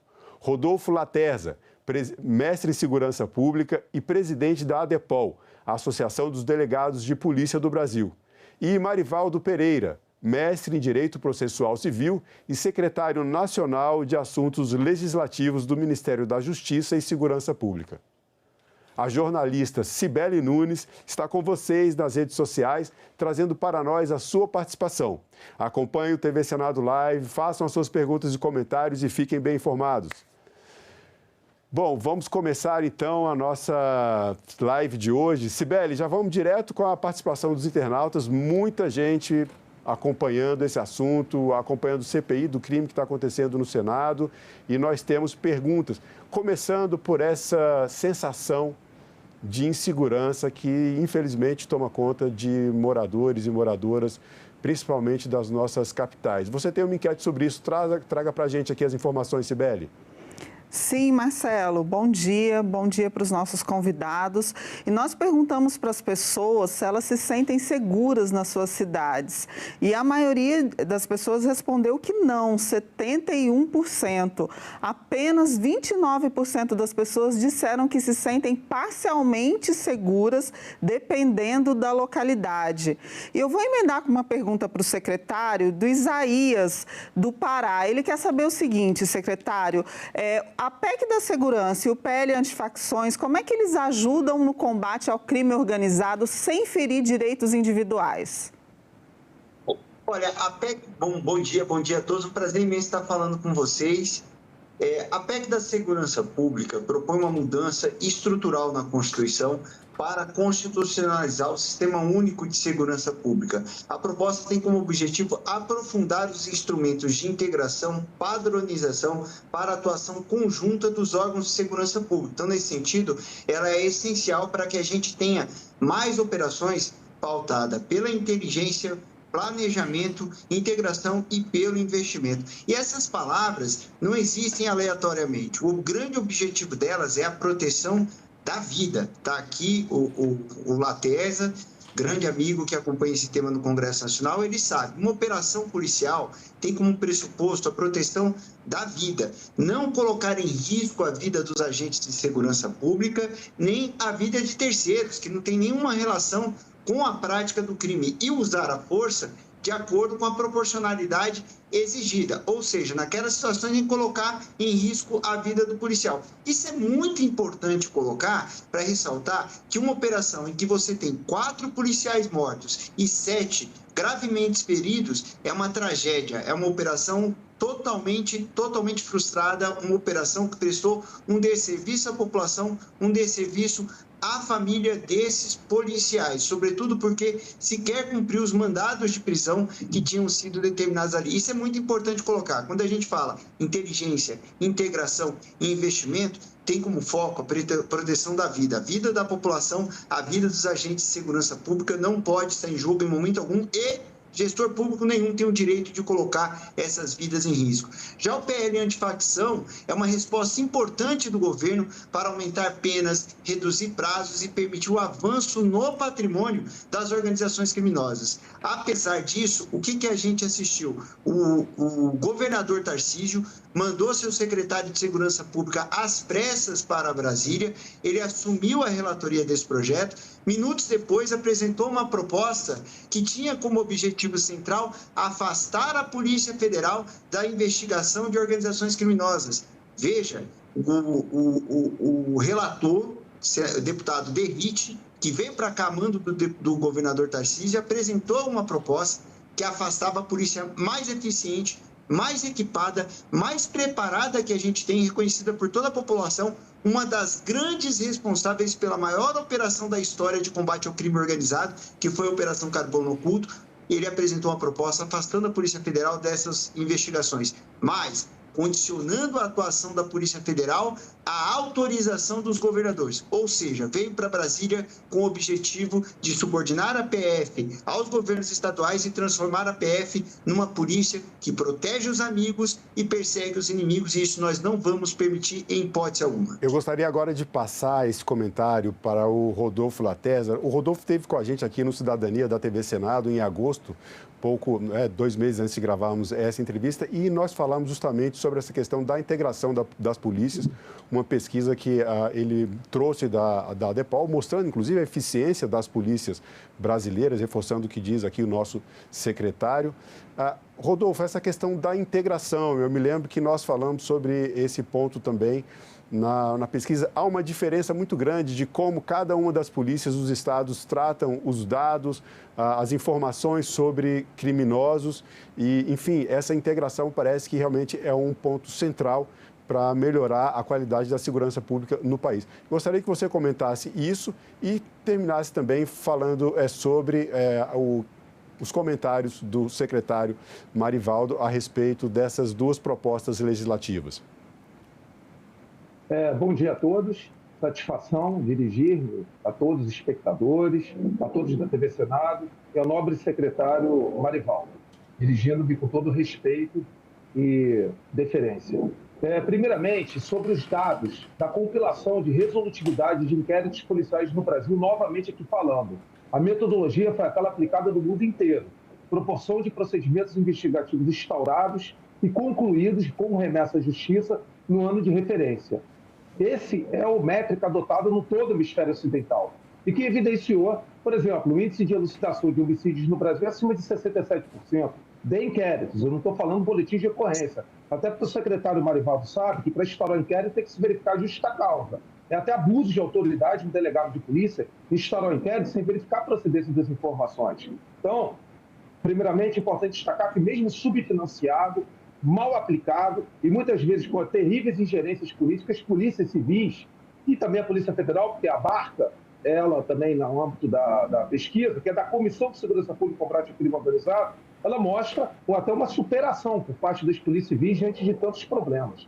No que tange a PEC 18, tal como já tive a oportunidade de conversar com o secretário Marivaldo, eu respeito o espírito do legislador. Realmente, a PEC 18 ela é até certo ponto bem intencionada. E ele me conhece, ele sabe que eu não tenho partidarismo nas minhas análises. Mas ela tem graves problemas de redação e de mérito. Por exemplo, ela define a exclusividade, pelo menos da forma como está o texto, da Polícia Federal para investigar a organização criminosa. E não pode ser dessa forma. Nós temos que ter competência concorrente.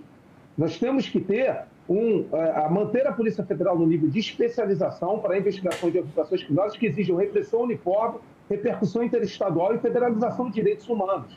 A Polícia Federal tem limites sérios de efetivo e também para exercer suas atribuições legais e constitucionais por causa dessas limitações que são criadas por sucessivos governos.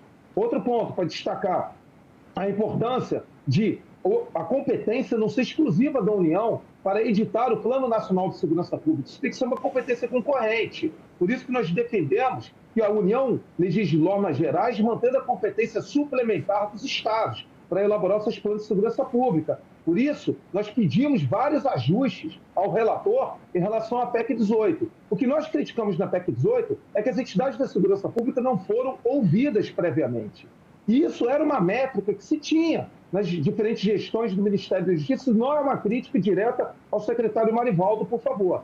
Então, isso criou um problema muito sério. Aí virou uma guerra corporativa dentro do parlamento, a qual se tornou uma situação até de dissonância e crise entre as instituições, que, humildemente, como presidente da ADEPAL do Brasil, eu estou tentando pacificar. Aí, cada corporação quer ganhar mais poder, muitas vezes, em detrimento até de se olhar a consequência disso para a sociedade. Em relação ao PL antifacção, respeito. Eu vi a versão original que o governo mandou, mas deveria ter conversado previamente com a Frente Parlamentar de Segurança Pública para evitar que isso acontecesse. Toda essa polarização política contaminasse um debate tão importante. Inclusive, estávamos à disposição para debater. A ADEPAL do Brasil ajudou na elaboração da 12.850, que é a lei, né, que trata das ações criminosas. E, consequentemente, realmente, teve problemas iniciais no relatório do deputado Derrite.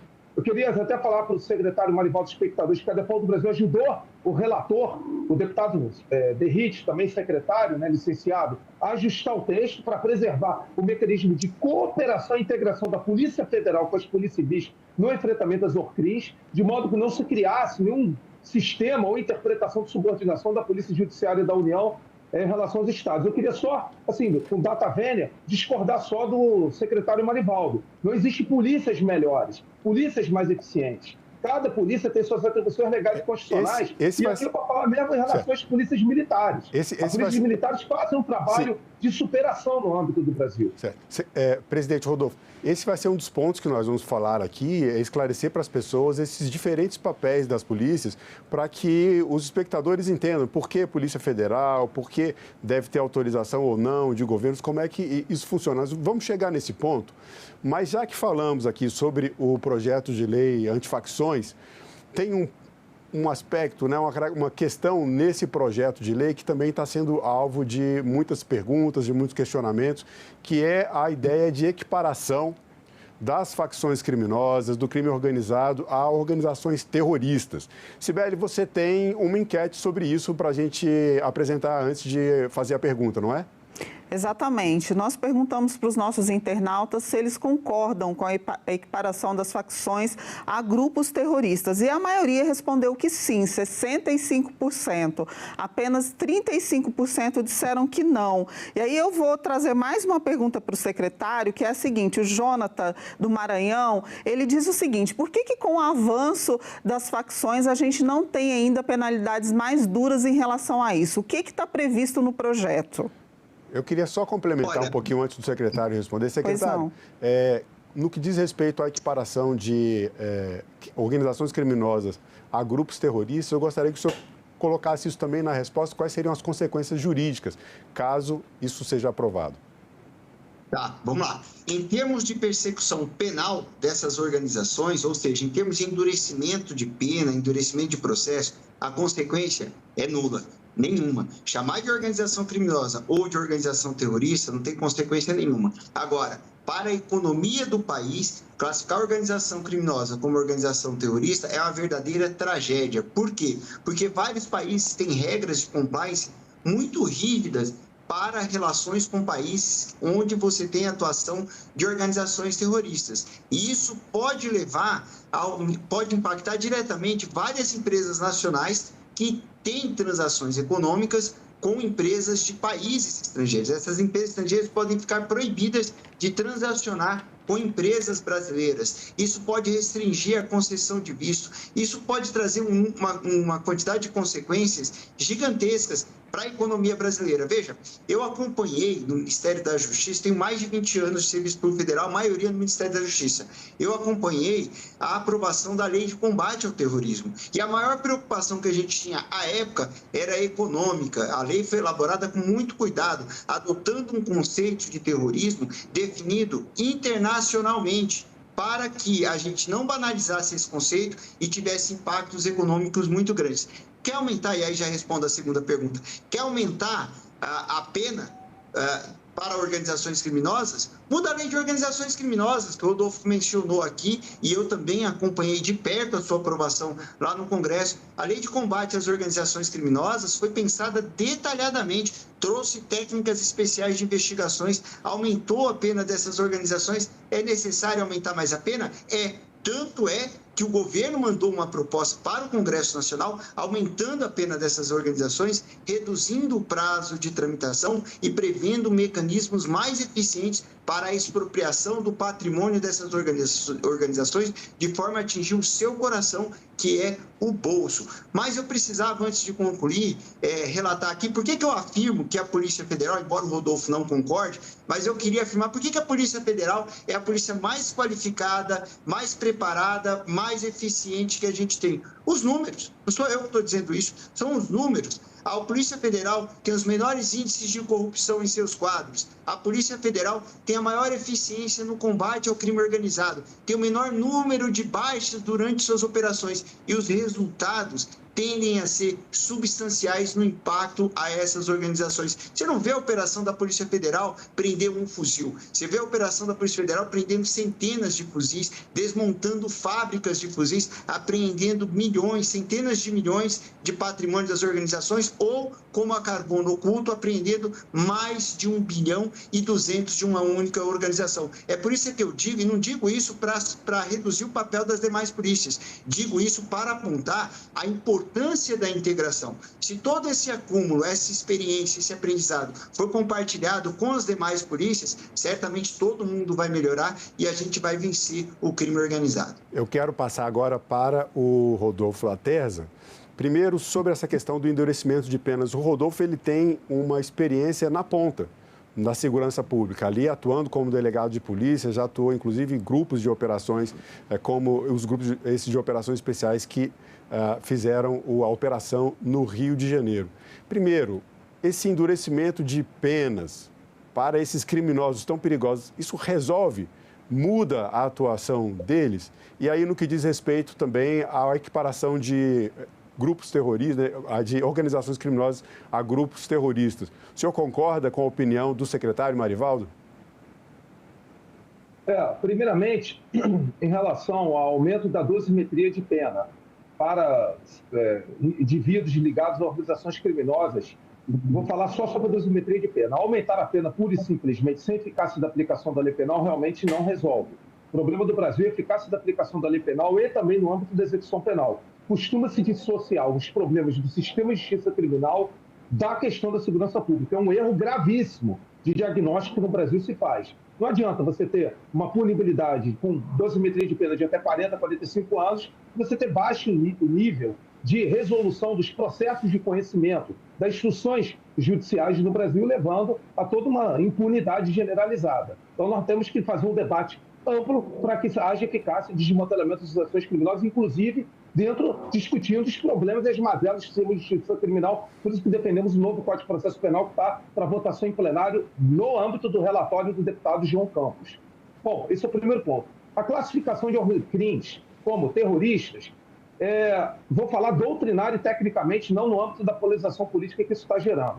O terrorismo teve 4 ondas. Começou lá na época da Revolução Francesa, com Robespierre, no século XIX, no âmbito lá das chamadas terrorismos isolados, terrorismos focados em questões anárquicas. Teve terrorismo de caráter ideológico no âmbito das guerras de libertação nacional, depois o terrorismo islâmico, e teve a 5ª onda, que foi a interseção de grupos terroristas com o narcotráfico para financiar suas atividades, que emergiu em 1983 com o Sendero Luminoso, no Peru. Esse termo foi cunhado até pelo presidente do Peru, Fernando Terry, e depois evoluiu lá para a Colômbia, etc. É um problema sério conceitual. Eu acho que no PL da antifacção não seria mais, por hora, adequado fazer essas equiparações. Existe um problema. Se você equipara a organização criminosa a grupo terrorista, o grupo terrorista ele tem uma finalidade política subjacente nas suas ações violentas e de intimidação. Você acaba dando uma certa legitimidade política e social para aquela organização criminosa.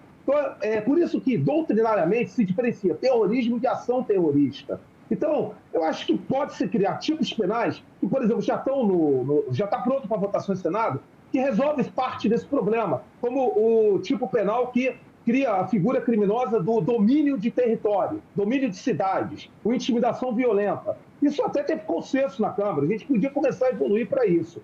E, finalmente, em relação só ao posicionamento do secretário Marivaldo, me permita discordar, secretário Marivaldo. Eu apresento dados para o senhor para mostrar que a quantidade de operações geocríticas que as polícias civis fazem, de prisões, a questão relacionada à violência e ao confronto armado é pelo método de operação inerente à atribuição da Polícia Federal, e eu quero deixar claro que, formalmente, no STF, a DEPOL do Brasil defende a Polícia Federal. A DEPOL do Brasil tem 778 delegados federais orgulhosamente no seu âmbito. Agora, a questão é a natureza do tipo de trabalho que é feito. A Polícia Federal ela não vai para o enfrentamento direto, muitas vezes para as ações criminosas, porque ela não lida com a atuação territorial e local de organizações criminosas. Por isso que certas apreensões ocorrem sem haver confrontação armada, mas não também deixemos de considerar que, às vezes, a Polícia Federal tem esses confrontos armados, só que em nível muito menor do que a incidência que ocorre das polícias civis e das próprias PMs. Eu quero trazer uma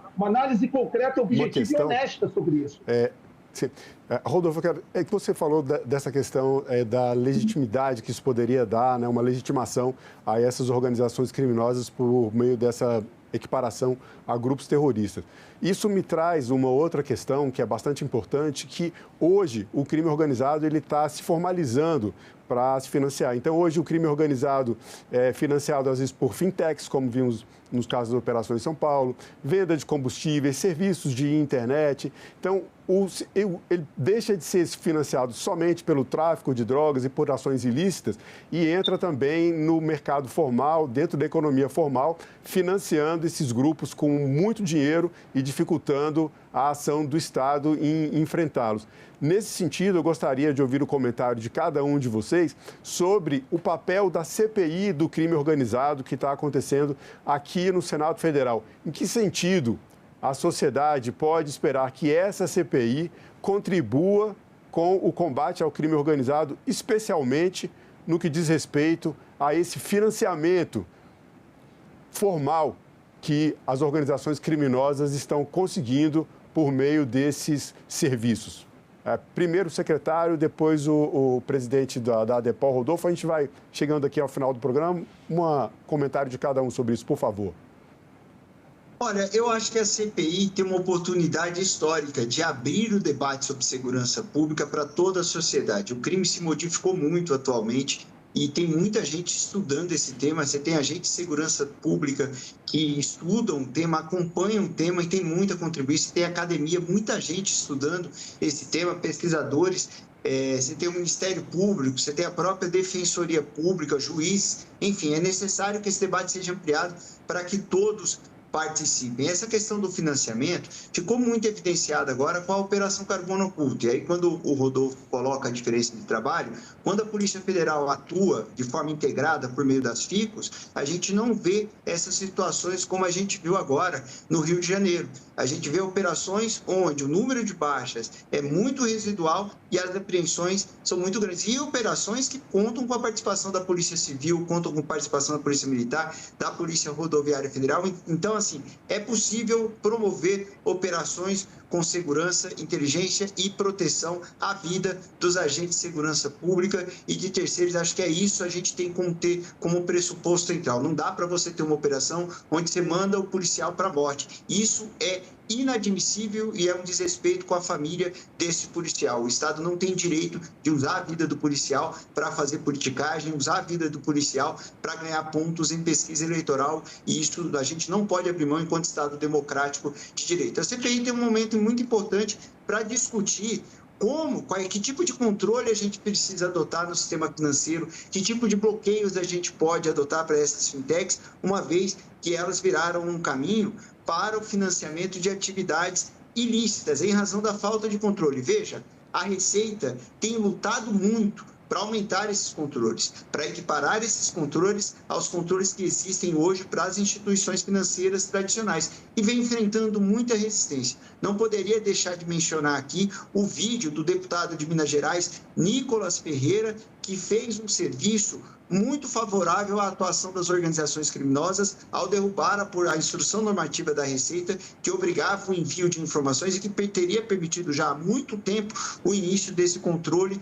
e fiscalização. Então é necessário que a gente, como o Rodolfo colocou, tire a politização do meio do caminho. Hoje, o que muitos parlamentares fazem da extrema-direita é politizar o tema da segurança pública para sabotar as iniciativas do governo federal. Não há preocupação com a segurança pública, não há preocupação com a população, não há preocupação com os agentes de segurança pública. A preocupação é única e exclusiva com as eleições de 2026 e nós não podemos admitir esse tipo de comportamento.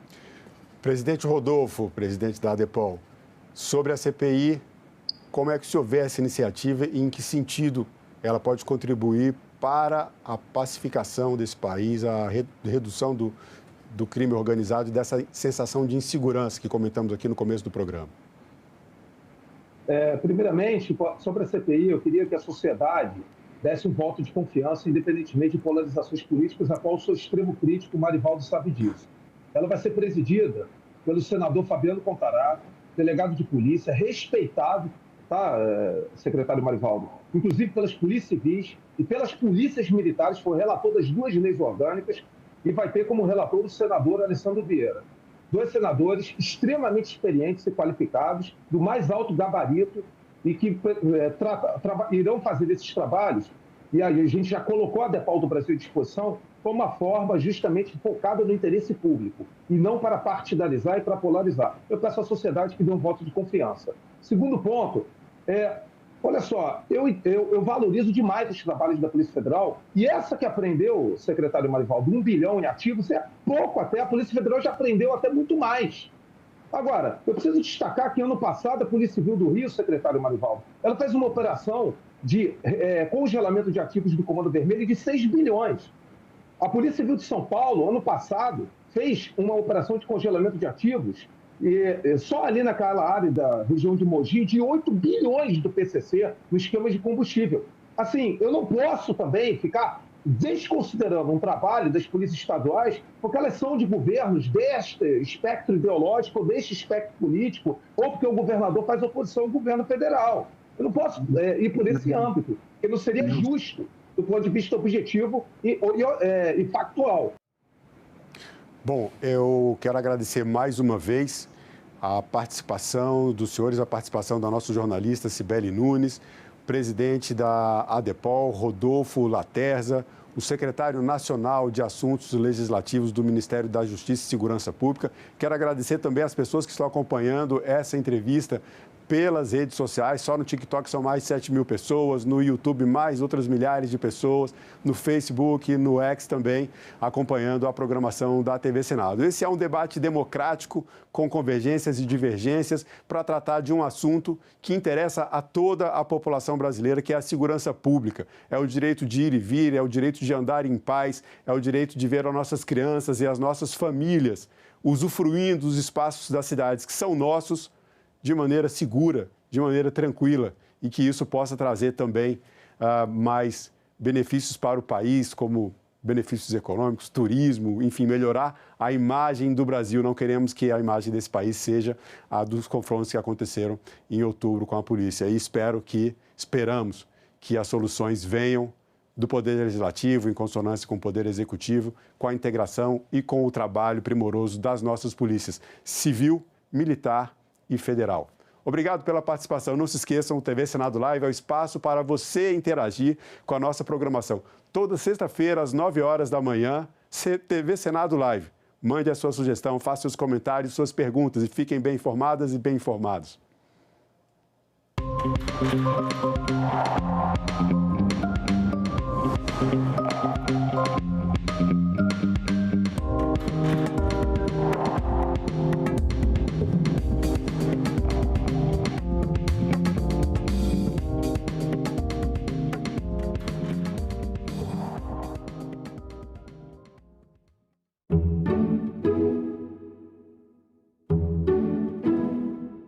medidas estão em tramitação que efetivamente ajudem o país a alcançar esse equilíbrio das contas públicas. Há ainda algumas iniciativas, tem que votar a LDO, votar o orçamento e votar um projeto que ainda está na Câmara, que é a diminuição das despesas tributárias. Agenda Econômica. Nesta terça, 20h, aqui na TV Senado.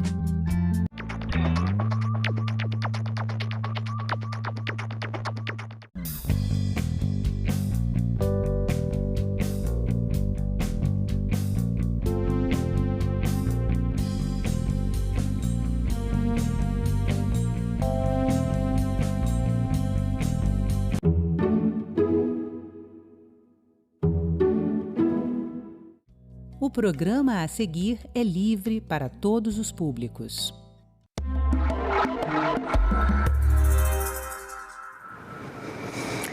Estamos em contagem regressiva para a COP30, a maior conferência mundial sobre mudanças do clima. Mas tem algo que ameaça o debate antes mesmo que ele comece: a desinformação. Como engajar as pessoas sobre o problema da crise climática diante de tanta informação enganosa? Bom, para entender o que está por trás da desinformação climática, a gente conversa agora com a pesquisadora da Universidade Federal do Pará, Cris Cirino. Cris, seja muito bem-vinda aqui ao Cidadania. Obrigada por aceitar nosso convite. Eu que agradeço, Sara. Bom, então vamos começar, Cris. A pesquisadora Cris, ela fez aí uma investigação, né, sobre a desinformação em relação às queimadas na Amazônia. Cris, o que te motivou a fazer essa pesquisa e como é que foi o foco? Você pesquisou uma plataforma específica? Então, Sara, a pesquisa foi uma pesquisa de doutorado, né, recentemente defendida, apresentada. Ela teve como foco investigar padrões de narrativas desinformativas em canais que se posicionam à direita e à esquerda política. Então, a gente faz uma espécie de comparação entre esses canais, né, de como essas narrativas sobre as queimadas da Amazônia se organizam, se constituem. Então, foi uma pesquisa de muito fôlego, porque tem um recorte temporal entre 2019 e 2023. Então, a gente está falando aí de 2 governos, né, nessa transição. Então, o que me motivou é o fato de eu ser uma mulher amazônida. Então, falar de Amazônia, né, sobre a Amazônia e na Amazônia foi uma das maiores motivações. Alguns resultados me surpreenderam, né, enfim, a comunidade acadêmica, até porque a gente revela que ambos os posicionamentos dos canais também desinformam, né, em formatos diferentes, mas desinformam. Tá, quando a gente está falando de desinformação, Cris, eu acho que é importante, né? Porque às vezes fica parecendo que tudo é desinformação, que tudo é fake news, né?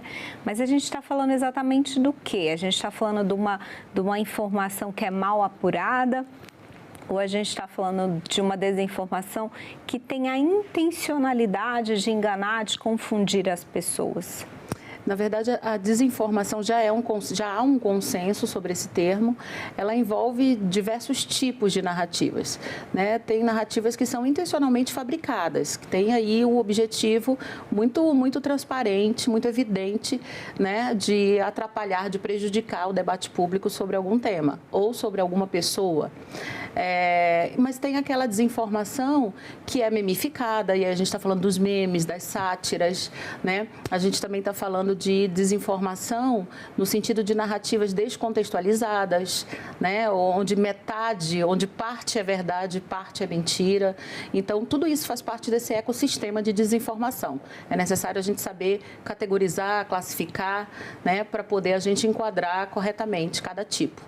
Inclusive, pessoal, até uma informação que aparentemente é verdadeira, ela pode desinformar, né? Exato. Porque às vezes ela é retirada de contexto, né, Cris? Exatamente, isso ocorre com muita frequência, justamente para burlar, né, para confundir as pessoas. Tá certo. E na pesquisa, Cris, quais foram os seus principais achados em relação a essas narrativas, né? Teve algo que te chamou a atenção, assim, que é muito recorrente, assim? A Amazônia, ela é um objeto desinformativo já há tempos, né? É uma região colonizada, né? E até ainda os dias atuais, ela faz parte de um imaginário muito reforçado pela mídia, né? De que é um espaço inóspito, de que é uma região que precisa ser desenvolvida. Então, ela já está ali no imaginário, no inconsciente coletivo, como uma terra de ninguém. Mas o que me chamou muito a atenção é que são narrativas que se repetem, né? Circunscritas em determinados períodos históricos, mas que reforçam uma espécie de repetição. Né? A questão dos povos originários, a questão de que a Amazônia, por exemplo, como eu falei sobre queimadas, né? Esse foi o meu recorte. A pesquisa mostra que as narrativas de que queimadas são feitas, né? São provocadas por instituições filantrópicas ou por determinadas pessoas ou grupos políticos, né? Me chamou muito a atenção, porque, na verdade, é aquela narrativa de que a Amazônia não pega fogo porque é úmida, né? Então, a gente sabe que tem aí uma desinformação embutida e que acaba viralizando, né? Entre a população. Mas o que mais me chamou a atenção, Sara, foi uma narrativa que foi bem recorrente em alguns dos canais analisados, que é a narrativa de que os Yanomamis não existem. Existe um livro, né, chamado A Farsa Yanomami, onde ficou aí disponível numa biblioteca militar, porque foi escrito por um militar, para justamente a narrativa toda é construída para falar que os Yanomamis não existem, né? Então, assim, você percebe, e eu acho que ela tem aí, esse livro foi publicado há 30 anos, e há 30 anos a gente ainda encontra, né, fragmentos, vestígios desse tipo de história, de narrativa. Então, isso me chamou bastante atenção. Bom, Cris, você também escolheu aí uma plataforma de vídeo, né? Isso. E aí, eu fico pensando aqui, é mais fácil disseminar a desinformação por meio de um vídeo? Você conseguiu observar alguma coisa em relação ao formato, se faz diferença, né? Esse formato em vídeo para propagar ainda mais a desinformação? Eu não diria mais fácil, mas é mais sedutor. Né? Até pelo apelo mesmo que tem um vídeo. As narrativas audiovisuais mexem com diversos, né, com diversas sensações. Então, a gente está falando de movimento, de imagem, de escuta. E isso é muito mais apelativo quando se trata de uma narrativa de desinformação. Pesquisar o YouTube é porque a gente já tem pesquisas que evidenciam que o YouTube monetiza conteúdos desinformativos, não é só sobre a Amazônia, outros, né, conteúdos também. E também uma análise que eu fiz é que as pesquisas hoje elas se debruçam muito em narrativas escritas, né, em textos. E aí eu quis ir para o audiovisual para tentar entender esses aspectos multimodais. Então, a pesquisa olha para o personagem do vídeo, para a expressão facial, para a forma como é falado, e aí é por isso que a gente utiliza inteligência artificial para tentar extrair esses aspectos multimodais. Pois é, eu estou aqui pensando no trabalho que deve ter sido, né? Porque uma pesquisa acadêmica tem um rigor científico muito grande, metodológico, né, Cris? Queria que você falasse um pouquinho, então, porque é um recorte grande, né? A gente está falando aí 2019 a 2023, não é isso? Então, quantos vídeos você conseguiu mapear e como é que foi que essa inteligência artificial deu conta aí de tudo? O rigor científico e a metodologia, eu acho que foi uma das maiores contribuições dessa pesquisa, porque foi uma metodologia mista, né, onde envolveu diversos campos do conhecimento. A gente analisou um banco de dados de mais de 2.000 vídeos, né? Muitos deles foram fornecidos pelo NetLab, que é um laboratório de internet da UFRJ, né? Então, a equipe aí da professora Marie Santini nos autorizou a utilizar, né, esses vídeos para essa pesquisa, e os demais vídeos foi realmente mapeado através de pesquisas de open source, ou seja, de códigos abertos, né, mapeando justamente a plataforma numa espécie de raspagem de dados para a gente identificar quais canais eram desinformativos. Uma outra pesquisa que a gente também bebeu dessa fonte é a pesquisa do professor Pablo Hortelado, da USP. Então, a gente utilizou também esse banco de dados, né? Então, a gente pegou esses mais de 2.000 vídeos e aí a gente começou a analisar diversos aspectos. A gente utilizou Machine Learning, então, né, aprendizado de máquina, onde a gente identificava as expressões faciais por meio de um código, de um algoritmo pré-treinado, e outros a gente teve que desenvolver, né, para poder fazer uma comparação entre as expressões faciais e o que era dito pela personagem do vídeo. A relação dele com os objetos cênicos. Então, a IA, ela entra não só como método de análise, mas como método também de extração desses dados. E aí a gente faz as análises humanas, porque ainda a análise humana é fundamental, né, sobre as análises de IA, de inteligência artificial. E aí é quando a gente faz os comentários e as análises necessárias, né, para os achados da tese. Cris, uma coisa que a gente sabe é que a desinformação tem uma gramática própria, né? Assim, eles usam vários métodos para poder prender a nossa atenção, para fazer a gente compartilhar, né? Até para levar a gente àquele caminho que a gente não racionaliza, né? A gente não questiona. Você conseguiu identificar nesses vídeos essa coisa de levar o internauta para o medo, para uma sensação, né, de insegurança, né? Porque são vídeos, não são vídeos assim com a narrativa muito calma, né? Muito tranquila. Vocês conseguiram identificar que leva para aquele medo, leva para ameaça, leva para alguma coisa de insegurança? Uma das hipóteses da pesquisa inicial era identificar que a emoção pudesse ser um padrão entre os canais, né? Mas a gente descobriu que a emoção é um ponto de divergência. Na verdade, ele não padroniza, ele despadroniza quando a gente olha para um banco de dados de canais posicionados à direita e à esquerda política. A emoção, a desinformação sempre se utiliza da emoção, por uma questão de convencimento, persuasão, né? A comunicação oral, porque aí a gente está falando de uma narrativa audiovisual, ela se apropria da emoção para isso, para envolver. Principalmente algumas emoções que a gente identificou, como medo, né, a questão da insegurança. Então, por exemplo, você olha para as comunidades dos povos originários ou os ribeirinhos, né, os povos da água, da floresta e do campo.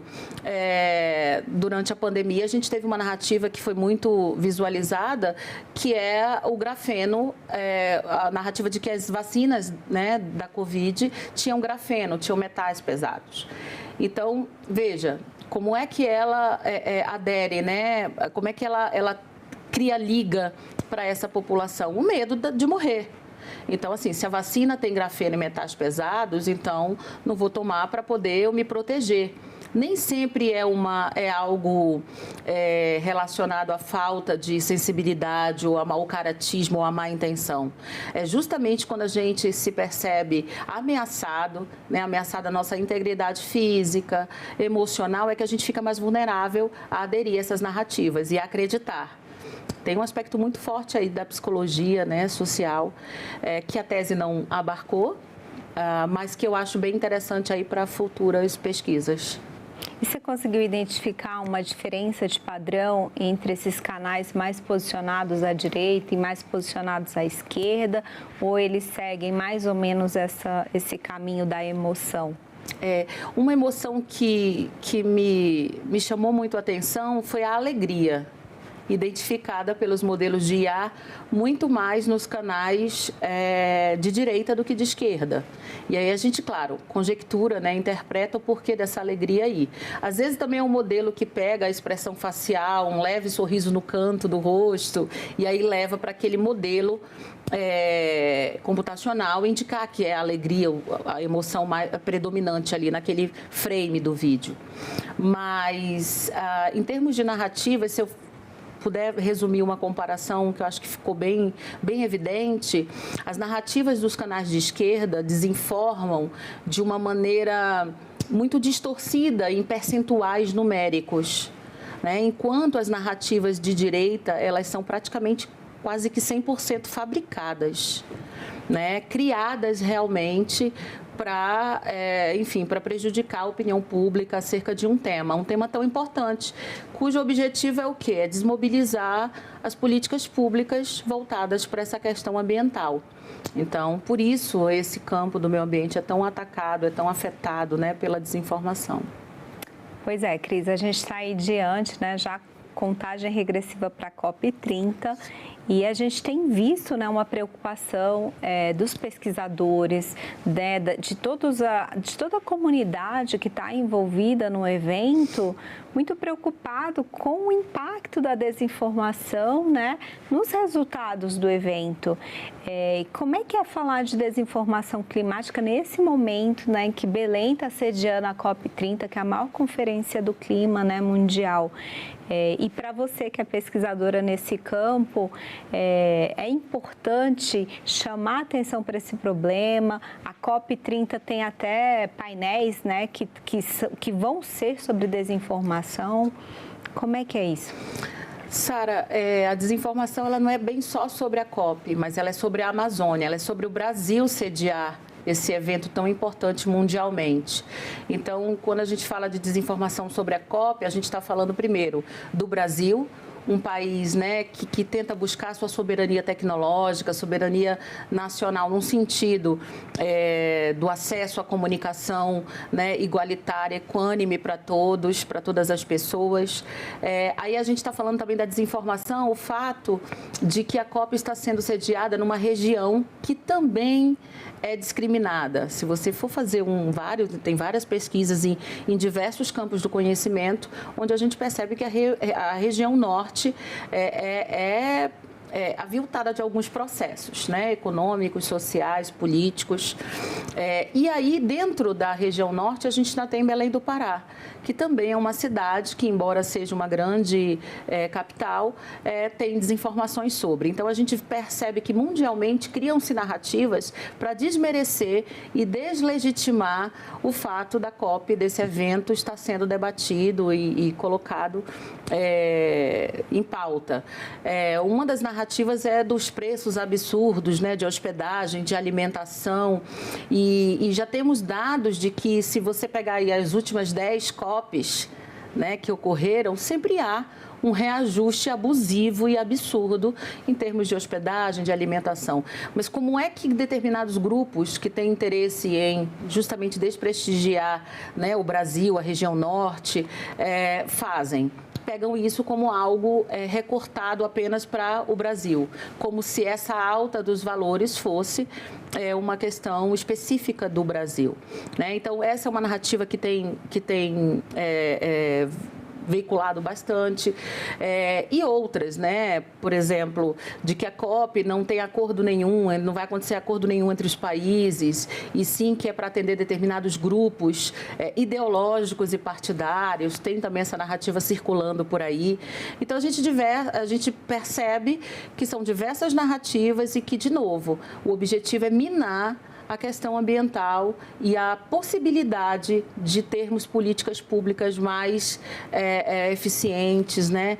E para que a gente tentar combater isso, que a gente não é bem uma mudança climática, eu sempre falo, é um desastre humano, né? Muito prejudicado e de autoria do ser humano, né? Em cima de todo esse impacto que a gente vê aí no clima. Sim, certamente, né? E o brasileiro tem sofrido com esses desastres ambientais, né? Assim, recentemente, a gente abre, né, o noticiário e está lá quase que diariamente a gente vendo, né, notícias ruins sobre as pessoas sendo prejudicadas.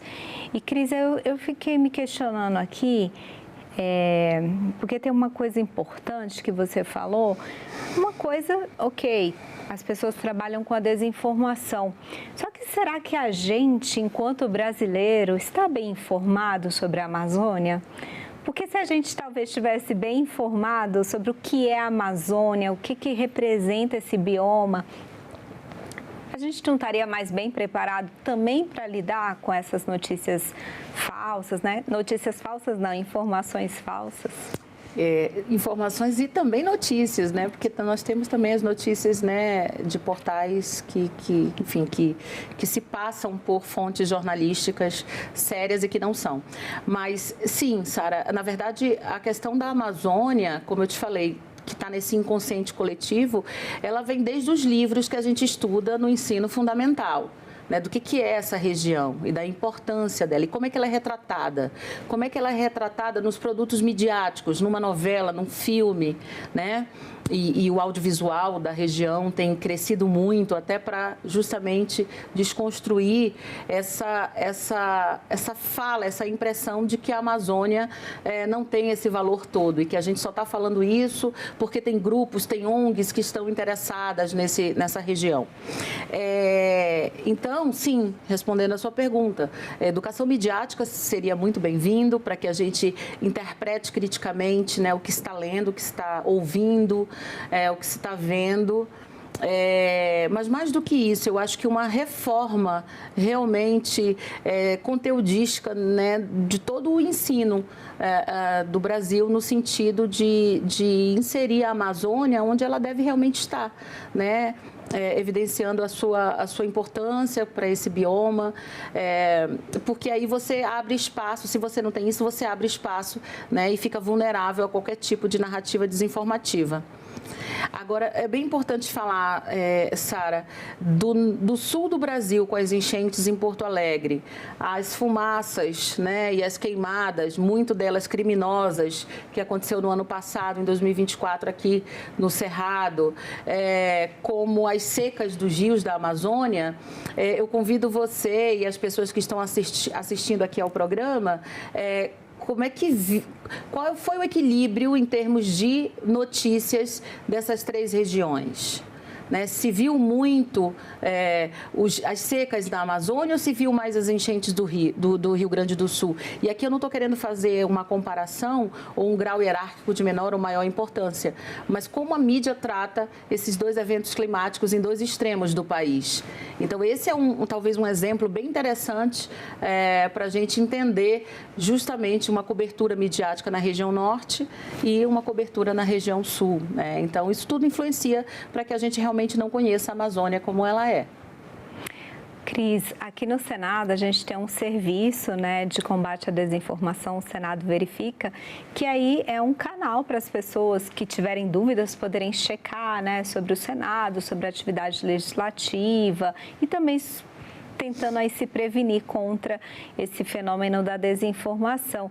E eu fiquei pensando aqui se a gente teria algo, né? Se hoje a pessoa que está assistindo esse programa, como que ela pode se informar melhor sobre a Amazônia ou mesmo saber quais são as desinformações que estão rolando aí, né, sobre o bioma? Tem algum canal, tem algum lugar que você recomende? A gente tem muitas iniciativas, né, na sociedade mesmo, civil, né, enfim, coletivos e iniciativas de grupos de pesquisa em universidades que trabalham com essa questão da checagem. A checagem é um aspecto importante nesse processo de você identificar uma desinformação, mas ele não é suficiente, ele não dá conta do fenômeno todo. Então, é necessária educação midiática, é necessário você... O que é educação midiática? É você olhar, consumir uma informação de uma maneira crítica e não tendenciado às tuas crenças e valores. Isso é muito importante. Então, eu diria para as pessoas realmente buscarem agências de checagem aquela narrativa, fazer comparações, buscar nos navegadores, sejam eles quais forem, né? E eu costumo muito comparar navegadores como Google, Edge, enfim, com outros de software livre, né, de tecnologia livre. O Brave, por exemplo, é um navegador de tecnologia livre, que aí você, quando dá as buscas, quando você pede, né, uma investigação de um assunto, você vai receber, com certeza, retornos bem diferentes desses buscadores. Então, é interessante você comparar. Lê uma narrativa, vai em busca se ela está sendo reproduzida em outros canais, em outros meios de comunicação, né? Investiga, lê, busca autoria, veja a data de publicação. Às vezes é uma matéria que saiu há um outro tempo e aí descontextualiza para um tempo atual. Então, esse olhar crítico, que eu acho que a gente só faz com educação mesmo. A gente só consegue com educação crítica. Não tem a ver com classe social, não tem a ver com classe econômica, né? Não tem a ver com grupos menos ou mais privilegiados economicamente e socialmente. Tem a ver com esse olhar crítico e essa disposição em se debruçar para entender e para desconfiar de títulos sensacionalistas, de textos ali com erros gramaticais. Então, são dicas que acho que a população pode absorver e utilizar no dia a dia. Tá certo, Cris. Muito obrigada pela sua participação aqui no Cidadania. Eu agradeço muito você ter aceitado aqui o nosso convite para falar de um tema tão importante aí, ainda mais agora com a COP30 aqui acontecendo dentro do nosso país, né? Com certeza. Eu que agradeço, Sara. Muito obrigada pelo espaço. E a gente está falando de um tema realmente muito relevante que precisa ser cada vez mais tratado, conversado, e pesquisado. Obrigada. Bom, eu agradeço você também pela companhia. Muito obrigada por acompanhar o Cidadania. Este episódio já está lá para você poder rever no YouTube da TV Senado e também no nosso site. Até o próximo Cidadania. Tchau.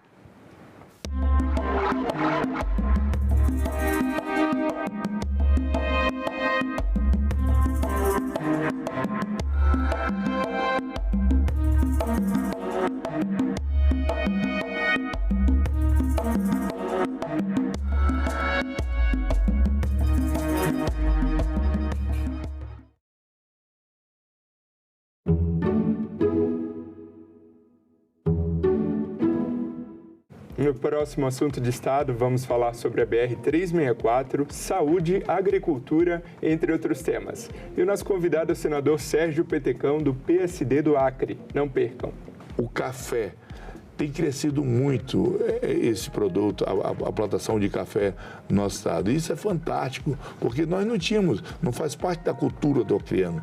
Assunto de Estado. Hoje, 20h, aqui na TV Senado. Até hoje a gente tem dentro das nossas casas a famosa Comigo Ninguém Pode. A Comigo Ninguém Pode no século XIX era chamada de Amansar Senhor. Esses grandes manuais de medicina vão ser construídos aos poucos no século XIX com o conhecimento dessa população africana, com o conhecimento dessa população negra e conhecimento dessa população indígena, evidentemente, que conhece o porquê dessas ervas, para que elas servem. Não por acaso a gente herda isso dessas lideranças. É difícil um brasileiro que não saiba fazer um chá, que aprendeu da avó, que aprendeu de uma tia. É difícil, depois de um final de semana de exagero na bebida, que você não vai pegar uma erva, um famoso boldo e macerar. Isso não vem do acaso. Então perceba, é uma dicotomia. Ao mesmo tempo que você está extraindo o conhecimento dessa população para angariar dele o conhecimento na arte, no ofício de curar, ao mesmo tempo você está perseguindo essa população.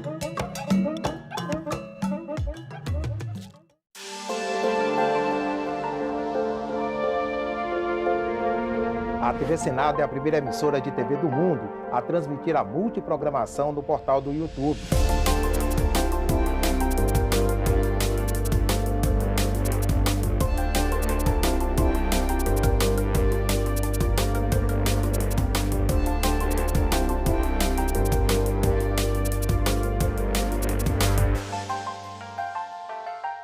Manaus quer entregar remédios de uso contínuo diretamente na casa de pessoas com mobilidade reduzida.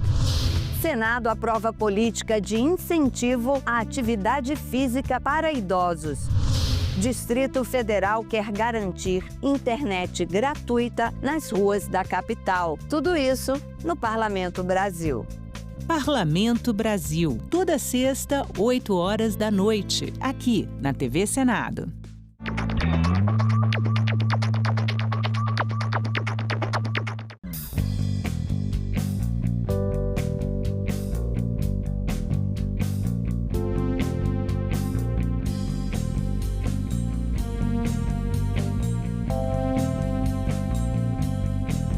A gente também fala tupi. Tocantins é uma palavra tupi que identifica uma etnia indígena e significa bico de tucano. Vem de tucã, como o pássaro é chamado em tupi, mais ti, que pode significar bico ou nariz. Já o nome tucano é formado por tu ou ti, que quer dizer bico, mais canga, termo para osso. Seria então a ave do bico feito de osso. A gente também fala tupi.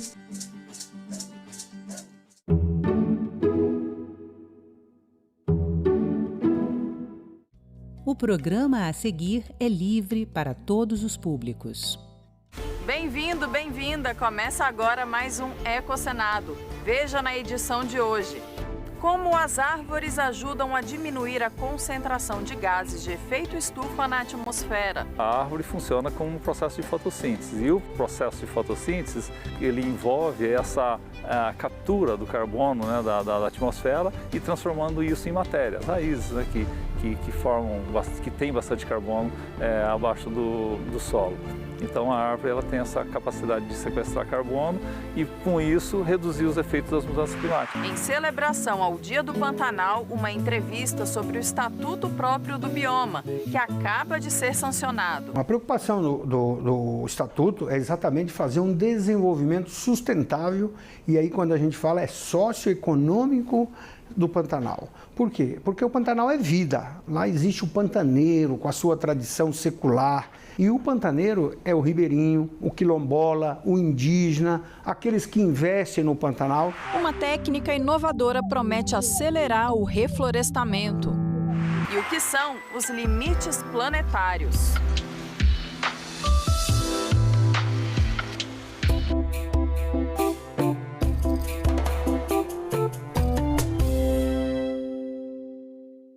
Você sabe exatamente por que plantar árvores é uma das formas de manter o equilíbrio climático? Elas são grandes aliadas no combate ao aquecimento global, especialmente no Brasil, onde o desmatamento é o principal responsável pelas emissões de CO2.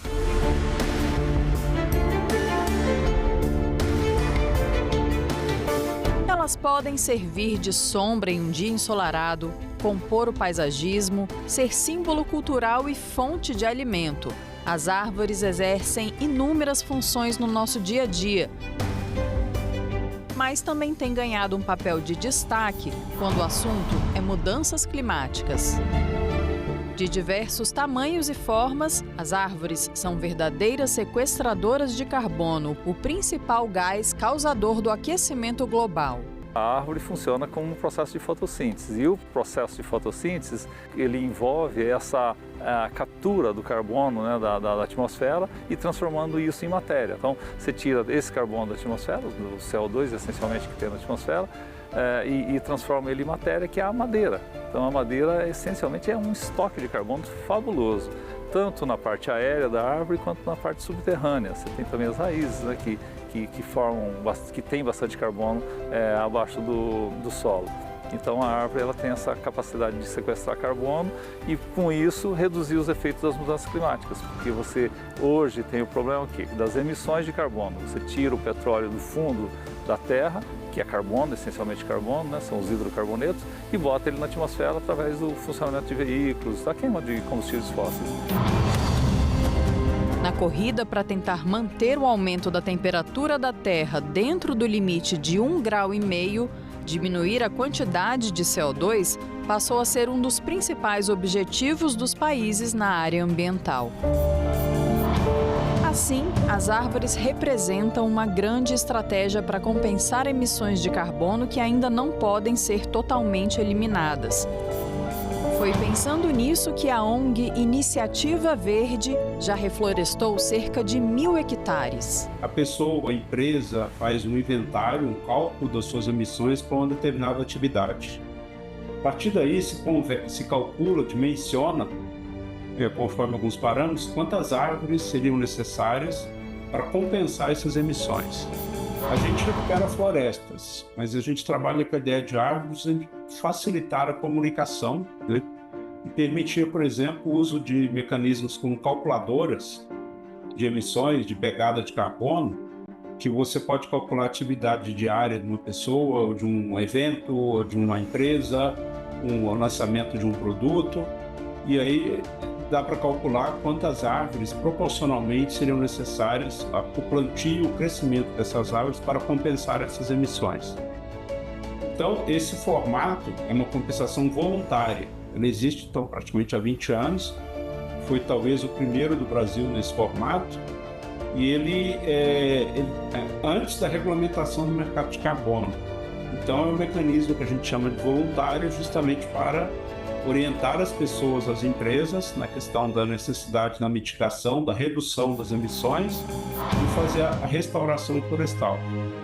Ao todo, já foram plantadas mais de 2 milhões de árvores pela ONG. 4.000 delas estão na terra do proprietário rural Alencar Ferreira, na Serra da Mantiqueira, em Piquete, São Paulo. Na minha propriedade mesmo, com 25 hectares de pasto, eu tinha uma árvore apenas nesse pasto, é onde a gente se abrigava para pensar o que a gente ia fazer com essa propriedade quando eu recebi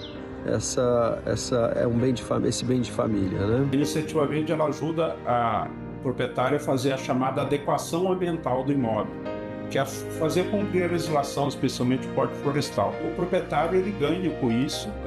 No primeiro momento ele pode achar que está perdendo a área produtiva, mas a recuperação e conservação das áreas, chamadas áreas de preservação permanente, que são as matas ciliares e as reservas legais, elas ajudam a produção rural, tanto na questão da água, da polinização, do microclima, por exemplo, para pesca, né?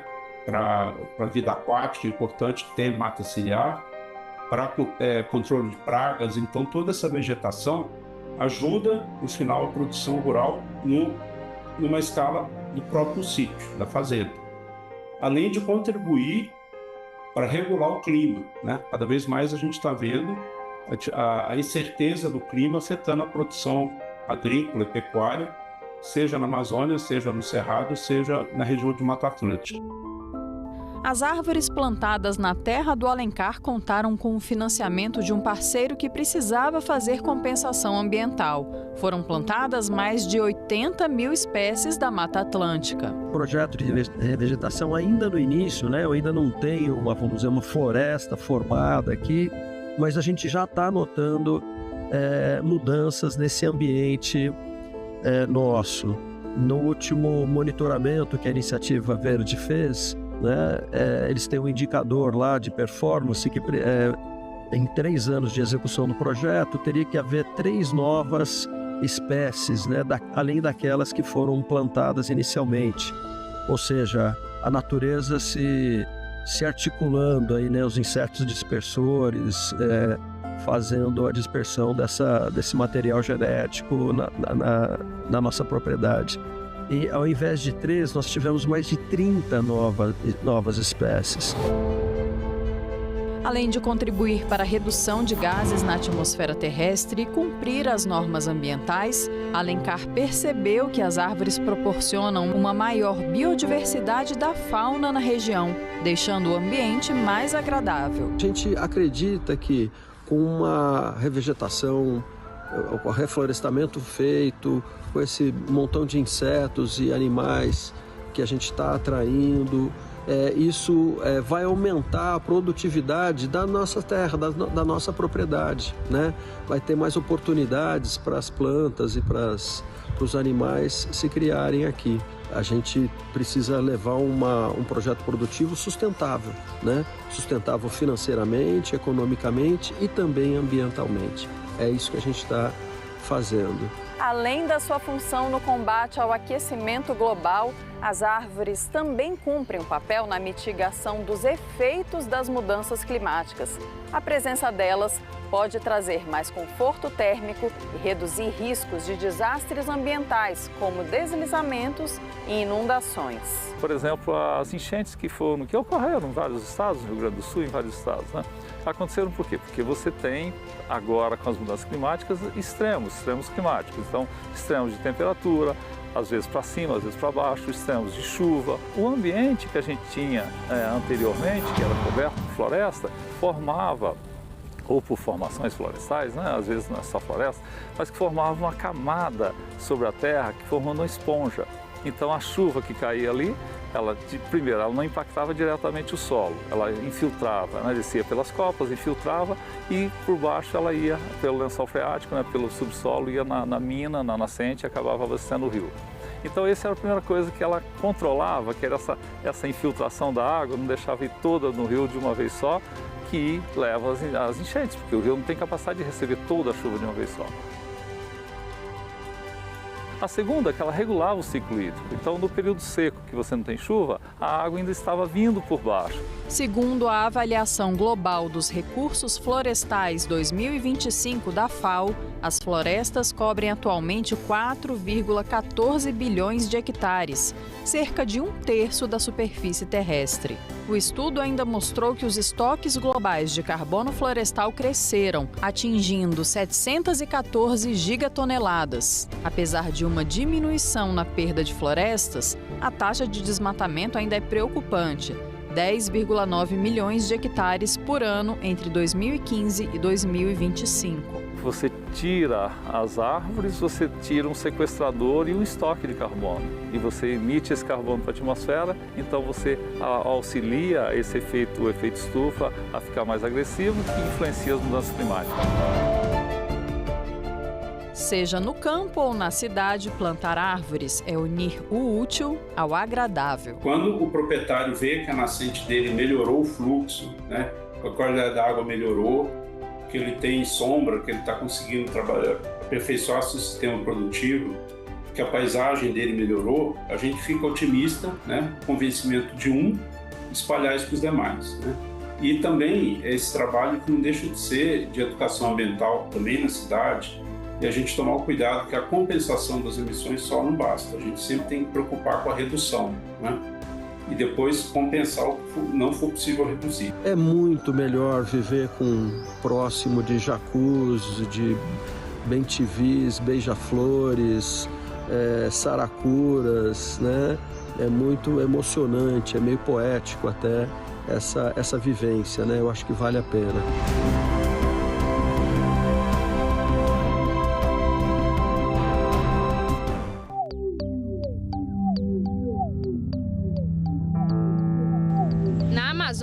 Onde o tempo tem o ritmo das águas e das árvores, uma parceria entre a Norte Energia e pesquisadores da Universidade Federal do Pará desenvolveu uma forma de fazer o futuro florescer mais cedo. Uma técnica inovadora promete acelerar o reflorestamento e encurtar em até 20 anos o tempo que a floresta leva para se refazer. Desde outubro de 2022, o estudo vem transformando o ciclo natural de espécies de crescimento lento, como a golosa, que antes levava 25 anos para florescer.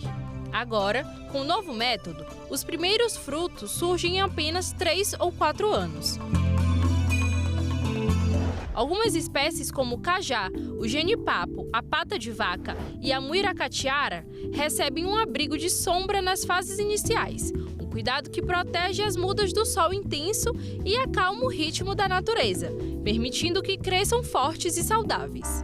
O projeto, regulado pela ANEEL, tem como meta restaurar áreas da Volta Grande do Xingu, Pará, mostrando que a ciência pode ser ponte entre o tempo humano e o tempo da floresta. Em 12 de novembro é comemorado o Dia do Pantanal, a maior planície alagável do mundo. E o Estatuto com princípios e diretrizes para o uso sustentável do bioma foi sancionado, mas não na totalidade. O governo federal publicou o texto no dia 1º de outubro e agora o Congresso Nacional vai ter que analisar os vetos presidenciais. Eu converso agora com o autor do projeto que deu origem à lei, o senador Wellington Fagundes. Bem-vindo, senador, ao nosso programa. Eu que agradeço muito a oportunidade de estarmos aqui para discutir um assunto tão importante, né? Para o Brasil e para o mundo. Porque o Pantanal é a maior área alagada do mundo, um patrimônio do Brasil, mas também um patrimônio da humanidade. E que nós temos que cuidar, principalmente pensando nas futuras gerações. Por isso, então, depois de um ano sofredor que tivemos há 3 anos atrás, onde o Pantanal ardeu, queimou, né, e grande parte da nossa fauna e da nossa flora foi praticamente dizimada. E aí, então, nós fizemos uma comissão externa, à época, senadores de Mato Grosso e Mato Grosso do Sul, e aí criamos, então, a lei que originou, então, o Estatuto do Pantanal. Portanto, agora nós podemos comemorar, porque o Pantanal tem uma lei federal que pode, então, cuidar melhor do nosso Pantanal. Que já era necessária há bastante tempo, né? Muitos anos, né? Muito necessário, tanto é que o Supremo Tribunal Federal decidiu, dando prazo para o Congresso Nacional poder aprovar o Estatuto do Pantanal. Caso contrário, o Supremo é que iria, então, legislar, que é a reclamação que nós fazemos muito aqui. Então, eu quero aqui, inclusive, agradecer a todos os senadores, deputados federais, porque conseguimos, então, aprovar, e hoje o Pantanal a gente comemora que tem lei. O senhor falou da questão do fogo, né, que é muito importante, a gente sempre lembra das queimadas nesse bioma. Como é que o Estatuto pode, de forma prática, contribuir para a diminuição desses incêndios florestais? Bom, no Estatuto, o presidente da República até vetou essa parte, mas sem problema nenhum, porque nós já votamos uma lei que regulamentou o fogo controlado. Enquanto estavam discutindo o Estatuto do Pantanal, nós votamos a lei do fogo controlado, da queima controlada. Então, não há problema. Seria até duplicidade. Foi correto o veto. E o fogo controlado, ele é algo que é secular, isso os indígenas já faziam isso, inclusive tem aquela história, fogo se combate com fogo, é fogo contra fogo. Então, a experiência do pantaneiro secular é muito importante. Então, o fogo controlado, ele é fundamental, porque muitas pessoas às vezes não sabem, e às vezes equivocam-se, né? O Mato Grosso, por exemplo, nós temos o Cerrado, temos a Amazônia e temos o Pantanal. O Pantanal, ele é praticamente uma diversificação do Cerrado. Então, é perfeitamente possível ter queima no Pantanal ou no Cerrado, inclusive espontânea e, às vezes, criminosa também.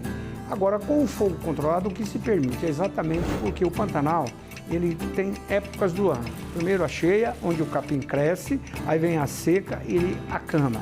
Isso, quando faz 1 ano, 2 anos, 3 anos, se não tem a queima controlada, aí vem um fogo subterrâneo. O que é? Primeiro aquele fogo que vocês mostram na televisão, queimando as copas das árvores e até os ninhos, que é muito ruim, mas o pior é quando fica o fogo subterrâneo. É aqueles que matam principalmente os animais, as onças de patas que vão à busca da água e chega ali, está o fogo de baixo queimando, então ela queima as patas. Então, por isso, esse fogo tem que ser bem controlado, inclusive na época certa. O Estatuto também trata de outros pontos que têm impacto na proteção do bioma, como o turismo. Tem que ser feito de forma sustentável, né? Como exatamente? A preocupação do Estatuto é exatamente fazer um desenvolvimento sustentável, e aí quando a gente fala é socioeconômico do Pantanal. Por quê? Porque o Pantanal é vida. Lá existe o pantaneiro com a sua tradição secular. Na Segunda Guerra Mundial, foi o pantaneiro que produziu a proteína nobre, que é o charque, para exportar, para sustentar os nossos soldados lá. Então o Pantanal sempre foi isso, a lida do gado, fazendo o manejo e com o homem. E o pantaneiro é o ribeirinho, o quilombola, o indígena, aqueles que investem no Pantanal, porque 93% do território pantaneiro, Karine, é da iniciativa privada. Então, a harmonia em viver com quem sabe e fazer o desenvolvimento sustentável, e aí o que é desenvolvimento sustentável? Não é preservação única. Por isso, quando se cria, inclusive, as RPPMs no Pantanal, quando é muito grandiosa, é um perigo. Esvaziar, às vezes, tirar o homem lá da sua sabedoria, da sua vida, da sua cultura, esvaziar totalmente o gado. Aliás, até nas queimadas, a Tereza Cristina diz o seguinte, o boi bombeiro. O que é o boi bombeiro? É exatamente o pisoteio que exatamente favorece esse equilíbrio ambiental do Pantanal. Então, o Pantanal sustentável é cuidar de produção, de riqueza e também da conservação e até preservação em alguns pontos específicos que tem que ser feito. E aí que entra o selo sustentável? Dentro do Estatuto do Pantanal, nós criamos o selo sustentável. Por quê? Para nós, o Pantanal é uma grife, e é uma grife nacional e mundial. Qual empresa que não vai querer ter o selo Pantanal?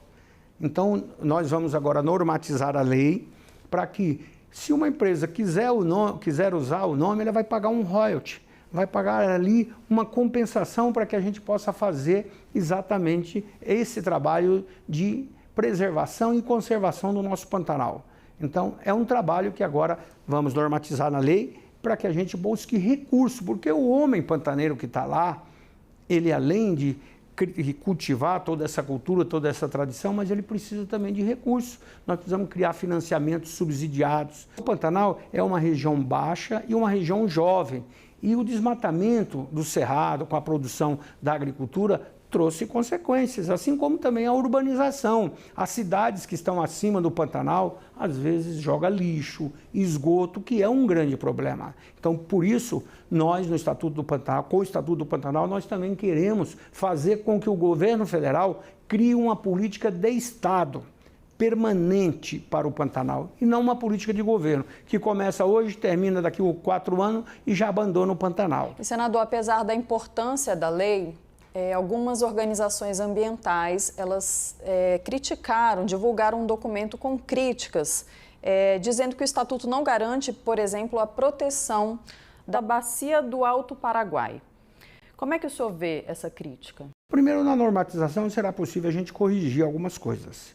E como eu disse, é correto, nós temos que cuidar, inclusive, da região peripantaneira, ou seja, das cidades que estão acima, para ter o cuidado de que não vá os problemas para o Pantanal, como eu disse, o lixo, o esgoto. Agora, as cidades, principalmente eu vou falar do Mato Grosso, as cidades da Baixada Cuiabana, hoje, são as cidades mais empobrecidas. Nós tivemos no passado um grande programa que foi um financiamento do BID, que era o governo federal, para ajudar o Mato Grosso e o Mato Grosso do Sul, e infelizmente foi abandonado. Isso foi um erro com o Pantanal. Eu não vou aqui falar em nomes, mas o pantaneiro, ele tem que cobrar essa dívida, que é um crédito que ele tem com quem veio para a região peripantaneira fazer o desenvolvimento da agricultura. A agricultura trouxe riqueza, muita riqueza para os 2 estados, mas também tem consequências. Por isso, nós, então, queremos o selo do Pantanal e queremos política de investimento.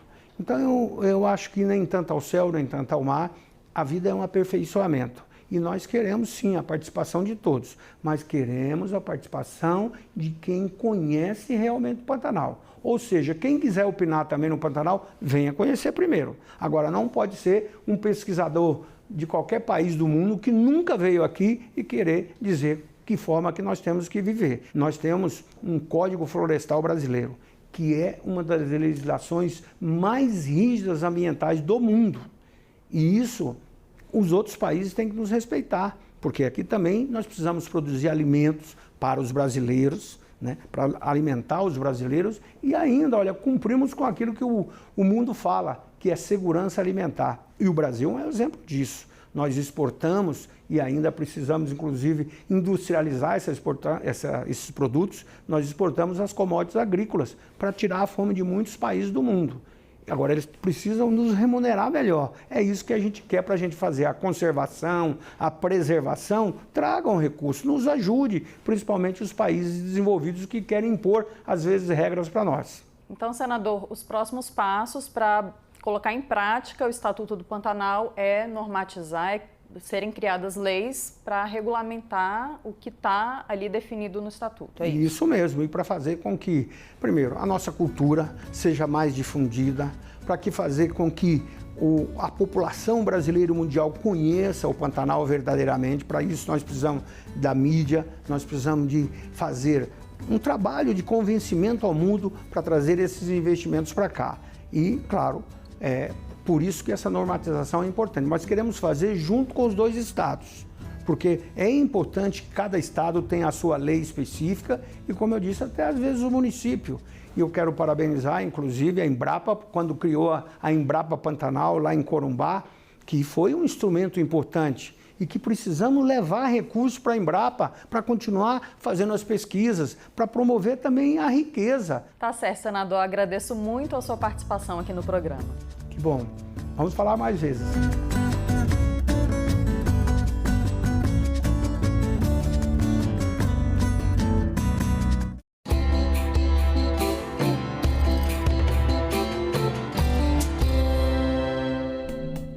Começa nesta segunda-feira, 10 de novembro, a COP30 em Belém, no Pará. O evento reúne autoridades mundiais para debaterem as ações necessárias na implementação dos compromissos assumidos para o combate às mudanças climáticas. A conferência também vai contar com a participação da sociedade civil. Serão 286 eventos divididos em 4 auditórios nas zonas azul e verde. O desmatamento na Amazônia atingiu uma área de 5.796 km² entre agosto de 2024 e julho de 2025. O valor representa uma redução de 11,08% quando comparado aos mesmos meses de 2023 a 2024. A estimativa é do Sistema PRODES, do Instituto Nacional de Pesquisas Espaciais. Segundo o governo federal, essa é a terceira menor taxa da série histórica, iniciada em 1988. O desmatamento no Cerrado também teve uma redução, atingindo uma área de 7.235,27 km², 11,49% a menos que o período anterior. Os valores necessários para a adaptação dos países em desenvolvimento frente às mudanças climáticas são de 12 a 14 vezes maiores que os atuais fluxos de financiamento. Foi o que mostrou o relatório Lacuna de Adaptação 2025, lançado pelo Programa das Nações Unidas para o Meio Ambiente, o PNUMA. O estudo estima a necessidade de 310 a 365 bilhões de dólares por ano até 2035. Em 2023, o fluxo de financiamento foi de 26 bilhões de dólares. Você já ouviu falar nos limites planetários? São 9 indicadores que medem as condições seguras para a manutenção da vida na Terra. Em 2025, a acidificação dos oceanos foi mais um desses limites a ser rompido. A gente te explica melhor na animação a seguir. A Terra tem um fôlego e ele não é infinito. Para garantir a vida como a gente conhece, cientistas definiram 9 fronteiras que não podemos ultrapassar. São os limites planetários. Eles medem o equilíbrio da natureza em áreas vitais, como o clima, a biodiversidade, os oceanos, os solos e a água doce. Quando cruzamos essas fronteiras, o risco é desestabilizar o planeta de forma irreversível. Já passamos 7 desses limites, incluindo o aquecimento global e a perda de espécies. É como se estivéssemos gastando além da conta em um cheque especial ambiental. Mas ainda dá tempo de recuperar alguns desses indicadores ultrapassados e trazer a Terra de volta a uma zona mais segura, reduzindo poluição, restaurando florestas e mudando a forma como produzimos e consumimos, por exemplo. Cuidar dos limites planetários é, na prática, cuidar da nossa sobrevivência. O Ecosenado de hoje termina aqui. Obrigada pela sua audiência. Para ver e compartilhar este e outros programas, você pode acessar o nosso canal no YouTube ou o site da TV Senado, senado.leg.br/TV. Até a próxima. Tchau, tchau.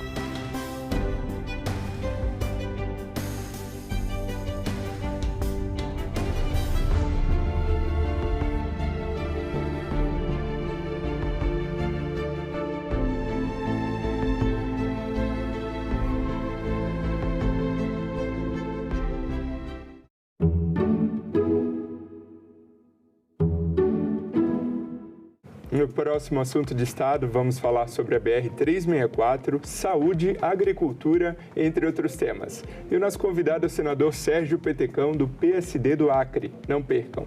O café tem crescido muito esse produto, a plantação de café no nosso estado. E isso é fantástico, porque nós não tínhamos, não faz parte da cultura do acreano. Assunto de Estado. Hoje, 8h, aqui na TV Senado. Declaro aberta a sessão solene. Sim. Não existe parlamento, não existe democracia. O governo via todos como se fosse comunista. A fila não para de crescer para a passagem da revista lá na esplanada dos ministérios. Deve ser sempre lembrado o que foi dito por Ulisses Guimarães. Traidor da Constituição é traidor da pátria. Eu não disse não, quem fala? Eu disse Ariano Suassuna.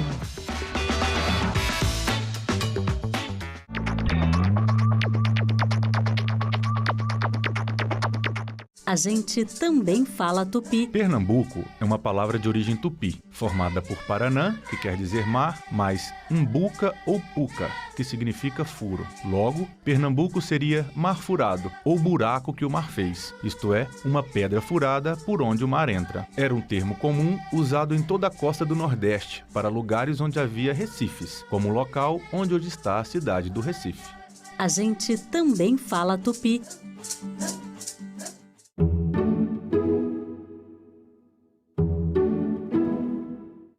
O programa a seguir é livre para todos os públicos.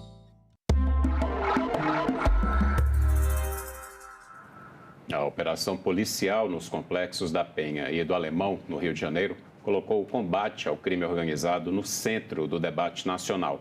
121 pessoas morreram, o que faz com que a ação seja a mais letal já realizada em nosso país. O combate ao crime organizado é o tema desta edição do Cidadania. Nosso convidado é Rafael Hertal, consultor legislativo do Senado.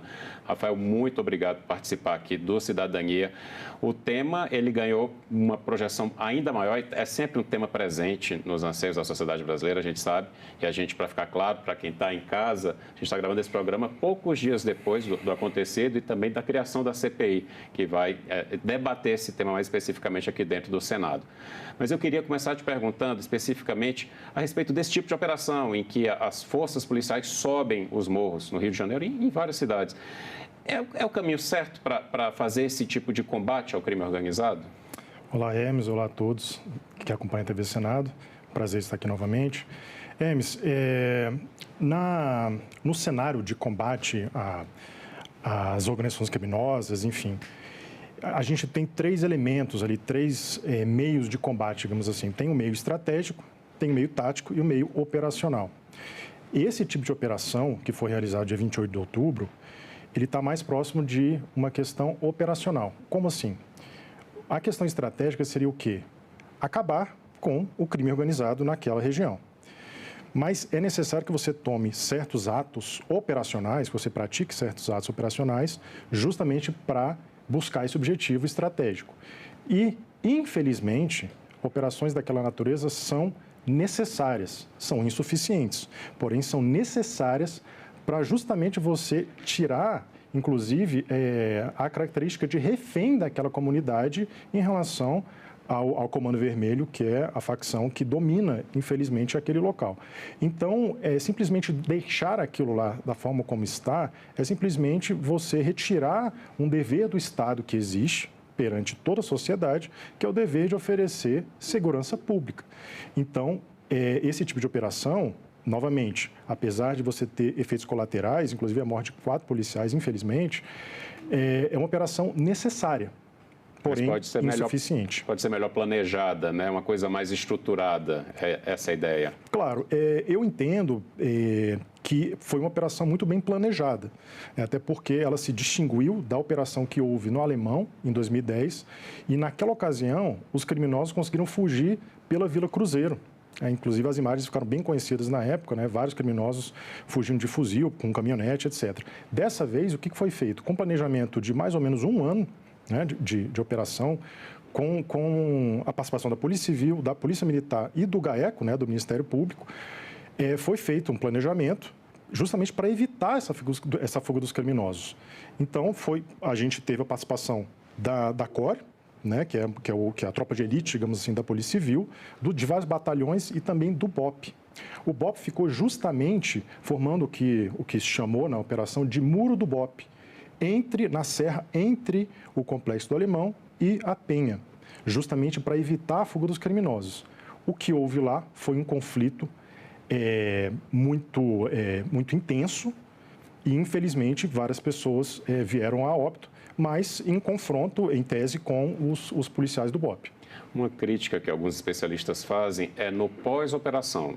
Por exemplo, você mostrou pontos em que ela se mostra bem-sucedida, mas é necessário que haja uma ocupação do poder público em todas as esferas possíveis ali. A gente consegue fazer isso? Eu já vou até pegar da experiência das UPPs, que por um tempo deram certo e depois acabaram se mostrando falhas. A gente consegue resolver esse problema? Exatamente, Hermes. A questão das UPPs, elas foram muito bem-sucedidas no início. Mas somente a presença policial lá não vai garantir que aquela comunidade realmente saia da situação de vulnerabilidade que se encontra. Então, além da presença da polícia, né, da segurança pública, você tem que ter educação, né, saúde, principalmente a instalação de creches, porque muitas mães ali não têm onde deixar seus filhos quando vão trabalhar, às vezes deixam de trabalhar justamente para poder cuidar dos filhos e ao deixar os filhos em casa ou na rua, por exemplo, durante, né, o contraturno da escola, infelizmente, muitas vezes essas crianças são cooptadas pelo crime organizado no local. Então, a criação de creches, por exemplo, é fundamental, ou também o estabelecimento de ensino integral é fundamental para que esses meninos, né, principalmente adolescentes do sexo masculino, não sejam cooptados pelo crime organizado. Então, enfim, você estabelecer estruturas públicas, de serviços públicos, justamente para que o Estado seja presente e não somente com segurança pública por meios policiais, por exemplo. Não adianta subir o morro toda semana, né? Exatamente. Um ponto que eu acho que é importante a gente destacar aqui, que já vem sendo debatido no Congresso Nacional desde o início do ano, é a PEC da Segurança Pública. E ela traz mudanças que talvez pudessem até ter feito essa ação no Rio de Janeiro ter sido ainda mais bem-sucedida. Vamos relembrar os principais pontos dessa PEC? A PEC da Segurança Pública, eu já até compareci aqui, eu compareci aqui para falar justamente dela, ela traz alguns mecanismos que hoje estão na ordem infraconstitucional, ou seja, estão na lei e colocam na Constituição. No meu ponto de vista, a PEC ela não revoluciona muita coisa da segurança pública, ela apenas constitucionaliza algo que já está em lei ordinária. Por isso que eu acho que a PEC, muitas vezes, ela é estética. Em que sentido? Ela acaba sendo redundante, sem atacar de fato os problemas. Mesmo com essa ideia da unificação das inteligências, o que poderia fazer com que as várias polícias dos vários estados unificassem dados e se unissem? Isso, a integração e a articulação das polícias é fundamental para você combater o crime organizado. Mas isso já é possível hoje na lei do SUSP. A Lei do Sistema Único de Segurança Pública, ele já garante isso e fomenta bastante essa articulação entre os vários órgãos de segurança pública, né? Tanto a Polícia Militar, a Civil, guardas municipais e a Polícia Federal. E, de fato, é algo extremamente relevante e importante para que você ataque o problema da segurança pública de forma efetiva. Mas com a PEC em vigor, por exemplo, com uma emenda já, não traria grandes mudanças com relação ao que aconteceu agora no Rio de Janeiro? Acredito que não. A nossa cultura normativa, às vezes, dá mais valor a algo que está na Constituição. Então, pode ser que a força normativa da Constituição realmente force os entes a colaborarem. Mas isso já é possível hoje. Eu sinceramente, acho que o gasto político que se está tendo com essa PEC, inclusive, gerando muitas críticas de governadores cujos estados têm bons índices de segurança pública, acaba sendo subaproveitado. Então, acho que, enfim, do ponto de vista técnico de segurança pública, acho que esse tempo, esse capital político poderia estar sendo gasto com outras medidas. Pegar um pouquinho o que você falou, tangenciou aí a questão do embate político.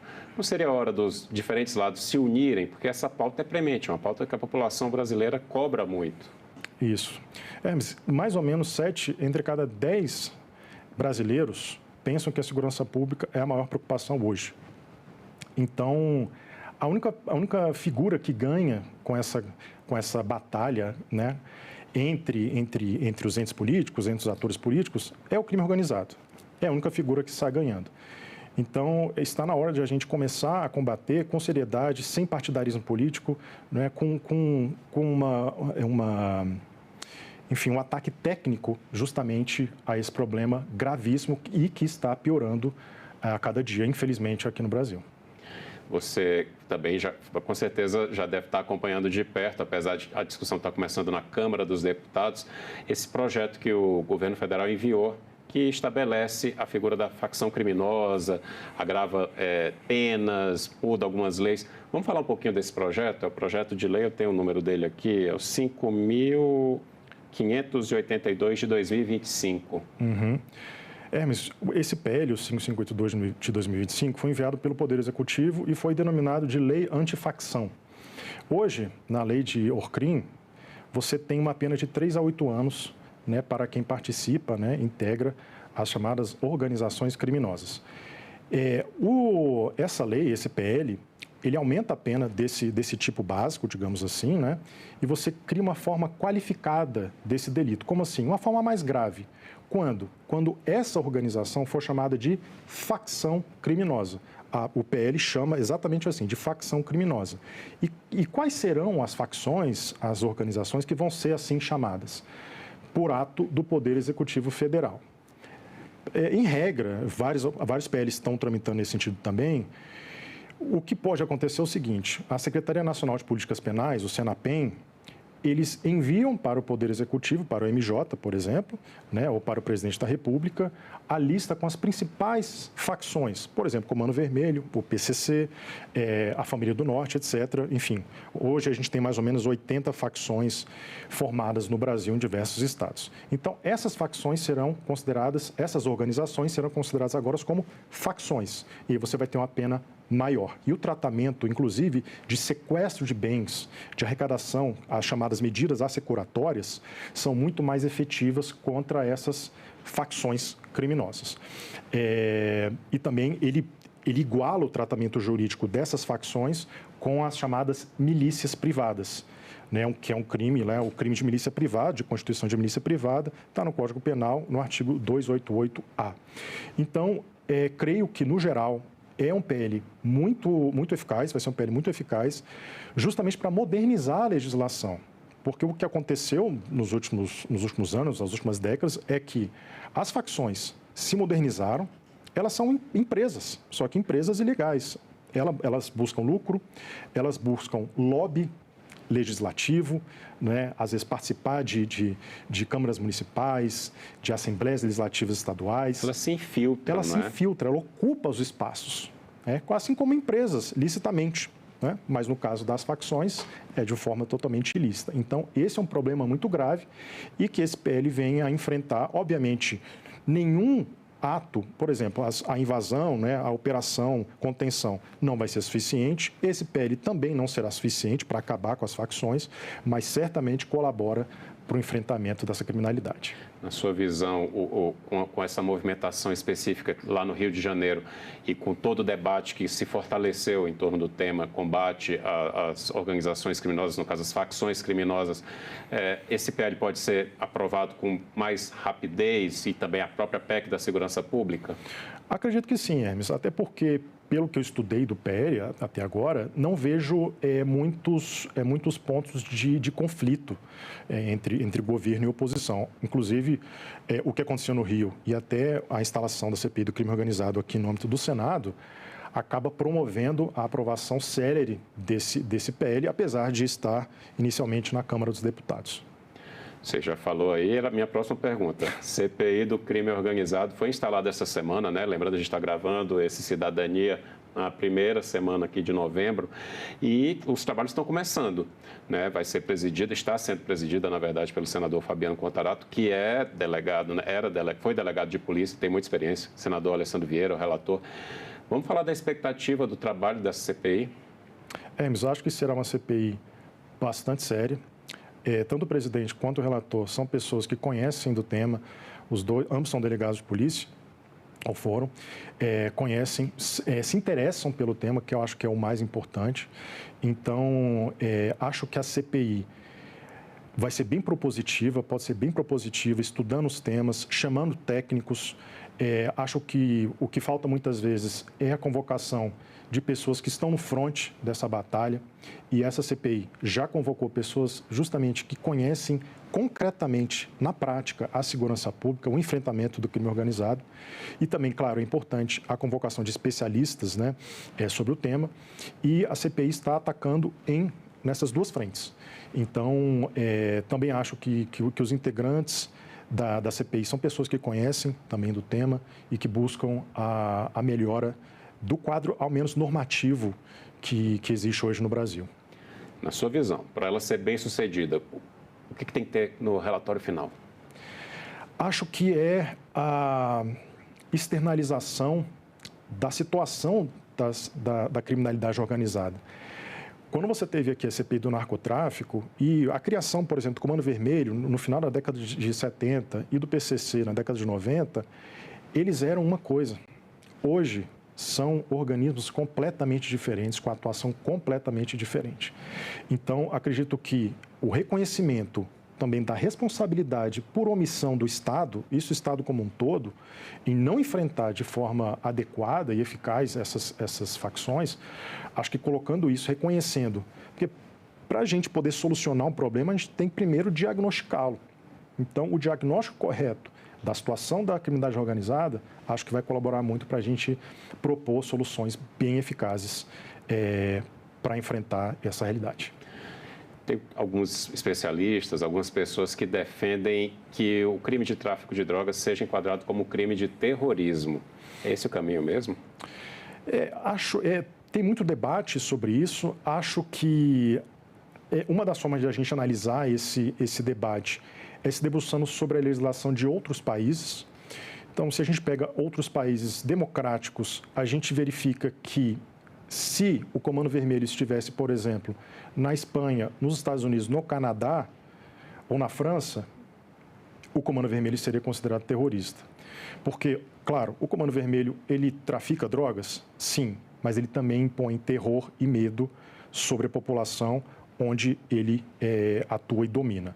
Acho que a questão principal não é nem essa questão do terrorismo em si, mas sim de reconhecer que, do meu ponto de vista, nós não estamos mais lidando com uma questão de segurança pública, mas sim de defesa nacional, justamente porque, principalmente quando há domínio de território, o que aquela facção faz ali não é simplesmente um problema de segurança pública, é retirar a soberania do Brasil daquele território. Então, se o Brasil não consegue impor a soberania sobre aquele território, isso se equipara, se iguala ou se equivale a um ato de guerra. Então, acho que trata-se aí não de um caso de terrorismo propriamente dito, a discussão sobre o tema, mas sim de perda da soberania. Então, o enfrentamento desse ponto de vista eu acho mais produtivo e acho mais eficaz. Rafael, aí eu vou resgatar um pouquinho do início da nossa conversa aqui. É possível a gente reformular as UPPs e tentar reocupar esses espaços, mas com a presença do Estado? E quando eu falo Estado como um todo, né? O Executivo, tanto o federal, quanto o estadual, quanto o municipal. A gente consegue reformular e fazer com que funcione? Mas eu gosto de acreditar que sim, até porque eu me esforço bastante para colocar esses projetos em prática, né, aqui no Senado. Então, eu acho que é importante articular todos os entes, a sociedade civil, para chegar nesse objetivo, né? Porque se a gente começa a criar certos conflitos entre os entes, acaba que, novamente, o maior vencedor disso é a criminalidade organizada, é a facção criminosa. Então, acho que já chegou na hora de termos uma pacificação do debate, pelo menos em relação a esse tema de segurança pública, porque ninguém está ganhando com isso, apenas as facções.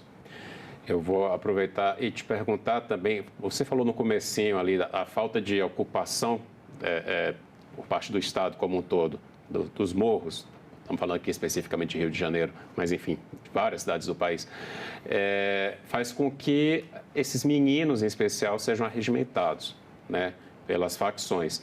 Mas outro caminho também que é muito comum é dentro dos presídios, né? A nossa lei de execução penal, ela está falhando, ela está permitindo que pessoas que vão presas ou que para ficar bem simples para você que está em casa, que o ladrão de galinha acabe sendo recrutado, por exemplo, pelo PCC, pelo Comando Vermelho? As duas principais facções criminosas, tanto o Comando Vermelho quanto o PCC, eles foram criados dentro de presídios. Então, a gente pode pensar, então o certo seria acabar com os presídios? Não, obviamente que não. O certo seria o quê? Dar uma disciplina carcerária suficiente e necessária para justamente não haver o domínio dos presídios pelas facções, que foi o que aconteceu.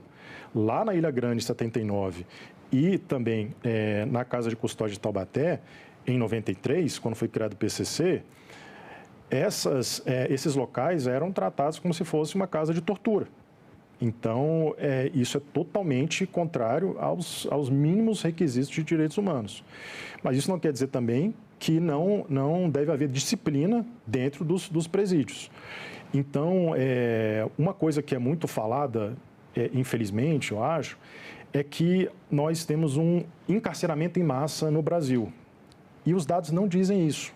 Quando a gente compara a população carcerária por 100 mil habitantes com o restante do mundo, a gente fica mais ou menos na posição na 20ª colocação, entre 15ª e 26ª, dependendo da fonte.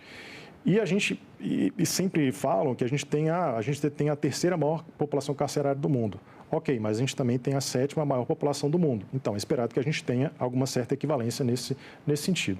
Enfim, se é verdade que a gente tem falta de vagas nos presídios, então o correto, justamente para evitar o domínio também dos presídios pelas facções, é construir mais presídios adequados de acordo com a LEP. A LEP, nesse sentido, é adequada, né? Garante instalações adequadas, inclusive sanitárias, de espaço. Porque uma coisa que fomenta a união entre os presos é justamente as condições cruéis do cárcere. Obviamente, não estou dizendo que não temos de ter disciplina dentro do cárcere, mas a falta de respeito mínimo com direitos humanos foi o que fomentou a união entre os presidiários lá atrás, na criação tanto do Comando Vermelho quanto do PCC.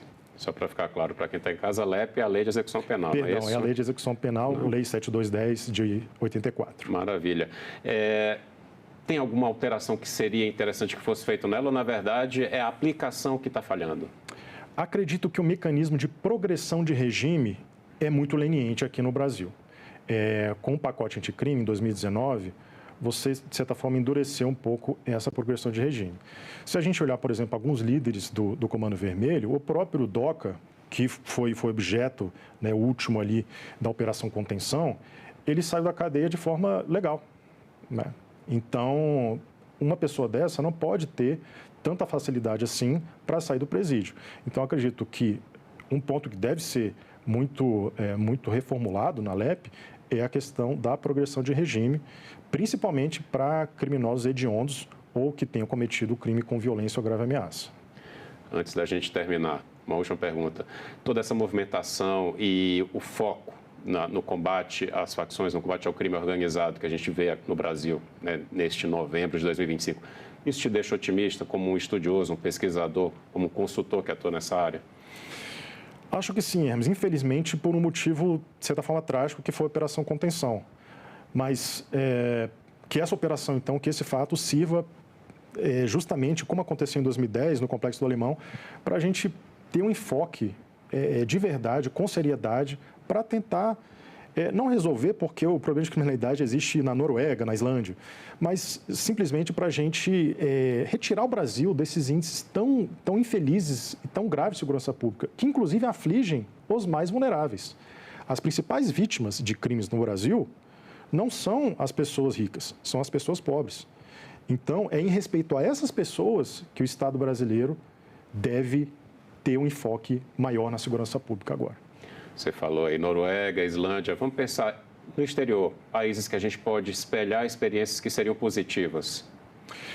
Mas dentro da América Latina, como um todo, a gente tem a experiência do Chile, por exemplo, da Argentina e do Uruguai, que são países que têm um histórico até colonial parecido com o nosso e têm níveis de criminalidade bem melhores.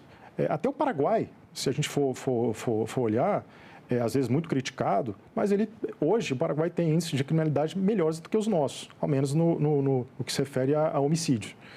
Então, a gente não está mirando muito alto, é simplesmente a gente se aproximar dos nossos vizinhos que têm níveis bem melhores de criminalidade. Tem experiências parecidas com as nossas, né?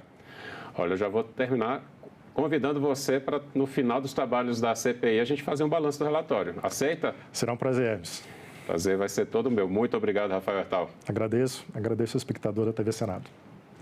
E eu agradeço também a você que nos acompanhou até aqui. Este programa e todos os programas da TV Senado, ele já está disponível no site senado.leg.br/TV e também no canal da TV Senado no YouTube. Aproveite e se inscreva no canal para garantir seu acesso à informação de qualidade. A gente se vê no próximo Cidadania.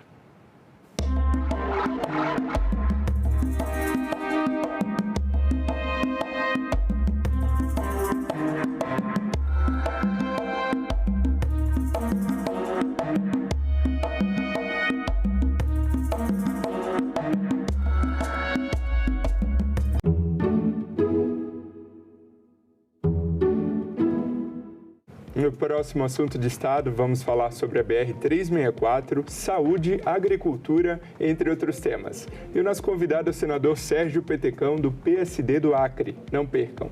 O café tem crescido muito, esse produto, a plantação de café no nosso estado. E isso é fantástico, porque nós não tínhamos, não faz parte da cultura do acreano. Assunto de Estado. Hoje, 8 horas da noite, aqui na TV Senado. Não havia nenhuma regra escrita sobre quais cursos poderiam ser feitos à distância e quais não poderiam. Então, eu vou pegar o exemplo da medicina. Medicina nunca foi ofertada à distância, nem há demandas para oferta de medicina à distância no Ministério. Mas nunca esteve escrito em lugar nenhum que não podia ser ofertado à distância, apenas nas diretrizes curriculares nacionais. Só muito recentemente iniciou-se a oferta da enfermagem à distância. Mas, apesar de ter iniciado recentemente, ela explodiu, né?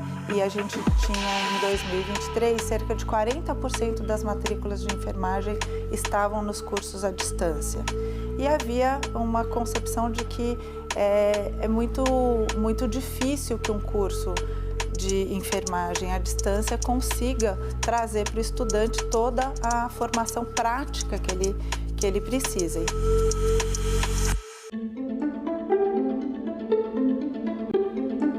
Mais de 40 mil mortos tiveram seu cadastro como tentativa de inclusão e desconto associativo. Em 2023, o senhor era presidente da CBPA? Como eu não tenho conhecimento dessa informação, me permaneço calado. Sim, 23 era sim, senhor. Pronto. Em 2024, o senhor era presidente da CBPA? Sim, senhor. Vocês tentaram colocar 40 mil mortos em descontos associativos. Eu pergunto, de quem é a responsabilidade por essa falcatrua? É do presidente da CBPA ou a quem o senhor delegou poderes para fazer isso? Eu permaneço em silêncio, senhor. Em 4 oportunidades, o depoente, na qualidade de testemunha nesta casa, faltou com a verdade, fez afirmação falsa ou calou a verdade. E por conta disso, senhor presidente, solicito a Vossa Excelência que o depoente seja preso em flagrante por infringência ao artigo 342 do Código Penal brasileiro.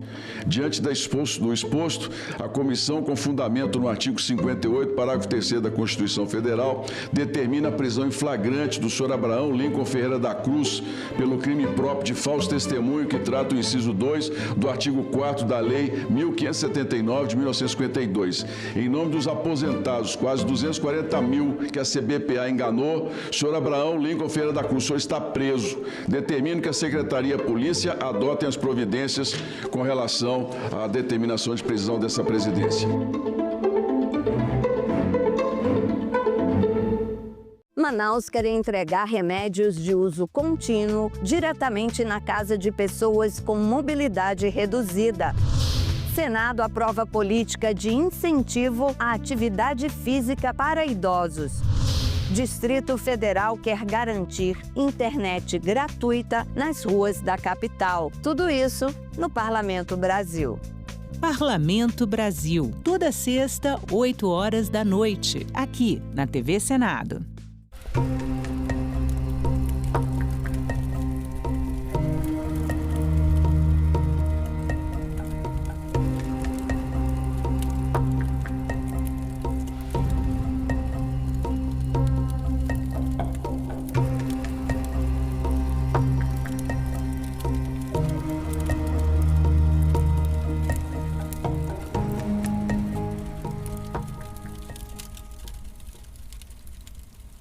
No mês da Consciência Negra, a TV Senado traz uma programação especial.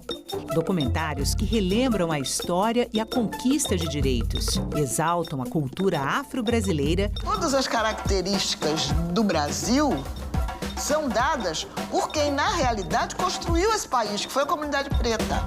E discutem o futuro da comunidade negra. Senadoc Especial, toda sexta, a partir das 9 horas da noite, aqui na TV Senado.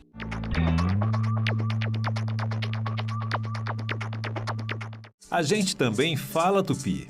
O nome do estado do Piauí vem do tupi e significa Rio dos Piaus ou Rio das Piabas. A palavra é formada a partir de piau, que designa várias espécies de piaus e piabas, peixes de água doce. O termo quer dizer pele manchada. Isso porque esses peixes têm listras e marcas escuras nas laterais do corpo. Piau mais I, que significa rio, Piauí. A gente também fala tupi.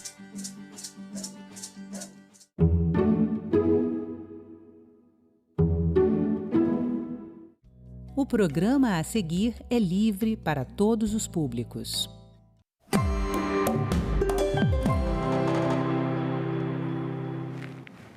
Oi, pessoal. O tema deste Agenda Econômica é defesa dos direitos dos consumidores. Em outubro, senadores e deputados aprovaram projetos impedindo a cobrança pela mala de cabine nos aviões e voltando à obrigatoriedade da mala de porão com 23 quilos, incluída no preço da passagem.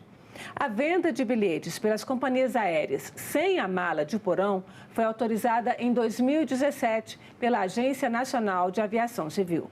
O argumento era oferecer passagens mais baratas, mas em lugar de preços baixos, os viajantes receberam tarifas maiores.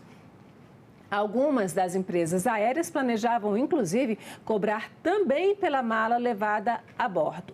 Por isso, veio a reação do Legislativo. Neste Agenda Econômica, eu converso com o coordenador geral de Estudos e Monitoramento de Mercado da Secretaria Nacional do Consumidor, Daniel Carnaúba. Daniel, muito obrigada pela sua presença aqui no Agenda Econômica. Eu que agradeço o convite, Antônia. Nós vamos conversar com a questão das companhias aéreas e das passagens, mas tem muita coisa de defesa do direito do consumidor para a gente falar aqui. Maravilha, esse é um tema que eu gosto.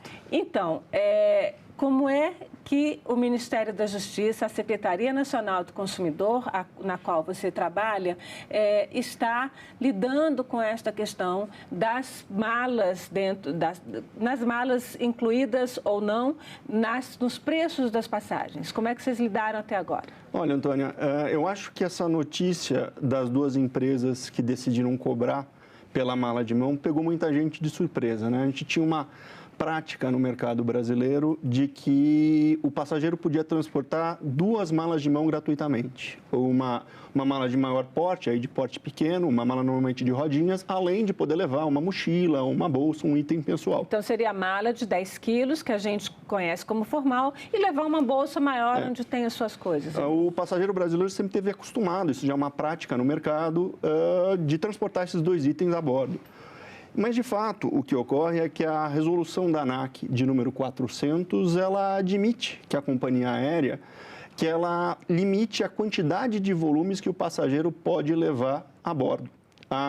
Essa resolução, que é a resolução 400, ela estabelece que o passageiro tem direito a transportar 10 quilos de bagagem. E diz que, no contrato, a companhia aérea pode fixar em quantos os volumes e qual que é a medida de cada volume. O que ocorreu? Nesse ano, 2 companhias aéreas decidiram que, para algumas rotas de voos internacionais, elas iam oferecer uma nova modalidade de tarifa. E nessa modalidade de tarifa, o passageiro só teria direito a levar a mochila e a bolsa. Ele não poderia mais levar justamente aquela mala de volume. Então, ele poderia levar só a mochila e a bolsa, aquela acomodada aí debaixo do assento que ele está localizado, né? Ele mochila? A mochila e a bolsa. Ele não poderia utilizar aquele bagageiro interno que fica acima das poltronas. Então, só para a gente esclarecer, as duas mochilas, a mochila e bolsa, pessoal, as duas teriam que ficar no chão embaixo da cadeira? Não, seria só uma. Daí não são duas. Você levou a mochila ou a bolsa e você é obrigado a acomodá-lo debaixo do assento. Você não pode mais utilizar aquela cabine superior e não pode transportar mais aquela mala de maior volume que a gente poderia utilizar aí como item de mão. Certo. E o que ocorre? De fato, é inegável que a regra da ANAC, a Resolução 400, permite esse tipo de cobrança, permite esse tipo de limitação. Mas uma coisa que é importante o consumidor brasileiro saber é que o tema das passagens aéreas não é só regulado pela resolução da ANAC. Existem uma série de outras normas que também regulam, que também incidem sobre esse contrato de transporte. E a principal delas, sem dúvida, é o Código de Defesa do Consumidor. Então, a perspectiva da Senacom é o seguinte: ainda que a prática das companhias aéreas esteja cobertada pela resolução da ANAC, é preciso verificar se, na prática, não estão sendo violados outros direitos e outros dispositivos que estão no Código de Defesa do Consumidor. E vou citar para você aqui 3 exemplos, 3 direitos que a gente tem que tomar muito cuidado para que essa nova política não acabe violando. O primeiro deles é o direito à informação. O passageiro agora, que já estava acostumado a poder transportar 2 itens, só vai poder transportar 1. E é preciso que no momento da compra ele entenda e que ele seja informado de maneira muito clara e adequada de que a passagem que ele está comprando é uma passagem diferente da que ele comprava anteriormente. Deixa eu só fazer um parênteses aí, porque agora só vai poder levar 1. Essa decisão da ANAC, a resolução da ANAC ainda está em vigor e as propostas de lei aprovadas aqui no Senado e na Câmara ainda não chegaram ao seu trâmite completo. Perfeito. Né? Então, está valendo essa resolução em novembro de 2025, ainda vale essa resolução da ANAC? Vale, sim. A resolução da ANAC ela não foi derrogada. Esses 2 projetos de lei, de certa forma, por serem aí hierarquicamente superiores a essa norma da ANAC, eles se sobreporiam e derrogariam, de alguma maneira, essa resolução da ANAC. Mas, em princípio, sim. Essa resolução da ANAC está em vigor e as companhias aéreas podem cobrar desde que não violem outros direitos dos passageiros. Você falou e aí um aviso muito claro, então se elas começarem a avisar, você só poderá levar uma bagagem e essa bagagem que é na mochila, ela pode pesar até 10 quilos? Ela pode pesar até 10 quilos. Mas não vai lá para cima. Não vai lá para cima, tem que ser E esse é um segundo problema. Será que é mesmo possível acomodar 10 quilos numa bagagem pequenininha? Porque, veja, essa resolução da ANAC, ela permite que o passageiro transporte 10 quilos em bagagem de mão. Ele permite que a companhia limite o número de volumes e permite que a companhia também estabeleça qual que é o tamanho. Certo. E como que fica aqueles bagageiros lá em cima? Ficam destinados para quê? Para quem pagar outra tarifa. A tarifa mais cara vai dar acesso também, além da mochila e da bolsa, vai dar acesso também, permitir que o passageiro leve uma bagagem de maior porte que vai ser acomodada nesse bagageiro sobre os assentos. Essa relação consumidor em companhias aéreas é uma relação tumultuada desde sempre. Praticamente, né? Eu vou pedir ao Paulo, nosso diretor, para colocar aqui na tela um levantamento que nós fizemos. Na verdade, está lá, né, no site do Ministério da Justiça, no Proconsumidor, as reclamações contra as companhias aéreas, o levantamento que vocês fizeram de 2023 a julho deste ano de 2025. E aí, são muitas e são em grandes quantidades, né? Demora de reembolso quando você, por alguma razão, não vai usar a passagem, retenção de valores, serviço não fornecido, venda enganosa. O que é uma venda enganosa? E o que é um serviço não fornecido por uma companhia aérea? Extravio e avaria de bagagens, isso é uma vergonha, né? Tem algumas empresas internacionais que voam para o Brasil, não tem um voo que você chegue e alguém não reclame de mala perdida, de mala quebrada, de mala estragada. Como é que é essa relação? Como é que o consumidor pode tentar realmente se defender nessa relação com as companhias aéreas? Olha, é preciso lembrar que as companhias são responsáveis por qualquer avaria provocada sobre a bagagem do passageiro. Isso é de novo, é um direito do consumidor previsto no Código de Defesa do Consumidor. E havendo, de fato, bagagem perdida, havendo itens avariados, o consumidor tem direito de ser integralmente ressarcido pela perda que sofreu. Então, o que se recomenda é, inicialmente, que o consumidor procure a própria companhia aérea e tente solucionar a questão amigavelmente. Mas, eventualmente, se a resposta não for adequada, se os seus interesses não forem satisfeitos, se ele não receber a reparação integral pelas perdas que sofreu, ele pode procurar outros caminhos, pode procurar os PROCONs locais, eles são toda a rede de proteção dos consumidores. Acho que a instituição que está sempre mais próxima do consumidor é o PROCON da sua cidade, pode procurar, eventualmente, as defensorias públicas e nós, da Senacom, nós criamos, inclusive, um canal para tentativa de resolução de conflitos, que é o consumidor.gov.br. É um canal justamente que permite aí que o consumidor entre em contato com o fornecedor, no caso, com a companhia aérea, que comunique o problema e as empresas que fazem parte desses sistemas, que aderiram a esse sistema, e muitas companhias aéreas fazem parte, elas têm 10 dias para resolver, para comunicar ao consumidor qual que é a resolução para a demanda dele.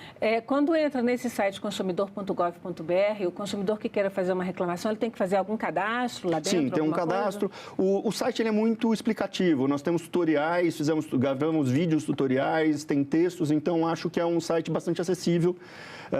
Convido aí os espectadores a entrar no site consumidor.gov.br, que é uma maneira muito eficaz e da qual a gente tem muito orgulho. É uma iniciativa que nós da Senacom temos muito orgulho. Agora, você falou de uma questão que é a questão da informação, né? Sim. Que as companhias elas precisam informar melhor as pessoas a partir desse momento. Agora, aconteceu um caso em setembro, em São Paulo, em voos internacionais, em que o governo americano determinou, junto ao governo de São Paulo, que os voos embarcados no aeroporto de Guarulhos, voos internacionais que fossem para os Estados Unidos, deveriam estar os objetos de uso pessoal em saquinhos de plástico transparente. Não podia ser bolsinho, não podia estar separado. Como é que está essa questão e por que essa obrigatoriedade agora? E muita gente, na época, isso foi notícia, teve que jogar seus cosméticos fora. Como é que é essa questão? Olha, aí tem uma questão de medida de segurança adotada pelo país de destino, né? De fato,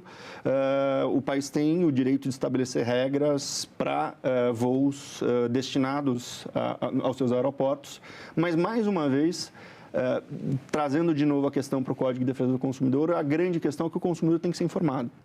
Por mais que essas regras sejam importantes, visem, em algum sentido, a segurança do próprio consumidor, do próprio passageiro, é importante que ele seja informado da forma como deve acomodar, que tipo de bagagem ele vai poder utilizar e que tipo de produto ele vai poder transportar na mala de mão. E esse é um problema, né? Fazer com que essa informação chegue de forma fácil e adequada ao consumidor. Eu acho que esse é o grande X da questão aqui.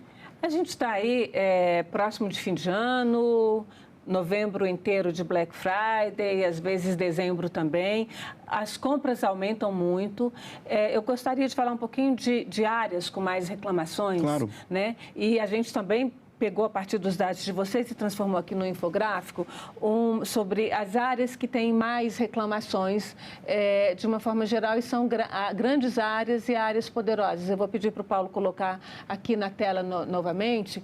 E aí a gente tem aqui a área financeira, bancos são alvo de reclamação, cartão de crédito, as diversas instituições financeiras, né? Serviços privados, produtos, serviços essenciais, telecomunicações, saúde, habitação, alimentos. Agora, eu queria que você falasse um pouquinho dessa questão das financeiras e que serviços privados são esses que têm muita reclamação, como é que o consumidor deve se comportar, o que ele pode fazer até para se prevenir. Para não ser pego numa armadilha, por exemplo, de uma financeira, de um banco, de um produto vendido de forma inadequada. O que a gente pode fazer preventivamente? Olha, esse rol aí de principais reclamações, de principais áreas com mais reclamação, ele é bastante heterogêneo.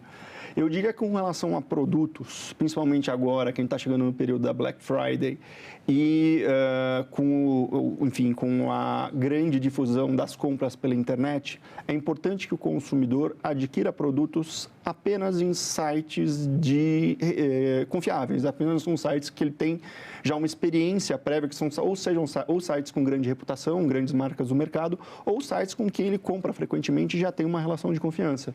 Porque é nesse período justamente que surgem esses sites que, na verdade, são grandes fraudes, grandes embustes que se cria nesse período de grandes promoções para enganar o consumidor, né? Que são empresas fantasmas, empresas de fachada que não vão entregar o produto. Eu acho que esse é o principal problema durante a Black Friday. Então, o meu primeiro conselho para o consumidor é não compre em qualquer site, não caia no canto da sereia, que eu achei esse site que o produto está metade do preço. Desconfie. Se o produto, de fato, está sendo vendido a um valor muito inferior aos sites concorrentes, há uma grande chance que aquilo lá seja uma fraude, que seja um golpe. Então, acho que esse é o primeiro conselho que a gente tem que dar para todos os consumidores. Com relação a o que a gente tem aqui? Serviços financeiros. A gente tem um grande problema aqui dos serviços financeiros, que é, enfim, uma das questões que torna o serviço financeiro tão frequente, tão alvo de tantas reclamações, também a gente tem que lembrar que é um serviço que está muito no dia a dia do consumidor, assim como as telefônicas. Então, é um serviço que a gente recorre, que a gente utiliza com alguma frequência. Para serviço financeiro, a gente tem que ter muito cuidado com os termos do contrato e ler exatamente aquilo que nos está sendo oferecido, qual que é o serviço de crédito, quais são os juros que estão sendo cobrados, quais as taxas que estão sendo cobradas e sempre tentar guardar os documentos comprobatórios de tudo aquilo que nos foi oferecido. Que muitas vezes a grande dificuldade do consumidor é conseguir provar, falar, olha, o gerente me ofereceu tal tarifa e no fim das contas estão me cobrando um valor que não é o que tinha combinado. Mas como é que ele vai provar que o gerente ofereceu uma tarifa se isso às vezes acontece na conversa? É por isso que é importante ter documentação. De certa forma, o Código de Defesa do Consumidor tem um instrumento importante que é a inversão do ônus da prova. Ele permite que o juiz, no caso concreto, fale, olha, eu vou confiar no consumidor e é você, empresa, que vai ter que me provar que o que ele está falando não é verdade. Mas isso depende de o consumidor individualmente entrar na justiça, em um processo exatamente. na justiça contra a empresa. Mas a melhor forma de se precaver, justamente para evitar um litígio, é ter a documentação e se precaver, juntar todas as comprovações, todos os documentos, comprovando a oferta que lhe foi oferecida. Esse eu acho que é a maneira mais segura da gente evitar problema mais para frente, de evitar depois ser cobrado por um valor que a gente não estava esperando ou ser cobrado por um valor que não tinha sido combinado. Isso aí no caso de um banco, por exemplo, Sim. né? Mas no caso de uma companhia telefônica, onde você tem lá são contratos por adesão, você não Sim. pode modificar as regras daquele contrato. De fato. E isso já dificulta muito a vida da pessoa, né? E aí ele promete te entregar 500 gigabytes, não sei quantos megabytes de internet e você faz a medição lá e ele não entrega 10, 20% dessa potência de internet, por exemplo. Como é que a gente pode fazer sobre isso? O que a gente pode fazer? Olha, de novo, a regulação aplicável a serviços de internet estabelece de maneira muito clara que aquele valor que foi contratado deve ser de fato entregue. Se o consumidor de fato notar que a franquia, enfim, que a quantidade de gigabytes prometida não está correspondendo àquilo que está sendo fornecido, mais uma vez ele deve procura a companhia, tenta resolver diretamente com a própria empresa e se tiver dificuldade, procurar os canais de proteção do consumidor existente. Mais uma vez o PROCON, o consumidor.gov.br, eventualmente as defensorias públicas têm uma atuação mais presente na defesa do consumidor. Enfim, procurar todos esses canais e até mesmo os juizados especiais cíveis, né? Sempre a judicialização deve ser a última medida, mas algumas vezes é necessária. No caso, por exemplo, das companhias telefônicas, a Anatel tem uma ouvidoria. Ligar para as ouvidorias das agências é um bom mecanismo? Olha, de fato, as várias agências regulatórias cada uma oferece aí, muitas vezes, formas de atender e de proteger o usuário daquele serviço. E, sem dúvida, a ANS, por exemplo, tem um sistema para atender os usuários de serviços e planos de saúde, a Anatel também tem. E, claro, utilizar as linhas oficiais de proteção do consumidor é sempre uma medida adequada para fazer valer seus direitos. Eu quero que vou pedir aqui o Paulo para colocar uma outra arte, que são as empresas, um outro gráfico, que são as empresas onde a gente tem o maior número de reclamação, são dados oficiais do Ministério da Justiça, né, da Senacom, aí o Sindec, que é um sistema, Vivo, Telefônica, GVT, Claro, Embratel, quer dizer, essas são as empresas nominadas que estão lá com mais reclamações, BMG, que é Banco, Bradesco, Sabesp, né, que é a Companhia de Saneamento Básico de São Paulo, a Companhia de Saneamento do maior estado do país, da maior cidade do país, e Itaú também, um outro banco. Como é que a gente faz, por exemplo, você liga numa companhia dessas como Vivo, Telefônica e outras, e aí você cai lá numa ligação, num buraco negro, né? Porque é uma máquina lá do outro lado, diz que digite tal. Se você tem isso, digite tal. E você pode ter uma opção que não está lá entre os digitáveis e você não consegue falar com o ser humano. Você fica perdido no meio daquele menu no looping. Olha, esse é um problema que nós da Senacom já notamos e que estamos pensando justamente numa maneira de atender melhor o consumidor. Nós temos hoje em dia um decreto que regulamenta os serviços de atendimento ao consumidor, o famoso SACS. E o que a gente acredita é que esse decreto ele envelheceu mal, que ele precisa talvez de regras que tornem a comunicação com o consumidor um pouco mais humana, um pouco mais direta.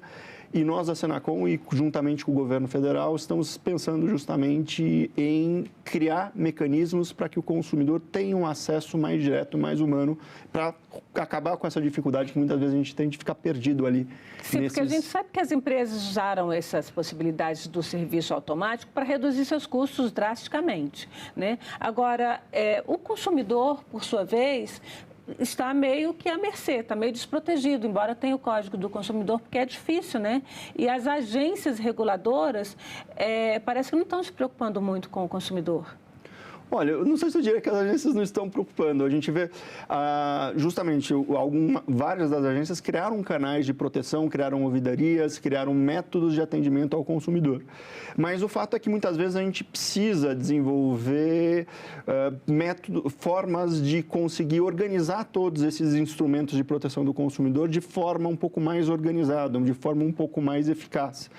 Mas eu acredito, no certo sentido, que a solução para esse problema específico virá de uma nova regulação do SAC. Eu acho que é a maneira mais fácil e mais evidente para tratar desse problema. E isso é feito direto por um decreto do Poder Executivo ou depende de lei? É um decreto do Poder Executivo. Atualmente, a gente tem um decreto que foi editado, se não me falha a memória, em 2021.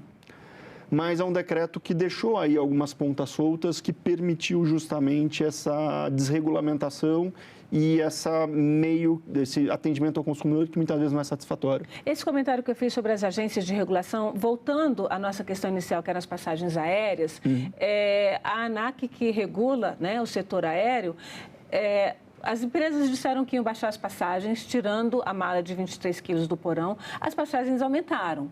E a gente não viu aí o governo, em suas várias instâncias, fazendo nenhum tipo de gestão em proteção, de uma forma coletiva, em proteção do consumidor.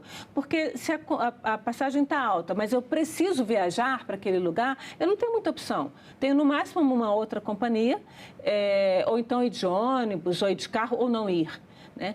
São situações de oligopólio, isso é um mercado oligopolizado. Né? A gente tem no país 2 ou 3 companhias aéreas e mais umas poucas internacionais que atuam aqui. Como é que realmente o governo pode fazer alguma coisa para defender um pouco mais o consumidor em mercados oligopolizados, como de companhias aéreas, como de telefônicas? Olha, eu acho que por meio da regulamentação, nesse tipo de mercado que, de fato, a gente tem hoje, o mercado de transporte aéreo brasileiro atendido por 3 grandes companhias e outras menores. Eu acho que aqui o papel da ANAC de regulamentação é um papel muito importante. E ela tem feito isso com bastante esmero. O regulamento 400 da ANAC é um regulamento que foi elaborado com base, tendo aí por base as principais normas de regulamentação internacional. Ele atende a padrões internacionais de referência. Então, eu acredito que justamente em mercados oligopolizados, em mercados que o sistema de concorrência não consegue agir de forma tão adequada, a gente precisa entrar com uma regulação um pouco mais forte para garantir aí a proteção dos interesses do consumidor. Voltando ainda à questão aérea, os espaços entre as cadeiras foram reduzidos. Isso é permitido pela regulamentação, vai a regulamentação internacional, uma questão de concorrência com as empresas de baixo custo, estrangeiras, mas que ainda não entraram aqui no Brasil. Como é que num espaço pequenininho, voltando à questão das bagagens, você ainda vai colocar uma bagagem lá embaixo da outra cadeira, que seria para onde você colocaria os pés, um homem de 1,80 m não vai conseguir entrar naquele espaço ali. Não, concordo. Esse é um problema. E aí eu volto para aquela minha afirmação inicial que eu falei, que falamos, que ainda que a regulação da ANAC permita a redução do número de volumes, ainda que ela permita que a companhia aérea fixe o tamanho da bagagem, a gente tem que analisar, no caso concreto, se o direito do passageiro, que está previsto na própria regulação da ANAC, de transportar 10 quilos como bagagem de mão, está sendo respeitado. No exemplo que você trouxe aí, de um avião que tem os espaços muito apertados e que a bagagem do passageiro não vai caber, daí, de fato, a gente não pode dizer que o direito está sendo respeitado. Então, a gente tem que tomar muito cuidado com o caso concreto. Se, de fato, com essas novas tarifas, o passageiro conseguir transportar tranquilamente os 10 quilos que faz jus, não tem problema. Mas, se com essa nova regulamentação a gente está impedindo o passageiro de exercer o seu direito de transportar 10 quilos como bagagem de mão, podemos dizer que essa nova tarifa está desrespeitando um direito do passageiro fixado pela própria ANAC. A gente fala muito nas regulamentações internas nossas, que segue os melhores padrões internacionais. Ora, nem sempre esses melhores padrões internacionais defendem efetivamente o consumidor, porque a gente sabe que existem países em que vale realmente a lei do mais forte, que em geral é a grande companhia, né? Olha, o que acontece? A gente tem, se nós formos analisar grandes mercados como o da Europa e dos Estados Unidos, a gente tem uma malha aeroviária muito mais desenvolvida que a nossa e a gente tem uma porcentagem da população muito maior que viaja de transporte aéreo. Acho que quem já viajou para o exterior, para a Europa, para os Estados Unidos, sabe que é muito mais frequente, muito mais barato viajar por passagem de avião. Então, eu acredito que, em geral, essa regulação que a gente toma com base para construir a nossa regulação é uma regulação de países que, de fato, os interesses dos passageiros estão sendo respeitados. Agora, quando as companhias disseram que iam tirar a bagagem de porão das passagens, mas o preço das passagens básicas cairia e os preços não caíram, sim, o governo não poderia, essas agências, a ANAC, por exemplo, não poderia ter feito um período de observação e, olha, a passagem não caiu, então vamos colocar de volta aí a bagagem de porão? Olha, eu acho que essa análise está sendo feita. A ANAC reavalia constantemente. Eu não sou da ANAC, eu sou da Senacom, mas a ANAC tem um pessoal que avalia as condições de mercado e avalia o valor das tarifas. Esses dados, inclusive, estão públicos no próprio site da ANAC. Mas, enfim, não é só a ANAC. Eu acho que a resposta que está vindo agora do parlamento também é uma outra maneira de lidar, de regular esse tipo de contrato, né? O contrato de transporte aéreo. E, eventualmente, aí a gente vai ter, se essas duas projetos de lei que já passaram pelo Senado e pela Câmara forem, de fato, aprovados, a gente vai ter um retorno aí ao estado anterior e talvez seja a população dizendo aí que esse período de experiência sem a bagagem não funcionou. Daniel, muito obrigada pela sua presença aqui na Agenda Econômica. A gente espera que as coisas melhorem para o consumidor de uma forma geral, né? E aí, para o consumidor que tem algum tipo de reclamação, a gente tem lá o site que é consumidor.gov.br, onde você entra, faz um cadastro, faz a sua reclamação de uma forma bastante simples. Muito obrigada mais uma vez, Daniel, e agradeço também a você que assistiu a Agenda Econômica até aqui. Você pode ver este programa no site senado.leg.br/TV ou no canal da TV Senado no YouTube. Aliás, todos os agendas estão lá. Curta o programa, aproveite para se inscrever no canal da TV Senado. Até o próximo programa.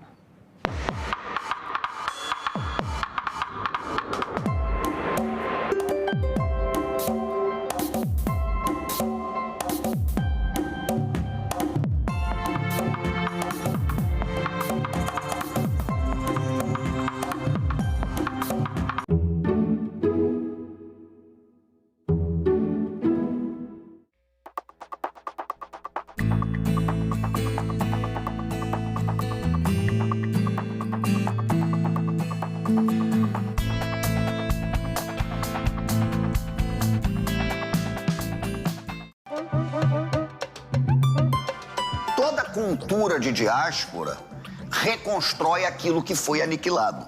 Eu não gosto de definir, até porque eu não gosto da palavra resistência. Porque a ideia da resistência já pressupõe que o outro te pauta o tempo inteiro. E eu acho que é muito mais do que resistência. Inclui a resistência, evidentemente, mas as culturas de diáspora, elas são culturas de reinvenção de sentido do mundo. O Rio de Janeiro recebeu tanta gente escravizada, foi um negócio tão brutal, né, que aí vem a suprema ironia da história. A cultura das pessoas que foram escravizadas prevaleceu. O Rio é uma cidade africana. Acontece que se você tira do Rio de Janeiro o impacto da cultura africana, não sobra cidade. Não sobra nada. Agora é lei. A cerimônia do Quarupi, realizada no Parque Indígena do Xingu, no Mato Grosso, foi reconhecida como manifestação da cultura nacional. O Quarupi ocorre entre agosto e setembro, reunindo diversas etnias indígenas do Alto Xingu. Os temas do ritual são a morte e o luto, ao mesmo tempo em que se homenageia a memória de entes queridos. O Senado votou, agora é lei.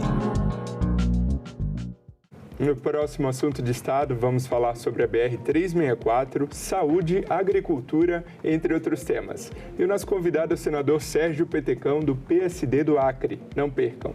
O café. Tem crescido muito esse produto, a plantação de café no nosso estado. E isso é fantástico, porque nós não tínhamos, não faz parte da cultura do acreano. Assunto de Estado. Hoje, 20h, aqui na TV Senado.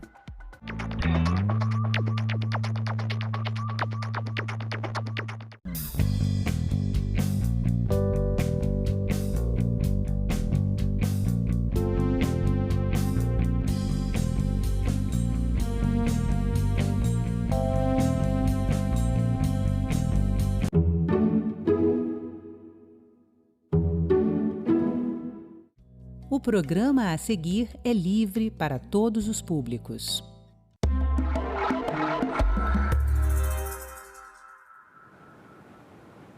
A menopausa e o período de 10 anos que antecedem a ela são um período de mudanças hormonais que podem ter um grande impacto na saúde mental da mulher.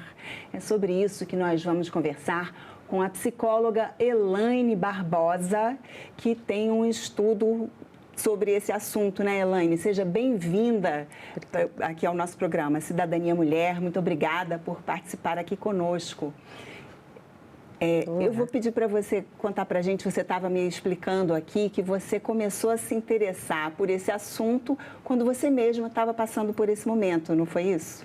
Foi, eu vivi uma experiência bem interessante, sabe, Roberta? Eu comecei a sentir precocemente os sinais da perimenopausa ou climatério. Procurei minha ginecologista já de algum tempo, fui fazer um check-up e quando os resultados chegaram, deu tudo ok. Não, eu não estava na menopausa.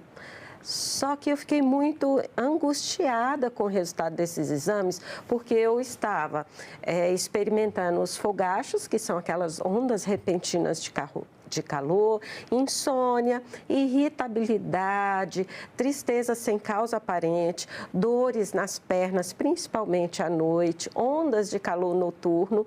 Então, eu saí de lá muito angustiada, me questionando se eu não estou no climatério, o que eu tenho?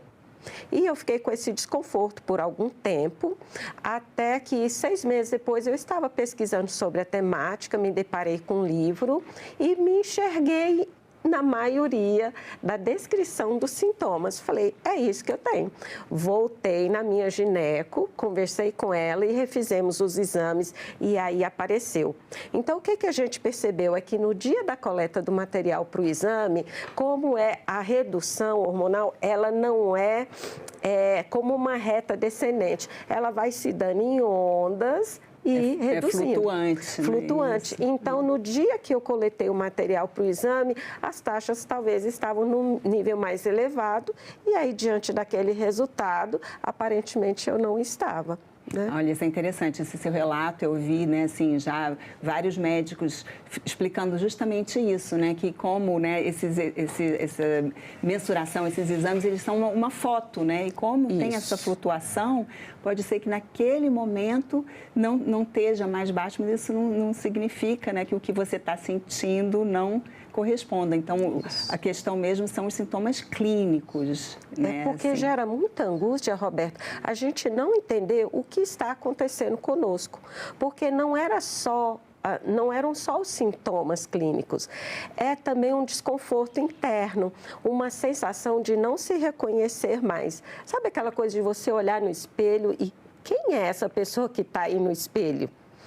É uma sensação de estar murchando. Eu tinha muito essa sensação, porque a pele muda, o cabelo muda, algumas angústias internas, no sentido de que parece que aquilo que fazia sentido para a gente não faz mais, a gente se torna um pouco mais intolerante em virtude da irritabilidade com algumas coisas, a gente vivencia momentos de uma tristeza em que a gente busca um sentido dessa tristeza, uma explicação a gente não encontra, a sensação é de que parece que por esse processo.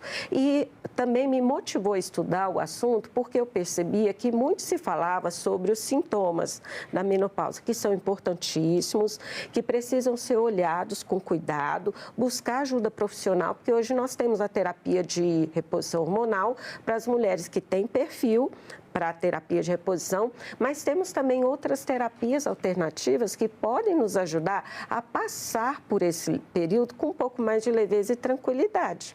Então, é importante essa ajuda profissional.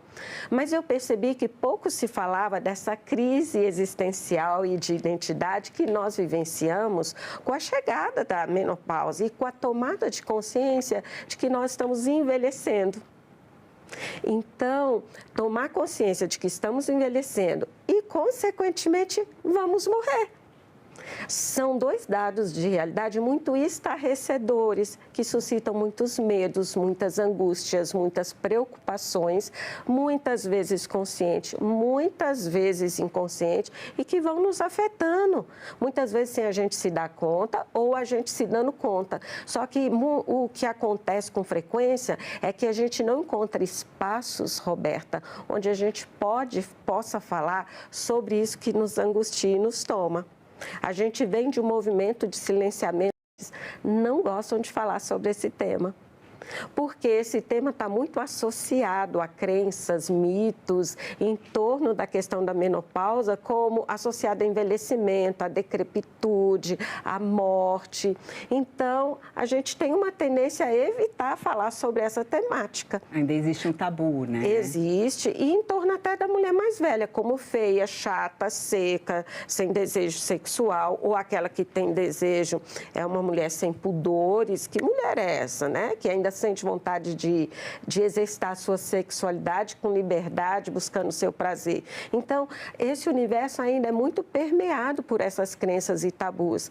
E aí a gente tem uma certa resistência em falar sobre essa questão. Então, mas é importante, como eu disse, trazer esse assunto lá dos bastidores para o palco, para as nossas rodas de conversa, para que a gente possa falar mais sobre essa temática, para que percebamos que não estamos passando por isso sozinha, que é um processo fisiológico, natural, e que só não vai passar por esse processo, Roberta, quem morrer precocemente.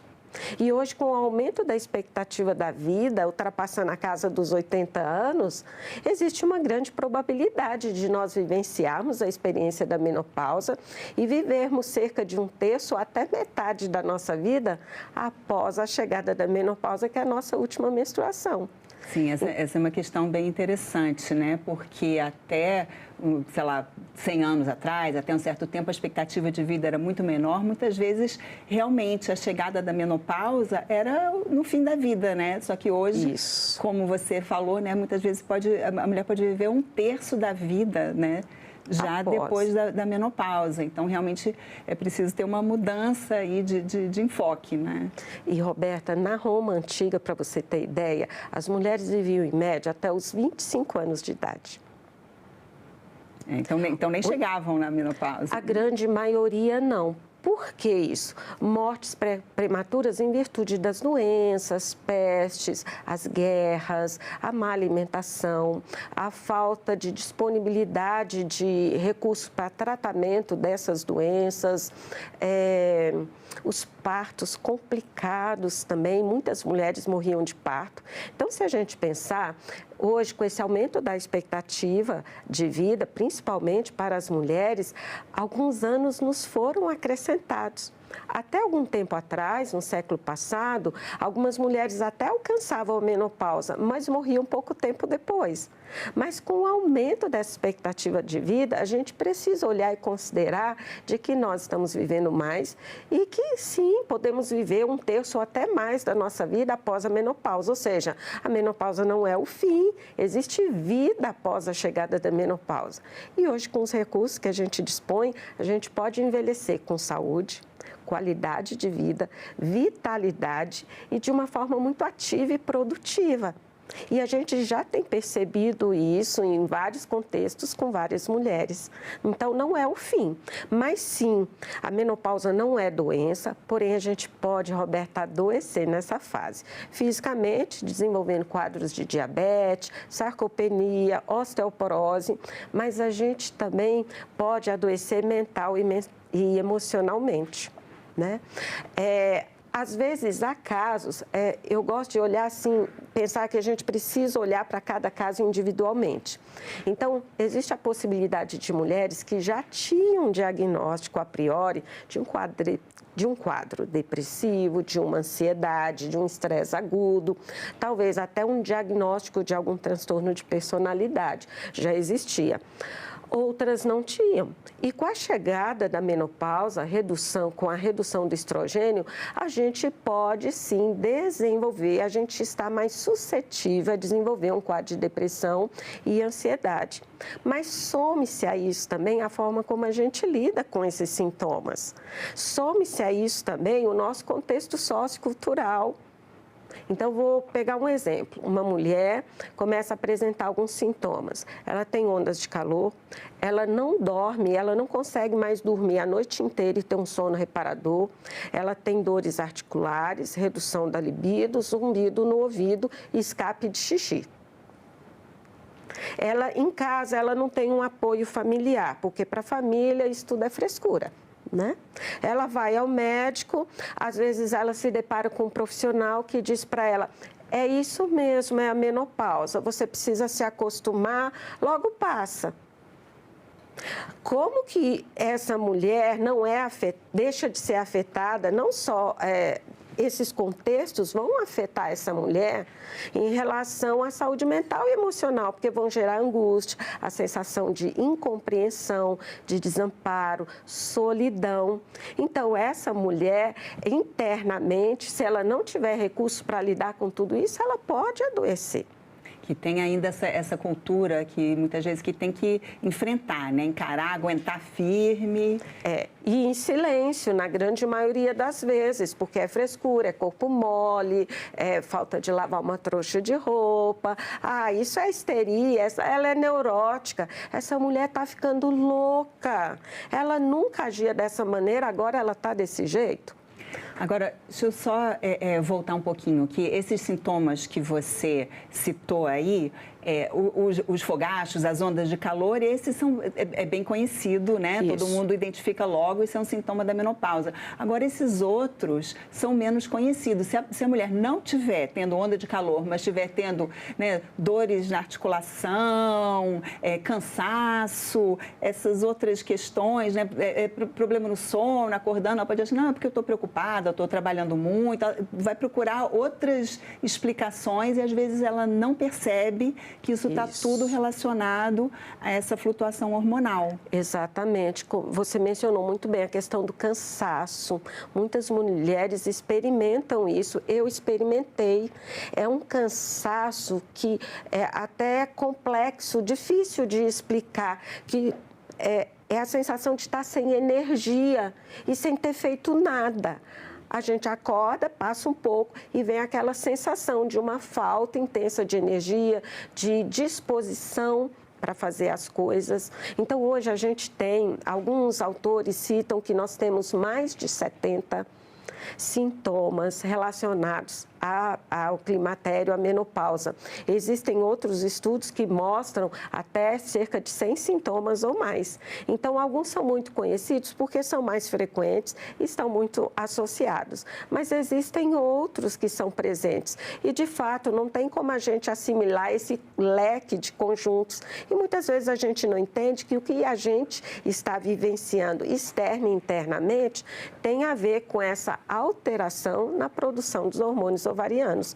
Então, muitas vezes, pela falta de conhecimento e informação, a gente padece. E internamente também afeta a nossa saúde mental e emocional, porque o climatério ele chega no momento em que o nosso ninho está esvaziando, ou o ninho nunca encheu, ou mulheres que foram mães tardias, não tem previsão de quando ainda esse ninho vai esvaziar, um momento que pode coincidir com a proximidade da aposentadoria, que pode coincidir também com o adoecimento dos pais e uma inversão nos papéis, é um momento que coincide talvez com uma relação a dois que está desgastada há muito tempo, por isso que eu falo desse mundo interno, parece que ele entra em colapso. E isso pode reverberar e afetar a nossa saúde mental e emocional. Por isso, é muito importante que os familiares que têm uma mulher que está aí na fase do climatério e menopausa também busquem se informar para oferecer um acolhimento para essa mulher, porque ela está em sofrimento. Então, aquilo que muitas pessoas dizem, ela é chata, ela é ranzinza, mal-humorada, está irritada com tudo, ou vive triste lá no quarto, isolada. Essa mulher, muitas vezes, da forma que ela dá conta, Roberto, ela está pedindo socorro, porque nem ela está entendendo o que acontece com ela. E eu digo isso porque sou da área da saúde, psicóloga há muitos anos, e muitas vezes eu não entendi o que estava acontecendo comigo. E mesmo tentando fazer uso do conhecimento e dos recursos que eu disponho, eu sou, antes de qualquer coisa, uma pessoa, uma mulher, com as minhas limitações e dificuldades. Então, esse mundo interno parece que entra em obra, fica tudo fora do lugar.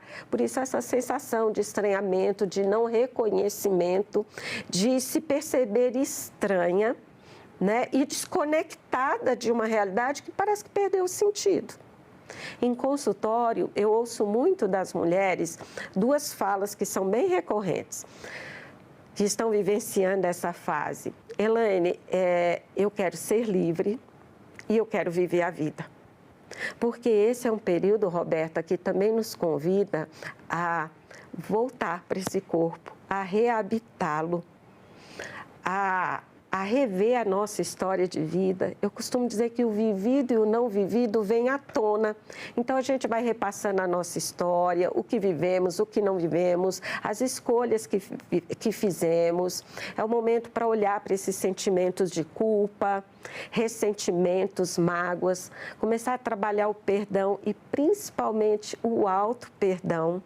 É um momento em que a mulher, ela começa a se colocar internamente em ordem para um novo ciclo da vida. Porque uma vez que a gente toma consciência também da nossa finitude, de que estamos envelhecendo, como eu disse, são dados de realidade tão estarrecedores que isso tem um impacto. E a gente é convidada a olhar para a gente. E imagina nós, mulheres, que crescemos muitas vezes numa cultura e fomos educadas a viver para o outro. Como que é para essa mulher fazer esse movimento de voltar, reabitar esse corpo e começar a viver para ela? Então, isso às vezes suscita muita culpa, a sensação de estar fazendo errado, né? De ser um pecado. Como assim eu vou olhar para mim, eu vou cuidar de mim, eu vou dizer não para o outro? Se eu tenho também algumas feridas emocionais que no decorrer da minha história de vida eu também joguei para debaixo do tapete, e isso vem à tona. Por exemplo, feridas de rejeição e abandono. Elas podem ser despertadas quando eu tomo consciência que eu estou ficando velha, estou perdendo a minha atratividade. Será que eu vou conseguir despertar interesse nas pessoas por mim? Se eu estou sozinha, eu vou conseguir me relacionar com alguma pessoa? Alguém vai gostar de mim, eu sendo como eu sou, com o corpo que eu tenho, com a idade que eu tenho?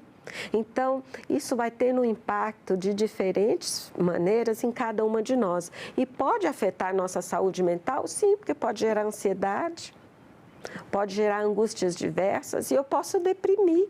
Então, não é só uma questão hormonal. Essa alteração hormonal ela abre brechas, mas outros fatores, quando vão se entrelaçando, podem desencadear um quadro de adoecimento mental e emocional. E aí a gente vê como você está explicando esse quadro que é tão complexo, né? Vários fatores. O tratamento também precisa ser assim, multifatorial, né? Tem essa questão, né, da terapia hormonal, mas tem toda uma questão de estilo de vida que precisa ser trabalhada, não é? Exatamente, Roberta. É importante a gente fazer o nosso check-up anual com a nossa gineco para dar uma olhada como que está o nosso corpo. Às vezes é necessário uma terapia de reposição hormonal, mas é importante a gente conversar com um profissional e avaliar se a gente tem perfil e qual a forma de reposição que seria mais adequada para cada caso. Há pessoas que não têm o perfil para reposição hormonal, então é possível fazer o uso de outras terapias alternativas, holísticas, como aromaterapia, massoterapia, temos também a medicina chinesa, enfim, a fitoterapia, que oferece recursos e podem nos ajudar a passar por essa fase, atravessar esse período com mais leveza.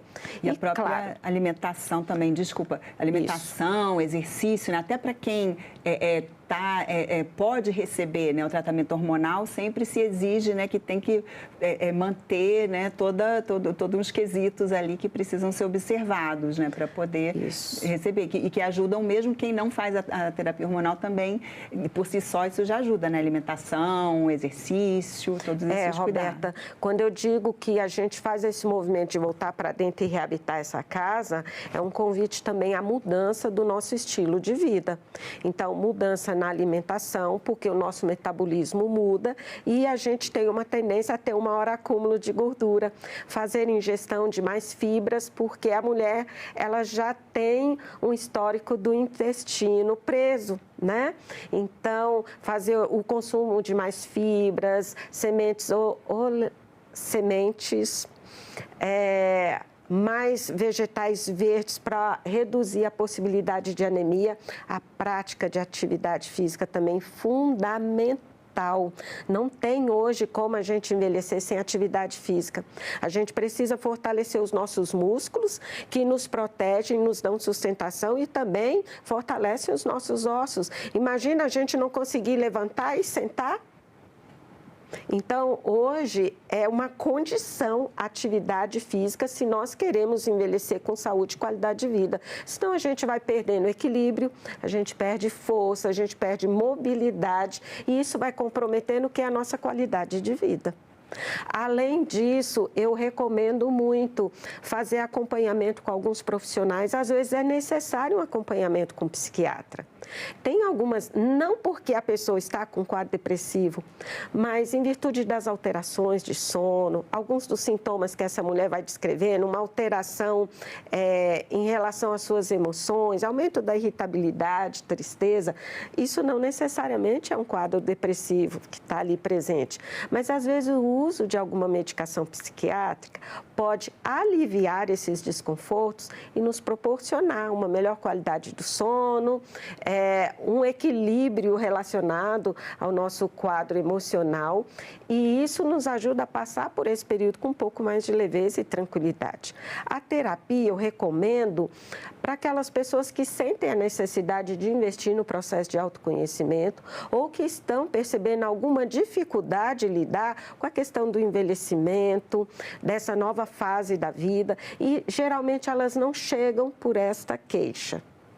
Elas chegam por um conflito no relacionamento, a proximidade da aposentadoria, ou então um ninho que não se esvaziou e está se esvaziando. Então, não necessariamente porque ela tem um diagnóstico de uma doença mental emocional, mas ela chega movida por um sofrimento.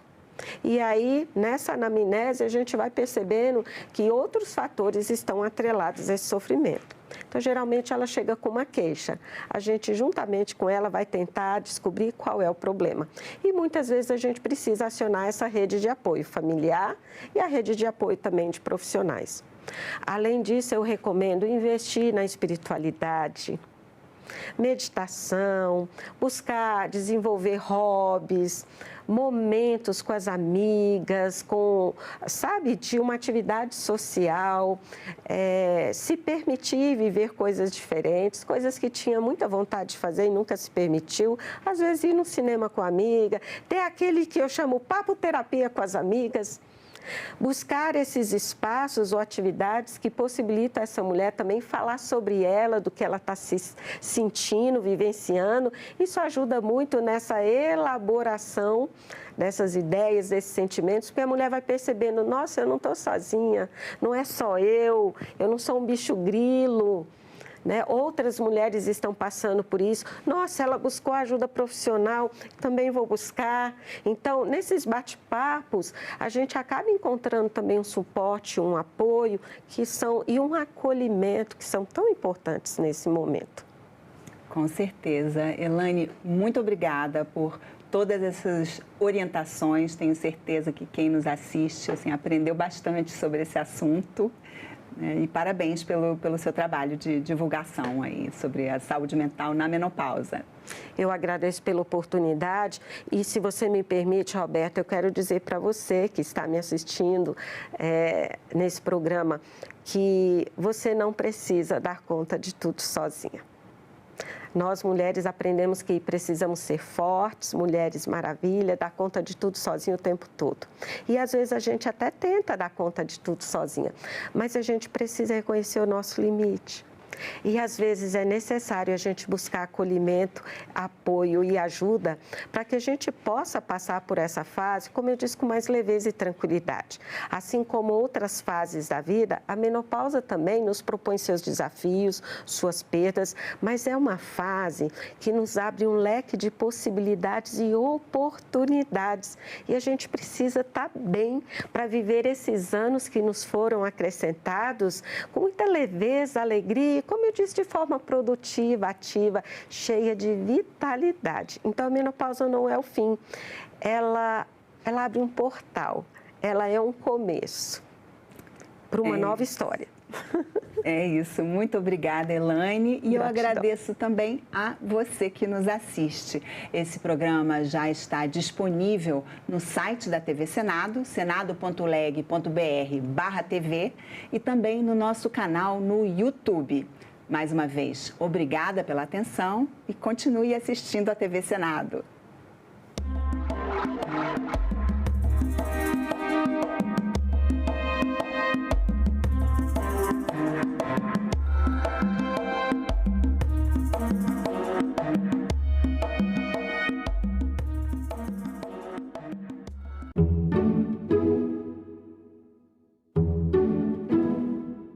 No próximo assunto de Estado, vamos falar sobre a BR-364, saúde, agricultura, entre outros temas. E o nosso convidado é o senador Sérgio Petecão, do PSD do Acre. Não percam. O café tem crescido muito, esse produto, a plantação de café no nosso estado. E isso é fantástico, porque nós não tínhamos, não faz parte da cultura do acreano. Assunto de Estado. Hoje, 20h, aqui na TV Senado.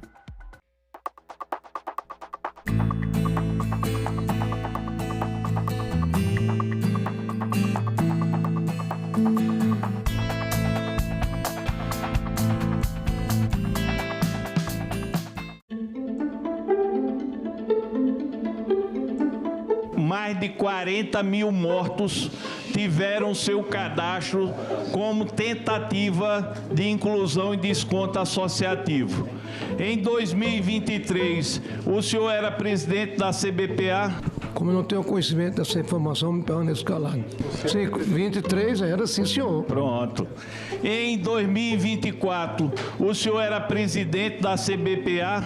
Sim, senhor. Vocês tentaram colocar 40 mil mortos em descontos associativos. Eu pergunto, de quem é a responsabilidade por essa falcatrua? É do presidente da CBPA ou a quem o senhor delegou poderes para fazer isso? Eu permaneço em silêncio, senhor. Em 4 oportunidades, o depoente, na qualidade de testemunha nesta casa, faltou com a verdade, fez afirmação falsa ou calou a verdade. E por conta disso, senhor presidente, solicito a Vossa Excelência que o depoente seja preso em flagrante por infringência ao artigo 342 do Código Penal Brasileiro. Diante do exposto, a comissão, com fundamento no artigo 58, parágrafo 3º da Constituição Federal, determina a prisão em flagrante do senhor Abraão Lincoln Ferreira da Cruz pelo crime próprio de falso testemunho, que trata o inciso 2 do artigo 4º da Lei 1579 de 1952.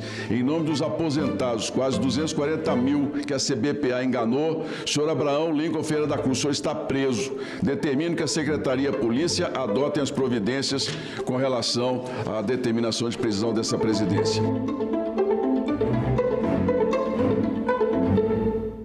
No mês da Consciência Negra, a TV Senado traz uma programação especial.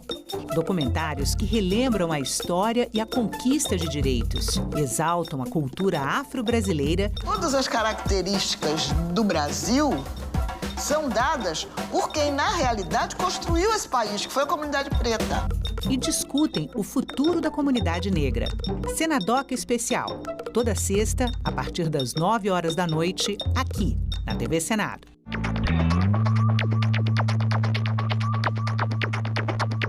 A gente também fala tupi. Pernambuco é uma palavra de origem tupi, formada por Paranã, que quer dizer mar, mais umbuca ou puca, que significa furo. Logo, Pernambuco seria mar furado, ou buraco que o mar fez, isto é, uma pedra furada por onde o mar entra. Era um termo comum usado em toda a costa do Nordeste, para lugares onde havia recifes, como o local onde hoje está a cidade do Recife. A gente também fala tupi.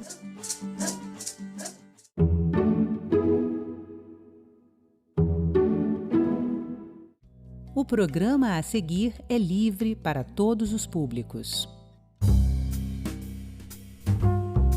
Você se lembra que na primeira semana, alguns navios cargueiros levando pescado tiveram que voltar. Lembra? Foi o primeiro impacto. Senador, por que essa ferramenta, que é o Reintegra, né, ela implica uma renúncia fiscal de até 5 bilhões de reais, né? Por que ela foi escolhida? Ela é excepcional, Renata. Ela tá se referindo ao ano de 2025 e 2026. Depois ela não vai continuar.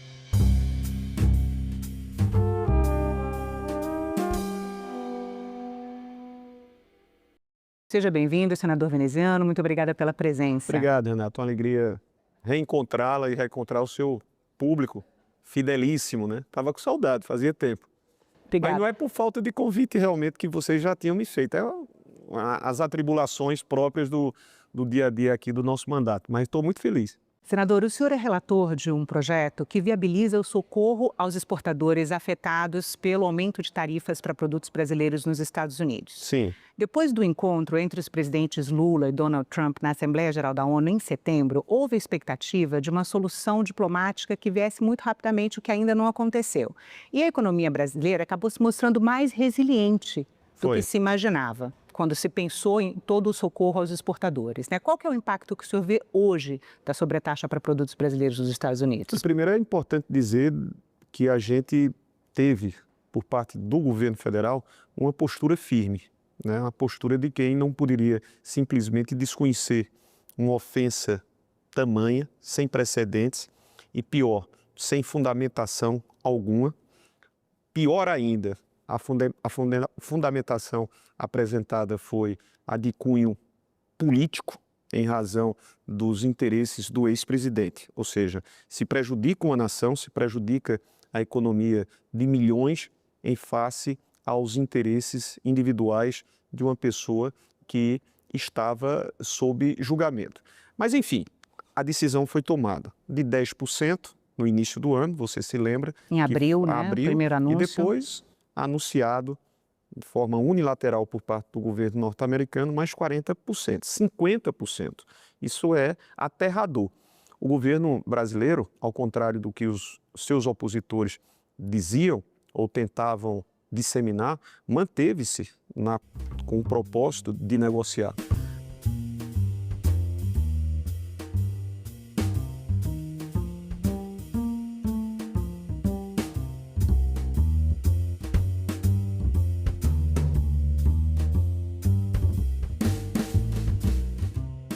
Manteve-se com o desejo diplomático de se sentar à mesa. Você vai lembrar, Renata, que houve inclusive uma data marcada entre o secretário norte-americano e o ministro Fernando Haddad, e o próprio ministro fez menções de que na antevéspera esse encontro foi cancelado. Ou seja, a disposição realmente de querer imaginar que o Brasil ainda permaneceria sob o jugo de uma superpotência como se fôssemos a colônia do império. Não. Os dias se passaram, nós nos mantivemos, quando eu digo nós, o governo brasileiro se manteve em negociação, inclusive estando à frente o vice-presidente ministro Geraldo Alckmin. Alguns pontos foram abordados. Houve o primeiro encontro, ao qual você mencionou, do presidente norte-americano e o presidente brasileiro. Depois daquele encontro, na reunião da Assembleia da ONU, eles se encontraram na Malásia, abriram espaços para que negociações elas fossem mantidas. Mas nesse transcorrer, prejuízos já estavam sendo aplacados sobre alguns setores. O que o governo fez paralelamente? Criou linhas de recomposição, de ajuda, de socorro, principalmente aos setores mais afetados. E aqui, no Congresso Nacional, através de uma iniciativa do nosso companheiro líder, Jacques Wagner, apresentou uma iniciativa desse cunho, dessa natureza, cabendo-me, por designação do presidente Renan Calheiros, a relatoria. Na Comissão de Assuntos Econômicos. De Assuntos Econômicos. Nós assim o fizemos, um projeto singelo, direto, objetivo, que reforça os fundos de garantia operacional, que reforça o fundo de crédito aos exportadores, muito direto, muito bem escrito por parte do seu propositor. Foi aprovado à unanimidade na comissão, levamos ao plenário, o texto base também recebeu a acolhida por parte dos senhores e senhoras. E também foi aprovado por unanimidade em plenário, Em plenário, né? Só que está ainda submetida à apreciação de um destaque.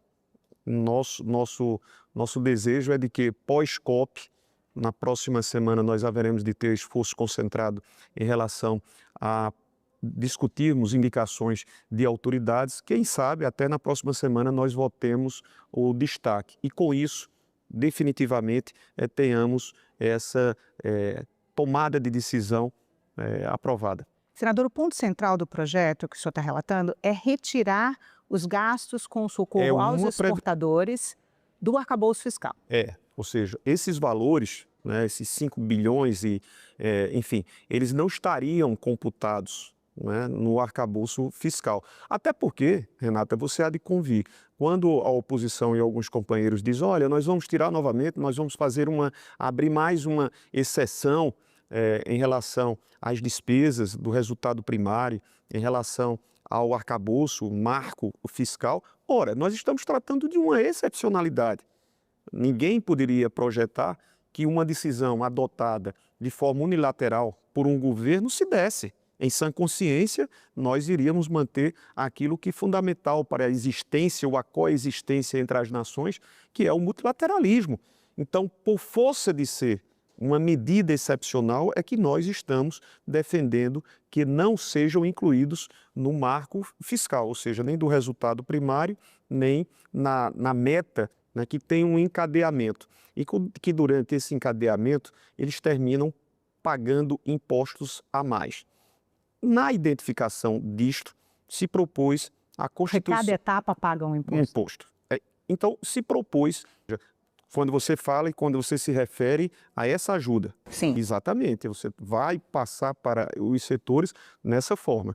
Senador, por que essa ferramenta, que é o Reintegra, né, ela implica uma renúncia fiscal de até 5 bilhões de reais, né? Por que ela foi escolhida? Depois de um debate tão extenso sobre a reforma tributária que a gente teve no Senado, os técnicos da Receita criticando. Mas ela é excepcional, Renata. Ela tá se referindo ao ano de 2025 e 2026. Depois ela não vai continuar, ou seja, nós não vamos continuar. O governo não está propondo. O projeto ele é muito enfático, ele é muito preciso, ele é muito cirúrgico. Ele faz as menções ao período de 2025 e 2026. Depois não existirá. Então você não tem sustentação o discurso oposicionista, primeiro, de que está fazendo uma chincana ao retirar do marco fiscal. Não. É uma medida extraordinária, excepcional e que requer, portanto, essa nossa compreensão. E ela é temporária. Nós estamos falando sobre um período de início, sabendo também o período final, em 2026. Senador, o Plano Brasil Soberano, que parte dele vai ser viabilizado por conta desse projeto, ele já está rodando. Já. Né? E um balanço recente mostrou que 4 bilhões foram liberados no primeiro mês. Já é possível avaliar se essa proposta está atingindo os objetivos, na opinião do senhor? Sim, não tenho dúvidas. E se não fosse esse socorro imediato através da edição de uma medida muito mais amistosa do que nós poderíamos imaginar, se dê de forma efetiva e prática em relação ao governo norte-americano para conosco. Senador, um levantamento sobre a destinação dos recursos do Brasil Soberano mostrou que 85% do crédito foi para a indústria de transformação. Sim.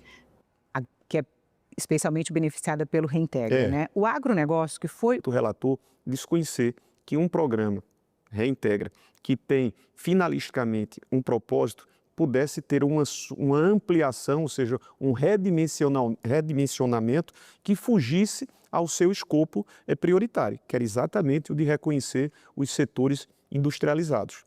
No seu relatório, o senhor rejeitou as emendas que queriam ampliar o Reintegra para os setores do agro, como sucos de laranja, café.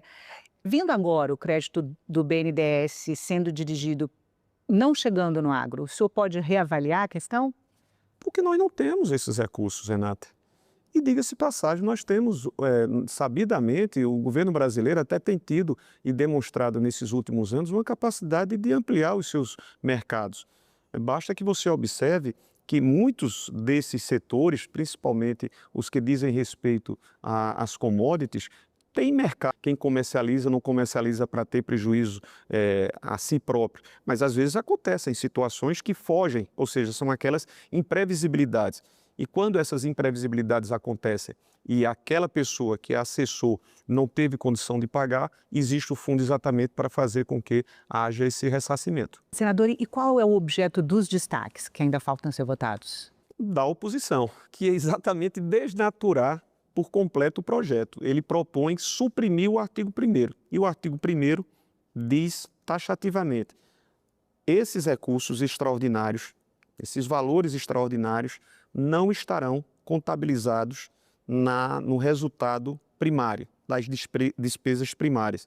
E também não estarão... Ou seja, não permite que o socorro fique fora do teto da arcabouço Aí você fiscal. desnatura. O cerne, ou seja, a espinha dorsal do projeto está precipuamente na previsão do artigo 1º. E aí, por força do sentimento de contestação da oposição, de querer criar uma dificuldade para o governo, eles propuseram um destaque fazendo essa supressão. E nós temos que tentar derrotar. Senador, antes de encerrar o programa, eu queria mudar de assunto só um pouquinho, mas aproveitando a sua presença, porque o senhor também relatou na Comissão de Assuntos Sociais um projeto que muda as regras do microempreendedor individual, o MEI. O que vai mudar? Aumentou a faixa. É um projeto que eu quero saudar aqui a iniciativa da minha querida companheira MDBista catarinense, Dona Ivete, da Silveira, que foi muito feliz ao propor. Nós temos até 80 mil e não houve a atualização dessa faixa, ou seja, faturamento até 80 mil do microempreendedor individual. Então, o que ela fez? Uma atualização de 81 mil até 140 mil, ou seja, aqueles empreendedores que tiverem nessa faixa até 140 mil poderão se enquadrar, se assim desejarem, e esse é o nosso propósito, o propósito da senadora Ivete, se enquadrar no Super MEI, né? Ou seja... Vai criar uma nova categoria? Uma nova faixa, de 80 a 140, porque nos últimos... 81, né? 81 até 140. Não houve, Renata, nesses últimos 7 anos, atualizações. Ou seja, de 2018 para cá, os valores permaneceram os mesmos, o que não justifica, porque entendamos, existem milhares de brasileiros desejosos de fazer os seus empreendimentos e, quando o fazem, estão acima desse faturamento de R$81 mil. Então, muito justa, essa matéria foi aprovada na CAIS, está na CAI, eu também já fui designado para fazer a relatoria, não creio que haja dificuldades maiores e, em seguida, avançarmos ao plenário. Mas tem mais uma mudança, né? Vai permitir a contratação? Não, aí onde está. A proposta originária permitia contratação de 2. O governo, sentando-se conosco e com a própria senadora, sugeriu que mantivesse um único funcionário. E ela entendeu de aceitar para não perder o propósito maior, que é exatamente o de fazer esse elastecimento no valor. Então, continua com um funcionário, mas com um valor de R$81 a R$140 mil, que de fato, repito, é o ganho maior, o sentido maior da apresentação dessa iniciativa legislativa. Mas também está se prevendo uma correção automática? O governo propôs que, nesse instante, nós não assim o fizéssemos, porque não havia uma projeção do que isso significaria em termos de impacto financeiro.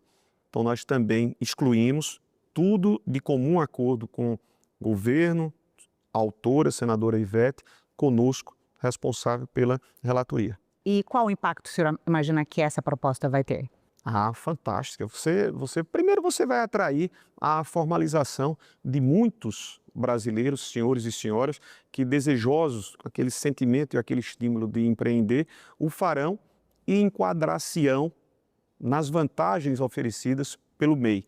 Isso é uma oportunidade que também nós teremos de ver milhares de brasileiros tendo esse novo acesso, um vínculo com muito mais sustentabilidade, com muito mais segurança jurídica. Tem um impacto muito interessante. Eu fiquei impressionado, não tinha noção exata da repercussão positiva no meu próprio estado, mas recebendo muitas mensagens favoráveis a essa relatoria. Senador, muito obrigada pela presença. Minha amada, obrigado a você pelo carinho de sempre, pela generosa forma, tanto sua como de todos os companheiros, de receberem os seus convidados. Um abraço a todos.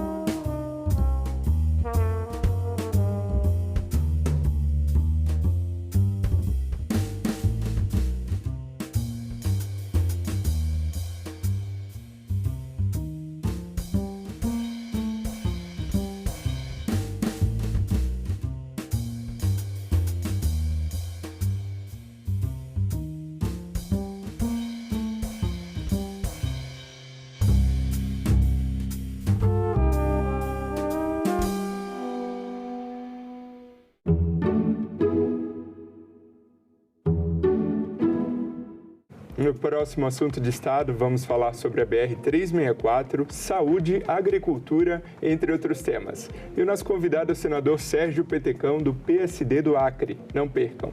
O café tem crescido muito, esse produto, a plantação de café no nosso estado. E isso é fantástico, porque nós não tínhamos, não faz parte da cultura do acreano. Assunto de Estado. Hoje, 20h, aqui na TV Senado. Os negros, nós, agora eu vou falar, nós conseguimos viver, conseguimos continuar cantando, continuamos conseguindo fazer arte, continuamos conseguindo estudar, né, lutar. Estamos organizados e lutando até hoje por tudo isso que nós estamos conseguindo. Isso não foi à toa, isso não foi fácil, isso foi extremamente difícil. Uma população negra da cidade do Rio de Janeiro, né, ainda continua construindo essa cidade, né, mantendo a cidade alegre, né, dentro das possibilidades que ela tem, e tentando sobreviver a cada dia, porque quanto mais nós aparecemos, mais querem nos apagar. Por mais que quando nós estamos quase chegando, vão lá e tentam nos derrubar. Mas nós estamos aqui lutando, né? E quem perdeu nessa história toda foi o Brasil.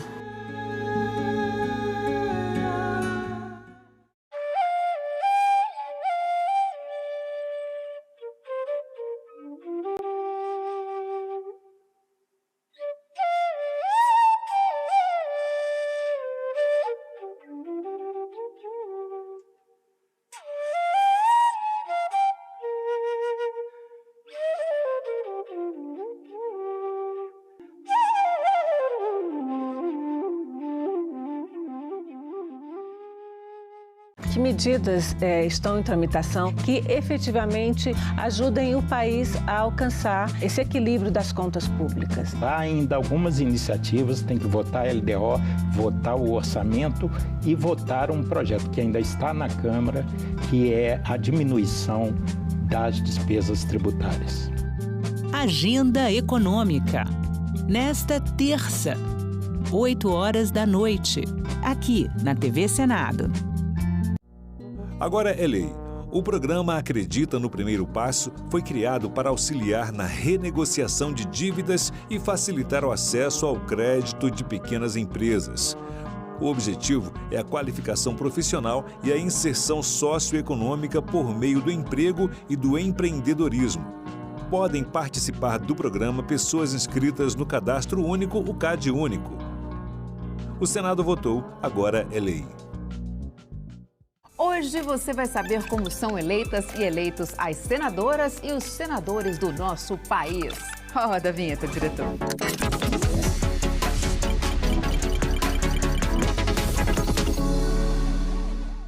Com vocês, o Congresso Nacional, uma obra de arte, fala a verdade.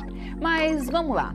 Esta cúpula virada para cima é a Câmara dos Deputados. E esta virada para baixo é o que vamos explicar hoje, o Senado Federal. Aqui trabalham 81 senadores e senadoras, que representam igualmente os estados e o Distrito Federal, com 3 vagas para cada um, independentemente do tamanho da população. O mandato é de 8 anos. E já fica o alerta, ano que vem tem eleições gerais. E sabe o que isso significa? Que o Senado terá sua renovação. Em 2026, vamos escolher 2 senadores ou senadoras. Isso porque a cada eleição geral, a renovação se dá de forma alternada. Em uma, elegemos um senador ou senadora, como foi em 2022, lembra? E na outra, elegemos 2. Tudo isso para manter sempre um equilíbrio entre renovação e experiência. E atenção, a eleição para o Senado é majoritária. Ganha quem tiver a maioria dos votos. Entendeu? Não esquece de seguir a gente nas redes sociais, hein? Então é isso. Tchau!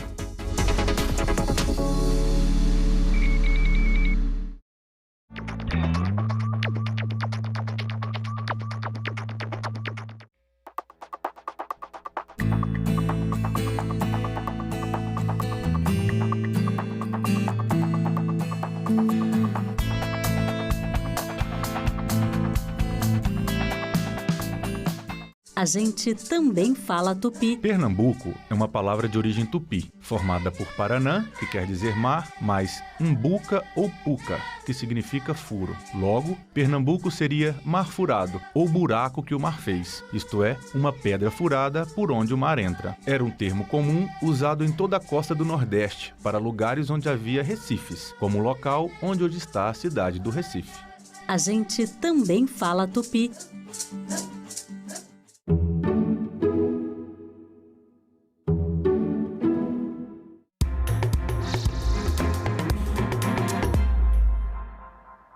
Boa noite. Hoje é segunda-feira, 24 de novembro, e o Senado Notícias está no ar. O Senado celebrou hoje o Ano Internacional das Cooperativas e os 20 anos da União Nacional das Cooperativas da Agricultura Familiar e Economia Solidária, a Unicafes.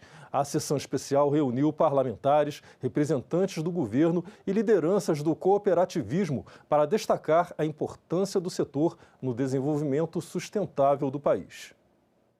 O Ano Internacional das Cooperativas foi proclamado pela Organização das Nações Unidas como forma de reconhecer seu papel social e econômico no mundo. No Brasil, elas atuam em setores como crédito, saúde, reciclagem, infraestrutura, educação e agricultura familiar. Ao conectar pequenos produtores e comunidades, essas cooperativas fortalecem a produção local, reduzem desigualdades e contribuem para a segurança alimentar no país. Valores que traduzem na prática o ideal de um Brasil mais justo e solidário e que estamos pouco a pouco alcançando pelos índices revelados da nossa política pública em relação à economia solidária e à segurança alimentar. Os parlamentares destacaram o cooperativismo como um caminho para reduzir desigualdades, promover desenvolvimento e fortalecer a economia em comunidades de todo o país, além da ampliação de políticas públicas para o setor. Quando fortalecemos o cooperativismo, estamos fortalecendo o Brasil real, aquele que produz, que gera renda, que sustenta nossas cidades e que mantém vivo o espírito comunitário que moldou o nosso país. É possível produzir riqueza com inclusão, gerar desenvolvimento sem destruir, crescer sem abandonar ninguém para trás. E neste Ano Internacional das Cooperativas, o Brasil tem a oportunidade de ocupar um papel de liderança global.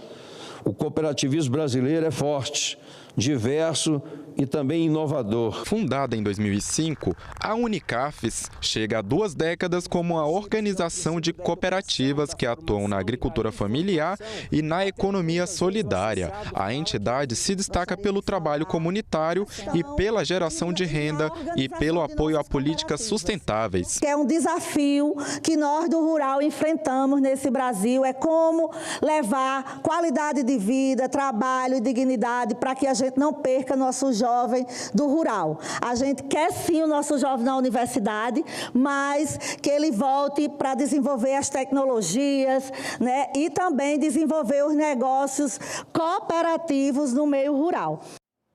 O Congresso Nacional fez hoje uma sessão solene para celebrar os 190 anos de fundação da Assembleia Legislativa do Ceará. Participantes destacaram a importância da casa para diversos segmentos da população.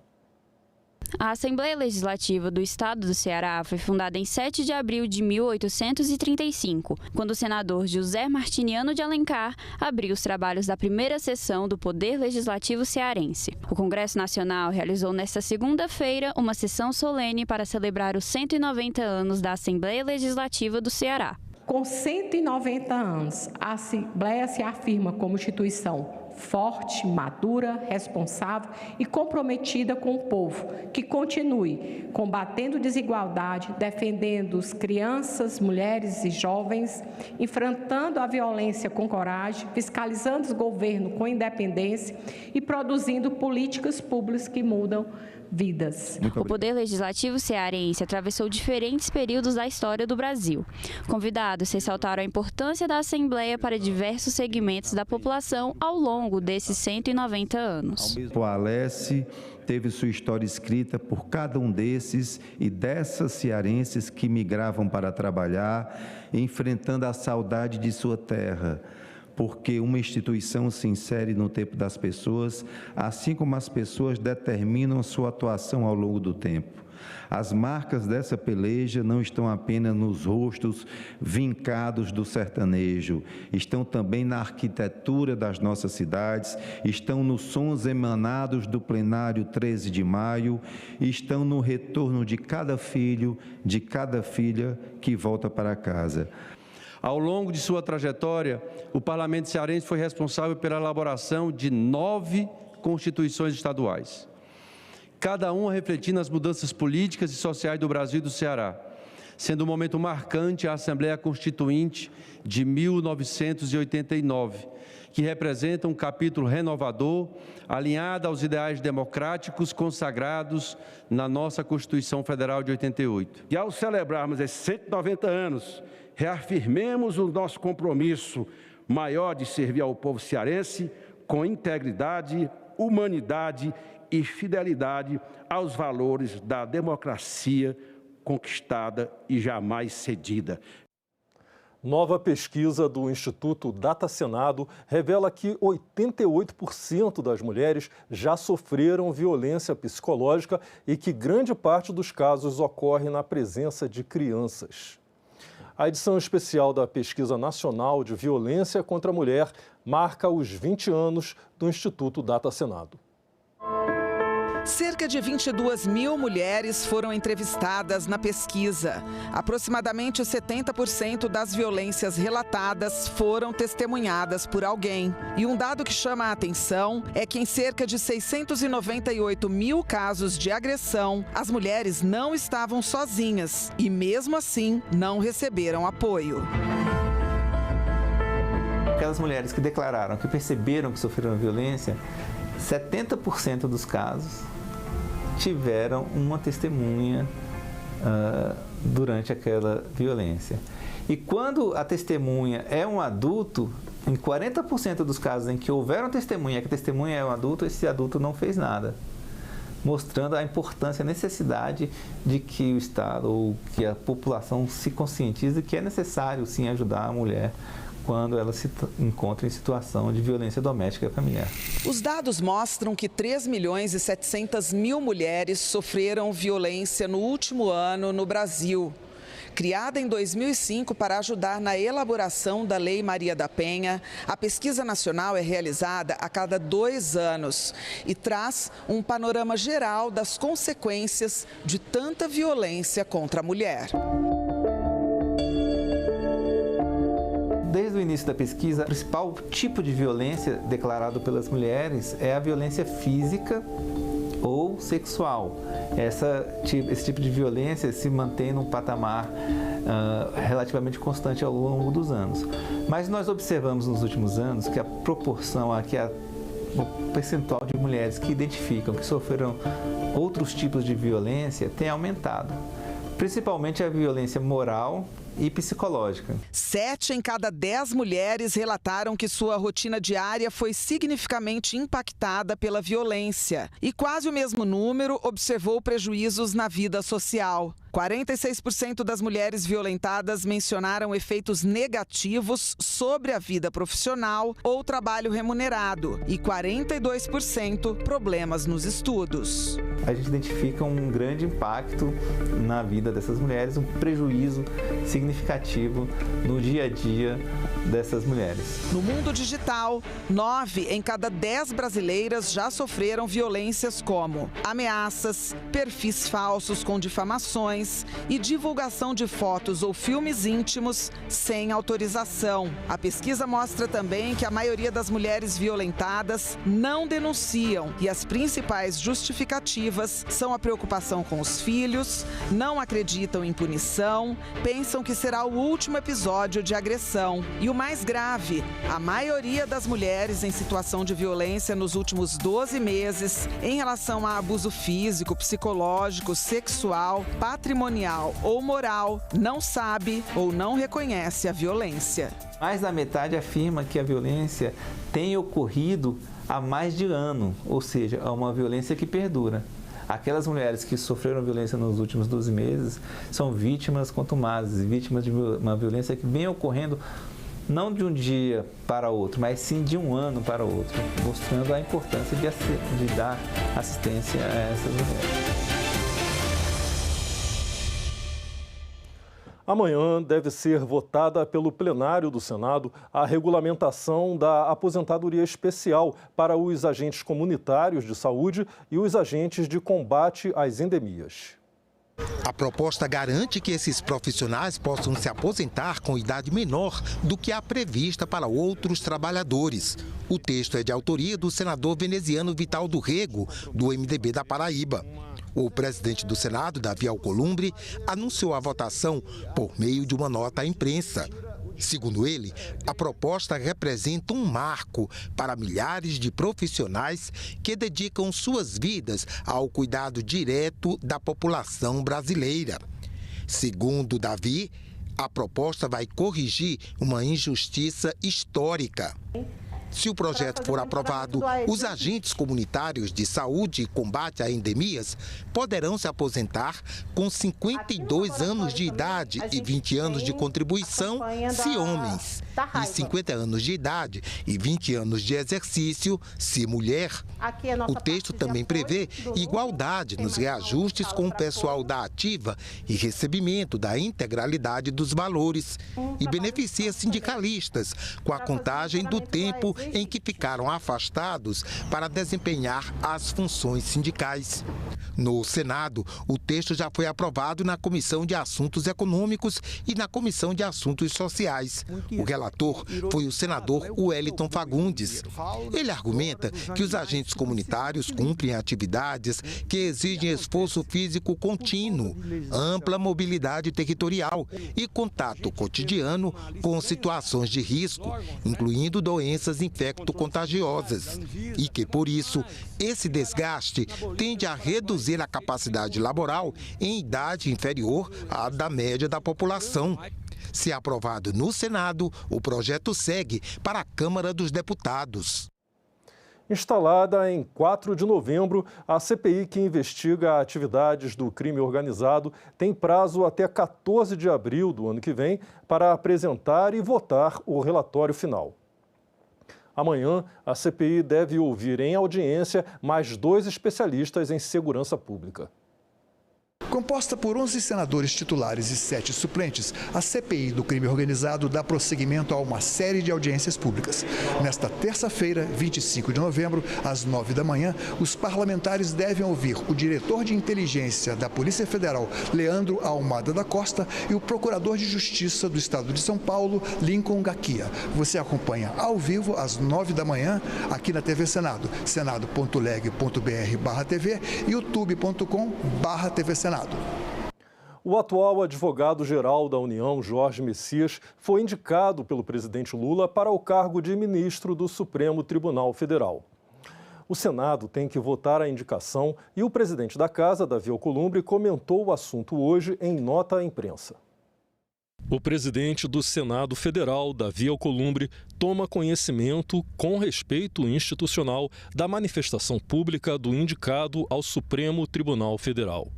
Reafirma que o Senado Federal cumprirá com absoluta normalidade a prerrogativa que lhe confere a Constituição: conduzir a sabatina, analisar e deliberar sobre a indicação feita pelo presidente da República.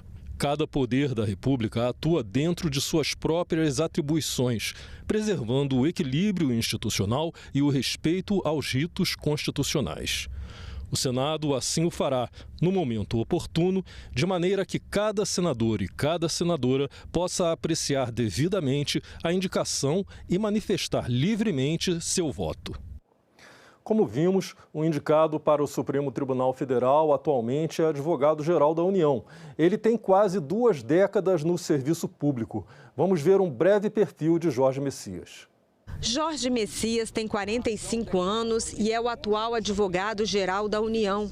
Ele foi indicado pelo presidente Luiz Inácio Lula da Silva para ocupar a vaga deixada por Luiz Roberto Barroso no Supremo Tribunal Federal. Messias é pernambucano, tem 45 anos e pertence à Igreja Batista. Ele é formado pela Universidade Federal de Pernambuco e é doutor pela Universidade de Brasília. Construiu carreira na advocacia pública e se tornou um dos quadros mais influentes do atual governo nos temas jurídicos e institucionais. Procurador da Fazenda desde 2007, Messias ocupou postos estratégicos ao longo de quase 2 décadas no serviço público. Foi consultor jurídico de ministérios como Educação e Ciência e Tecnologia, secretário de Regulação do Ensino Superior, subchefe para assuntos jurídicos da Casa Civil no governo Dilma e, mais recentemente, comandante da Advocacia Geral da União. Ainda sobre essa indicação de Jorge Messias, a Constituição estabelece as regras para a indicação de ministros ao Supremo Tribunal Federal. Os Estados Unidos serviram de modelo, mas permanecem algumas diferenças. Quem determina é a Constituição. Está lá no artigo 52, que define as competências privativas do Senado. Entre elas está a aprovação por voto secreto, após sabatina, de magistrados como ministros do STF. Esse processo de análise da indicação feita pelo presidente da República começa aqui na Comissão de Constituição e Justiça, onde o indicado é sabatinado pelos senadores. Tanto integrantes da comissão quanto outros senadores podem fazer questionamentos sem limitação de tema. E normalmente são sabatinas longas. Uma das mais longas foi a do ministro Edson Fachin, em 2015. Ele foi questionado por mais de 12 horas. A da ministra Carmen Lúcia, em 2006, fugiu da regra. Foi a menor e durou apenas 2 horas e 10 minutos. Sabatinas longas e que cada vez chamam mais a atenção da sociedade, que pode fazer questionamentos por meio do e-cidadania. O ministro Alexandre de Moraes foi o sabatinado que mais recebeu perguntas de internautas. Foram cerca de 1.400 perguntas. Para esse consultor, o interesse maior pela escolha de ministros do STF vem desde a Constituição de 88. Ele já tinha importância nas constituições republicanas pretéritas, mas a de 88 amplificou o escopo das competências do Supremo. E isso faz com que o processo de indicação seja algo cada vez mais de interesse da sociedade. Vamos fazer uma comparação, né? Há 40 anos atrás, quando estávamos aí prestes a termos a nossa Constituição, qual de nós sabia algum nome de um ministro do Supremo? Pouquíssimas pessoas no Brasil sabiam. Hoje, se nós formos perguntar para a população, olha, pelo menos 2 nomes alguém pode lembrar, na população como um todo. Isso é um reflexo do quê? Não apenas de uma maior transparência, de uma maior notícia. Hoje, todas essas etapas de escolha e de sabatina são televisionadas pela TV Senado, por exemplo. Várias importantes julgamentos são também televisionados pela TV Justiça. Então, há um processo de socialização amplo dos processos decisórios. Na CCJ, a aprovação é por maioria simples, mas no plenário é por maioria absoluta. O indicado tem que receber os votos de pelo menos 41 dos 81 senadores para ser aprovado. Mas, na prática, há mais de 120 anos, nenhum indicado para a Corte Suprema foi rejeitado pelo Senado.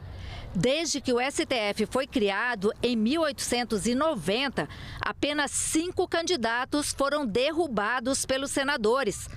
Todos em 1894, no governo do Marechal Floriano Peixoto. O modelo, que começa com a indicação feita pelo presidente da República, é inspirado no americano. No modelo norte-americano, lá se aprova também no Senado. No entanto, a sabatina lá do Senado dura meses. Muitos meses. São sabatinas que têm múltiplas etapas. E lá, os ministros, eles são vitalícios.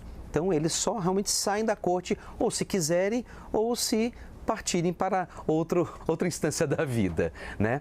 Mas nós também temos outras diferenças com outros países.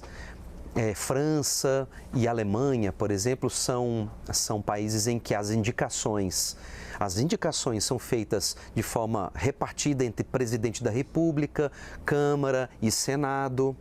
No caso da Alemanha, não o presidente da República, mas só o Senado e a Câmara daquele país. E lá, nesses 2 países, nós temos mandatos. Nós ficamos por aqui.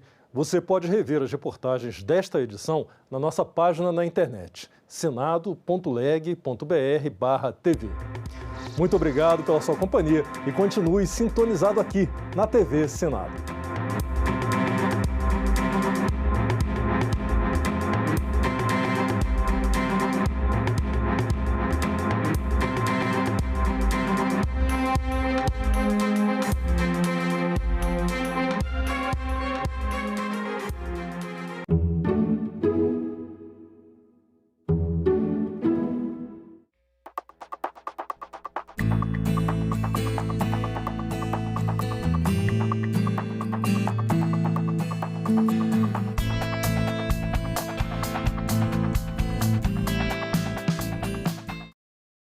Os negros, nós, agora eu vou falar, nós conseguimos viver, conseguimos continuar cantando, continuamos conseguindo fazer arte, continuamos conseguindo estudar, né, lutar. Estamos organizados e lutando até hoje por tudo isso que nós estamos conseguindo. Isso não foi à toa, isso não foi fácil, isso foi extremamente difícil. Uma população negra da cidade do Rio de Janeiro, né, ainda continua construindo essa cidade, né, mantendo a cidade alegre, né, dentro das possibilidades que ela tem, e tentando sobreviver a cada dia, porque quanto mais nós aparecemos, mais querem nos apagar. Por mais que quando nós estamos quase chegando, vão lá e tentam nos derrubar. Mas nós estamos aqui lutando, né? E quem perdeu nessa história toda foi o Brasil.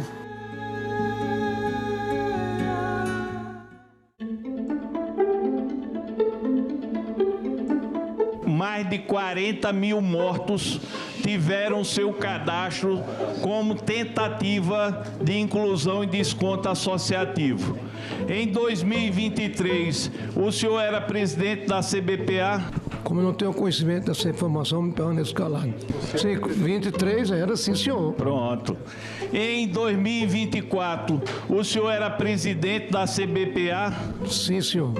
Vocês tentaram colocar 40 mil mortos em descontos associativos.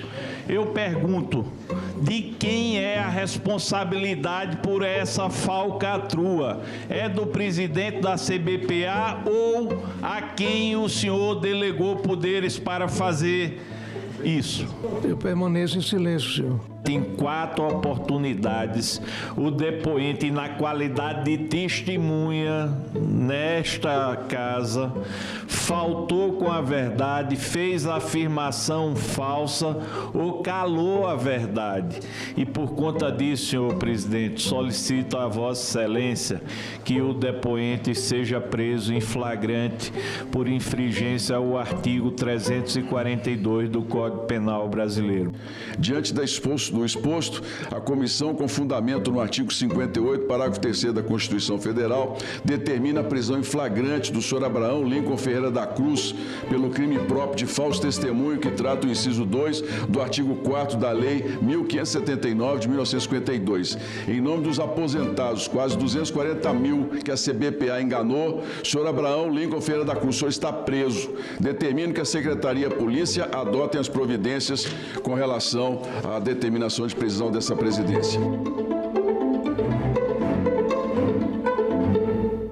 Que medidas estão em tramitação que efetivamente ajudem o país a alcançar esse equilíbrio das contas públicas? Há ainda algumas iniciativas, tem que votar a LDO, votar o orçamento e votar um projeto que ainda está na Câmara, que é a diminuição das despesas tributárias. Agenda Econômica. Nesta terça, 8 horas da noite, aqui na TV Senado. Essas 3 letras têm a enorme responsabilidade de transformar a Constituição, de atualizar. Desde 1988, a gente tem em vigor a chamada Constituição Cidadã, que marcou a retomada da nossa democracia. São exatamente essas 3 letras que representam as transformações da sociedade. E daí o nome, Proposta de Emenda Constitucional. Uma forma de atualização desse texto, onde estão os princípios e as normas de todo o funcionamento de um país. Dá para imaginar, né, que para fazer uma proposta dessas tem que ser algo muito importante. E olha só quem pode fazer: o presidente da República, 1/3 da Câmara, que significa 171 deputados, 1/3 do Senado, 27 senadores, ou ainda as Assembleias Legislativas Estaduais, com mais da metade de seus participantes. A PEC também tem que ser analisada pela Comissão de Constituição, Justiça e Cidadania. É lá que eles vão analisar se o projeto está em harmonia com a Constituição. Aí depois tem que passar por 2 turnos de votação em cada casa legislativa. Ela pode ser aprovada integralmente, parcialmente ou pode sofrer alterações. E aí tem que começar novamente todo o processo. Tem alguns assuntos que não podem ser abolidos, são as chamadas cláusulas pétreas. Por exemplo, os direitos e as garantias individuais, a separação dos poderes e o voto direto. Uma PEC pode apenas ampliar e nunca restringir esses assuntos. E dentro do que pode ser alterado, existem alguns exemplos. A reforma da Previdência, o teto de gastos públicos, a PEC que garantiu direitos trabalhistas das domésticas. Uma PEC, ao ser aprovada, vira emenda à Constituição. E a nossa Constituição já tem mais de 100 emendas. Entender o que é uma PEC é perceber também que tudo começa com o nosso direito de escolha, com o nosso voto. Hoje, o Então É Isso vai falar de um assunto que sempre gera dúvida em época de eleição. A diferença entre pesquisa e enquete eleitoral. Eu te explico depois da vinheta. Roda pra gente, diretor.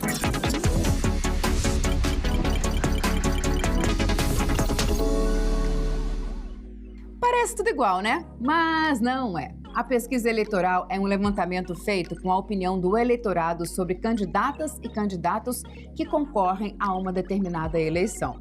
E é feita com base em método científico. E tem regra, viu? Empresas que realizarem pesquisas de opinião pública são obrigadas a registrar cada pesquisa no Sistema de Registro de Pesquisas Eleitorais, no site do TSE, até 5 dias antes da divulgação do levantamento. Esta obrigação é exigida a partir de 1º de janeiro do ano das eleições. E nesse registro tem que constar tudo, viu? Quem contratou, o CPF ou o CNPJ, o valor gasto, a metodologia, o período da coleta, o nome do estatístico responsável e a indicação do estado em que será realizado o levantamento, ou seja, é tudo transparente e rastreável. Agora, se for identificado que a pesquisa foi fraudulenta ou não registrada, aí o problema é sério, viu? A multa pode chegar a R$100 mil e ainda há risco de detenção de 6 meses a 1 ano, viu?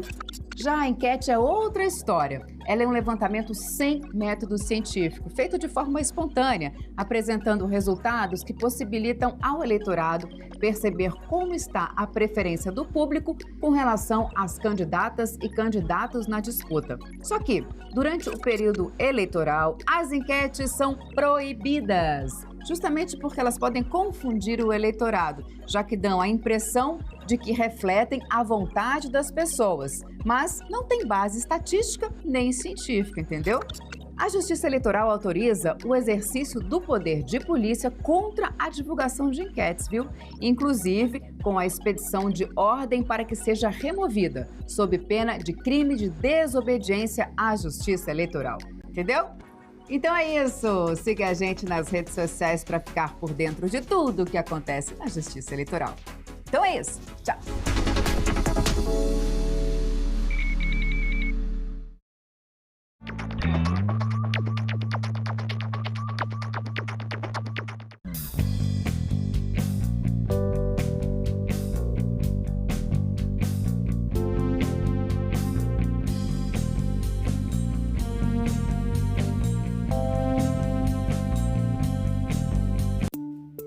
Isso é fruto de quê? De mudanças climáticas? Isso é fruto de quê? De falta de compromisso da política pública ambiental.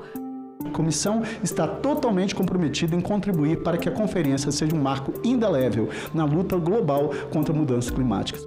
À medida que os efeitos das mudanças climáticas se manifestam com mais frequência, o Brasil não pode mais postergar a sua resposta institucional. Garantir que o Brasil possa lidar melhor com os desafios impostos pelas mudanças climáticas, protegendo nossa biodiversidade e assegurando o futuro para as próximas gerações. Quem trabalha com criança e com mulheres precisa estar atento às mudanças climáticas. Que o país que protege a Amazônia pode ajudar o planeta a enfrentar a crise climática. TV Senado. Democracia todo dia.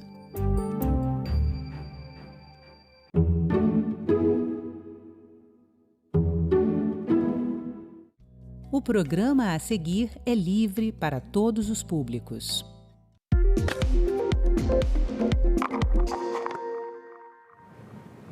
Principal ligação rodoviária do Acre com o restante do país, a BR-364 recebe do governo federal mais de 870 milhões de reais em obras e deve beneficiar cerca de 500 mil pessoas na região. Começa agora mais um assunto de Estado e hoje a gente vai falar aqui no programa sobre essa rodovia, além de saúde, agricultura, entre outros temas. E para conversar comigo hoje, o nosso convidado é o senador Sérgio Petecão, do PSD do Acre. Bem-vindo, senador. Prazer, Sérgio. Prazer grande. Meu xará. É sempre bom falar aqui nesse programa, assunto de Estado, falar do meu Estado. Nós que estamos aí lá na Amazônia, lá na fronteira do Brasil com o Peru e com a Bolívia, é sempre bom falar do Acre. E começando, falando a respeito da saúde do acreano, o governo federal vem promovendo alguns avanços, alguns investimentos em saúde ao longo deste ano de 2025. A gente preparou uma arte aqui na tela para conferir alguns desses tópicos. Então, no programa Mais Médicos, foi implementado em 9 municípios, são 12 profissionais nesses 9 municípios, 5 unidades odontológicas móveis, 7,3 milhões para UBSs via o PAC Saúde e realização de 14 mil cirurgias pela Opera Acre. Na opinião do senhor, esses avanços na saúde, na qualidade da saúde do seu estado estão suficientes, principalmente para alcançar a população nas áreas mais remotas? Olha, Sérgio, primeiramente quero agradecer ao governo federal pela atenção que tem dado na área da saúde, principalmente ao meu estado. É visível o tratamento que era dado nos governos passados e o tratamento que hoje o governo federal tem dado ao Acre. Então, o meu sentimento é de gratidão. Mas, como eu falei para você, nós que estamos lá na Amazônia, as dificuldades são muito grandes. Hoje, na maioria das vezes, os benefícios chegam na nossa capital, chegam em Rio Branco. E nós temos aí muitos municípios isolados, e aí é onde entra o Petecão. E eu tenho procurado ajudar também com minhas emendas parlamentares, a todos os municípios. Até porque as pessoas moram nos municípios, e aqueles municípios isolados, esses sim, passam por muita dificuldade. Mas eu penso que o governo, essa mão amiga que o governo federal estendeu ao Acre, tem nos ajudado muito. Agora, não podemos parar. Não podemos parar porque nós ficamos muito tempo isolados por outros governos.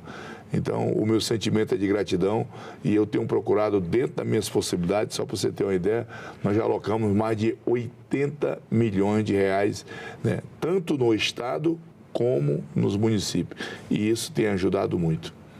E falando em integrar essa parte isolada do estado, vou ao tópico que eu comentei na abertura do programa, que é a BR-364.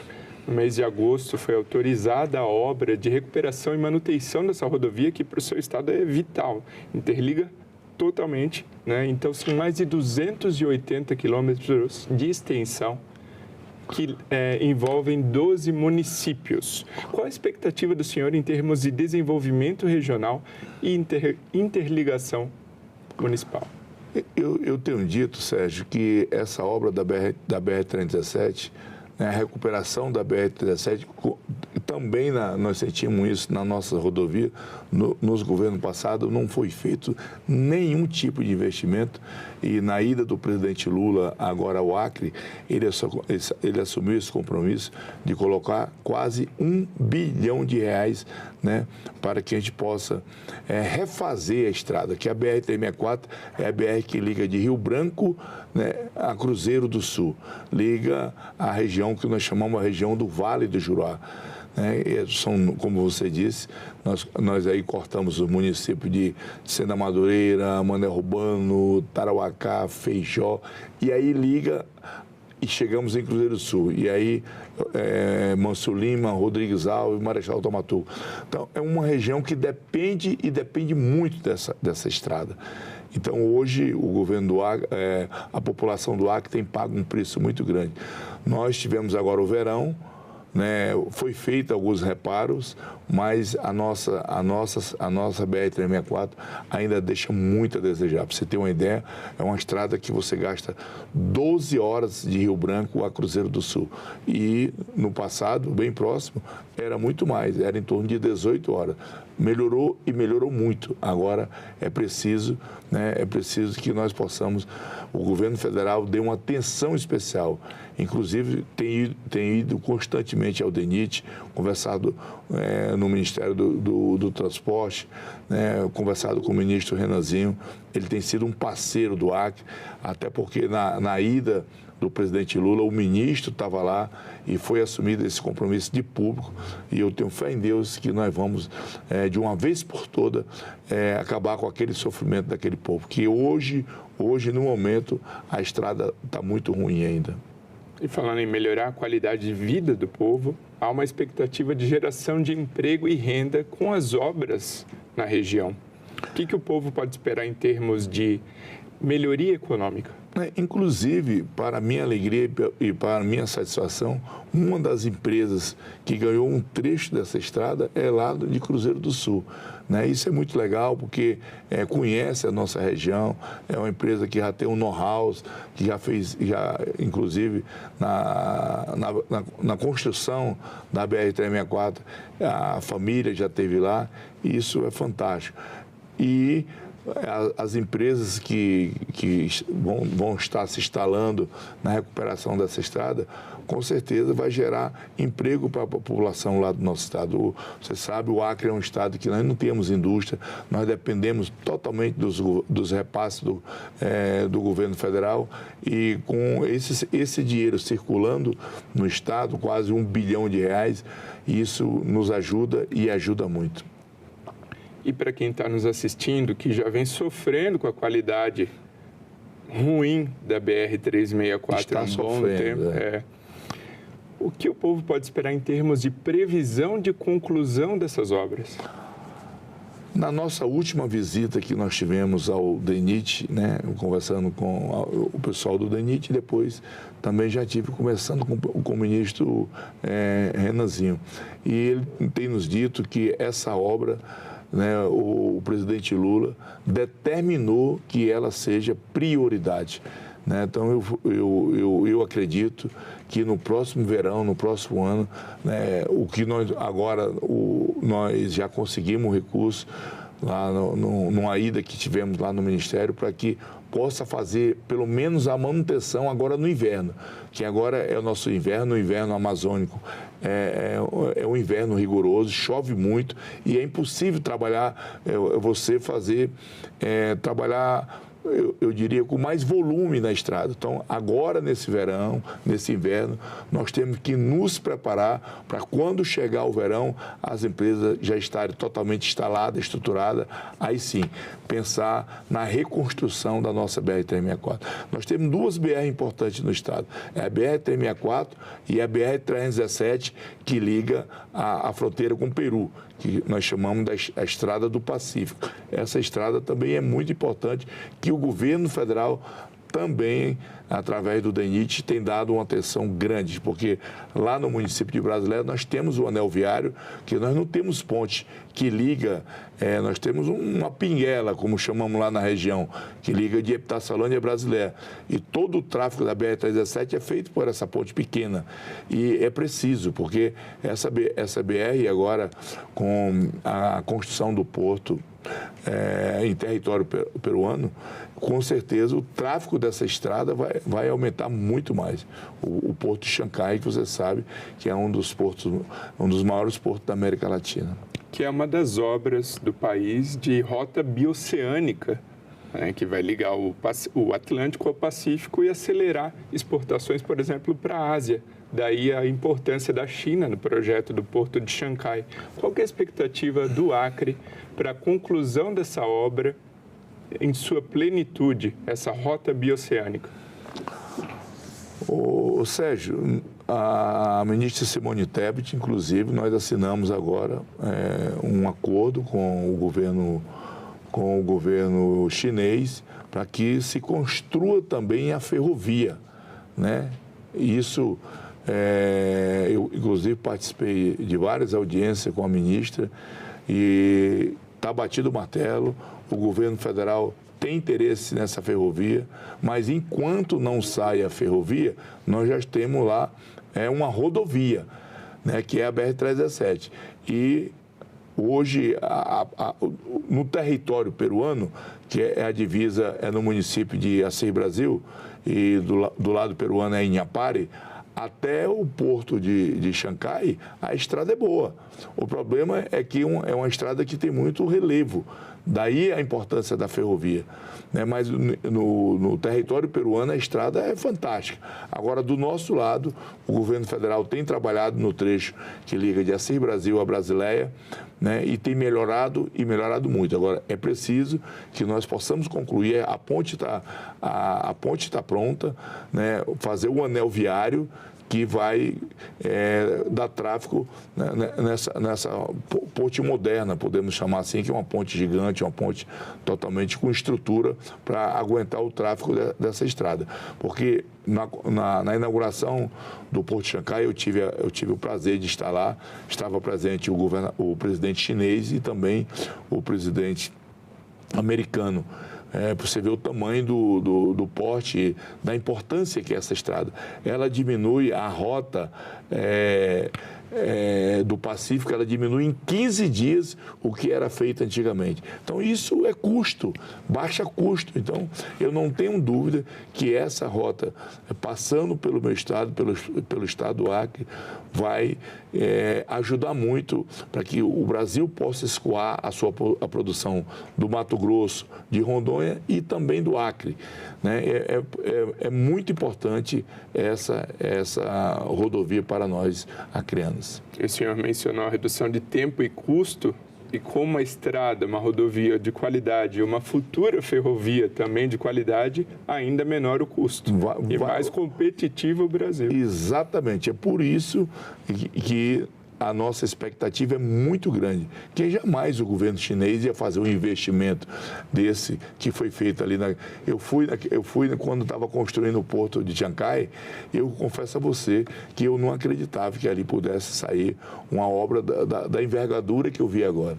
Né? Quando eles falavam lá nas reuniões, né, de trabalho, eu tinha receio de acreditar no tamanho do investimento daquele. E quando fui agora, na inauguração do porto, eu vi que hoje nós temos tecnologia no mundo para mudar tudo.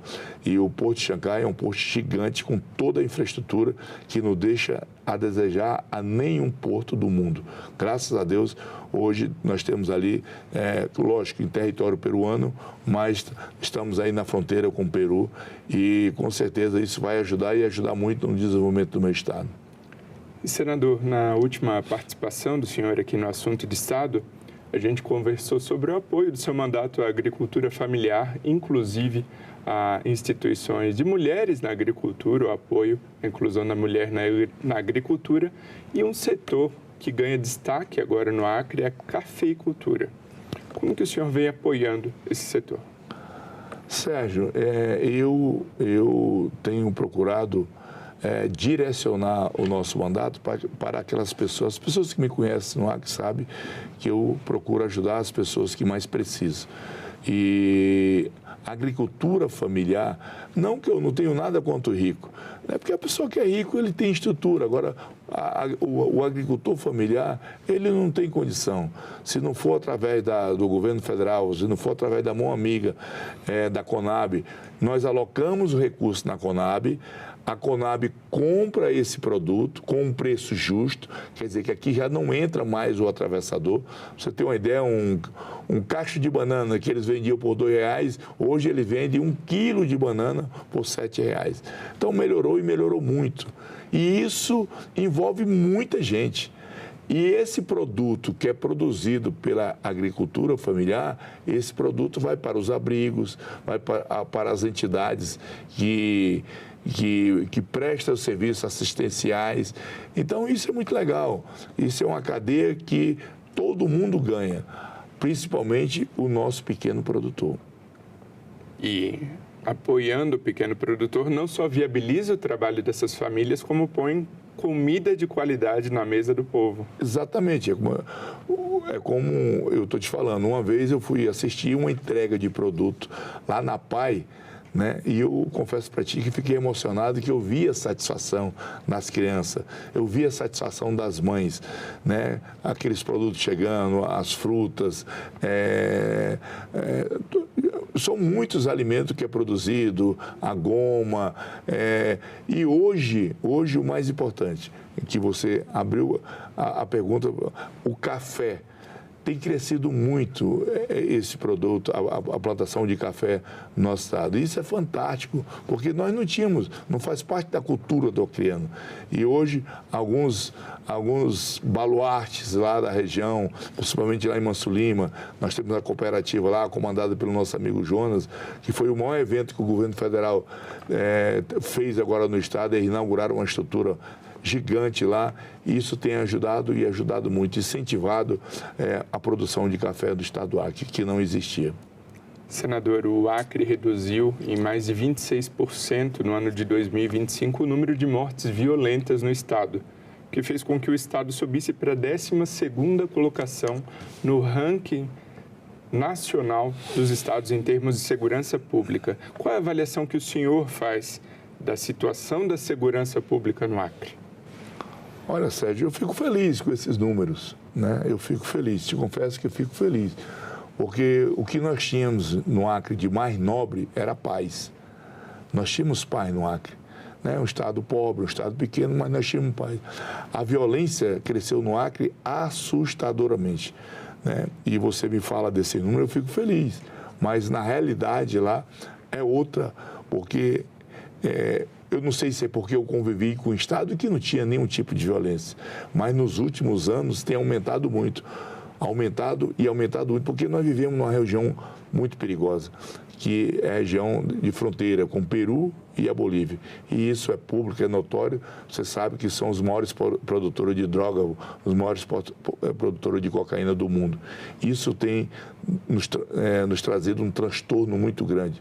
E para mim é motivo de muita tristeza quando eu vejo aqueles jovens envolvidos em narcotráfico, jovens morrendo nessas brigas de facções. Isso para mim é muito triste, porque eu nasci e me criei no Acre, e esse não era o meu Acre, né, de 20, 30 anos atrás.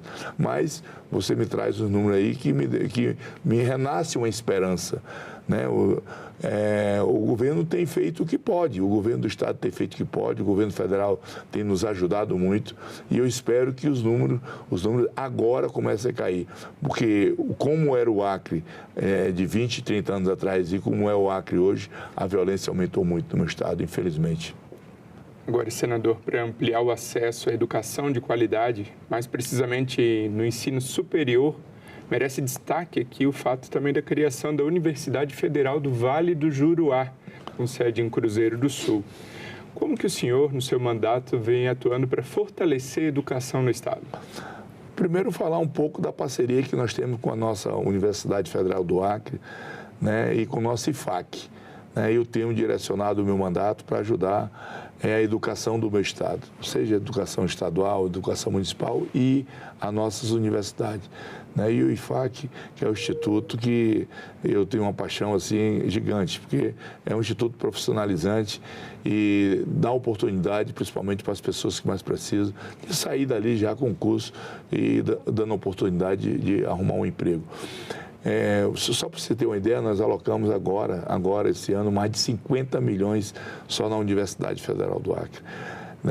Quando eu chego em Cruzeiro do Sul, e lá eles têm o campus Floresta, como é chamado, lá nós construímos um dos melhores RU, que é o restaurante universitário do país, que virou referência.